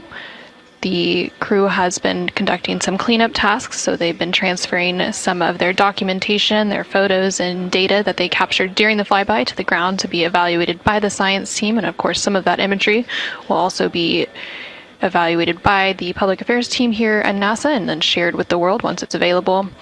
The crew will also have a post-lunar flyby conference with the science team tomorrow following their sleep period to go over some of their observations while it's still fresh and at the top of their mind. On the bottom right-hand corner of your screen, you can see a look into the Artemis Flight Control Room here in Mission Control Houston, specifically the Flight Director Console and the CAPCOM or Capsule Communicator Console. The flight director currently on console for Orbit 2 is Diane Daly, and throughout the Artemis II mission, there are 3 shifts or orbits of flight controllers who provide 24/7 coverage and support to the Artemis II crew and the Orion spacecraft and its systems during its journey around the moon. We are expecting a splashdown on Friday, April 10th. That splashdown will take place in about 3 days, 21 hours, and 33 minutes.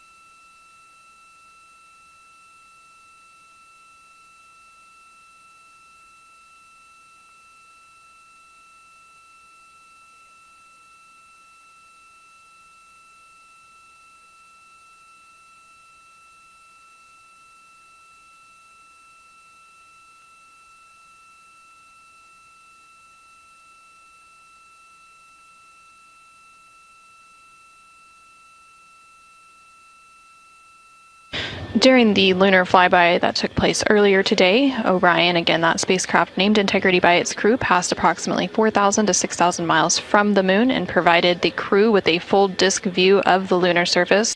And from that higher vantage point, much farther than Apollo's lunar orbits on average, the astronauts were able to observe both poles and large-scale geological features in a single view.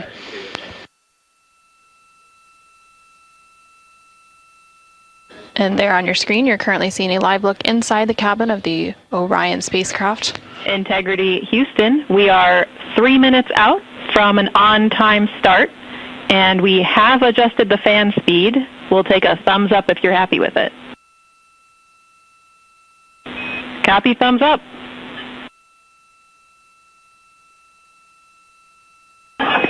Superlative thumbs up.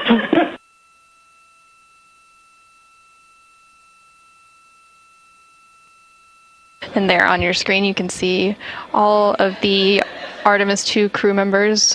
CSA astronaut Jeremy Hansen just floated out of view behind the camera, but you can still see NASA astronaut Reed Wiseman, NASA astronaut Christina Cook, and NASA astronaut Victor Glover as they prepare for an upcoming Public Affairs Downlink event, which is scheduled to take place in just a couple minutes from now. And there, floating back onto the screen, is CSA or Canadian Space Agency astronaut Jeremy Hansen. He is making himself comfy on some of the OX or Orion Crew Survival System suits that have been stowed for the outbound and now return journey.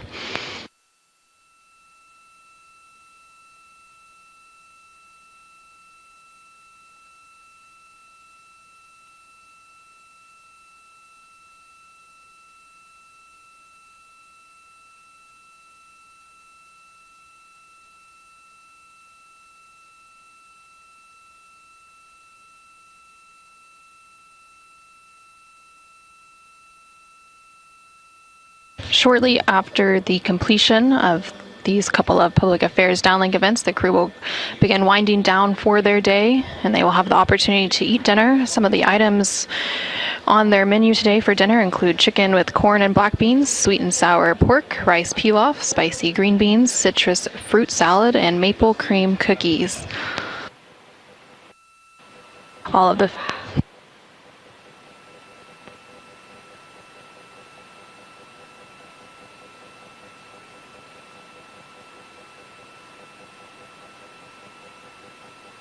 And now we will go ahead and stand by for that public affairs event beginning in just about a minute.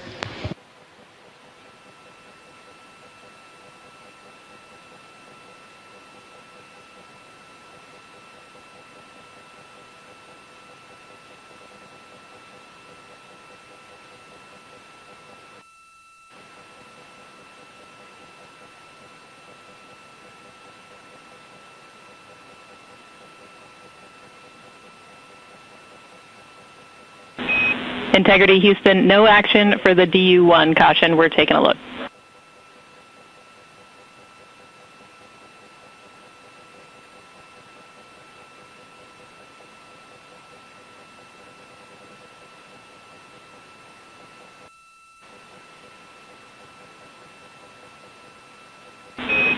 Integrity, this is Houston. Are you ready for the event?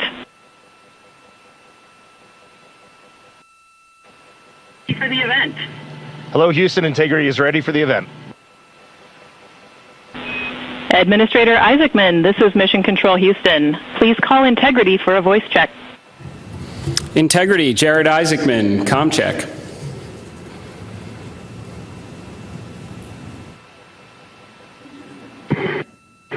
Administrator Isaacman, we've got you loud and clear, sir. How us? I've got you loud and clear. Artemis II crew, we have a very special guest who wanted to be the first person to greet you after your return from the far side of the moon. Reed, Victor, Christina, and Jeremy, it's my honor to introduce the President of the United States of America, President Donald J. Trump. Over to you, sir. Well, thank you very much, Jared, and you are doing a fantastic job. And hello, very special hello to Artemis II. Today you've made history and made all America really proud, incredibly proud. We have a lot of things to be proud of lately, but this is there's nothing like what you're doing, circling around the moon for the first time in more than a half a century. and breaking the all-time record for the farthest distance from planet Earth. Humans have really never seen anything quite like what you're doing in a manned spacecraft. It's really special. I want to personally salute and congratulate Commander Reed Weissman, Pilot Victor Glover, Mission Specialist Christina Koch, and Jeremy Hansen. And I also want to thank the entire amazing team at NASA, headed by Jared, who's a very special guy, by the way, and you all made this day possible, and you've really inspired the entire world. Really, everybody's watching. They find it incredible. I just watched you go to the back of the moon, and people haven't been there in a long time, we can say, but it's going to be more and more prevalent because we're going to be doing a lot of traveling, and then you're going to ultimately do the whole big trip to Mars, and that's going to be very exciting. So you look at, we had no astronaut has been to the moon since the days of Apollo program. The Apollo program was also very special, but that was 50 years ago, and at long last, America is back, and America is back in many ways stronger than ever before. We're the hottest country anywhere in the world.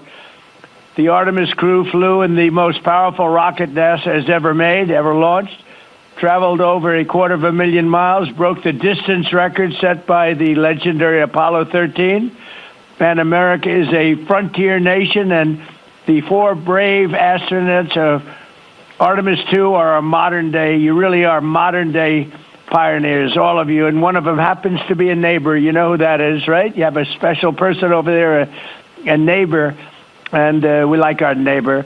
Your mission paves the way for America's return to the lunar surface very soon. We're going all out. We're doing everything we can, and it's headed up by Jared. We'll plant our flag once again, and this time we won't just leave footprints. We'll establish a permanent presence on the moon, and we'll push on to Mars. That'll be very exciting. I'm waiting for that so much. I'd love to be here, but maybe we won't quite make it in terms of timing, but we will be up in the moon, and that's going to happen soon. So America will be second to none in space and everything else that we're doing, and we will continue to lead the whole thing into the stars, this incredible journey into the stars. So I just wanted, it's an honor to speak to you, and I wanted to congratulate each and every one of you. And tell me, what is the most unforgettable part of this really historic day? The whole world is watching and listening. Please tell me.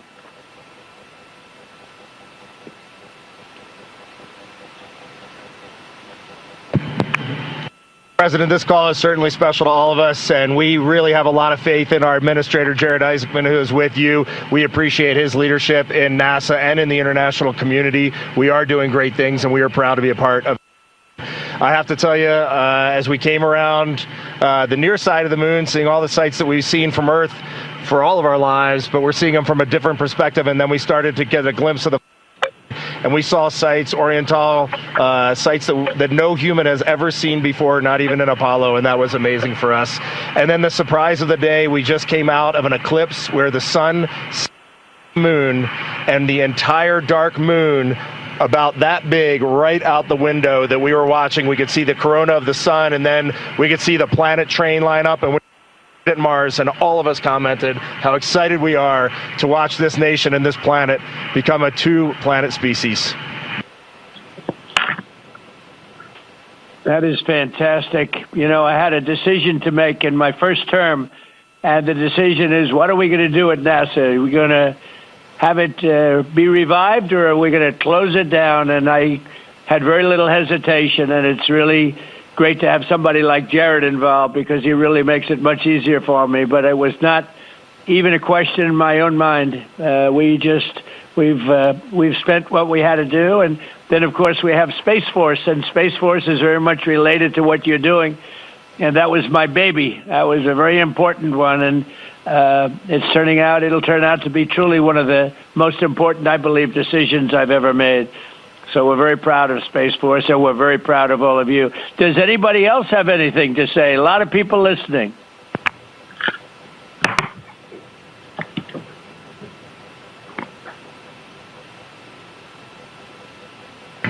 Mr. President, to be here with you speaking about our incredible day today. I think one of the biggest highlights was coming back from the far side of the moon and having the first glimpses of planet Earth again after being out of communication for about 45 minutes. It really just reminds you what a special place we have and how important it is for our nation to lead and not follow in exploring deep space. I'd like to ask, what was your feeling when you had no communication, zero communication? All of a sudden it was cut off by, obviously, your very special location. What was your feeling when you had no communication? A little bit different, perhaps.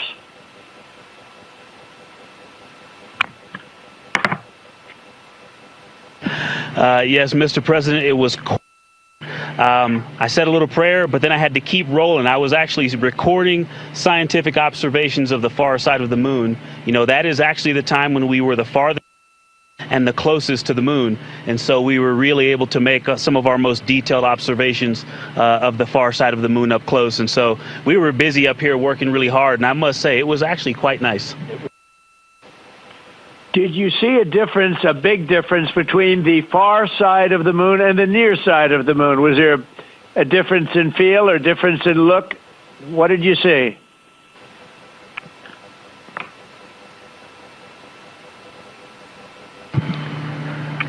Well, Mr. President, we certainly did, and our science team really set us up well to understand what they thought we might see. And the gravitational pull of the Earth has had a profound effect on the near side of the moon, changing all those dark mares, those dark patches of the moon you see from Earth. It's very different on the far side. While you see some small patches of those mare in deep craters, it's very much absent on that side, so that's really neat. And while I have the microphone, sir, I just want to thank you on behalf of Canada. The space leadership you spoke of from America truly is extraordinary. I've said this many times before. A nation that leads like that and creates and sets big goals for humanity that brings other countries along with it is truly incredible. And I know that's a very intentional, not a necessary decision, intentional decision to lead by example and to allow other countries like Canada to share our gifts and help you achieve these mutually beneficial goals, like establishing a presence on the moon and eventually going to Mars. And Canadians are so proud to be a part of this program. Well, I have to say I spoke to a very special person, Wayne Gretzky, who I think you know, the great one. And I spoke to your Prime Minister and many other friends I have in Canada. They are so proud of you. And you have a lot of courage.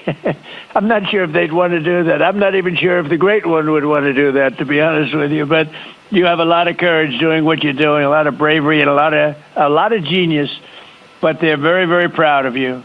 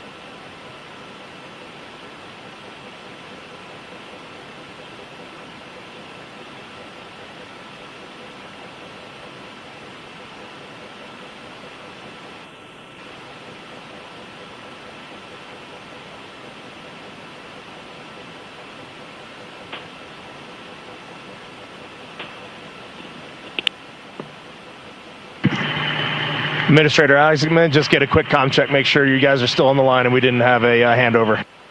I am. Yes, I am.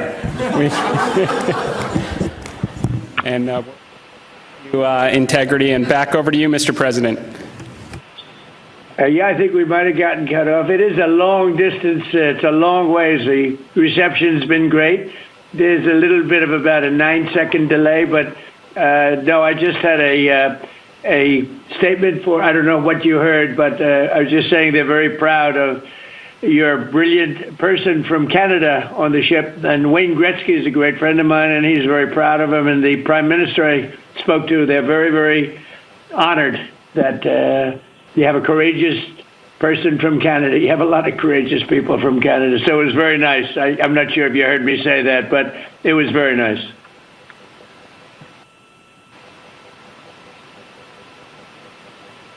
Yes, Mr. President, we heard that, and we do love our Jeremy Hansen. We love all our Canadian astronauts, Jenny Gibbons, Josh Kutrick. They're just great people, and they're such a welcome addition to our Corps. Great. Well, I really look forward to, when we can, I look forward to seeing you in the Oval Office. I'll ask Jared to bring you over, and I'll ask for your autograph, because I don't really ask for autographs much, but you deserve that. You really are something. Everybody's talking about this, and I look forward to having you in the Oval Office at the White House, and we will celebrate your incredible achievements and triumphs. This is big.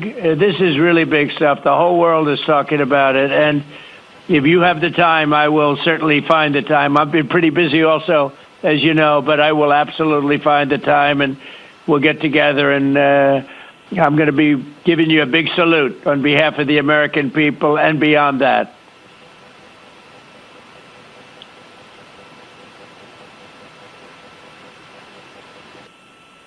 Thank you for that, Mr. President. And when you want us, we will be there. And thank you for your leadership. Thank you to Jared for his leadership. Really, thank you for taking the time out today to visit NASA. It's really special for us, but it's really special for the team on the ground. A whole team of people all around the world pulled this off, and we just want to say thank you to all of you for this. It is the thrill and honor of a lifetime to have been on this journey. Today was amazing, but this 3-year journey has been amazing, and it was made possible by the American people and the Canadian people, and we're so grateful to you all. Thank you very much.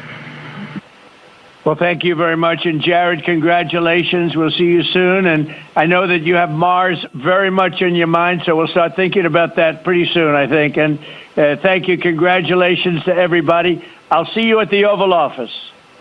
Thank you for your time, Mr. President. It's been an honor. Thank you very much. Bye. Bye. Integrity. This is Houston ACR. That concludes the event. Thank you. Thank you to all participants. Integrity, we are now resuming operational audio communications.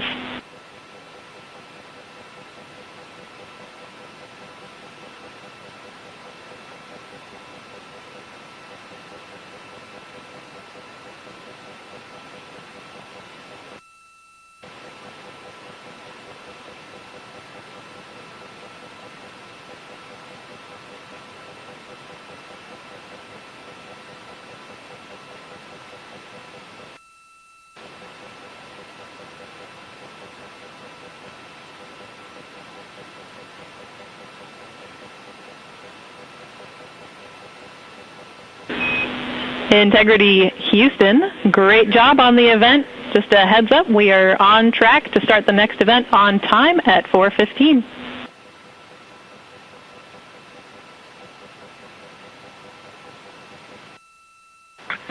Okay, sounds great. We'll be ready.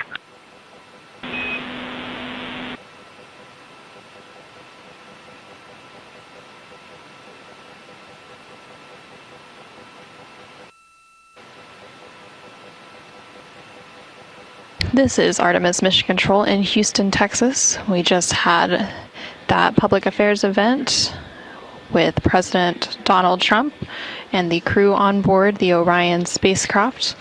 And coming up in about 10 minutes, there will be another public affairs event. That event taking place at a mission elapsed time of 5 days, 4 hours, and 15 minutes. Currently on your screen, you're seeing a look at the Artemis Real-Time Orbit website, which provides updates on the velocity as well as the distance of the Orion spacecraft from both Earth and the Moon. The Orion spacecraft and its crew, that crew including Reed Wiseman, Victor Glover, Christina Cook, and Jeremy Hansen, are currently about 250,000 miles away from the Earth, and that distance is starting to become smaller as they are now on the return leg of their journey. And they are about 9,300 miles away from the Moon. They made their close approach to the Moon. Integrity Houston with a question about fan speed.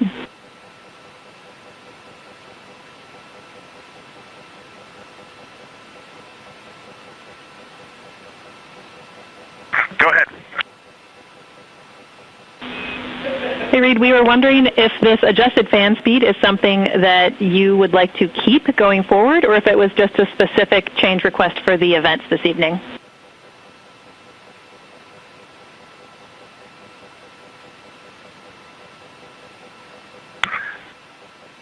Certainly for PAO events, this is an ideal fan speed. If you're willing to give us this fan speed for routine habitability, I think we would take it and try it for a while.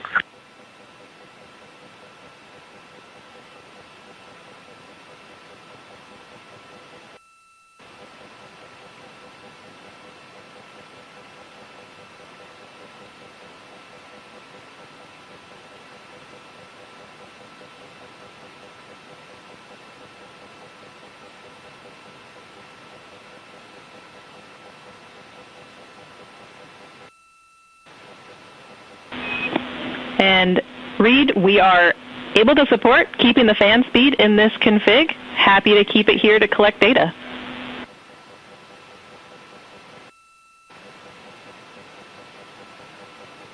Okay, you got 4 happy astronauts up here. We'll take it. Obviously, when we go to exercise, we'll need to bump it up, but I think for quiet of living, this will be great. We copy, and we love seeing those smiles.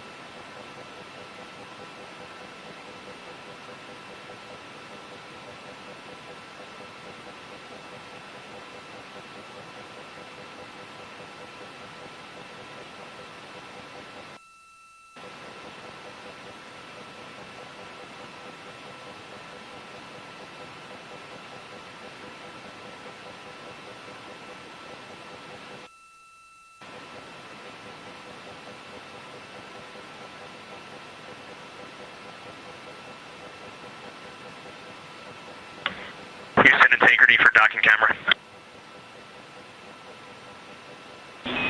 Go ahead.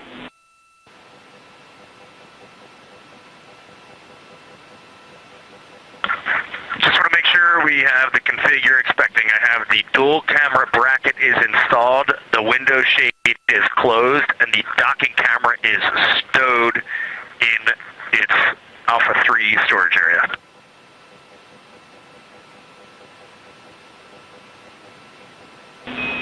That's a good config.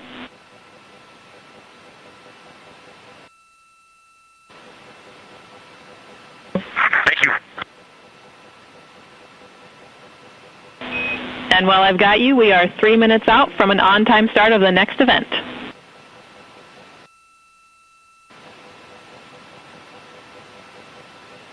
This is Artemis Mission Control in Houston, Texas. You can see a live look of the Artemis II crew inside the Orion spacecraft cabin as they prepare for another public affairs downlink event. There on your screen is CSA astronaut Jeremy Hansen along with NASA astronaut Reed Wiseman and NASA astronaut Victor Glover popping up.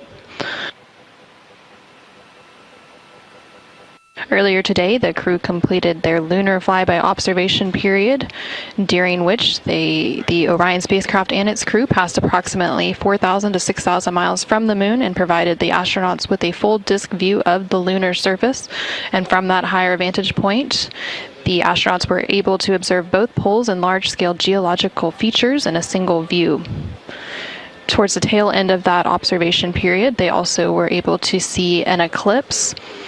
And that eclipse period lasted about an hour and was when the sun was hidden from view behind the opposite side of the moon from the perspective of Orion. Some of their observations and transfer some of the data and imagery down to the ground to begin processing, and the science team will take a look at that imagery as it comes down ahead of a post-lunar flyby conference tomorrow with the crew following their sleep period. Now we are standing by for a second public affairs event taking place in about a minute.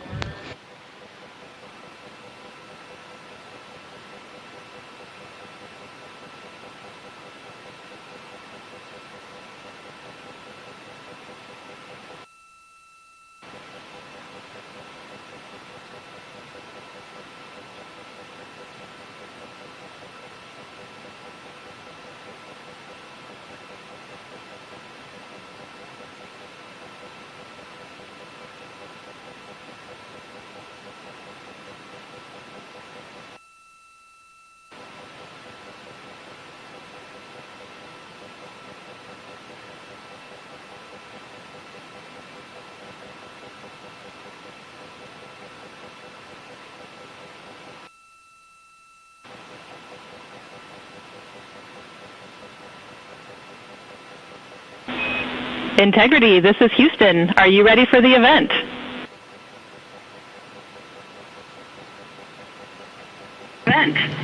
Houston, Integrity is ready for the event. Administrator Isaacman, this is Mission Control Houston. Please call Integrity for a voice check. Integrity, Jared Isaacman, comm check.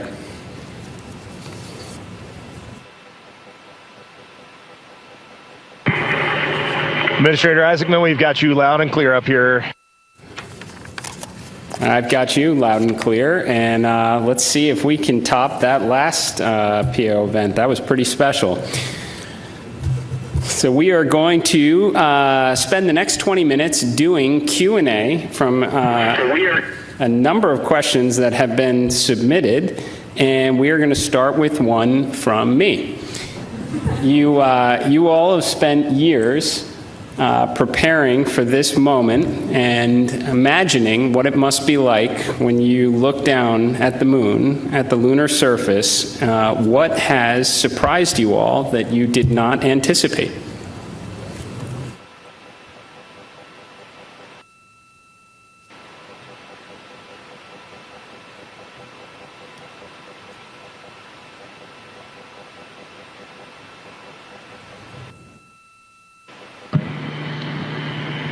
Go ahead. No. It's on.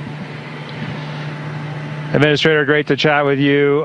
Just something that just shocked me because really using imagery and just the three-dimensionality of it, you know from your experience of seeing the Earth from space how it just seems different, and you look out in depth of things. And when we were on the far side of the moon looking back at Earth, it was just so obvious. You had this sphere out in front of you of the moon in this three-dimensional.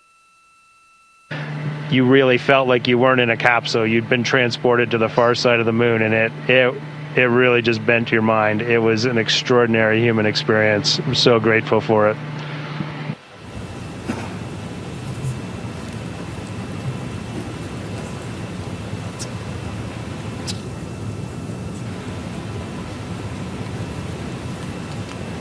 Integrity, Jared, anyone else want to answer that one?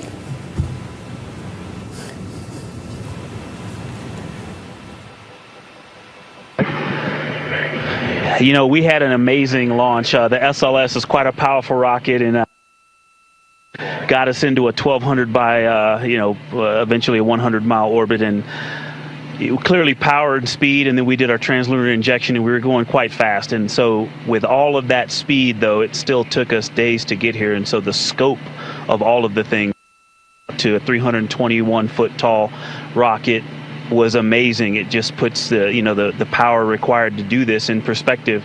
But then even with all that power and to get to those velocities, it still took us days. And the breadth of the distance we had to cover, watching the distance from Earth count up and the distance from the moon count down was one of the most surprising things I've enjoyed. Well, as I was trying to formulate an answer, at first I anything because there are so many things to choose from.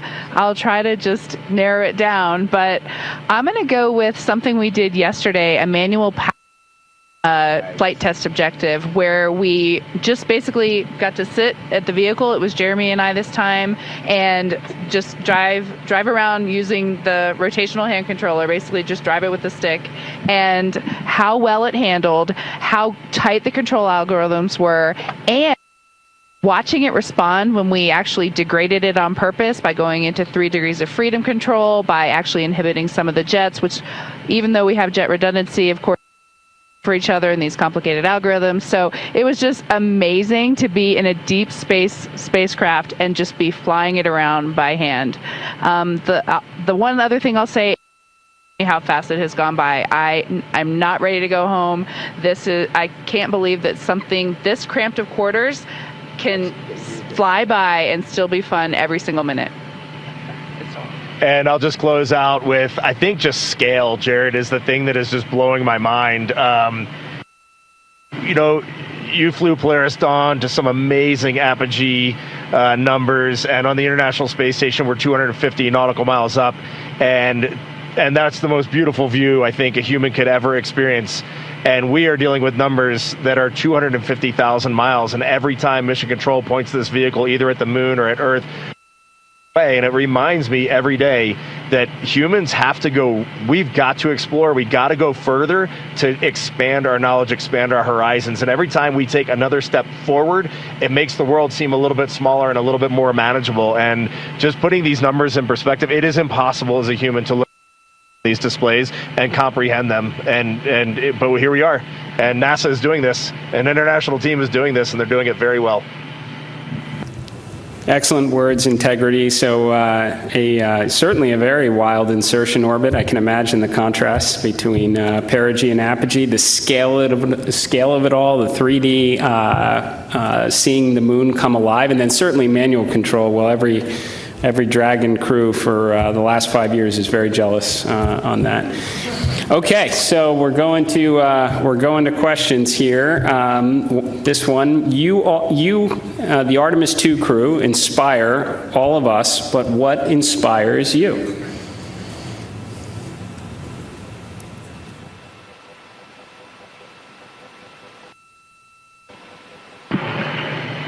I think as you get older, your answer to that question changes a lot. Certainly when I was a young boy and a young man, just seeing an airplane flying overhead, to me, that really lit a fire in me.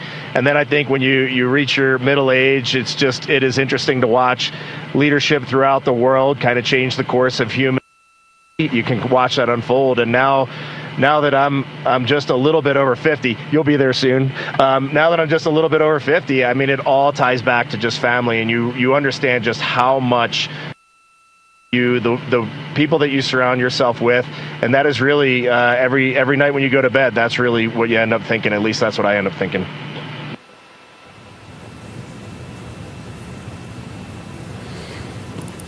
Thank you. All right, so here's a question. It's a good one. So for the Artemis II crew, what is the advice you would pass along for the next astronauts that will go in Orion?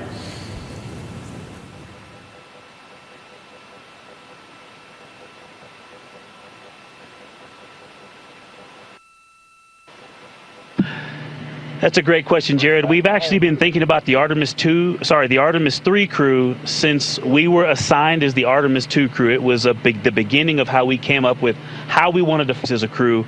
And so, over the course of these 3 years, we've taken a lot of notes. So we've almost got a book to hand them. But I think a few practical things, just sitting here that we've been living for the past 6 days, how you pack is a huge impact to how you will live on the journey. And so things like food and your hygiene products, and then you know what's going on with our waste management system, the technology that we have, practicing that and being familiar with that and being prepared mentally.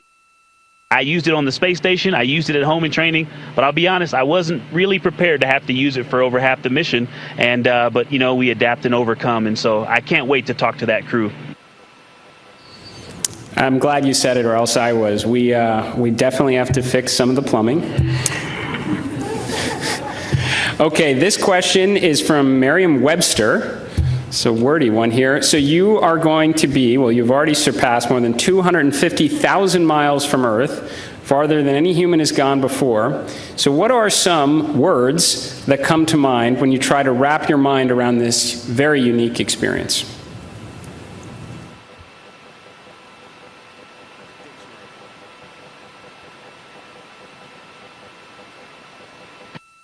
I'll be honest with you, the main word, because superlatives just don't do it justice, is humility.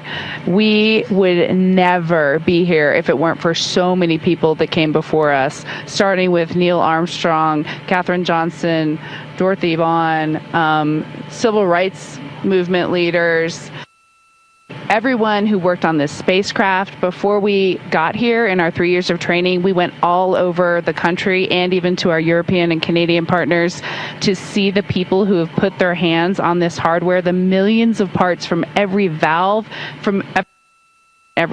to this entire thing, the people that put on harnesses every day to rig it up in the VAB. They all passed the record. We definitely didn't pass the record up here alone. So this is actually very similar to the question the President of the United States asked just a brief bit ago. But during the quiet moments on your journey, when you were out of contact with everyone here on Earth, what were some of the thoughts that tended to occupy your mind most?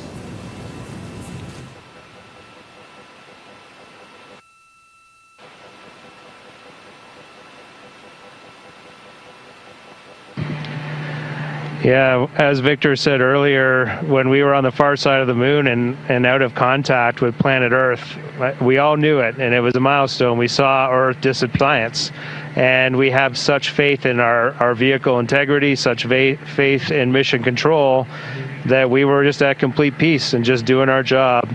And just trying to do a good job to collect as much science data as we could while we were on the far side of the moon, and we were just giddy in here, like of our lives. He's being a bit humble, but as soon as we went out of comm with planet Earth, we did have maple cookies. As we just gathered together for about 30 seconds, each one of us had a maple cream cookie, and then right back into the science. But we had to take a moment to honor that time going behind Earth, and it was going behind the moon and out of touch with Earth, and that was a very surreal moment for this crew.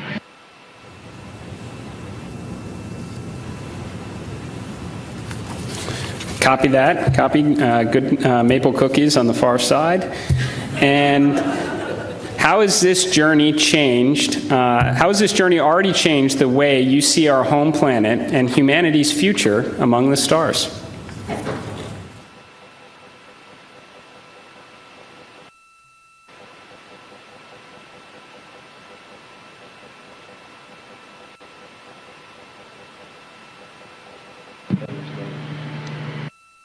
there's so many directions I think we could go with that.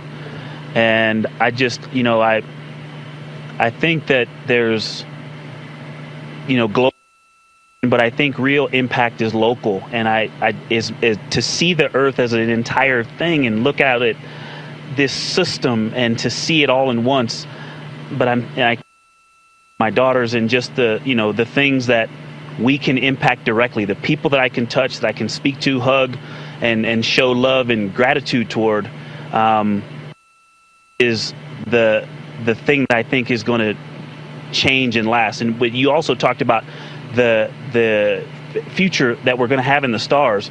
And this mission, I think we swung for the fence and launched on our first try after learning a lot earlier this year. But I think it set the stage for us to go out and continue to swing for the fence hard in our Orion SLS and ground systems programs to go and get the next one teed up so that crew can knock it off out of the park. And so I have huge expectations for what's coming next. Good words. Are you feeling homesick for Earth?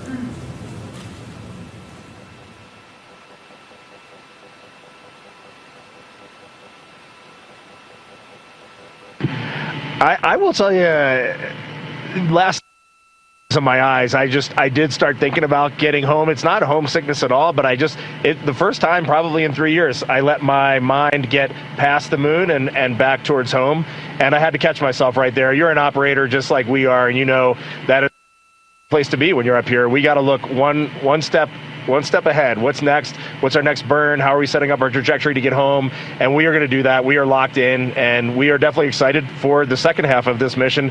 And we are on guard. We are first crew to fly this vehicle. We are ready for any contingency in any scenario, and we are going to stay locked in every second until we are back on that Navy ship and then home reunited with our families.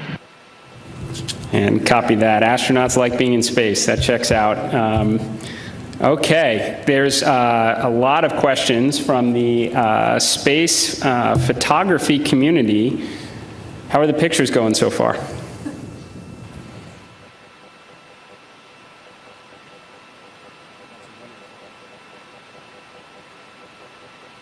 Well, we all love getting our hands on cameras and our eyes behind the lens here, because we're just trying to share the incredible things that we're seeing, and that's obviously the best way we can try to do that. I've been into night sky photography for a long time, and so it's really a dream come true for me. I have thought specifically to that community, the time lapses I've been trying to get, those are a little tougher because we have a very dynamic vehicle. It's not like being on ISS where you can get the city lights below and the auroras and the spinning stars around the North Star. There's a lot going on. So, but what we got to matter is out of this world. When we viewed that eclipse, that was the one time we all said, we literally cannot capture this with a camera. Everything else, I think we've really put our hearts and minds into making sure we understand so that we can bring that home to everyone. But having to set the low light features for Earth shine on the moon while it's an eclipse, that was a new one. I had to dig deep in my book for that one. And thanks for the iPhones. They've been working great. Very glad to hear that. And there are a couple billion people back here on Earth that are extremely excited to look at the imagery you've captured up there. So. Okay, well, I want to thank you all. Integrity. So Reed, Victor, Christina, Jeremy, on behalf of NASA and space-loving people across the world, thank you for taking us with you to the moon. Thank you for your courage, all of your beautiful words that we've heard. You represent the absolute best of us. We are proud of you, and we look forward to welcoming you back safely to the good Earth very soon. Godspeed, and go Artemis II.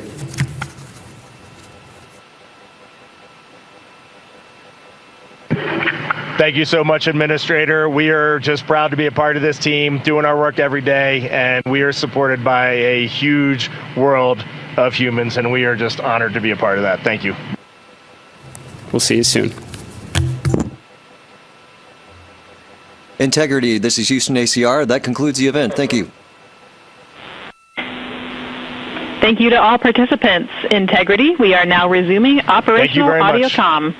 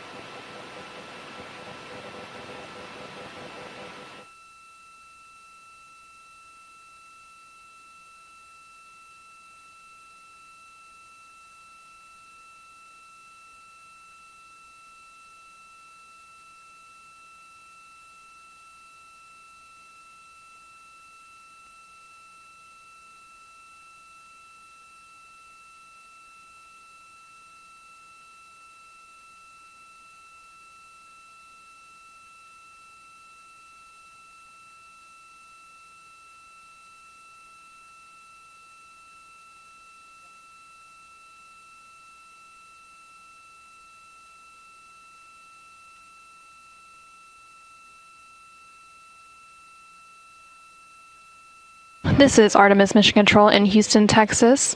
That second public affairs event with NASA Administrator Isaacman and the crew on board the Orion spacecraft named Integrity now complete, and there on your screen you're seeing a live view from the Orion spacecraft, specifically from the camera on its solar array wings, and you can see a crescent Earth there. The crew is now officially on the return leg of their journey, and Earth is now their target, with that splashdown targeted for April 10th.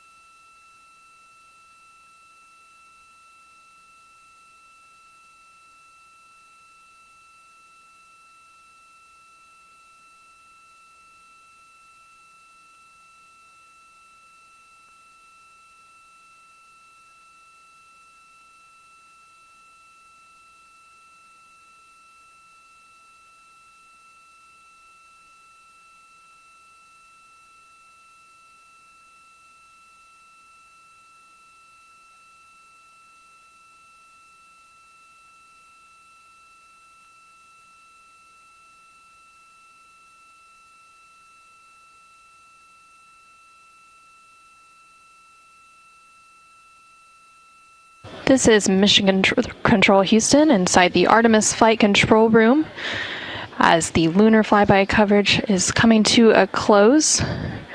You can see a final look there of the Orion spacecraft and that crescent moon in the distance. The Artemis II crew inside the Orion spacecraft named Integrity lifted off atop the Space Launch System rocket on Wednesday, April 1st from NASA's Kennedy Space Center in Florida. This crew is the first to live and work inside the Orion spacecraft. And about 25 hours after launch, Orion conducted its TLI, or translunar injection burn, which committed Orion to departing high Earth orbit and set us up for today's flyby. TLI also served as the spacecraft's deorbit burn as it slingshot Orion around the moon and set the crew on its free return trajectory, with that splashdown slated for Friday, April 10th. Last night, on flight day 5, the crew entered the lunar sphere of influence, the point at which the pull of the moon's gravity became stronger than the pull of Earth's gravity, and the crew will remain in this lunar sphere of influence until about 12:25 p.m. Central, 1:25 p.m. Eastern on April 7th. Today, the crew spent the majority of their day making science observations and capturing imagery as part of the Lunar Flyby, during which Orion and its crew passed approximately 4,000 to 6,000 miles from the moon and provided the crew with a full disk view of the lunar surface. From that higher vantage point, the crew was able to observe both poles and large-scale geologic features in a single view, and the Artemis II crew also became the first humans to directly observe certain far-side regions of the moon with unaided eyes. During the lunar flyby, the crew also surpassed the Apollo 13 distance record and made that farthest distance from the Earth during their mission at a distance of 252,756 miles away from Earth. Integrity Houston with 2 updates.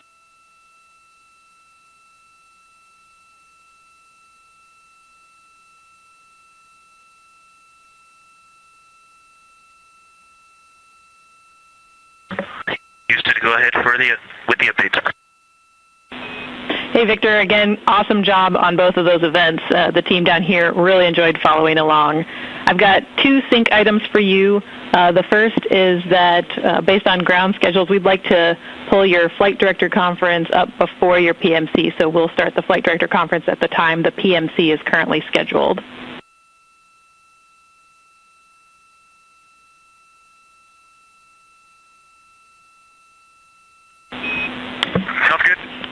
And the second item is just following up on the DU1 caution.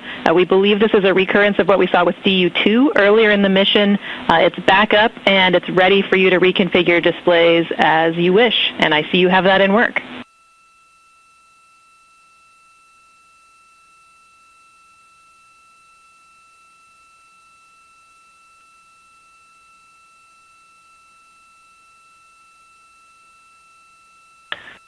Okay, great. We would love a main and secondary dump line status, really the main line.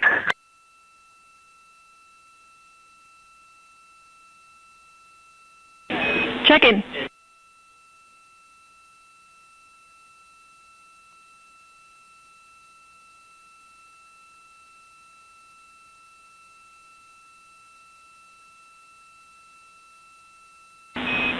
And Reed, back with you on the dump lines. The main dump is open and it's proceeding very slowly, but the secondary is still configured and go for use.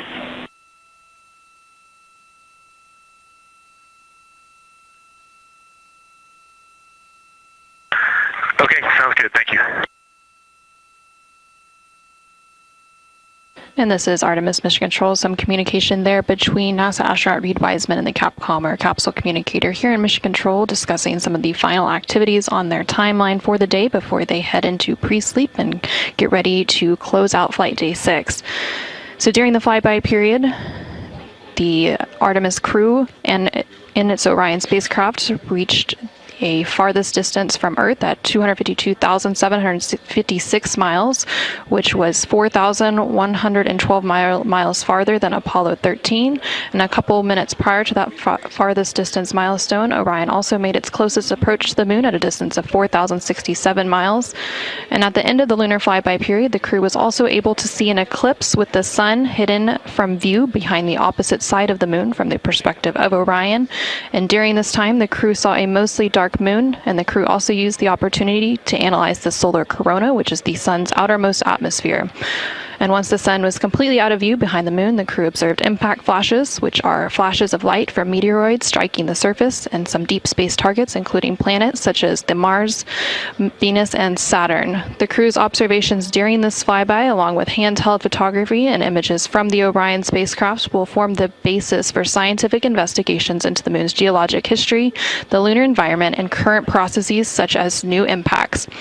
At this point in the Artemis II mission, the crew and the teams on the ground have begun or completed 23 of the 27 high-priority objectives for the mission, providing a tremendous insight into the operation of the Orion spacecraft and critical information as we prepare for future Artemis missions. Now that the lunar flyby observation period has concluded, along with the public affairs events that followed with President Donald Trump and NASA Administrator Jared Isaacman, we are going to wrap our broadcast coverage on NASA Plus. Thank you to everyone who tuned into our coverage on NASA Plus, as well as through our streaming partners on Peacock, Netflix, Amazon Prime, and HBO Max. While our NASA Plus coverage is concluding, our 24/7 continuous coverage will continue on NASA's YouTube page, so you can continue to follow our Artemis II crew on their return journey back to Earth. This is Mission Control Houston.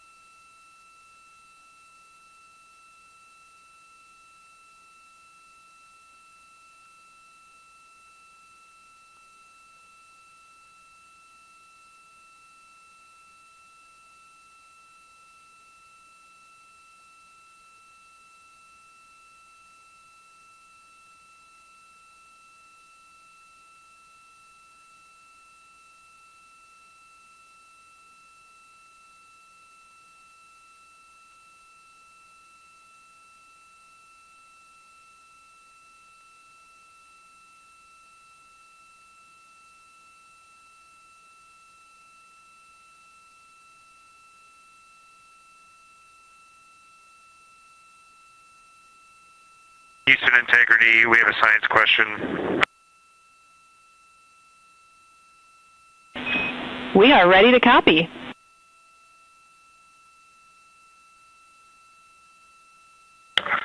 We just want to check our understanding before we go to bed, because we think we made some changes, but the procedures, were not updated as expected. We no longer have to transfer any of the audio recordings on our PCDs or any notes we made in OneNote. That you will just go into the applicable locations and pull that stuff down from where they are originally created. That is a good recollection, Jeremy. That is correct.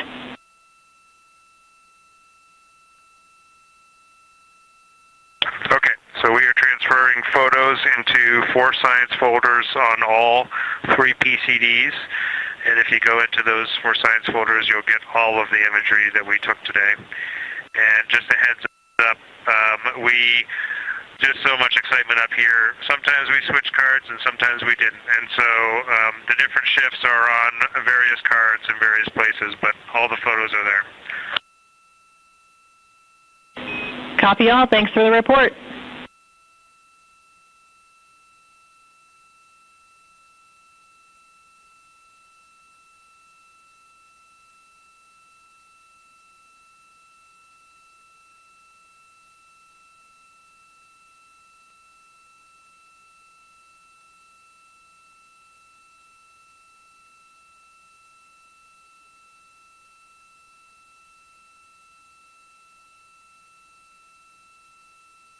This is Artemis Mission Control in Houston, Texas. We're currently 5 days, 4 hours, and 52 minutes into the Artemis II mission. You just heard some call down from the crew on board the Orion spacecraft, and you can see a live view of the exterior of that Orion spacecraft there on your screen. They are working to downlink some of the imagery that they captured throughout the Lunar Flyby today. And here shortly, they are also going to wrap up some of the final activities for the day, which includes a private medical conference with their medical teams here on the ground, as well as a private conference with the flight director here on the ground to go through vehicle status and any questions, comments, concerns they may have ahead of the next flight day. After those private conferences are complete, they will then enter to decompress for the day. They can also complete any necessary personal activities and hygiene activities, and it's also when they have an opportunity to eat their dinner. The meals provided to the crew throughout the mission are from the Space Food Systems Laboratory here in Houston, Texas.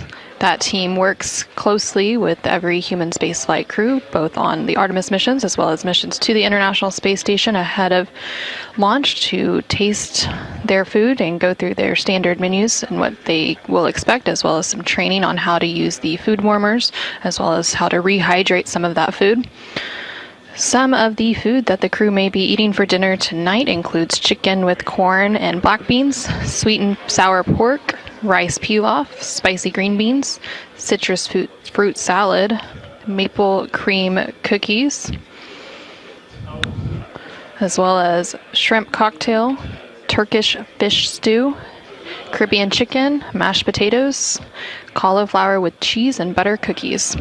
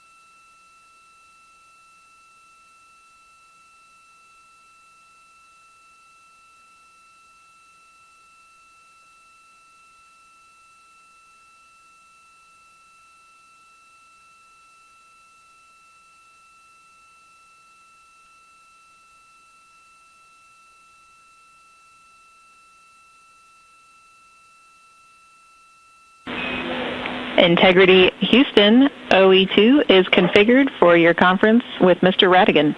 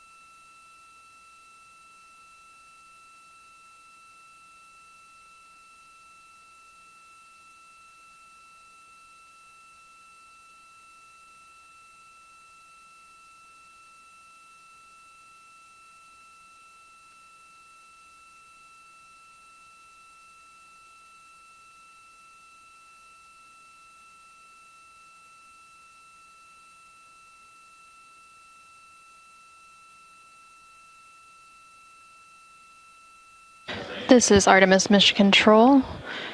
You are currently seeing a live view of the Orion spacecraft. This view coming to you from one of the 4 solar array wings or SAWs. They each have cameras mounted to them that provide these live views. And in the distance you can see a crescent Earth. That of course is now the destination for the Orion spacecraft and its crew now that we are on the return journey leg of the mission following today's lunar flyby.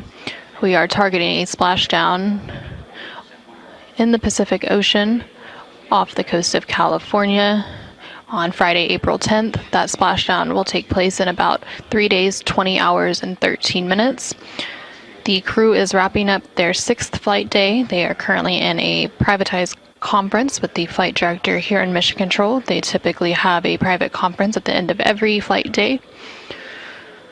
Following this, they will have a brief private conference with their medical teams here on the ground, and then they will head into their pre-sleep period, and that will wrap up their 6th flight day as part of the Artemis II mission.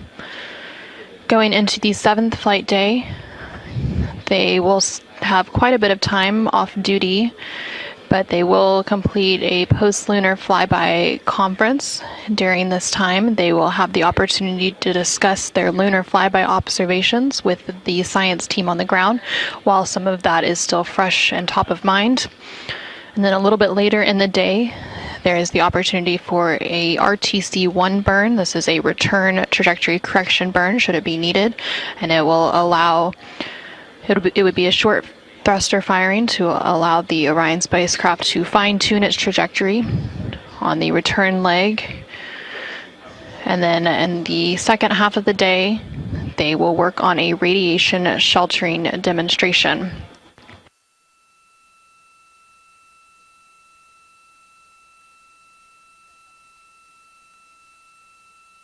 During that radiation shelter demonstration, the crew will build a radiation shelter within the cabin of the Orion spacecraft and prepare lockers for radiation shelter ingress or entering into them. On missions to the moon through the Artemis program, astronauts venture beyond Earth's protective magnetic field. The Orion spacecraft serves as the main protection against the sun's intense power. And NASA has radiation dosage level thresholds that they look for inside Orion. The first threshold signals a caution, prompting closer monitoring and coordination with medical and flight operations team. And then a higher threshold triggers a recommendation for the crew to take shelter. Radiation shielding in space is all about mass.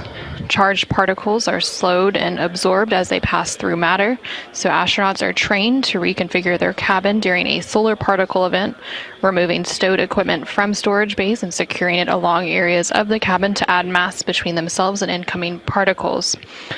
Since Artemis II is the first crewed Artemis mission, testing this procedure in the Orion spacecraft is a major objective of the mission.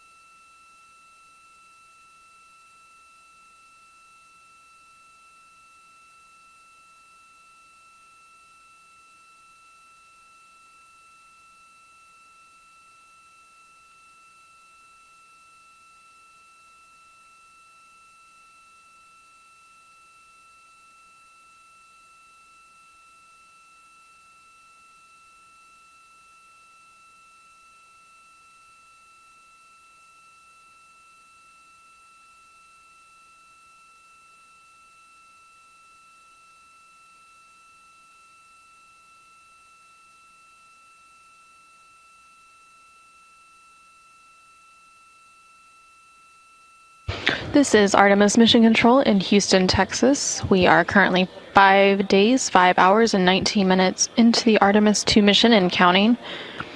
Currently on your screen, you can see a live view from the Orion spacecraft named Integrity by its crew. You can see a clear view of one of those solar array wings. There are 4 solar array wings, or SAWs, that provide power generation for the Orion spacecraft, and just above that solar array wing, you can see a crescent Earth. Currently, the Orion spacecraft is about 11,900 miles away from the moon, and that distance will continue to increase now that we are on the return leg of the journey. The Orion spacecraft and its crew had their lunar flyby and made their closest approach to the moon earlier today, and the distance from Earth is about 249,000 miles. We are expecting a splashdown on Friday, April 10th, on flight day 10. That splashdown in the Pacific Ocean off the coast of California in about 3 days, 19 hours, and 57 minutes from now. Currently, the crew is wrapping up some of the final activities for the day, and then they are about to enter their pre-sleep period. That pre-sleep period will last about 2.5 hours, after which they will go to sleep. They typically have an 8.5-hour sleep period, and then they will begin flight day 7. The majority of flight day 7 will be an off-duty day for the crew, but they do still have a few items that they have to complete. One of those is a post-lunar flyby conference, and this will be directly with the crew and the science team here on the ground to discuss some of their lunar flyby observations as part of the data collection, to allow the crew to talk through what they experienced and what they saw while it's still top of mind and fresh following today's lunar flyby observation period. Again, that lunar flyby lasted about 7 hours, and towards the tail end of that flyby, they did get to experience an eclipse. Following that post-lunar flyby conference, the crew will have a little bit of a break. They will be able to exercise, have their midday meal, and then there is the opportunity for a return trajectory correction 1 burn should it be needed. These return trajectory correction burns allow the Orion spacecraft to fine-tune its path on the way back to Earth. On the outbound journey, there were originally 3 planned outbound trajectory correction burns. The first 2 of those burns ended up being canceled, as it was determined they were not needed due to the accuracy of the translunar injection burn, or TLI burn, which took place on flight day 2. The third and final of those outbound trajectory correction burns did take place on flight day 5. And it ended up being a 17.5-second burn to fine-tune Orion's trajectory as it made its flyby around the moon. So again, there will be an opportunity for a return trajectory correction burn tomorrow should it be needed. And then in the latter half of their flight day 7, they will complete a radiation shelter demonstration.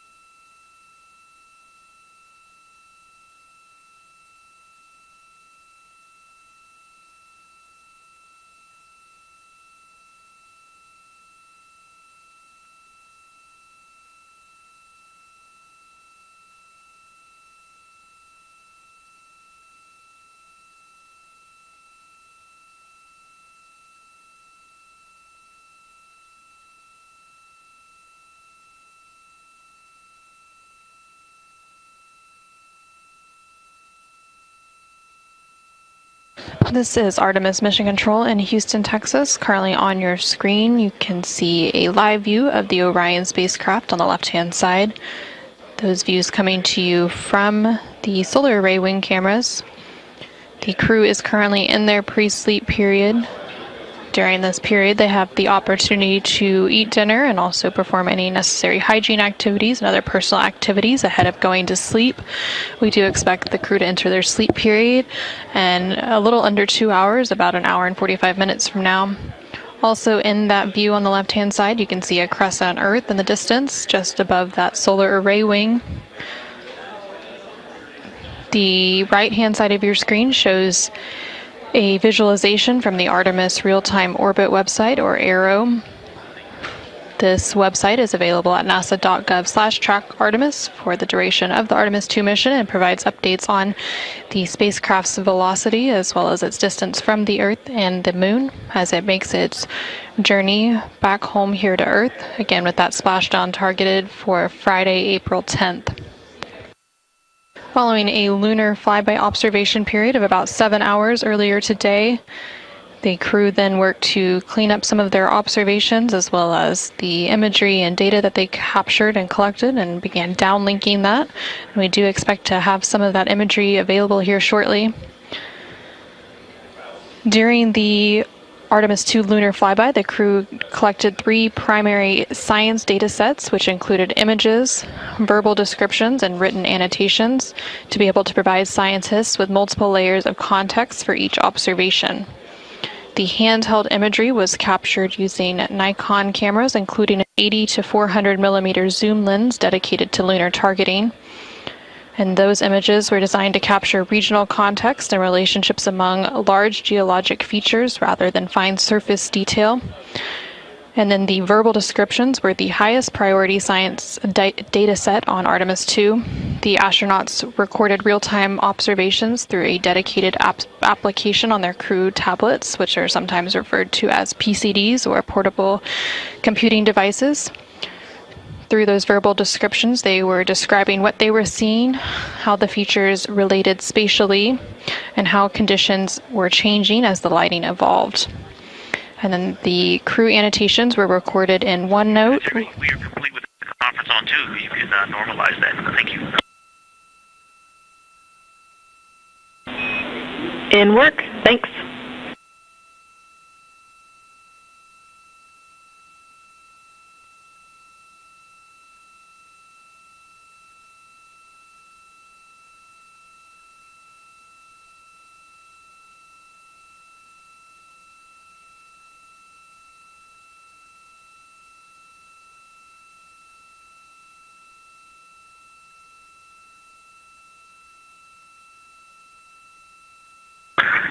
And Houston Integrity, the actor data is on PCD2.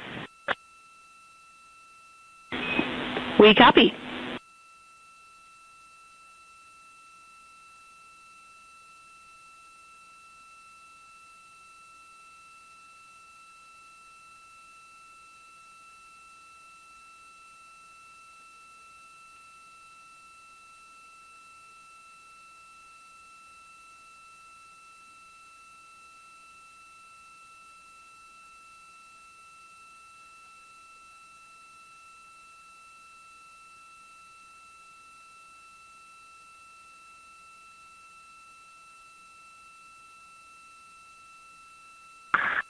Houston Integrity on 1 for imagery for downlink folders.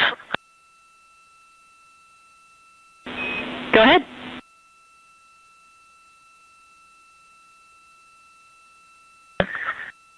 Okay, on PCD1, I have noticed I have 2 imagery for downlink folders, and I have been using both of them today. One is on the C drive, and one is in C users CDR desktop imagery for downlink.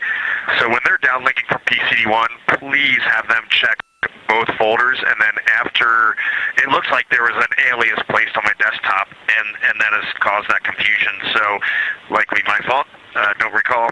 But if they could please check both the C drive imagery for downlink and then my login imagery for downlink on PCD1, I would appreciate it. We copy.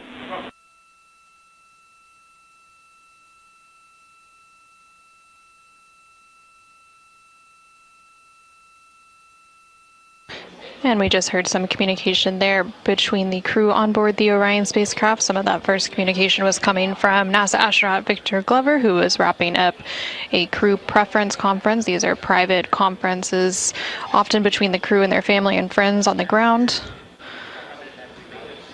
And then we heard some communication after that from NASA astronaut Reed Wiseman, who was asking some questions and letting them know about some images and data that were being downlinked from the Orion spacecraft following the lunar flyby earlier today.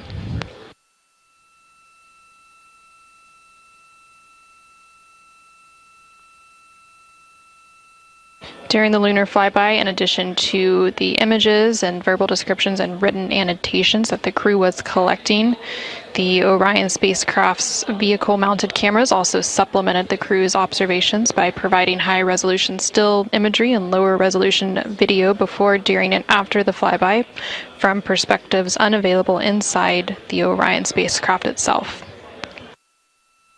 In preparation for the lunar flyby and the Artemis II mission, the Artemis II astronauts underwent extensive lunar science training, including classroom instruction, fieldwork, and high-fidelity simulations.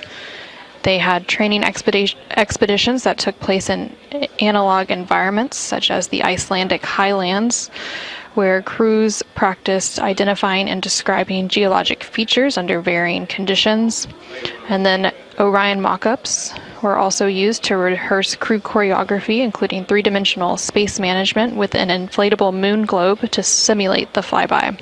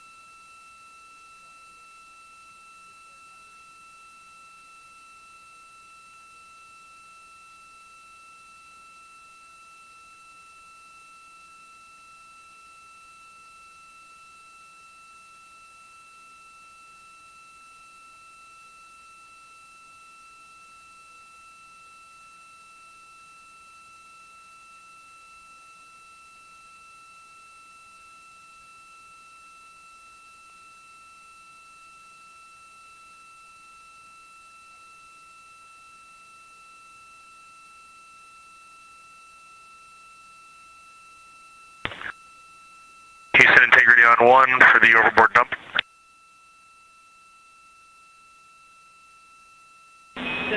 Go ahead.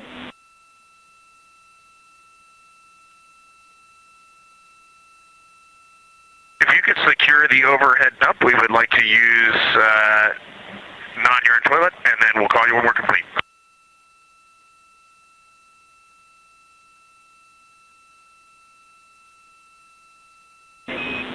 We are putting that in work for you, and I have 2 other updates for you while I got you, if you're okay with a little bit more interruption to your pre-sleep.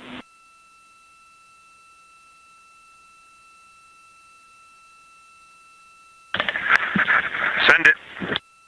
All right, so just with email, we're still syncing. We did hear your comment about the priority list. Unfortunately, it turns out that there was a miscommunication on that, so we're working it. We've got a couple of solutions in mind to reduce the volume of emails that you're getting, but we probably won't get there tonight. So the uplink you're getting now is not truncated, but we are pursuing a solution to truncate those in the future.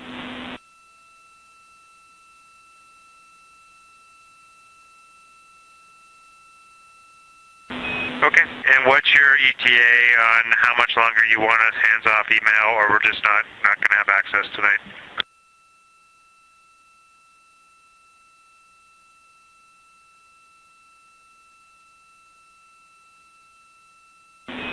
We are aiming for 20 minutes on that. Thanks for bearing with. Sorry again.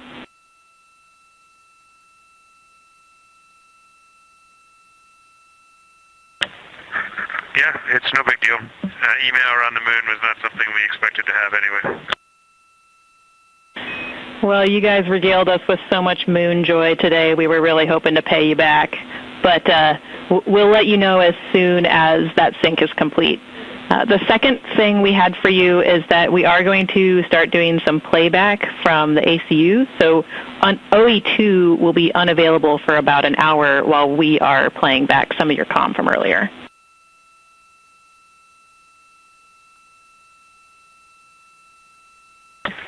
Okay, copy that. OE1 only for us for the next couple hours.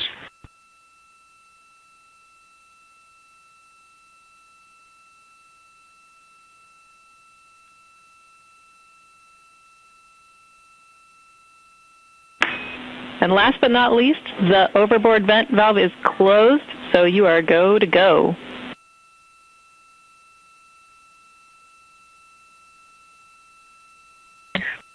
All right, in work.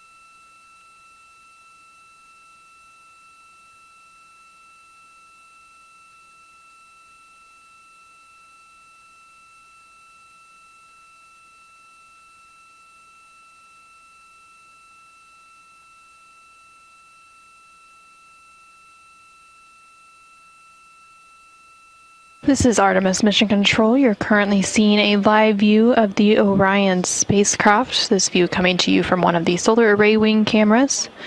Currently inside the Orion spacecraft, which was named Integrity by its crew, are the 4 crew members of the Artemis II mission, which includes Reed Wiseman, Victor Glover, Christina Cook, and Jeremy Hansen. The crew recently completed their lunar flyby today during flight day 6. And they are currently in their pre-sleep period, preparing to go to sleep in a little over an hour to wrap up flight day 6.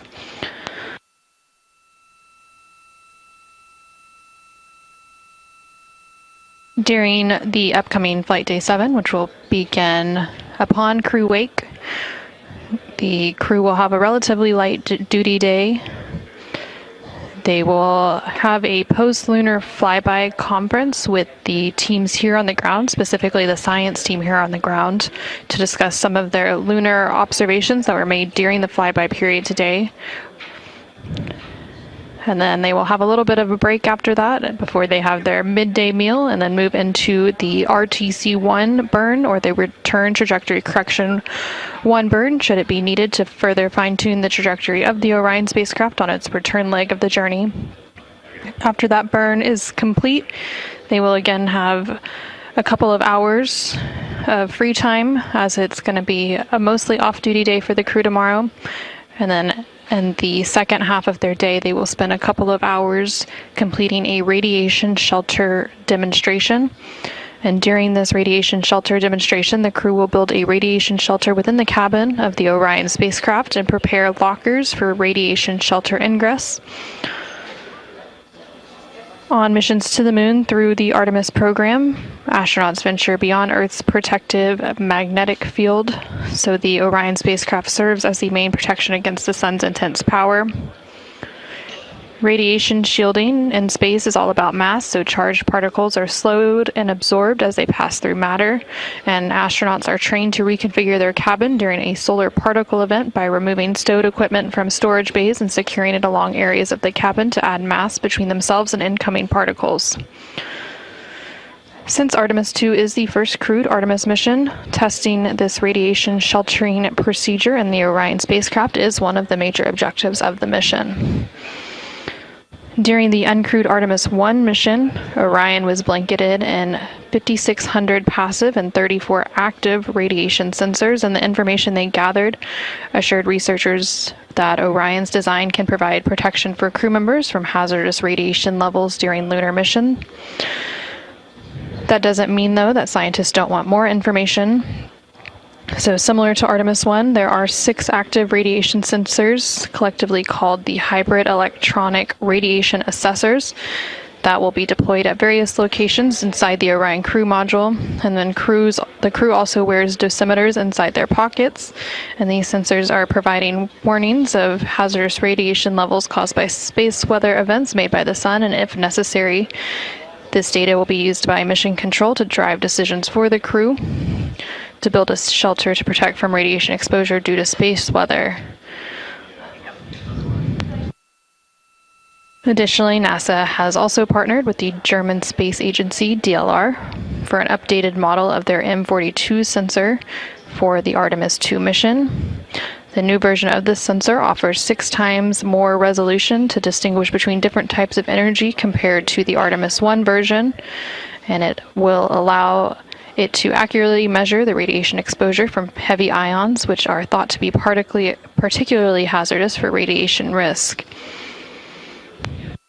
Artemis II is also carrying 4 of the monitors affixed at points around the cabin by the crew, and collectively the sensor data will paint a full picture of radiation exposures inside the Orion spacecraft and provide context for interpreting the results of Archer, Avatar, Artemis II standard measures, and immune biomarkers experiment.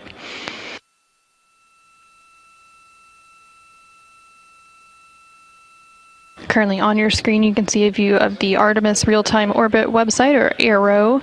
This is available at nasa.gov/trackartemis and provides updates on the velocity of the Orion spacecraft along with its distance from the Earth and from the Moon. So the distance from the Moon is now increasing following that lunar close approach that took place earlier today. There's now just under 14,000 miles. Integrity Houston with a couple more cleanup items.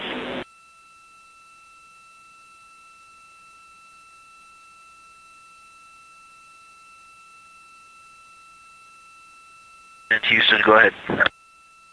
Hey, I wanted to let you know that our email sync is completed. You can all now use your email.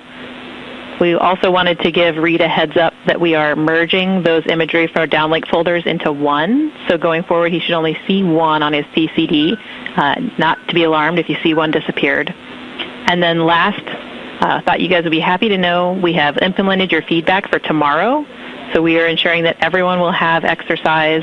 We are also going to move the rad shelter demo to flight day 8, where it is going to be condensed to focus on the highest priority objectives.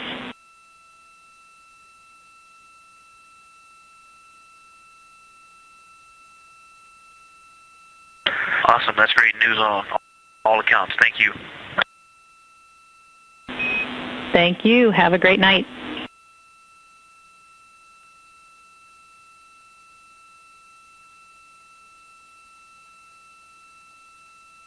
And we just heard some... Thank you, Tess, and you have a good night, too.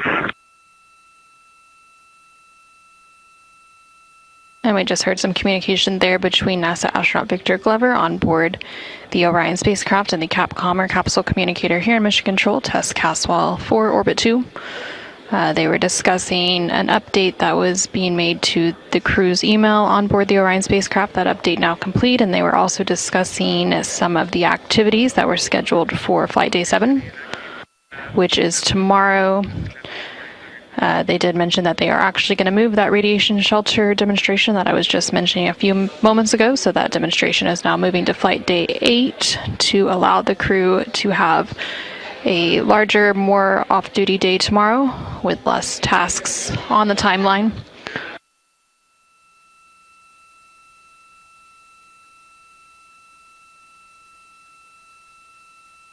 So now for Flight Day 7, the crew will just have their post-lunar flyby conference, and then possibly that return trajectory correction 1 burn should it be needed. Otherwise, they will have a pretty light duty day tomorrow with some free time to do as they please on this return journey back to Earth. Again, that splashdown targeted for Friday, April 10th.